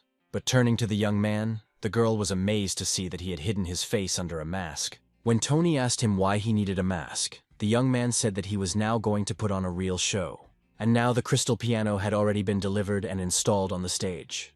And the girl watched, fascinated, as her beloved brother confidently headed off to conquer the entire hall. Once again, the girl caught herself thinking that she really liked this guy. And the system again informed the owner about the increase in her level of favor. All the other guests, watching as the masked man sat down at the musical instrument, wondered who was hiding under the mask. Well, Michael himself, having settled comfortably in a chair, closed his eyes, and for more than 5 minutes showed no signs of life at all. And so the guests quietly began to whisper that something was clearly wrong with this strange musician. 10 minutes later, the guests began angrily shouting at the artist to get off the stage and not interfere with the performance of others. The event organizer, accompanied by her friend, watched everything that was happening with alarm. Realizing that the crowd was about to get angry, Joanna told her friend that something needed to be done immediately. But Jessica was calm, saying she had no doubt in Michael, who clearly had something big planned. But in her mind, the girl asked the guy what had happened to him because he played just great. And suddenly, the young man exhaled forcefully, and his fingers fell on the keys, extracting pleasant sounds from the instrument. Jessica's facial muscles immediately relaxed, and her friend noted with some joy that the guy had finally started playing. But then, in addition to the fact that he was creating a simply divine melody, Michael also began to sing, where everyone gathered instantly felt how deeply this piece of music touched them. Kiara was no less fascinated, noticing that this guy had an incredible number of different talents. Well, the great musician and singer himself continued his touching performance, where his song was extremely sad. Jessica and Joanna couldn't tear themselves away from his work and didn't utter a single word, where Joanna also noted that she could no longer hide her feelings for Michael, despite the fact that he was her friend's boyfriend. Katrin also watched the broadcast of her sponsor's performance on her mobile phone screen. Her thoughts were that only someone who truly loved could play and perform a song like that, where at that very second, the actress realized that behind her image, in which this guy appears before her every time, a wounded, broken heart is hidden, and the system was already announcing an increase in the level of her favor. When the last note was played, all the guests remained silent for some time and listened to the silence, not wanting to part with the emotions that the young man's performance had given them. But then the hall was suddenly filled with thunderous applause, with literally every spectator declaring that they had witnessed some kind of miracle. His friend Diana also watched his performance via online broadcast, once again noting that the guy is good at literally everything. The girl noted that she would probably never be able to fall in love with someone else. Then her overly strict father approached her and told her to stop using her phone at the table. But Patrick Carson, who was standing opposite them, said that in today's society, the youth's fascination with gadgets is considered quite normal, and he himself is subject to this addiction. However, the head of the Rockwood family nevertheless apologized to the important guest. Well, the young man himself has already switched his attention to the girl, mentioning that their families are starting to cooperate, which will most likely lead to their private meetings. However, this guy did not interest Diana at all, who did not forget that it was because of him that she had quarreled with Michael. Suddenly the young man stood up, saying that today he had prepared an unusual surprise for the girl, which she would definitely like. Heading towards the musical instrument, Patrick noticed that the girl liked live music, where she herself studied for several years at a music school, and now he has already touched the keys, thinking that not a single beauty has ever resisted his charm, especially when he plays. But after the girl heard Michael's performance, no other game could touch her soul and heart. At the same time, after finishing watching Michael's performance, Victoria burst into tears, wondering how this disgusting person could create such melodies that literally touch the soul. The young man reported to the young lady that they had completed the assignment and acquired the designated lands. The only thing that bothered him was the excessively high compensation for people agreeing to sell plots. But Elizabeth said that this was not his concern at all. After all, she understood perfectly well that Victoria, under the auspices of her company, had already acquired a huge amount of land, and therefore it would be possible to oppose her only on the condition of purchasing no less land. The girl was ready to smash to smithereens all the undertakings of the one who was sent to annoy Michael. The girl's thoughts were interrupted by Kiara's message. And now Elizabeth was already following the link, where she saw the broadcast of Michael's performance. Literally from the very first notes and words of the song, the girl felt how everything inside her was simply turning over.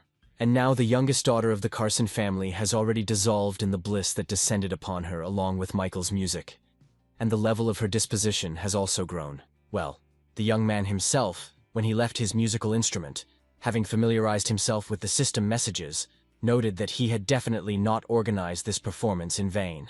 The audience didn't want to let the guy go at all, begging him to stay and play some more, or at least to reveal his identity. A few days later, one of Photon's employees reported to Victoria that their affairs were not going well, as a certain company had also begun actively buying up land in the same area as them. And the girl noted to herself that most likely it was her true boss who began to implement the plan, where Photon would soon go bankrupt. The girl explained out loud that she was aware of what was happening, and that she was already going to tell the lone wolf about everything, who would tell her what to do. But when she dialed the number, the girl first encountered the fact that it was impossible to get through to Michael, since his phone was switched off. The two girls sat and discussed, not very loudly, the rumors that their company had come to an end. One of them did not believe it, referring to the lone wolf, but the other immediately explained that no one had seen or heard from him for quite a long time.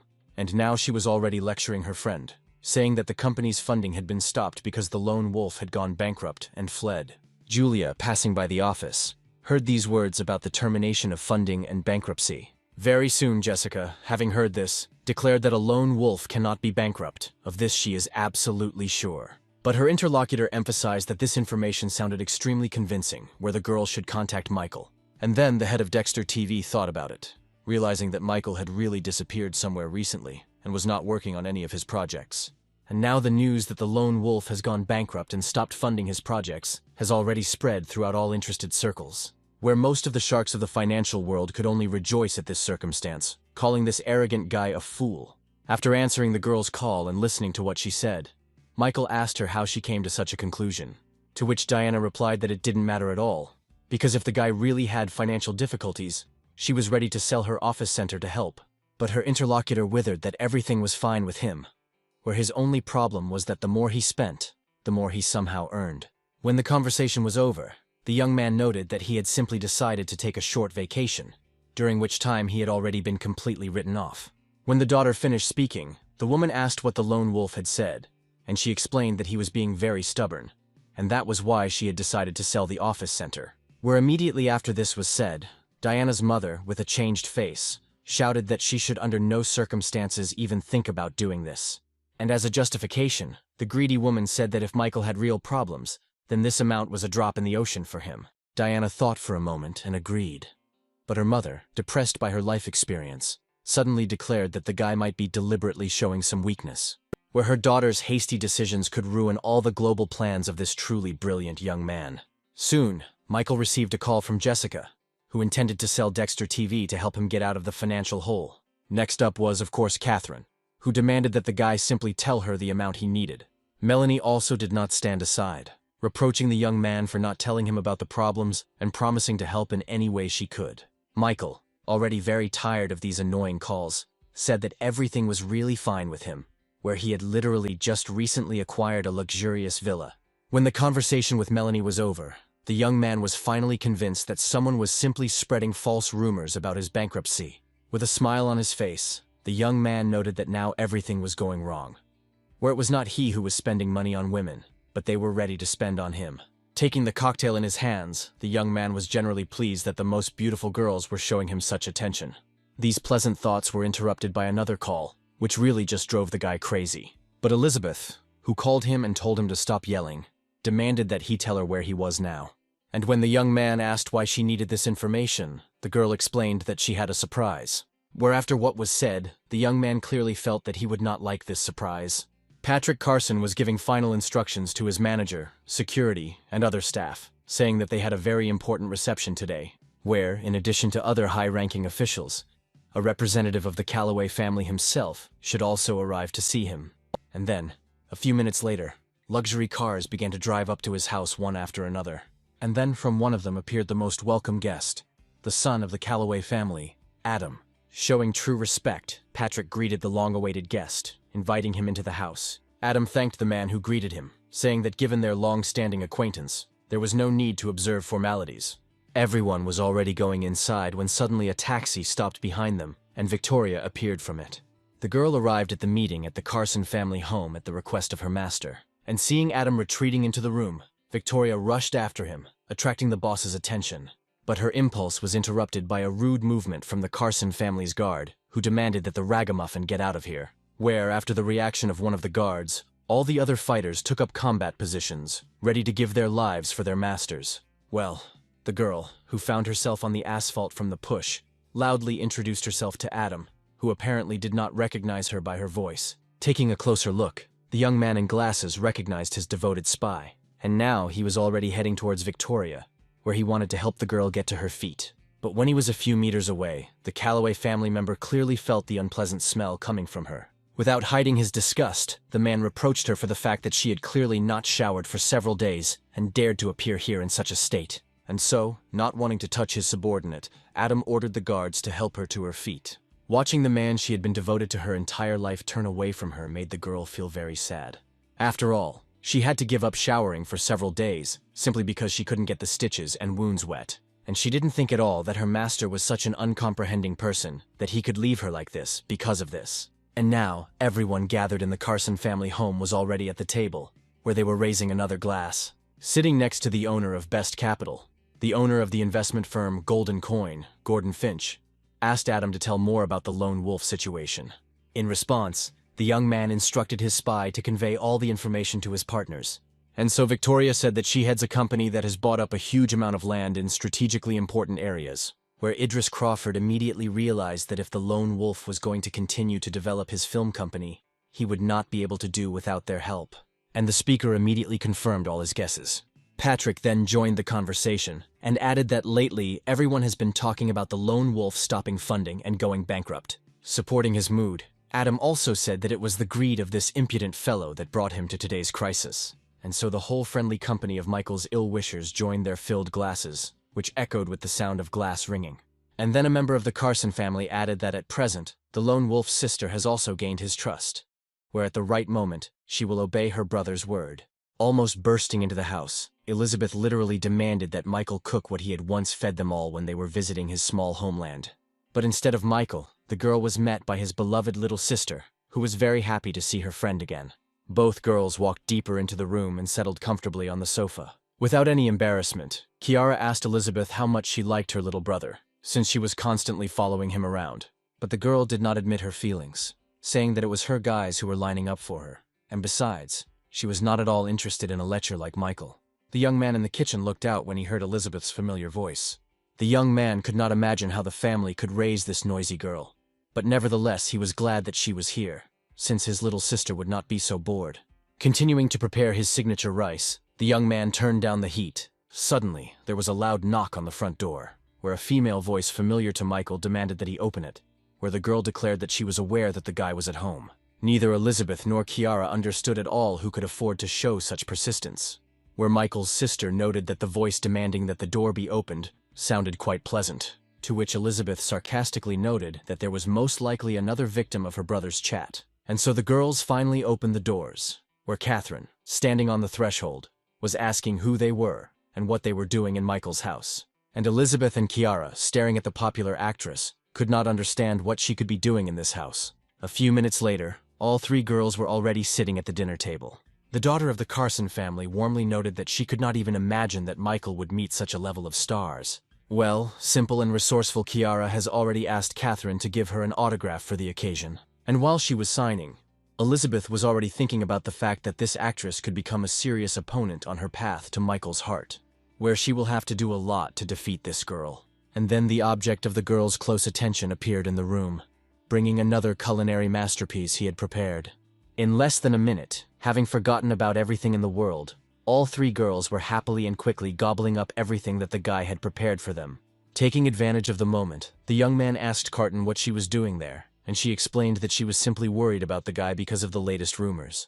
When the meal was over, the girls' satisfied faces were complemented by messages from the system about an increase in the level of each of them's favor, which couldn't help but please the guy, who noted that for one of the objects there was very little left to reach 100 points. The young man's joyful thoughts were interrupted by a folder thrown in his direction, where after this movement, Elizabeth announced that she had great news for Michael. Having opened the folder and started to read the attachments, the young man noticed that this company was the opposite of the company that he had given to the spy to manage.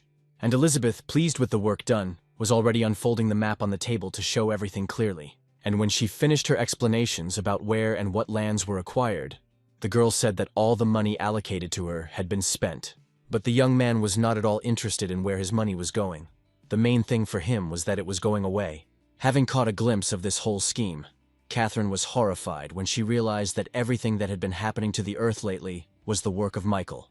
Only now did the girl realize that they had gained an absolute advantage, and no one could stop them from developing the film industry. Looking closely at Michael, Catherine tried to guess how long ago this guy had planned his actions. After all, the foresight and prudence of this truly great player simply amazed the imagination. And now the system sent the owner a new message that the level of Catherine's location had reached the minimum required level. And now the guy has already read that more than 2 billion have been deposited into his personal account. 30 power-up points have been received, and the acting skill has been acquired. The young man could not understand how this happened, where the only thought that came to his mind was that he looked very impressive when he read the financial report. It was already noticeably dark outside, and Jessica, who was still in the office, asked her friend to find out more about the Photon Company. After all, if this company has problems, then that means problems for its founder, Michael, dear to her heart. Being one of the best hackers, Joanna assured her friend that she would extract all the data that very day. Meanwhile, the young man stood and thought about how he could use his new acting skill to quickly increase the level of affection with girls. And then he noticed the strange look the actress was giving him. And using his new skill, he asked her why she was looking at him like that. Catherine, who was also a person of art, simply did not know what to answer to such an expressively posed question. And now the girl was already wondering whether Michael had always been so handsome, or whether it was just her wildly running fantasy. And the sly man himself noted that it wasn't that difficult to knock the girl down with the help of acting skills. And now he was standing and thinking about how this wonderful skill would help him in relationships with other girls. Now it dawned on the young man that the girl's level of affection had most likely jumped because she had taken everything that was happening for his global plan. And so he decided that she had come up with all this herself, that she had believed it herself, and therefore he certainly would not try to convince her otherwise. At this point, Elizabeth intervened in the situation, suddenly declaring that she had a real talent for business, since in a short time, the company she founded reached unprecedented heights. At the same time, Victoria finished her report, saying that the return of the lone wolf to the game would be possible only under one single condition. Naturally, everyone present was very interested in what kind of condition it was that would allow a practically destroyed person to get back on his feet, to which Victoria explained that he would only get out of this if he had reserves of several hundred billion in his accounts. When Patrick heard this, he laughed, asking the girl not to joke like that again, until his heart jumped out. Here Idris turned to Adam, asking whether the girl who was now giving the report worked for him directly. And when the man confirmed this, his interlocutor asked about the reason why this girl smelled so bad, where he had always been convinced that only the most excellent beauties worked for the Calloway family. But after that, he said something that truly horrified the girl, where he asked her to remove the bandages from her head so that everyone could enjoy her beauty. Seeking salvation from shame, Victoria tried to appeal to her master. However, Adam was now weighing up what would be most beneficial for him to do, realizing that he still had a lot of business to do with Idris. And so, he gave the girl a terrifying order, instructing her to immediately fulfill her partner's request and remove the bandages. Victoria tried once again to save herself from shame by turning to Adam with a request, but he had already raised his voice, saying that it was not a request, but an order. And so, with a trembling hand and through tears, the girl began to unwind the bandages on her head. And when she finished, everyone could see the terrible wound on her head, from which the stitches had not even been removed yet. At that very moment, Idris said dismissively that instead of a beautiful girl, he saw a monster and ordered her to get out of his sight as quickly as possible. But the girl herself understood that now was the time when it would be better for her to leave this society. Adam silently watched the one who had dedicated her entire life to serving his family, He immediately noticed that the wound was serious, where a scar would remain one way or another, and therefore this girl no longer represented any value to him. All the other participants in this meeting behaved more unceremoniously, shouting after the girl that she looked like an obedient little dog. And at Michael's mansion, Elizabeth was persuading her friend Kiara to go somewhere to have fun, but the girl categorically refused, hiding behind her brother's opinion that after 11 p.m., only dissolute women go to pubs, to which her interlocutor stated that she must be very bored here. But Kiara completely denied this, saying that she liked spending time with her brother. The girl's conversation was interrupted by an unexpected ringing of the doorbell. Opening it, Elizabeth and Kiara saw Victoria returning, where Michael's sister was very happy to see her. She immediately noticed that the girl was unusually pale, asking if everything was okay with her. With difficulty overcoming her bitterness, resentment, and fatigue, Victoria quietly said that everything was fine with her. But Kiara understood that her friend was not telling her everything, and helped the girl into the room. Elizabeth had a completely different attitude towards her. When Michael told her that this girl was a spy, and therefore the daughter of the Carson family believed that this girl definitely should not have come here. Well, the sister of the owner of the house continued her care for the guest, informing her that Michael had asked to leave a portion of Michael's next culinary masterpiece for her. Victoria did not believe what she had just heard, and even asked the girl again about what she had said. And now the spy was already sitting at the table trying this delicious dish prepared by her fake boss. Tears streamed down the girl's cheeks as she realized that Michael saw her as a person, and not just a tool to achieve goals. Kiara immediately noticed her friend's tears, noting that if someone had offended her, they would definitely deal with him. The system was already sending message after message informing Michael of Victoria's rising favor, when the latter asked his sister where she could talk to the boss. To this the girl replied that her brother had already gone on vacation. Hearing this, the Calloway family spy was surprised that the young man went to bed so early. But his sister explained that Michael complains that he has been overwhelmed by a lot of different things lately, which makes him tired, and he wants to be alone. Well, the very tired man himself was lying calmly on his bed, drinking soda and playing another game on his mobile phone. However, Kiara's words seemed plausible to Victoria, since she knew that many big businessmen now wanted to leave the lone wolf out of business. And with all this, Michael treated her simply as a member of the family, and even remembered to give instructions to leave her something to eat. The next day, Joanna called her friend, telling her that she had worked all night, but had still managed to find something. This concerned information about the head of Photon Victoria, information about which turned out to be quite interesting. After graduating from university with honors, the girl worked for some time directly on Wall Street, and literally 2 years later she had vast experience in the financial field, where she successfully joined the team of the company Finances Are Simple. The name of this company seemed very familiar to Jessica, where her friend immediately reminded her that this company belongs to the influential Calloway family. And then the girl immediately thought about the fact that this company, like Michael's companies, is engaged in the production of films. And literally a second later, both girls loudly shouted that the head of the Photon company was simply a spy for the Calloway family. Instantly, Jessica realized what was causing Michael's problems, deciding to immediately inform him that a spy had been planted within him. But the call did not produce any results, because the young man's phone was switched off after numerous annoying calls. Soon, Melanie, in response to Jessica's question, said that she did not know Michael's new address. But when she learned that an enemy agent had been infiltrated into her lover's team, she couldn't stay away, and said that she would join the girl in exposing her. Diana knew the young man's new address, and when she heard about the spy, she immediately declared that she would also go with the girls. And so all 4 of Michael's beautiful admirers rushed to save their beloved. When he woke up, the young man noticed that he felt much better today after a good night's sleep.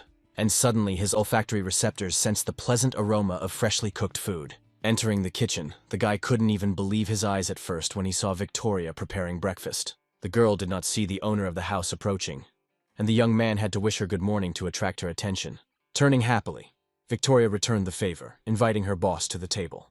The guy really liked this kind attitude, and without hesitation he agreed to sit down at the table and have breakfast.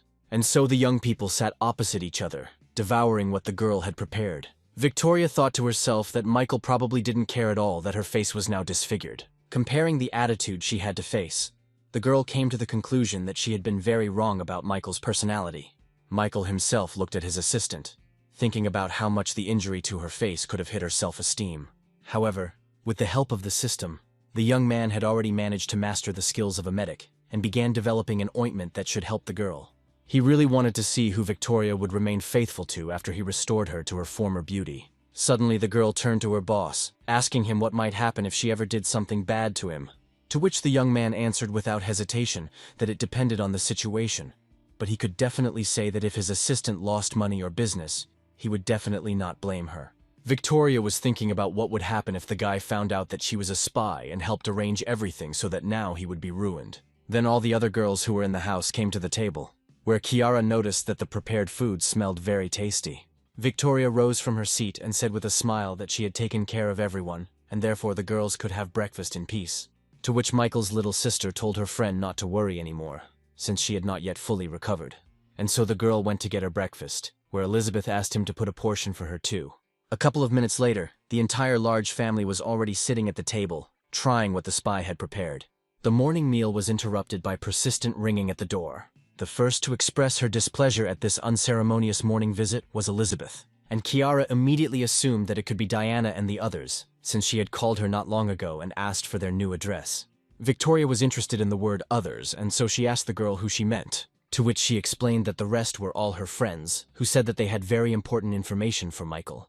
And so the spy listened with horror to what Kiara's brother's friends said on the phone, that they had been able to identify the enemy agent. Getting up from the table, the owner of the house's sister approached the front door, and soon 4 beauties appeared before her eyes. Out of respect, Kiara invited the girls inside. There she asked to introduce everyone else to her, noting that they all had extremely worried faces. But Diana said that the matter was very urgent, and they had no time for introductions and conversations, and they needed to see Michael as soon as possible. Saying that her brother and the others were having breakfast, Kiara offered to lead the guests to the kitchen. Less than a minute later, all the girls were already standing at the table where the morning meal was taking place, and everyone, as one, focused their hateful gaze on Victoria, who was sitting with her back to them. Well, Joanna approached Michael, put some papers in front of him, and firmly stated that his personal assistant was an agent of the Calloway family. Having picked up the printout, the young man was very surprised at how well educated and experienced Victoria was. He looked at the dejected girl sitting opposite him, thinking that at her age, having such talents was something incredible. Well, Joanna continued, telling that it was she who brought the company created by Michael into decline and passed on all the information to those who united against him. Kiara also turned to the evidence provided and could not believe that Victoria, who had become almost like family to her, was actually a spy. The second person after Michael who was not at all surprised by the information provided was Elizabeth, mentally emphasizing that the guy had already figured it all out himself a long time ago. She also noted, not without pleasure, that she was the first person he told about Victoria being a spy, which showed his true attitude towards her. The documents that Joanna had obtained were also studied by Catherine, who noted that in that case, Michael's second company was his big trump card, something the spy had not even thought about. But then Victoria herself spoke up, confirming that she had indeed been sent to infiltrate the Lone Wolf's team. After these words, Michael put the documents aside and stood up abruptly. Approaching the girl, who was depressed by the circumstances, he invited her to come with him for a private conversation. All the other girls silently watched the owner of this house and the exposed spy as they walked away. But Kiara's nerves couldn't take it anymore, and she burst into tears, saying that she had been constantly telling this girl about her brother, which apparently had only caused him great harm. But she was reassured by Elizabeth, who revealed that Michael had long known that Victoria was an alien agent. Where this information had the strongest effect, of course, was on all the other girls who rushed to him with this important but completely unnecessary news. Diana, extremely indignant, asked why the guy had put this girl in charge of the company and given her unimaginable sums of money. But Elizabeth, taking a defensive stance, declared that she must not tell anyone anything.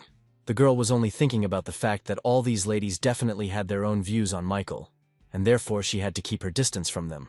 And so the two girls, who were aiming for the attention of the same young man, were ready to start pulling each other's hair out. However, Catherine intervened in the situation, saying that she understood the meaning of Michael's actions and was ready to provide an explanation. And as soon as the girl said that the land of the Photon and Crystal Peak companies had common borders, Diana suddenly exclaimed that she understood everything. Where the second company, Crystal Peak, was not created by the Carson family, but also belongs to Michael, where this guy came up with a simply ingenious strategy to crush his enemies with one blow. Now this young man seemed to Diana even more mysterious than ever. Immediately, all the girls agreed that their beloved Michael was, in a word, a genius. Only now did Joanna notice that in that case they had exposed Victoria in vain, because now those who were behind her would find out everything. But Jessica reassured her friend, saying that if Michael was talking to her, it meant he already had some kind of plan. The girl breathed a sigh of relief, and the owner of Dexter TV mentally noted that Michael never ceased to amaze her. Despite the fact that he behaves completely recklessly, he always emerges victorious from all situations. But the girl's thoughts led her to the idea that they could all be just pawns in his big game. Meanwhile, Victoria apologized to Michael for barging into his life and destroying everything he had created. The girl asked to understand her, saying that everyone has their own boss, and therefore she had no choice. But then Michael cheerfully said that he had long been aware of everything that was happening. The girl asked him again out of surprise, and the guy added that he knew the reason why she did it, and even who sent her.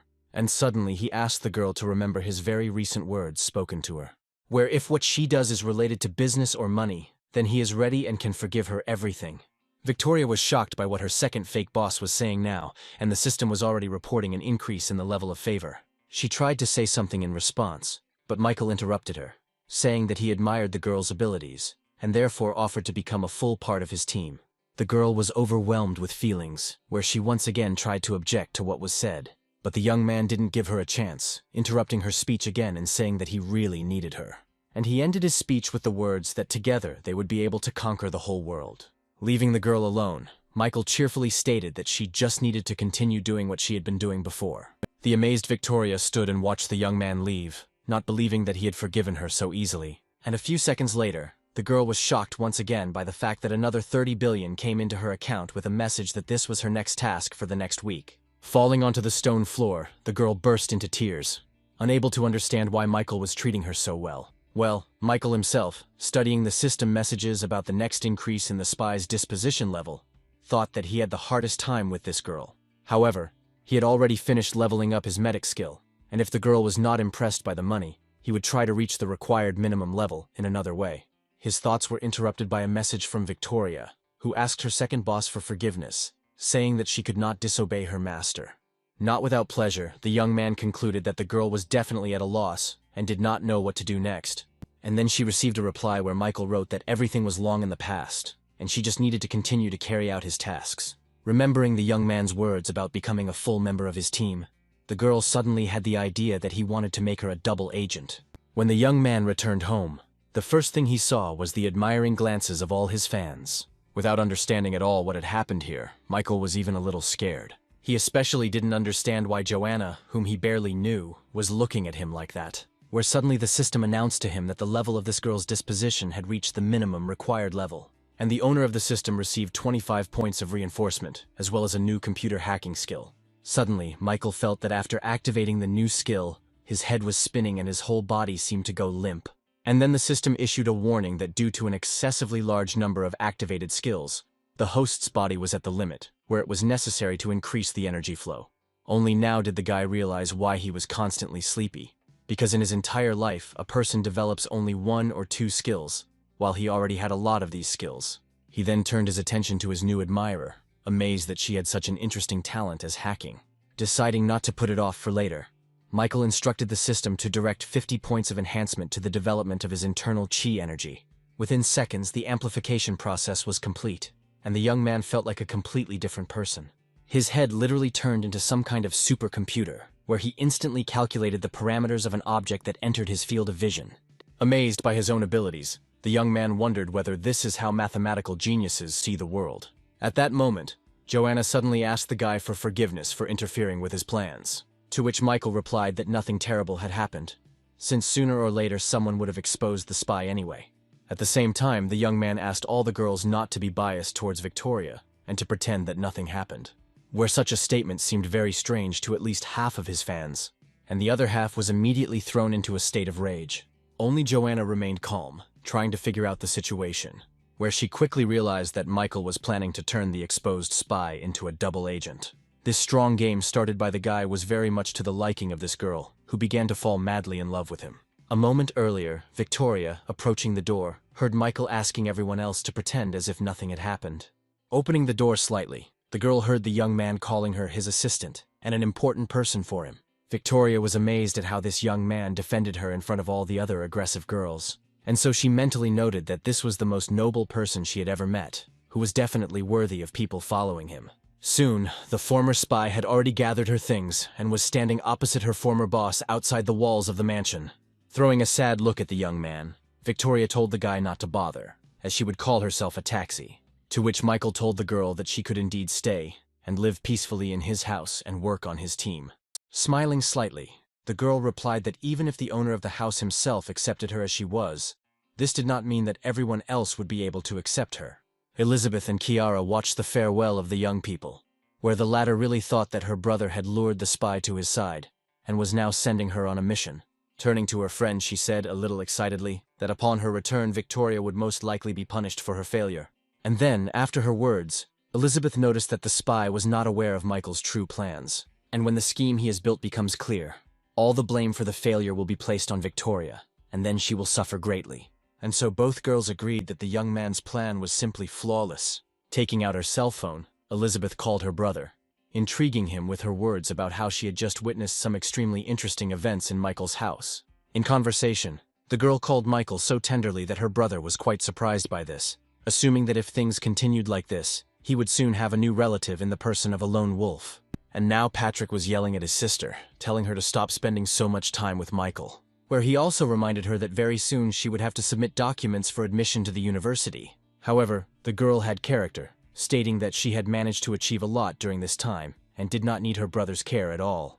Meanwhile, Jessica was watching Kiara and Elizabeth from the side and asked Diana who the two girls were, and her friend explained that to the left is Michael's little sister, whom he found quite recently. Well, her interlocutor is none other than the youngest daughter of the Carson family. The Elizabeth family name made a strong impression on Jessica, who knew that it was one of the richest and most influential families in the city. Once the first impressions had passed, surprise was replaced by anger, where Jessica was not at all happy with the new competitor. And so she decided to take a closer look at both her new rival and her lover's sister, attracting their attention.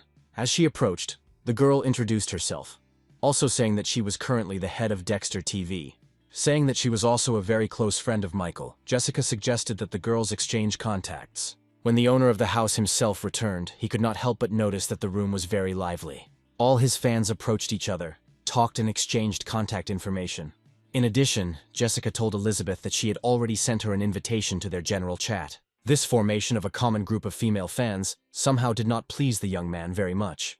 Well, the exposed spy had already managed to get to her master's mansion, where Adam told her not to take what happened yesterday to heart, since Gordon and Idris were his partners, whom he could not upset. The man then added that he, of course, offended the girl, but in return he invited the best plastic surgeon to work on her scar. Having assumed the most submissive appearance, the girl said that she understood everything and thanked the gentleman for the care and attention he had shown.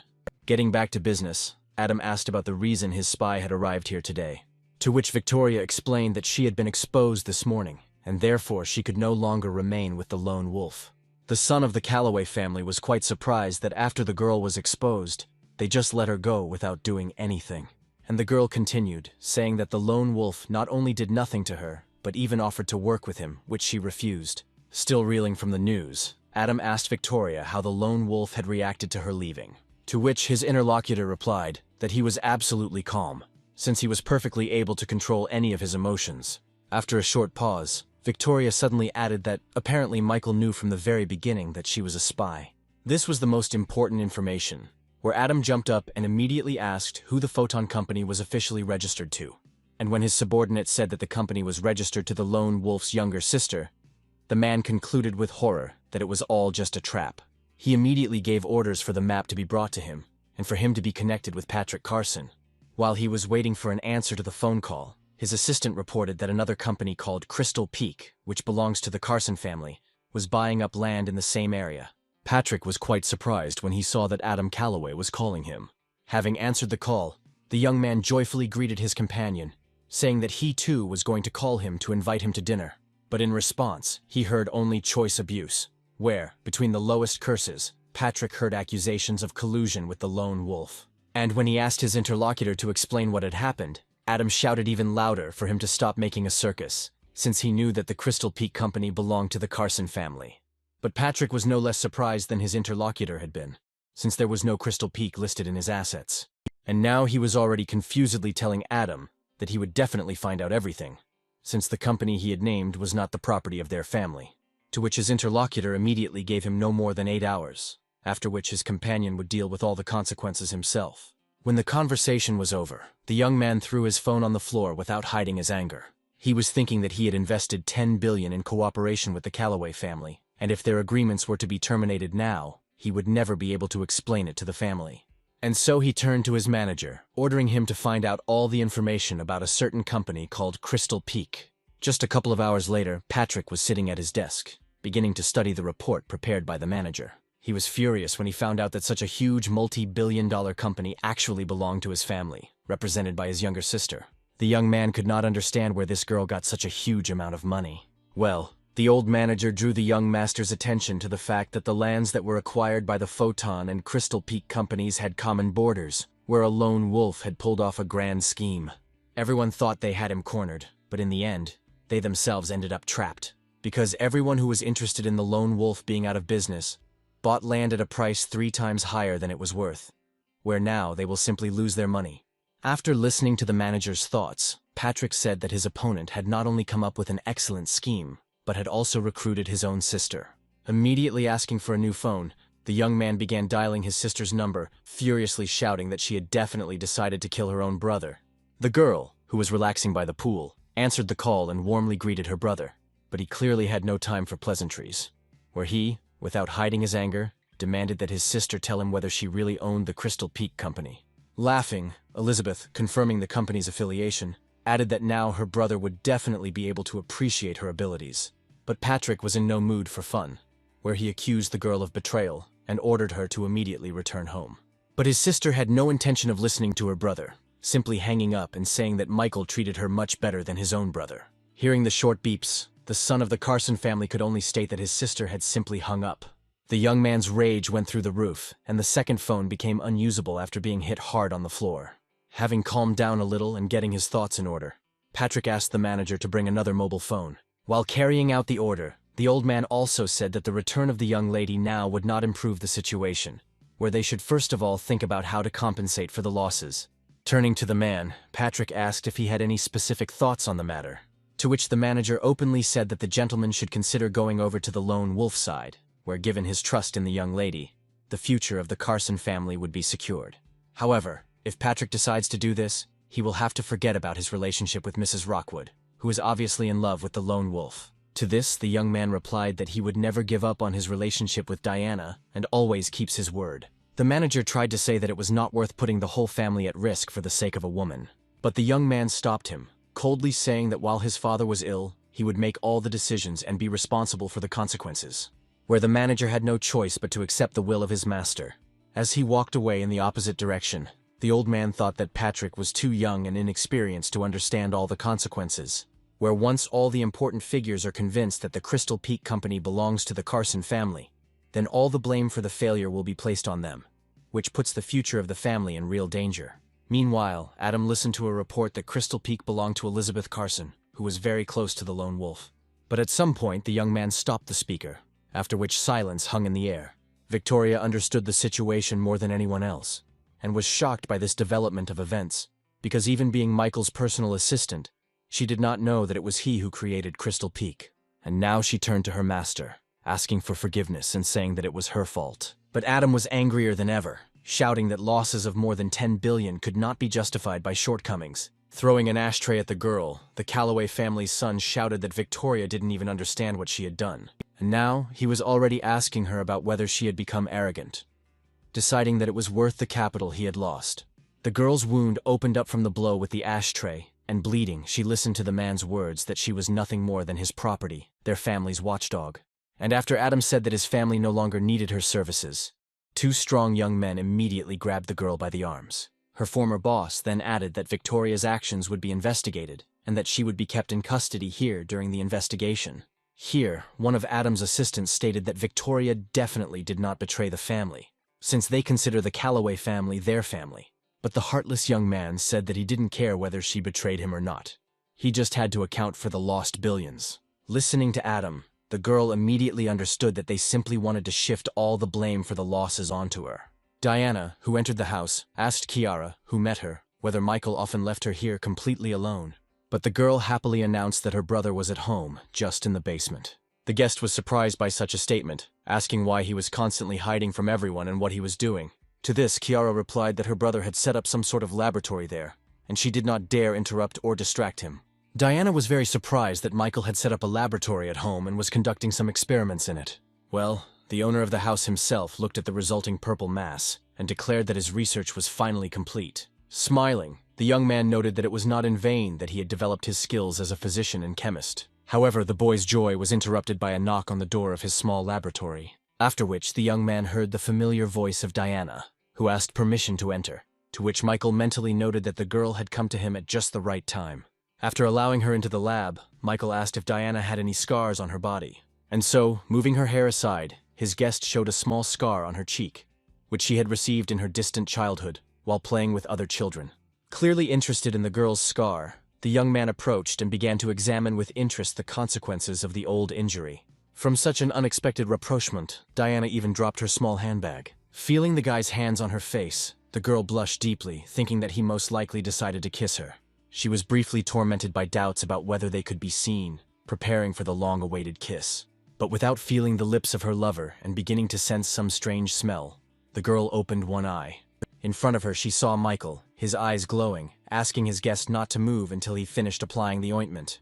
And while he was covering the scar on the girl's forehead with the potion, she tried to find out whether the product had passed clinical trials and was approved by the Ministry of Health, to which the young man stated that he had developed the ointment himself, and also asked the girl not to wet her face with water for several hours. Turning to Diana, the young man wanted to add something else, but completely unexpectedly for him, the girl suddenly moved closer to him and connected their lips. Shocked that Diana would suddenly decide to kiss him, Michael watched silently as she hurriedly left the lab. The girl herself, finding herself behind the door, could not believe what she had decided to do, and now felt very awkward. Well, the great doctor himself stood and enjoyed the pleasant sensations after the kiss given to him. At that moment, his little sister looked in on him and asked him what he had done to her that made the girl quickly run away, red as a tomato. But Michael said she was just in a hurry, which didn't seem convincing enough to Kiara. And so, approaching the young man, the girl asked in all seriousness whether he had done anything bad to her, to which Michael replied that he was not capable of causing her any harm, and therefore his little sister could not think badly of her brother. But the pouting girl still insisted on her own, not at all believing that Diana could just run away in such a strange state. To herself, the girl thought that Michael was a really good person, but there were too many girls hanging around him. And then the young man showed his sister the ointment he had developed, offering to try it on her, which she refused, stating that the ointment smelled very bad. Having called the runaway girl an ungrateful child, the guy noted that his potion really didn't smell very good. Thinking that it would be nice to add some flavoring to the ointment, the young man noticed his mobile phone. He hadn't visited various chats for a long time, and was quite surprised when he read that he had already been practically written off. Michael chuckled and remarked that he had his suspicions about the true nature of most of those who called themselves his friends and comrades. But he did not think that they were so hypocritical that they were now rejoicing at rumors of his bankruptcy. The young man paid special attention to the messages that he was predicted to die by the Calloway family. The young man eagerly read the information about how those who had called him brother just a week ago had agreed to sever all ties with the lone wolf. And so he wrote a message that all those who were dissatisfied could freely leave this chat. At the same time, Julian, who was at the golf club, was struck by Michael's message in the chat, asking his gaming companion if the lone wolf was afraid of being left without support at all. To which the young man, having kicked the ball, said that strong people do not need friends, and he is completely on the side of the lone wolf, since even united families cannot break him. Well, Michael himself watched with interest as his so-called friends were removed from the chat one after another.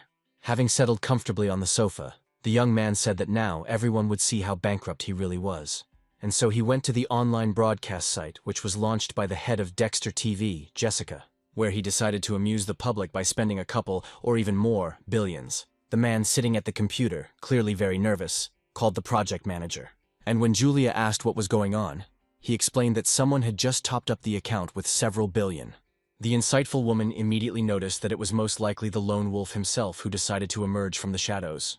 Well, Michael himself was sitting in his mansion, going through one girl after another who were broadcasting online. But suddenly his attention stopped on one of them, where he was quite surprised by who he saw on the screen. His little sister greeted the viewers, saying that she was new here and thanking everyone for watching her broadcast. While the young man was thinking about what to do, his little sister received her first gift from a secret admirer. Having thanked the fan for the gift, Kiara wished him more luck both in work and in his personal life. And now her brother was already reading a bunch of compliments sent to his little sister. But a secret admirer under the pseudonym Real Man sent another, more expensive gift, offering the girl to exchange contacts. where she modestly stated that her brother would not allow her to do so. Michael was beside himself when this real man decided he could buy his sister after all and sent her 20 grand worth of gifts. Well, the girl who grew up in the countryside did not understand the behavior of this real man, where she had already refused him, but he continued to send gifts, trying to buy her favor.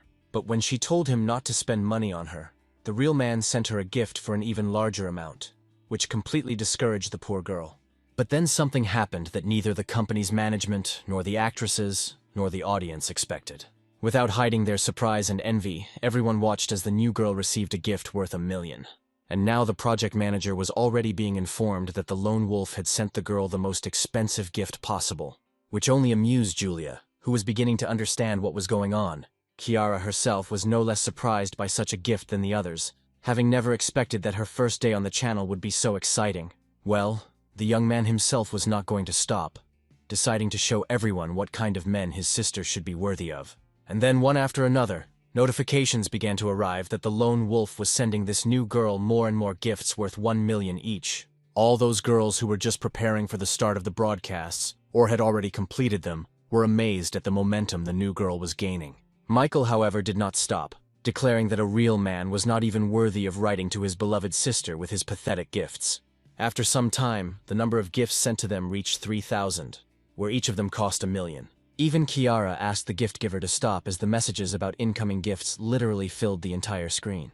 Julia, who had seen a lot, also could not believe that this girl really had been sent 3,000 gifts. Having spent about $3 billion, the young man hoped that he had managed to revive this world a little. And then he received a private message from his sister, who asked him why he did it. In response, Michael replied that he simply loved his little sister, and besides, it was a small thing for him. Only now did the girl realize that the Dexter TV company was founded by Michael, where he essentially transferred money from one pocket to another. But Kiara still asked the guy to stop sending gifts, which caused her entire screen to be filled with messages. The young man accepted his sister's request, thinking that his plan was to send a gift worth $10 billion. Meanwhile, Julia was reporting to Jessica that a lone wolf had just squandered $3 billion. Sensing that the woman wanted to say something else, the Dexter TV host allowed her to speak her mind, and she immediately said that the guy spent this money on gifts for his own sister. Jessica immediately wondered why the young man had sent such a large amount of money to his sister, and then Julia interrupted the boss's thoughts, saying that all of this was simply specially thought out by a lone wolf, where, having thus marked his return, he will give reason to say that the rumors of his bankruptcy were simply the machinations of his enemies. And then it dawned on Jessica that this was truly a brilliant move, where the guy, with such a smart move, did not spend a cent. Well, her interlocutor, approaching the window, noticed that the lone wolf had grown considerably taller since their last meeting. Her thoughts revolved around the fact that it would be nice to get this man for herself. Julian, who was in the break room, shouted loudly that his companion was right when he said that the lone wolf had only poured $3 billion into Dexter TV, to which his interlocutor stated that the lone wolf was his brother in spirit, who was just as skilled at playing the same games as he was. To himself, the young man thought that until the very end he did not believe in what he was talking about, where circumstances turned out very well. Well, Julian himself continued to read what was written in the chat, where he, like many, was very glad that he decided to stay close to the lone wolf, who defeated his opponents with one move. At the same time, Michael himself was reading this same chat, and his thoughts were that after everything that had happened, there were truly reliable people left nearby, and since their help might someday be needed, it would be worthwhile to somehow reward them for their faith in him. And so he announced that he was giving everyone the opportunity to earn money by launching his project to build a film studio. And now the first of those who remained nearby was already joyfully accepting this pleasant news. Another businessman managed to respond, telling the lone wolf that his restaurant chain could fit well into their industry. Another businessman assured Michael that their cooperation would definitely bear good fruit, and the most enterprising ones immediately announced that they had stopped their cooperation with the lone wolf's competitors, and were now offering him to buy building materials from them. Michael was distracted from reading all these pleasant messages by the scream of his sister sitting next to him, and when he asked what happened, Kiara explained that she had become a news star, and showing her brother the screen of her mobile phone, the girl happily declared that all everyone was doing was discussing her broadcast from yesterday. Michael rejoiced with his little sister, once again causing her displeasure by touching her hair. Well, the girl suddenly declared that the real subject of conversation was not her at all, but the lone wolf, where everyone called him a real spendthrift and a spoiled child of rich parents who doesn't know where to spend money. Having experienced the most unpleasant feelings from such reviews, the young man noted that people like to create various rumors. However, his sister was quite serious in telling Michael not to take it to heart, where those closest to him know for sure that he always acts very calculatingly. The young man was very embarrassed when Kiara said that his entire close circle considered the guy a real genius. With understanding of Belle and admiration for her brother, the girl said that she understood his strategy, which was developed to achieve influence in all spheres of human life. Of course, Michael, who had no global plans, sat and silently thought about what he was doing that was leading people to such thoughts. Deciding to change the subject, the young man asked his sister to tell him more about a man from Japan who had proven himself to be an excellent player of Go. The topic was interesting, and Kiara immediately told her brother that a certain player had appeared who had already managed to defeat all the professionals in their camp, where this strongest player called all professionals nothing more than ordinary amateurs. What Michael's sister told him greatly impressed him, where he could not understand how a player could even reach such incredible heights, having understood the essence of the complex game of Go. And the girl continued, adding that this genius was not even 20 years old, and his name was Yoshihiro Yamada. He studied with the greatest master of the game of Go, who lived in Japan, and in his first confrontation he defeated the Chinese master. And when a couple of days ago he defeated another outstanding master of this game, everyone froze, waiting to see what would happen next. At the press conference, Yoshihiro openly stated that he has no worthy opponents, and therefore he is ready to fight with anyone who wants to. Michael was already happy that this Japanese guy had managed to piss off a whole bunch of people, and Kiara added that several large companies have chipped in and are offering a jackpot of 200 million to anyone who defeats this guy. When her brother heard the words about the prize on offer, it obviously interested him. He shocked his little sister when he said he was going to take the 200 million. And now the young man has already turned on the conference at which Yoshihiro made that very loud statement. The trick was that Michael had already received a Go skill from one of his subjects, which he could simply upgrade using the system. Well, his sister still couldn't believe that her brother was actually going to take part in the competition, not understanding when he had managed to get so good at Go. And so the girl began to dissuade him, stating that this game is very difficult and multifaceted, which you cannot learn to play in one night, and her brother is a very busy man. Michael was very surprised by this statement, reminding his sister that he just lazes around the house all day. And now, Kiara really remembered that her brother either just lies around resting all day long, or plays games on his phone or laptop. The girl came to the conclusion that Michael organized his affairs so well that he had a whole bunch of free time, where she immediately wanted to become more like her brother. The great businessman himself watched his sister's changing face, not understanding why she had suddenly changed and become so dejected. And so, at her next open broadcast, the girl announced that she was immersing herself in her studies, where at that very second a whole bunch of angry comments poured in from those who were expecting some special show, like last time. Well, Michael, driven by his idea to take 200 million, had already found an online platform where Go players gathered and trained. Warming up his hands, the young man prepared to thoroughly hone his skills. Since his Go playing skill had developed to a master level, he immediately decided to try out what players on this platform were capable of. He registered an account where he gave himself the nickname Sad Master, and now the random number has already chosen his first opponent. Having looked at the avatar of his opponent, nicknamed Simpleton, the young man prepared to start the game. And then his room was filled with the frequent sounds of one of the buttons on the computer mouse, with which the game was played. It took less than 10 minutes for him to corner his opponent and emerge victorious from the confrontation. Noting sadly that the victory had come to him so quickly and easily, Michael remarked that it was very boring. Deciding that this was enough for a warm-up, the young man decided to set a goal of 10 victories in a row, and so he began a game where he repeatedly defeated all his opponents. When his win count exceeded 30, Michael opened an achievement window where he had only amateur level 5, and then he realized that reaching the required level to qualify for a fight with Yoshihiro would be very difficult. The young man never got up from his computer, had breakfast, lunch, and dinner without taking a break from the game. After all, the higher his level rose, the more difficult the opponents became, with whom the game could last for more than 1 hour. But one way or another, everyone Michael came across was too weak for him. At the same time, Yoshihiro was sitting at his computer at home, having just lost another of his opponents in the game of Go on an online platform. Noting that this was his 20th victory of the day, the young man cheerfully said that, in all likelihood, a worthy opponent would never be found for him. After taking a 5-minute break, the champion decided to play again. While going through the players, the young man's gaze fell on a player with the nickname Sad Master, where the guy was really hooked by the fact that it was unclear who of the 5th level decided to call himself nothing less than a master. and suddenly Michael saw a message on his screen that a certain player had challenged him. Having accepted the challenge, the young man saw that behind the invitation was a player with the nickname Ghost Warrior. This greatly amused the young man, who decided that some schoolboy was going to play with him.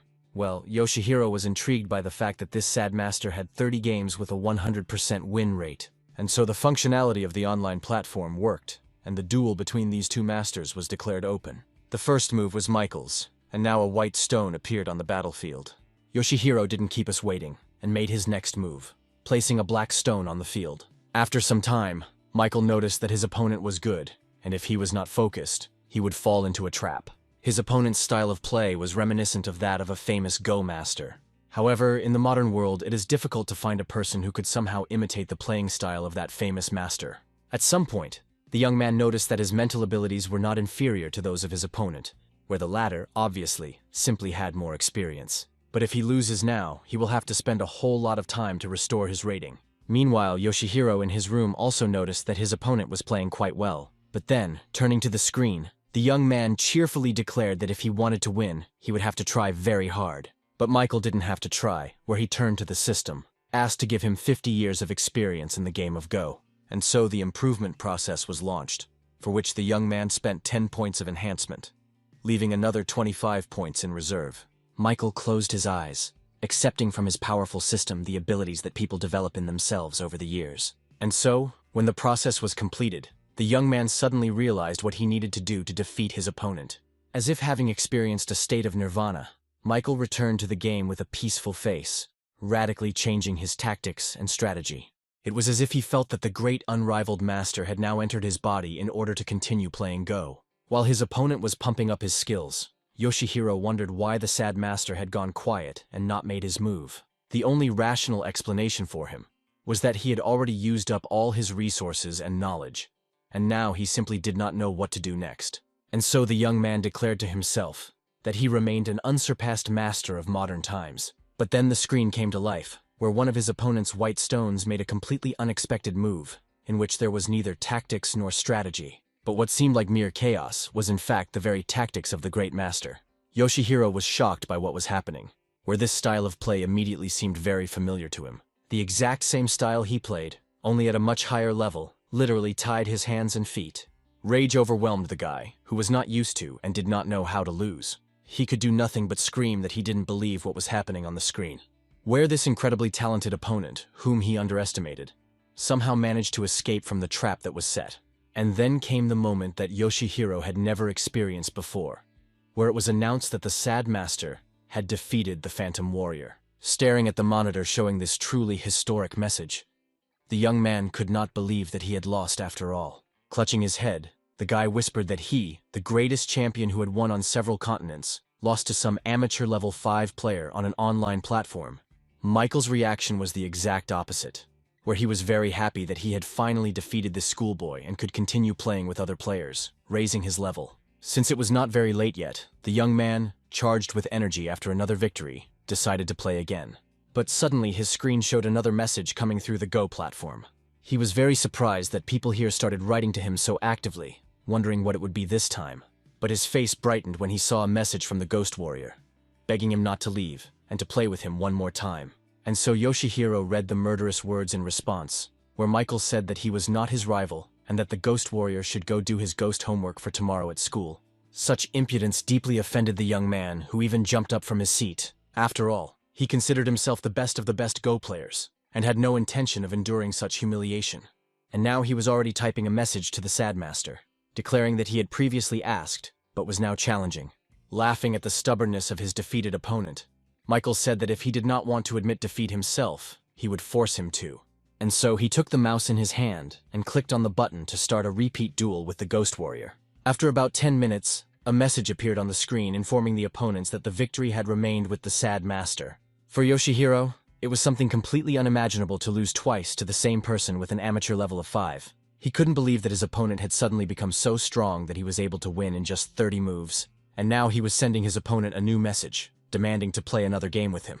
Another 10 minutes passed, marking another victory for the sad master over the Ghost Warrior. Yoshihiro was already shaking slightly, since this time Michael needed only 20 moves for an unconditional and complete victory. Since childhood, He could not find a worthy opponent, and now some player from an online platform has won against him for the third time in a row.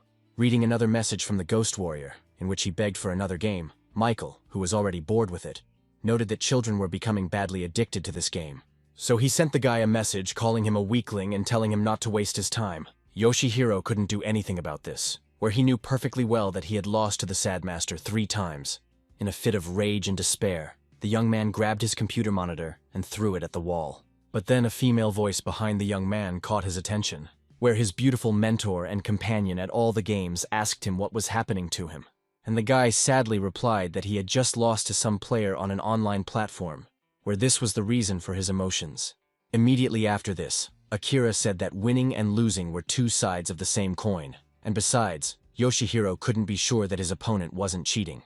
The young man was immediately interested in the girl's assertion that the Sad Master was cheating, and Akira immediately explained that no one has cancelled pirated software, where his online game opponent could use some special program in order to win. And so the situation could have been completely different, where Yoshihiro thought he was fighting a real person, but in reality, he was up against artificial intelligence.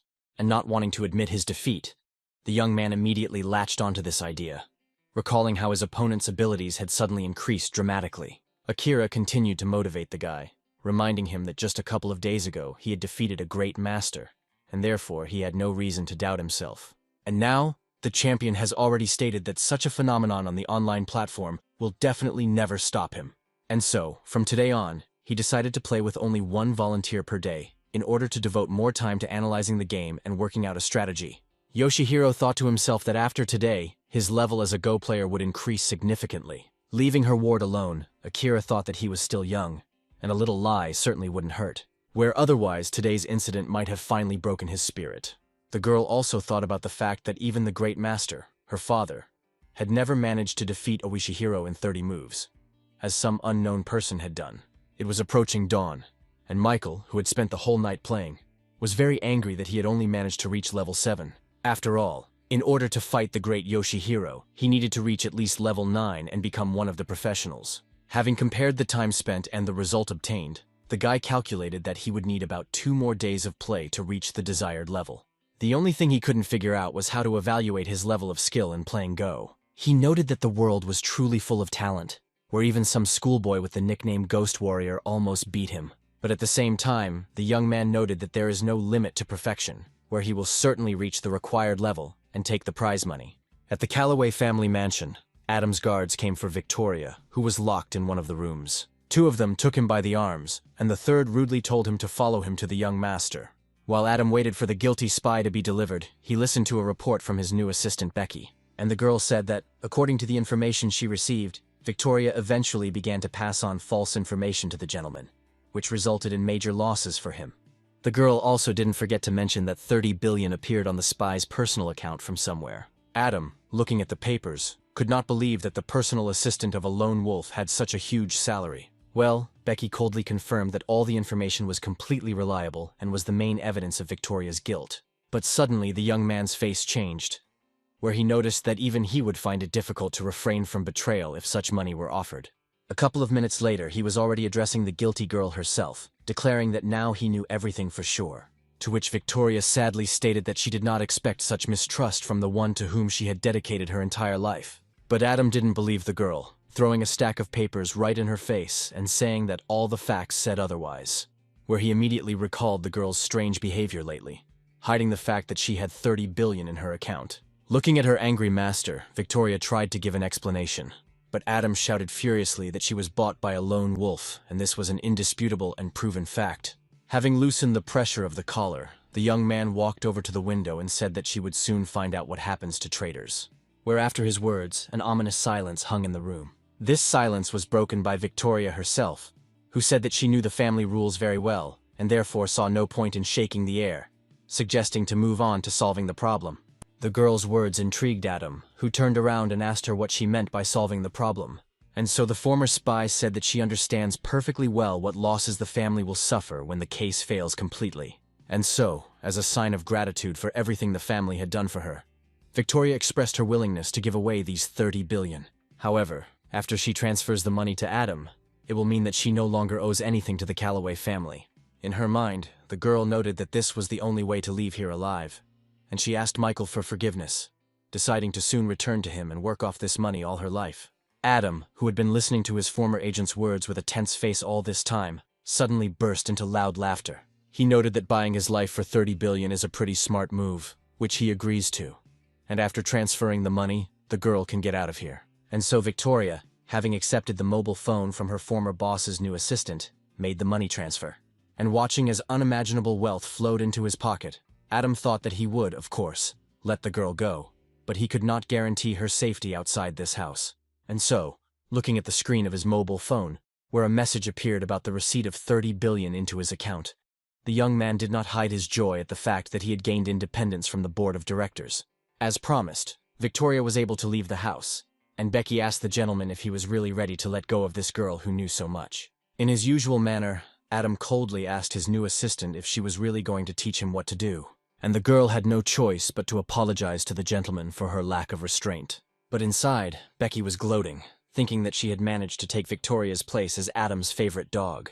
The new assistant also understood that the Calloway family would never just let go of someone who knew so many secrets. The streets of the city at night were quite empty, with only occasional cars driving or people walking by. The spy, driven out of her home, walked quietly along these streets, wondering why she had spent so much time and effort on this unworthy man. The girl also understood that she really knew about many of the less-than-legal schemes that Adam's company used. A bright flash of headlights interrupted the girl's thoughts, forcing her to turn around, where a huge truck was rushing straight towards her at great speed. However, the girl had undergone good training and possessed incredible strength and reaction. Noticing that the space under the car was large enough for a person to fit, Victoria instantly found herself on the asphalt, which helped her avoid death. Since the speed was really high, the Iron Giant stopped only after hitting the wall of a nearby building. Well, the girl, looking at the car and holding her bruised hand, quickly threw it away. The girl's thoughts were that from that moment on, Adam forced her to declare war on the Calloway family, since 30 million was not enough for him, and he still needed her life. Meanwhile, Adam's people, observing the course of events, reported that the operation had failed, and the target had managed to escape. The Calloway family's son listened with a tense face to the report that they had failed to destroy his former agent. But suddenly laughing, Adam ordered the guards to return, saying that for 30 billion the girl could run around this earth a little longer. The young man was sure that the lone wolf would never forgive her for the loss of such a huge capital. Entering her brother's room, the girl put Chinese noodle soup on his table, after which she asked him if he was tired of the computer, where he had been playing Go for more than a day. To which Michael immediately stated that you just have to feel it, the excitement and pleasure of victory. Surprised that her brother had never lost during the entire game, the girl asked him what his current level was, and when Michael replied that he would soon get his 9th, Kiara admired her brother's talent, noting that he had apparently really decided to compete with Yoshihiro. The young man, already gobbling up noodle soup, responded that he had never joked about this, and that the prize money was almost in his pocket. As Michael's sister watched him eat breakfast, she noticed that she had never seen her brother put in so much effort. Instead of dealing with financial matters and the operations of his companies, he learns to play Go in order to beat some champion in this game. Kiara noted with affection that this is exactly the kind of goal-oriented person a real man should be. And so the girl loudly declared that the desire for money was just an excuse, since he was pouring billions into online broadcasts, and therefore she immediately understood the true purpose of these training sessions in the game, to defend the honor of the state. Michael was surprised not only by his sister's conclusions, but also by the fact that her level of affection suddenly increased. Watching the girl enchanted by him, the young man thought that he was really doing all this only for money. After all, this will be his first personal big money, and not money given out by the system. The young man was also interested in what might happen if Kiara's affection level exceeded 95 points, since he was in a completely different relationship with her than with other girls. And then he decided that the level of disposition could not be allowed to rise above the minimum level. After thinking for a moment, Michael caught the attention of his little sister. Still hesitating and not knowing how to start this important dialogue, the young man interested the girl in the fact that he had some information for her. Seeing how serious her brother was, the girl became all attention. And just as the young man opened his mouth to say what he had in mind, their dialogue was suddenly interrupted by the sound of the doorbell. Leaving her beloved brother behind, Kiara headed towards the door to let in the early guest. Well, Michael, looking after his little sister, began to think about whether he had decided to act correctly towards her. After all, the girl has experienced many not very pleasant moments in her life, and therefore perhaps everything just needs to be left as is. Meanwhile, Kiara had already managed to reach the door, where she opened it and found Diana on the threshold of the house. The girl looked completely different and greeted her new friend very sweetly. Immediately after that, the daughter of the Rockwood family handed the girl a bag, saying that she had bought a gift for her on the way here. While Kiara was embarrassedly saying that she shouldn't have bought such an expensive gift, Diana asked her where Michael was now. Having told her that her brother was in his room, where he was practicing playing Go, the girl also noticed a change in the guest's appearance. And the girl immediately explained that before she simply had to cover up the scar on her head, which had now disappeared thanks to the ointment developed by Michael. Kiara was amazed at the effect that foul-smelling liquid had. And then she remembered and told her interlocutor how she refused to test this potion on herself. Soon the girl's dialogue was over, and Diana had already entered Michael's room, who also noticed that the girl's appearance had somehow changed. Saying that there was not much furniture in his room, the young man allowed her to sit on his bed. The bed was a very personal place, so the girl carefully sat down on its edge, carefully touching the bed linen with her hand and thinking about the fact that her beloved slept here every night. Diana was incredibly happy that she was the first one he allowed to get so close to him. Keeping up the conversation, Michael's guest noted the miraculous properties of that ointment, asking the young man for a little more. The young man was incredibly happy that the ointment worked, noting that the girl had doubted it in vain. And suddenly Diana announced that if she got approval from the Ministry of Health and set up mass production, she could make good money. But Michael was very cold about the idea, saying that the very phrase mass production sounded like it would be a lot of trouble. But at the same time, the guy handed the girl the formula for his medicine, saying that if she was interested, she could open a company in which he was willing to invest. Having received at her personal disposal a secret formula, the medicine from which can change the world, the girl was very touched by such trust on the part of the guy. And so she decided that as soon as the company started making a profit, she would give Michael the entire block of shares. Jumping out of bed and pressing the young man's head to her firm chest, Diana tenderly declared that Michael was the best in the whole wide world. The doorbell rang again at Michael's mansion, where Kiara, now working as a butler, went to greet another guest. The girl was very surprised when she saw who came to their house. After all, when the girl took off her mask and pulled back the hood, the owner of the house's sister saw Victoria's face. In an exhausted voice, the girl asked if Michael was home and asked for the opportunity to see him. But the girl, offended by the betrayal of this spy, immediately began to push out the uninvited and unexpected guest, saying that she was not welcome here at all. With almost tears in her eyes, Kiara said that she trusted the girl and considered her a sister. But now she would not allow Victoria to harm her brother. Michael and Diana immediately heard the loud voice of a girl who was clearly arguing with someone, and decided to go and see what was going on. And when they went out into the hallway, they saw Michael's sister escorting Victoria out as she returned. The young man was very happy that this girl had returned, as she could have spent a lot more of his money. Meanwhile, a serious-minded Kiara continued to demand that Victoria get out of this house.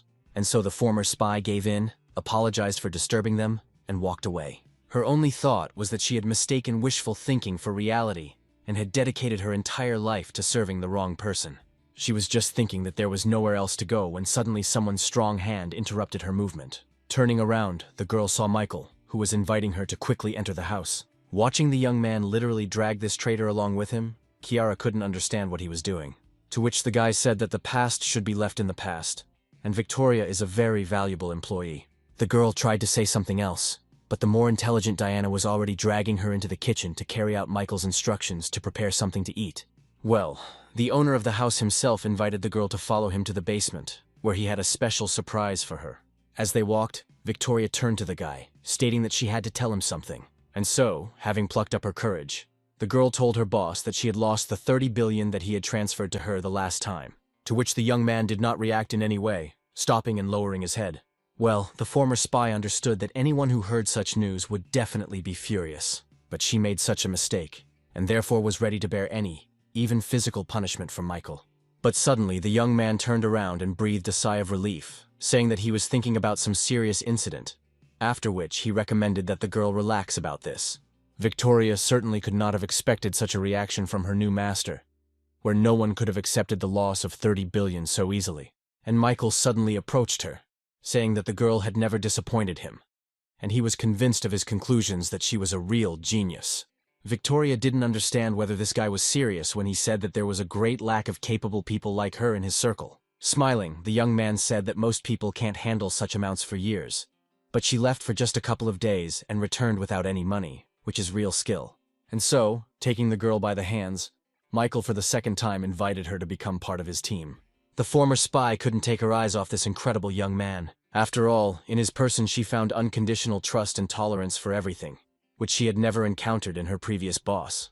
And then tears began to flow from the girl's eyes, overcoming which she said that until today, it was as if she had been wandering in darkness. And so, getting on her knees, she swore eternal fidelity to the guy, where the frightened Michael asked her to stop and get up.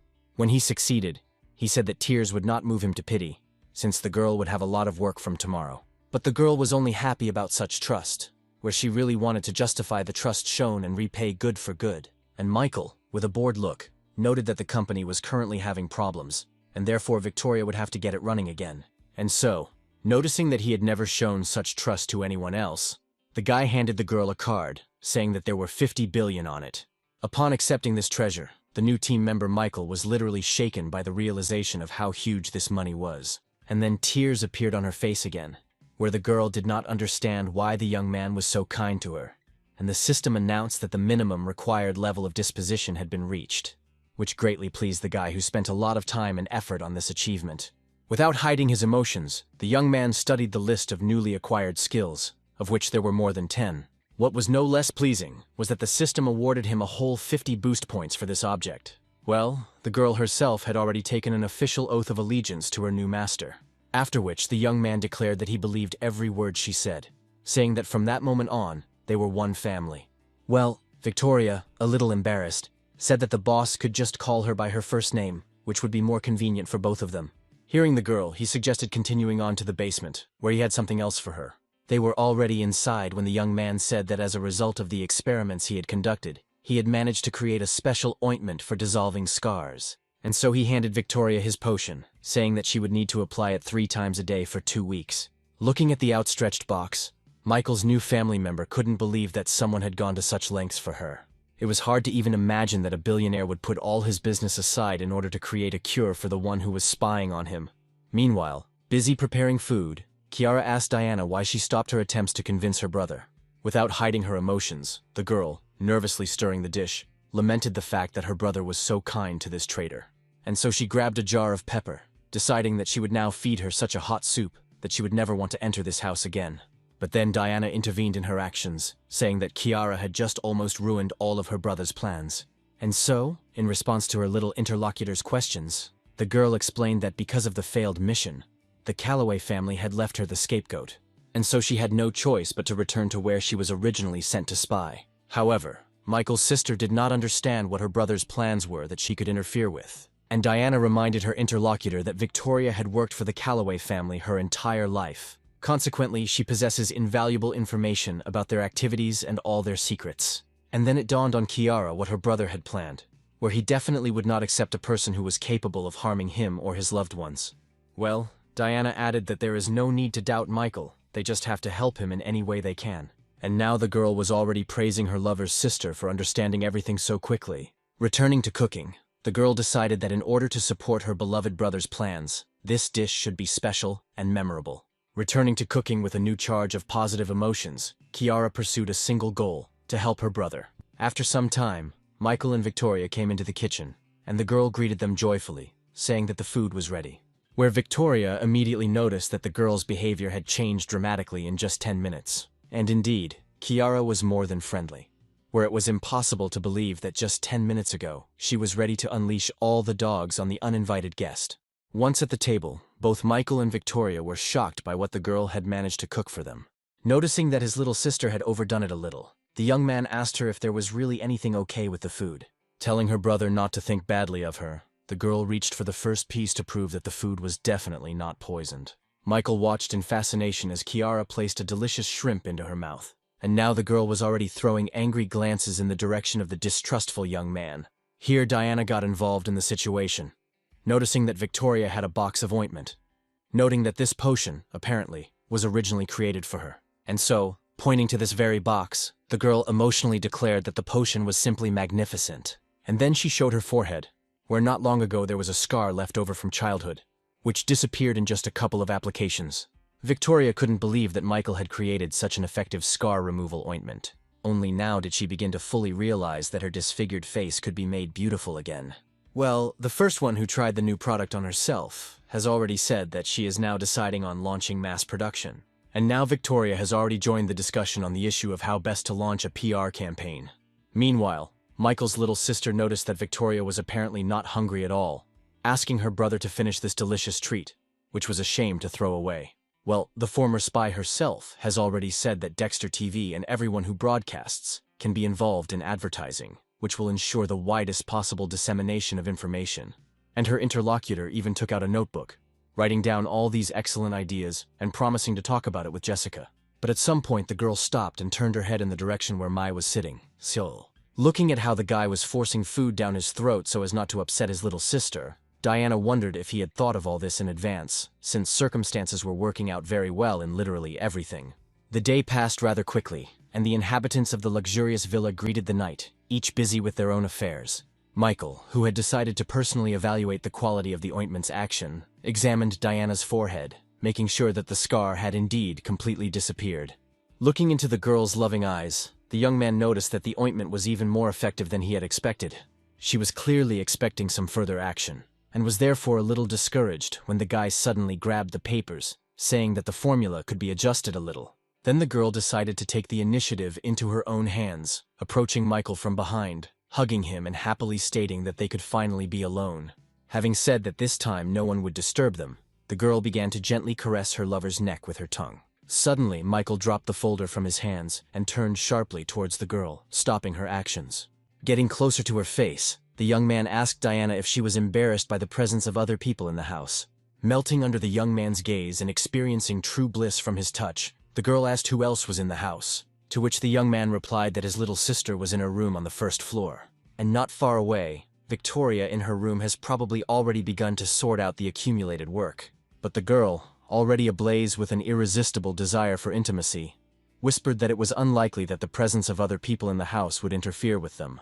And so Michael, after these words from his fan, pulled the girl towards him, passionately connecting their lips. Filled with tenderness and desire, Diana only thought about how this guy would finally become hers completely and undividedly. But at some point the girl tore her lips away from her partner's gum, as if deciding to end this madness. But that was just the beginning, where Diana gently pushed the guy, and when he fell onto the bed she comfortably settled on top of him. While she caressed the young man's neck with her sensual movements of her lips, he thought that he needed to take the initiative into his own hands. Having already spent an unimaginable amount of enhancement points on developing his body, the young man, moving away from the girl, decided to demonstrate the result of his work. And so Diana also took off the clothes that covered her beautiful, curvaceous forms, and prepared herself for real passion. When suddenly there was a knock on the door of Michael's room. It was Kiara, who was wondering if her brother was sleeping and asked for help in solving one issue. And so the failed lovers were already dressing in a hurry, where Michael asked his sister to wait a little. Kiara managed to distract her brother's attention, and so the next meeting between Michael and Diana did not take place until the morning. As soon as the girl saw the guy, she immediately felt a wild desire for intimacy with him, beginning to come to the conclusion that next to him she begins to behave like a real pervert. Michael looked at his partner from yesterday's tender scene and tried to say something. But then, as if by chance, Kiara appeared nearby and invited her brother to have breakfast, also inviting Diana to join them. Throwing angry glances after his sister as she left, the young man came to the conclusion that she was doing all this on purpose. After helping his assistant apply the ointment, Michael reminded her that the ointment should be applied 3 times a day. Victoria herself looked at herself in the mirror with interest, listening to her boss's instructions. And so, turning to the young man, she sincerely thanked the guy for his concern. Having said that there was nothing to thank him for yet, the young man instructed the girl to closely deal with Photon's affairs. Accepting the assignment, Victoria replied that she would do everything for her part to justify Michael's hopes and expectations. She was determined to show companies like Best Capital and Golden Coin who they were fighting against. Michael was extremely happy that he was able to get rid of all the girls, and now he can devote all his time to practicing Go.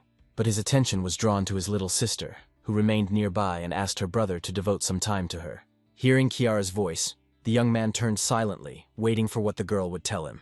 But she stood and simply looked at the young man, also not saying a word. Coming closer, Michael asked his sister what had happened to her, and when he sat down on the bed, offering to tell her everything that was troubling her, the girl said that she simply wanted to ask for help in applying ointment to the bruised area. And now she has already pulled down her t-shirt, showing the bruise and saying that she herself cannot reach it. As he approached, the young man thought that although they were relatives, they were still people of different sexes, and it was not appropriate for a sister to expose herself so naked in front of her brother. And so, turning the girl to face him, Michael said that she shouldn't behave like that, because other people might think God knows what about their relationship. To which Kiara stated that she was not standing in front of her brother in her underwear. There were no other people nearby, and she only asked for help in applying the ointment. But the elder brother continued to lecture her, saying that someday his sister would get married and should be able to respect herself so that her husband would respect her too. In response to which the girl suddenly declared, approaching the guy, that she would be very suited to a young man as understanding as Michael. While laughingly saying that she needed someone more reliable, the young man felt that there was some strange atmosphere here that urgently needed to be dispelled. And his interlocutor already said that Michael is not at all unreliable, where he will definitely approach the choice of a life partner wisely. And so, exhaling heavily, the young man realized that he definitely wouldn't be able to argue with this girl. Noting out loud that he was unable to convince his sister, Michael asked to give him some ointment to finish this matter more quickly. Rejoicing at this small victory, Kiara turned her back to the guy again, exposing the injured area to his hands. And then the girl felt the first touch of Michael's hand on her body. Enjoying this wonderful feeling, the girl reflected on the fact that she was not deprived of feminine charm after all. But then she suddenly stopped feeling the young man's hand, and Michael himself, removing the remains of the ointment from his fingers, announced that he was finished. The girl, who was just beginning to get a taste for it, was surprised that everything was completed so quickly. And when she asked why Michael did everything so quickly, he explained that it didn't take much time to apply the ointment. But the girl was clearly dissatisfied, immediately recalling that when he left with Diana to apply the ointment, this process lasted much longer. Having joked that during this time he had managed to get the hang of applying the ointment, the young man hastened to leave, citing being very busy. Throwing sideways glances at the upset girl, the guy thought that he needed to quickly get her into some kind of study place before all this went too far. But he put this off until later, deciding for now to return to training in the game of Go, which was his first priority. But as soon as he got to his room, he saw evidence on the screen that someone had hacked his computer. At the same time, Akira, sitting at her laptop, was telling Yoshihiro, who was standing next to her, that very soon she would find out the location of the player who had beaten the guy, since she had already managed to locate the city. The Go champion was very pleased with the performance of his mentor sister. At the same time, the girl noted that this player had only registered on the online platform a couple of days ago, where during this time, he had not lost even once, and had significantly raised his level. And Yoshihiro began to get worked up, remembering that this smug sad master had not allowed him to try to recoup any further, where now he could not imagine how to live on until he defeated this man. It was for this reason that he needed his address in order to come to him and beat him in person. But suddenly Akira made some inarticulate sound, indicating that something had gone wrong. The alarmed champion immediately asked his mentor what had happened, to which the girl explained that the man not only repelled her attack, but also hacked her own computer. But suddenly, the next second, a completely naked man appeared on the screen right in front of the girl's eyes. And when the entire space of the screen was filled with pornographic images, the frightened Akira could only close her eyes so as not to see this shame. With tears in her eyes, she stated that their opponent was too strong, and also thought about what she had just seen, something that she had never intended to do before their wedding night. Of course, this whole show for those who were trying to establish his location was arranged by Michael, who was very amused by such entertainment. The young man even managed to connect to Akira's laptop camera, where he looked at the girl and thought about when and where he managed to annoy the Japanese. But then, having decided that a bunch of interesting pictures should occupy the girl for a while, Michael got up from the table. The next day, during his morning bath, the young man suddenly noticed the news that Yoshihiro Yamada was going to visit his city.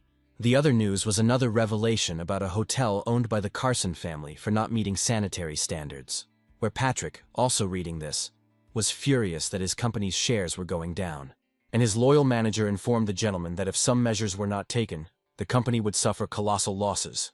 In response, the young man stated that they could cover part of the losses by selling previously purchased land. But then he received the shocking news that the land in that area had depreciated, and no one wanted to buy it.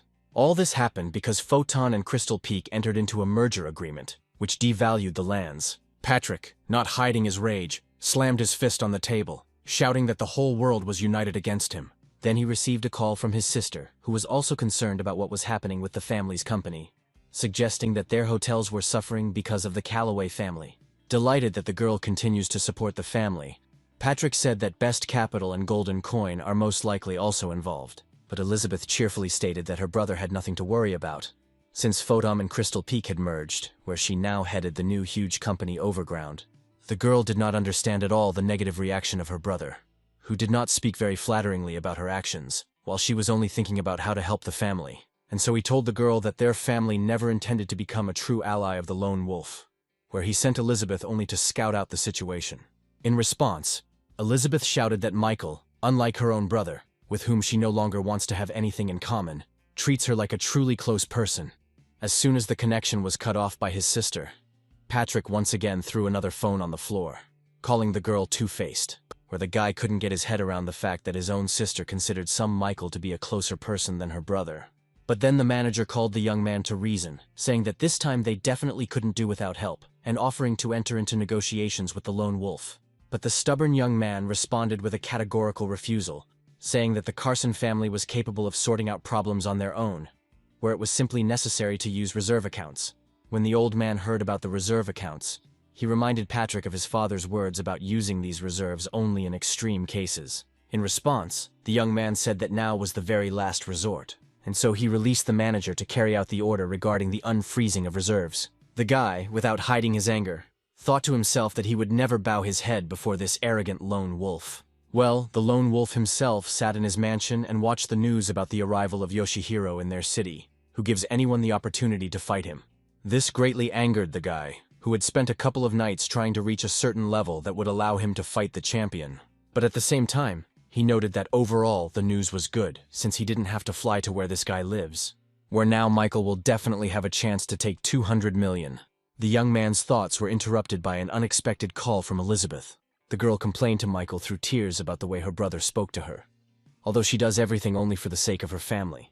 The young man immediately realized that Elizabeth did not get along with her brother solely because of his presence in her life. But in response to the girl, he told her to stop crying, since he would simply buy out their family's entire corporation and make her the sole and rightful owner.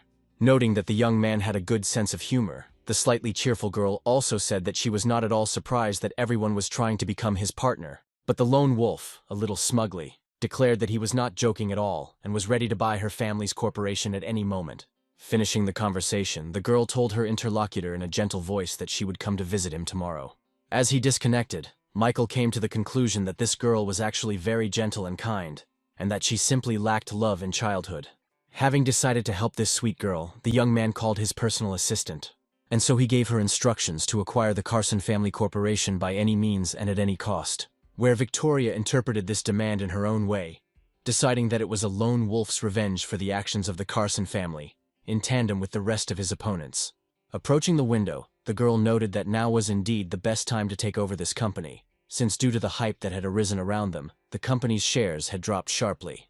Well, her next thought was that she had chosen the path of following the most worthy person. Once again the bell rang inside Michael's mansion, where, as usual, Kiara went to open the door. The girl was very surprised when she saw her best friend at the door, asking her how she ended up there. But Elizabeth, instead of answering the question, immediately noted that she was very pleased to meet a real internet star.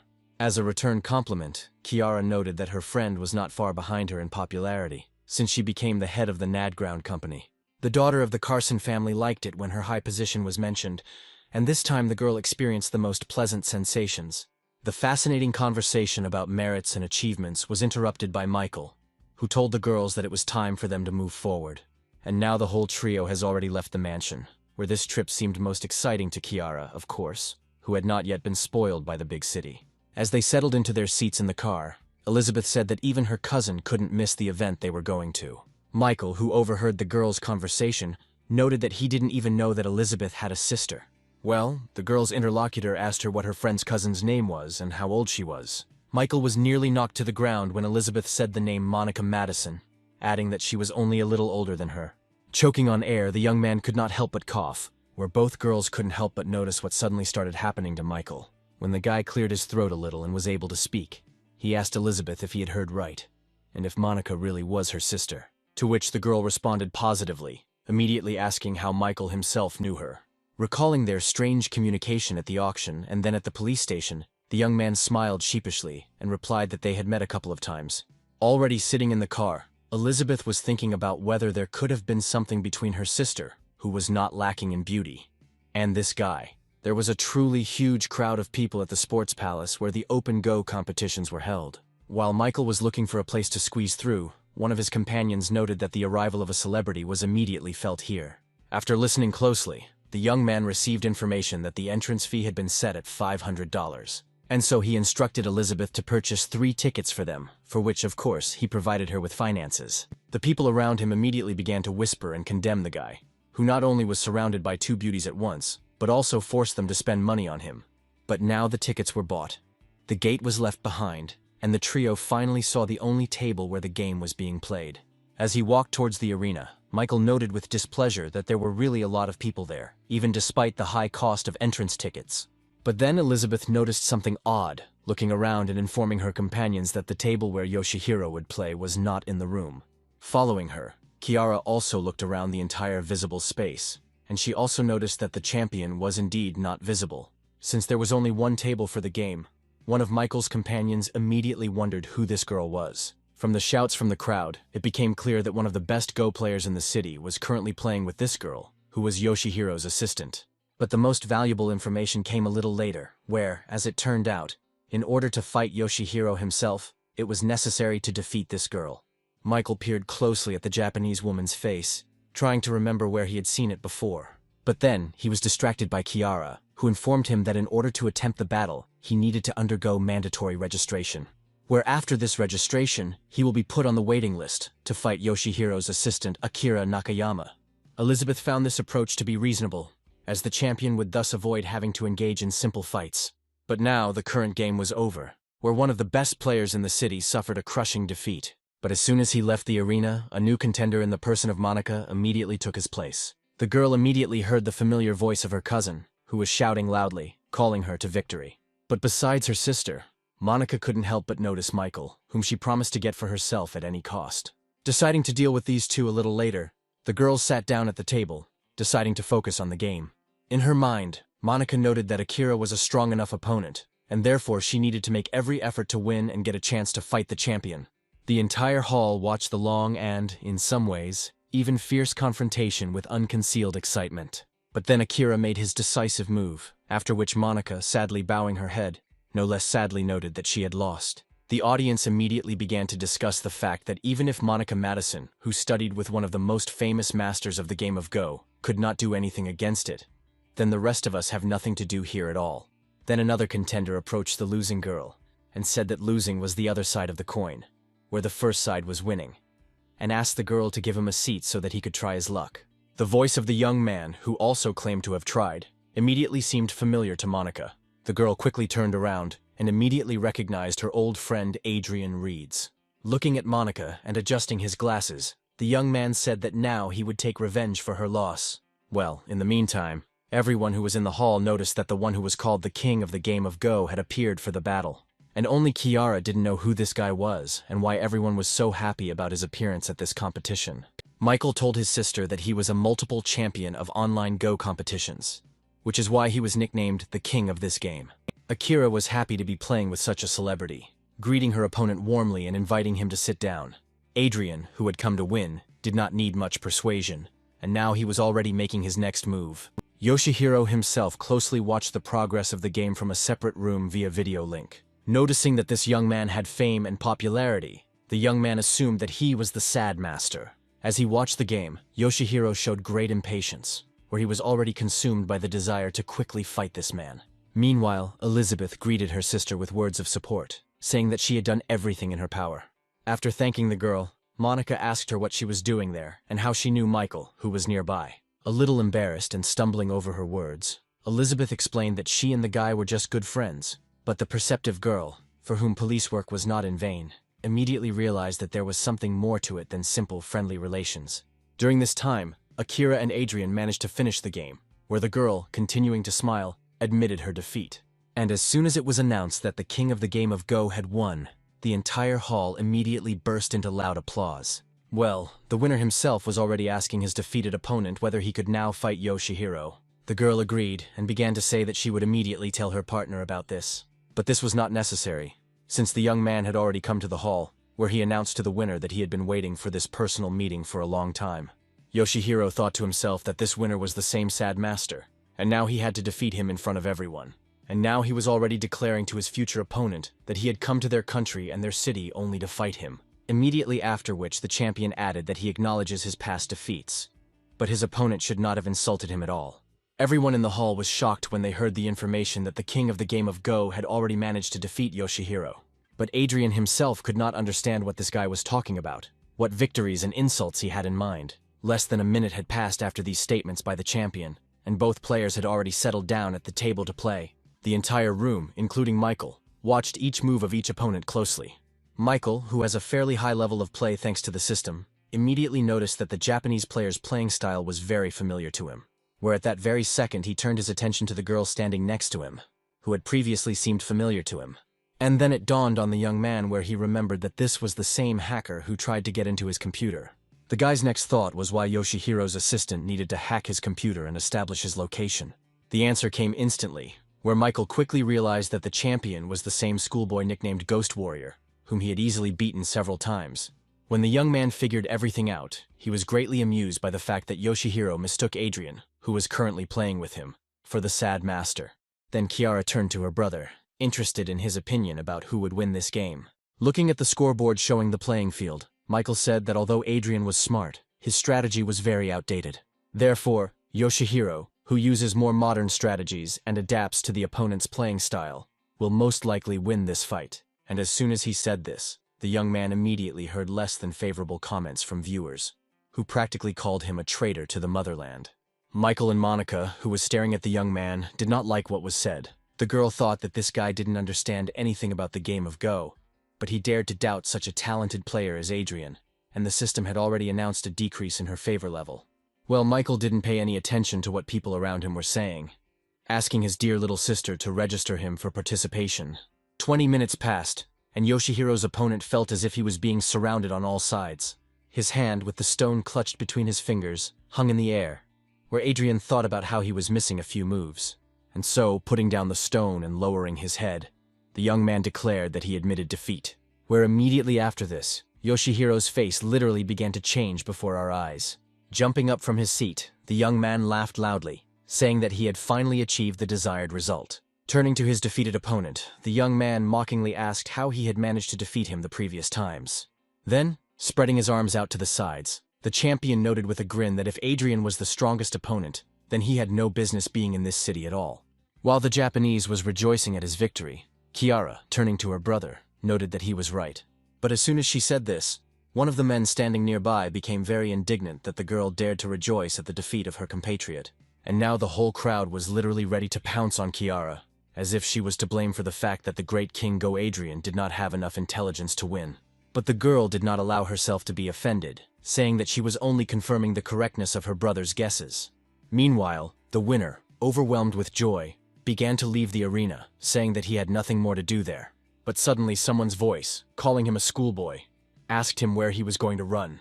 And as soon as Michael asked this question, the whole room literally froze. Turning sharply towards the young man, Yoshihiro angrily asked him who he was, to which Michael, immediately revealing his cards, cheerfully replied that he was the sad master already familiar to the Japanese, which could not help but shock his interlocutor, who considered his computer enemy defeated.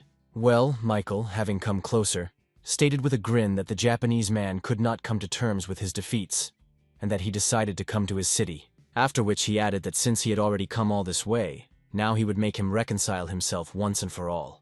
And in Yoshihiro's eyes, this young man looked like some kind of devilish creature that was capable of throwing him into a bottomless abyss. The audience immediately noticed that the champion turned noticeably pale as soon as this unknown guy entered the arena.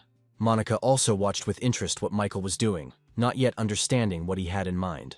Well, the young man himself had already headed towards the gaming table, inviting his opponent to start and finish quickly. As Michael sat down in his seat, he yawned and stretched, giving the impression that he was completely unprepared for the game. As he watched his opponent, Yoshihiro remembered Akira's arguments that he could use artificial intelligence to win, and decided that he could easily defeat this guy in real life. But then his mentor and assistant turned to him and noticed that the new contender had not yet played with her according to the established rules. To which the guy said that the qualifying games were invented for weaklings, while the strong make their own rules. Standing in the middle of the stunned crowd, Kiara stated contentedly that now her brother would show everyone what he was capable of. Elizabeth, who was next to her, asked when Michael had learned to play Go, to which his little sister explained that he had always been good at this game, never losing a single battle in online games. Adrian was also closely watching the actions of the new contender, thinking that he would simply be disgraced if this strange guy were to win now. But the opponents were ready, and their confrontation was declared open. With a look of utmost concentration, Yoshihiro made his first move in this game. In direct contrast to him was Michael, who seemed to care nothing at all. Time passed, and with it the game, where more and more stones kept appearing on the field. Monica, who understands the game of Go, immediately noticed how furiously the champion was attacking. But what was most impressive was that Michael, who was playing against him, was in no way inferior to him. And then at some point the girl noticed that her old acquaintance was firmly taking over the initiative. The Japanese player who was opposing him began to get nervous, coming to the conclusion that his opponent was not thinking about his moves at all. He simply did not have time to track and understand what Michael was striving for, and where his next move would lead the game. It was a very clear impression that this guy had collected the entire legacy of all the greatest masters of the game of Go. But the young man, having picked up another stone, made his last move in this not very long game. Beginning to become terrified, Yoshihiro looked at the playing field with a frantic gaze. But the guy was brought out of his stupor by his opponent, who pointed out that the game was already over, and the Japanese schoolboy had lost. The champion really couldn't believe that this young man, who had beaten him virtually at first, had dealt him a crushing defeat in real life as well. The entire auditorium continued to maintain a deathly silence, as if afraid to frighten away this incredible moment. But suddenly the entire crowd exploded with joyful shouts and applause, welcoming the new champion. Only Adrian stood silently, deciding that Michael would win only because Yoshihiro was tired after the fight with him. Looking closely at the winner, the young man decided to remember Michael's name and his nickname, the Sad Master. Elizabeth did not hide her joyful emotions either, and even threw herself on her cousin's neck, saying that her friend Michael was much stronger than this guy from Japan. Where immediately after this, the owner of the system received a message that the level of this girl's disposition had risen by another 1 point. Kiara, not taking her eyes off her brother, thought that all his sleepless nights and training in the game of Go had paid off in spades. Looking at the crowd, the girl mentally noted that this was just a gathering of hypocrites who, just 20 minutes ago, called her brother a traitor, and now called him a hero of the country. And so Michael, to his horror, noted that the level of his precious little sister's affection had risen by another point, and was now 94 points. Monica, like most other people, could not take her eyes off the winner, noticing that his victory had come with great ease. The girl admitted that she was wrong about Michael, where he certainly can and has the right to judge how others play, since he will defeat Yoshihiro Yamada himself. Comparing the position of the lone wolf in society, his level of wealth, Monica thought that this guy probably had to go through a lot to be able to achieve such skill. And now the young man was receiving new messages from the system that the level of favor with his police acquaintance had also increased. However, what worried him most about this whole situation was the attitude of his little sister, who did not hide her loving gaze. After all, there was only 1 point left to the minimum level, despite the fact that they were related, and suddenly the system sent a message about another level increase, which was what the young man was so afraid of. However, he was very surprised when he saw that the level of affection had increased not with Kiara, but with his ex Veronica. Sitting in the passenger seat of the car, Veronica looked at the screen of her mobile phone, where she had Michael's personal contact open. The girl's thoughts revolved around the fact that they had become quite distant from each other. They really seemed to have become people from different worlds, where she couldn't even imagine what he was doing now. The girl's thoughts were interrupted first, when the car she was riding in stopped at a red light. After which, the guy sitting behind the wheel turned around and asked if everything was okay with his companion, whose face looked very worried. To which the girl replied that she was simply very worried about the fact that she had forced her new boyfriend to spend so much on her today. The young man only laughed at this, but Veronica did not take her gaze off him. Her thoughts were that it was time to leave the past in the past and start a new life, where first of all she should have forgotten this Michael Cross once and for all and finally started a new relationship. The movement continued, where the guy sitting behind the wheel suddenly noticed that today some big tournament in the game of Go was taking place in the city. In response, Veronica said that she was not a big fan of this game, but if her companion liked it, then she would be happy to listen to his story. The guy, clearly in the mood, stopped the car and said that a player from their city had brought glory and honor to the entire country. And when he opened the news story about the competition that had taken place, Veronica's eyes opened wider than they had probably ever opened before. After all, Michael, who had defeated the Japanese champion and received a prize of 200 million, was looking at her from the screen of her mobile phone. When the girl's numbness passed, tears immediately flowed from her eyes, where she cursed herself for having so easily decided to forget this wonderful young man who had courted her for several years. This reaction greatly surprised her companion, who tried to somehow calm the girl down. But Veronica suddenly sternly told the young man not to even think about touching her. The guy was shocked when she, with some kind of crazy expression on her face, said that he had no chance, since she had a loved one. And now she has already left the car, running away with the thought that she will definitely return the love of her Michael. At the same time, Kiara, standing opposite the guy for whom she secretly had the warmest feelings, noted that after today's victory, the whole country would know his name. Where this statement was supported by Elizabeth, adding that the game was shown live, and Michael would definitely not be able to hide anymore. After listening to the girls, the young man himself absolutely seriously noted that this was not very good. Where both Kiara and Elizabeth were plunged into a state of amazement after such a strange statement from the guy. The young man thought hard about what might happen if his name became known throughout the country. And then he remembered that among the skills he had acquired, there was a skill of some kind of camouflage, which he could try to apply in this situation. But at that very moment, Michael was struck by a new message from the system that the location level of an object named Christy had increased. A couple of minutes before, in another part of the city, her friends had been convincing Christy that she definitely shouldn't miss this opportunity. Noticing that she was a completely free girl, her friend pointed towards the guys who were playing basketball, reminding Christy of how she had chased after that guy back in elementary school. Maggie said that now was the best time, but her interlocutor noted that before she could really admire him and his acting. However, Maggie didn't understand what could have changed, as this guy only got better over the years. Where, immediately after these words, Michael appeared before Christy's eyes, making one of his throws in that distant game. After which, she said that she couldn't explain to her friend what was wrong now, where she couldn't perceive the guy's game normally at all. Maggie tried to say something else, but her friend stopped her, handing her her bottle of water. Having said that it was too early to talk about anything specific, the girl used her freed hands to take out her phone in order to check the sports news.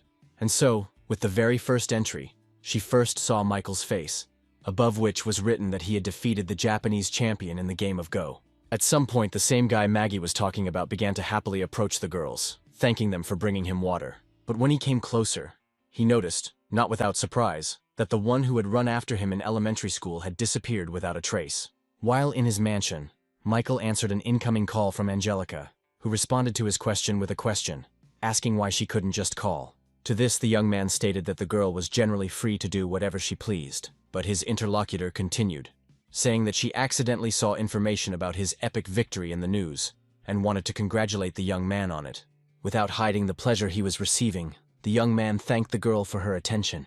But then Angelica changed the subject, asking why the guy didn't show up at the apartment he gave her, to which Michael replied that he had bought himself a country house, where he was spending his vacation time, but when school started, he would definitely return to the city.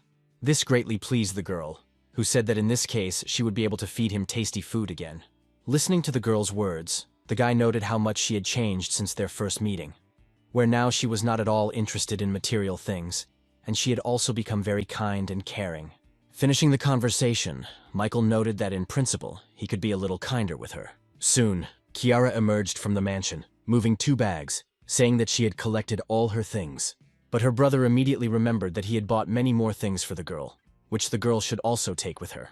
To this, his little sister stated that she had collected all those things too, but she did not have enough strength and hands to take it all away. To which the young man stated that she need not worry about this, since she has an older brother. The girl was very pleased with such a caring attitude on the part of Michael, declaring that her brother was the best and that she loved him more than anyone. Kiara threw herself into his arms. Well, Michael immediately stated that he couldn't have done otherwise, since she was his only sister. Pressing herself against the young man's strong body, Kiara caught herself thinking that she could spend an eternity in these gentle and at the same time strong embraces. She also thought about whether the guy could notice her true feelings, and whether it was worth telling him that they were not related at all. The girl's main fear was that after Michael found out the truth, he would simply turn away from her. But then, having plucked up her courage, Kiara told her brother that she would like to tell him something. However, Michael interpreted this beginning of the conversation in his own way, deciding that the girl wanted to confess her love to him. Working ahead, the young man stated that he knew what she wanted to tell him, but he would always consider her his little sister. The girl, having drawn her own conclusions from what was said, was amazed that Michael had known all this time that they were not related, which, from her point of view, was not something she could doubt, given his mental abilities. but at the same time he treated the girl in a way that real blood relatives often do not. And so Kiara came to the conclusion that in this case, she occupies a special place in this guy's heart. And he definitely likes her. Literally a second later, Michael, looking dumbfounded, studied the system's message that the girl's disposition had reached the minimum required level, for which he received reinforcement points, a percentage of the costs, and also improved his singing skill. Literally turning to all the gods, the guy asked them what was going on. After all, he had just essentially rejected his sister's feelings. But at the same time, for some reason, her level of affection had increased. Claiming that they were related, the young man cursed the stupid system. But then his interlocutor came closer and kissed the young man, which he did not expect at all. Without saying another word, Kiara turned and headed in the opposite direction from Michael. Well, the young man himself, holding his hand to the place where the girl kissed him, decided that everything that was happening was nothing more than a karmic impact for the fact that he was playing with the hearts of girls. Adam threw the documents he had received onto the floor with force and muttered through his teeth that such a state of affairs was simply impossible. The young man could not believe that the lone wolf did not punish his former assistant Victoria in any way, moreover, returning her to the position of director of Photon, to which his assistant timidly noted that the lone wolf trusted her predecessor very much, where after the merger, the value of the new company Nadground was already calculated in hundreds of billions. In an attempt to relieve some stress, the Callaway son lit up a huge cigar. He could not understand what kind of person this lone wolf was, who could so easily forgive the loss of 30 billion, and then return the girl who had lost that kind of money to a high position. But then, having decided to switch his attention, Adam suddenly asked his assistant why she had reported these events to him so late. The girl tried to justify herself by starting to talk about how the boss had just returned from vacation yesterday, where she had thought about what would be better to report at a personal meeting. But the enraged Adam, who was only looking for someone to take it out on, began to insult the girl, saying that she was not supposed to think, where she should not take on too much, since she did not mean anything in this life, and was not worth anything. And so he demanded that his assistant quickly disappear from his sight, where he would place all responsibility on her in the event of a loss in this confrontation. Only now did the girl, who just recently was happy that she was able to take Victoria's place, begin to understand why she wanted to escape from this family.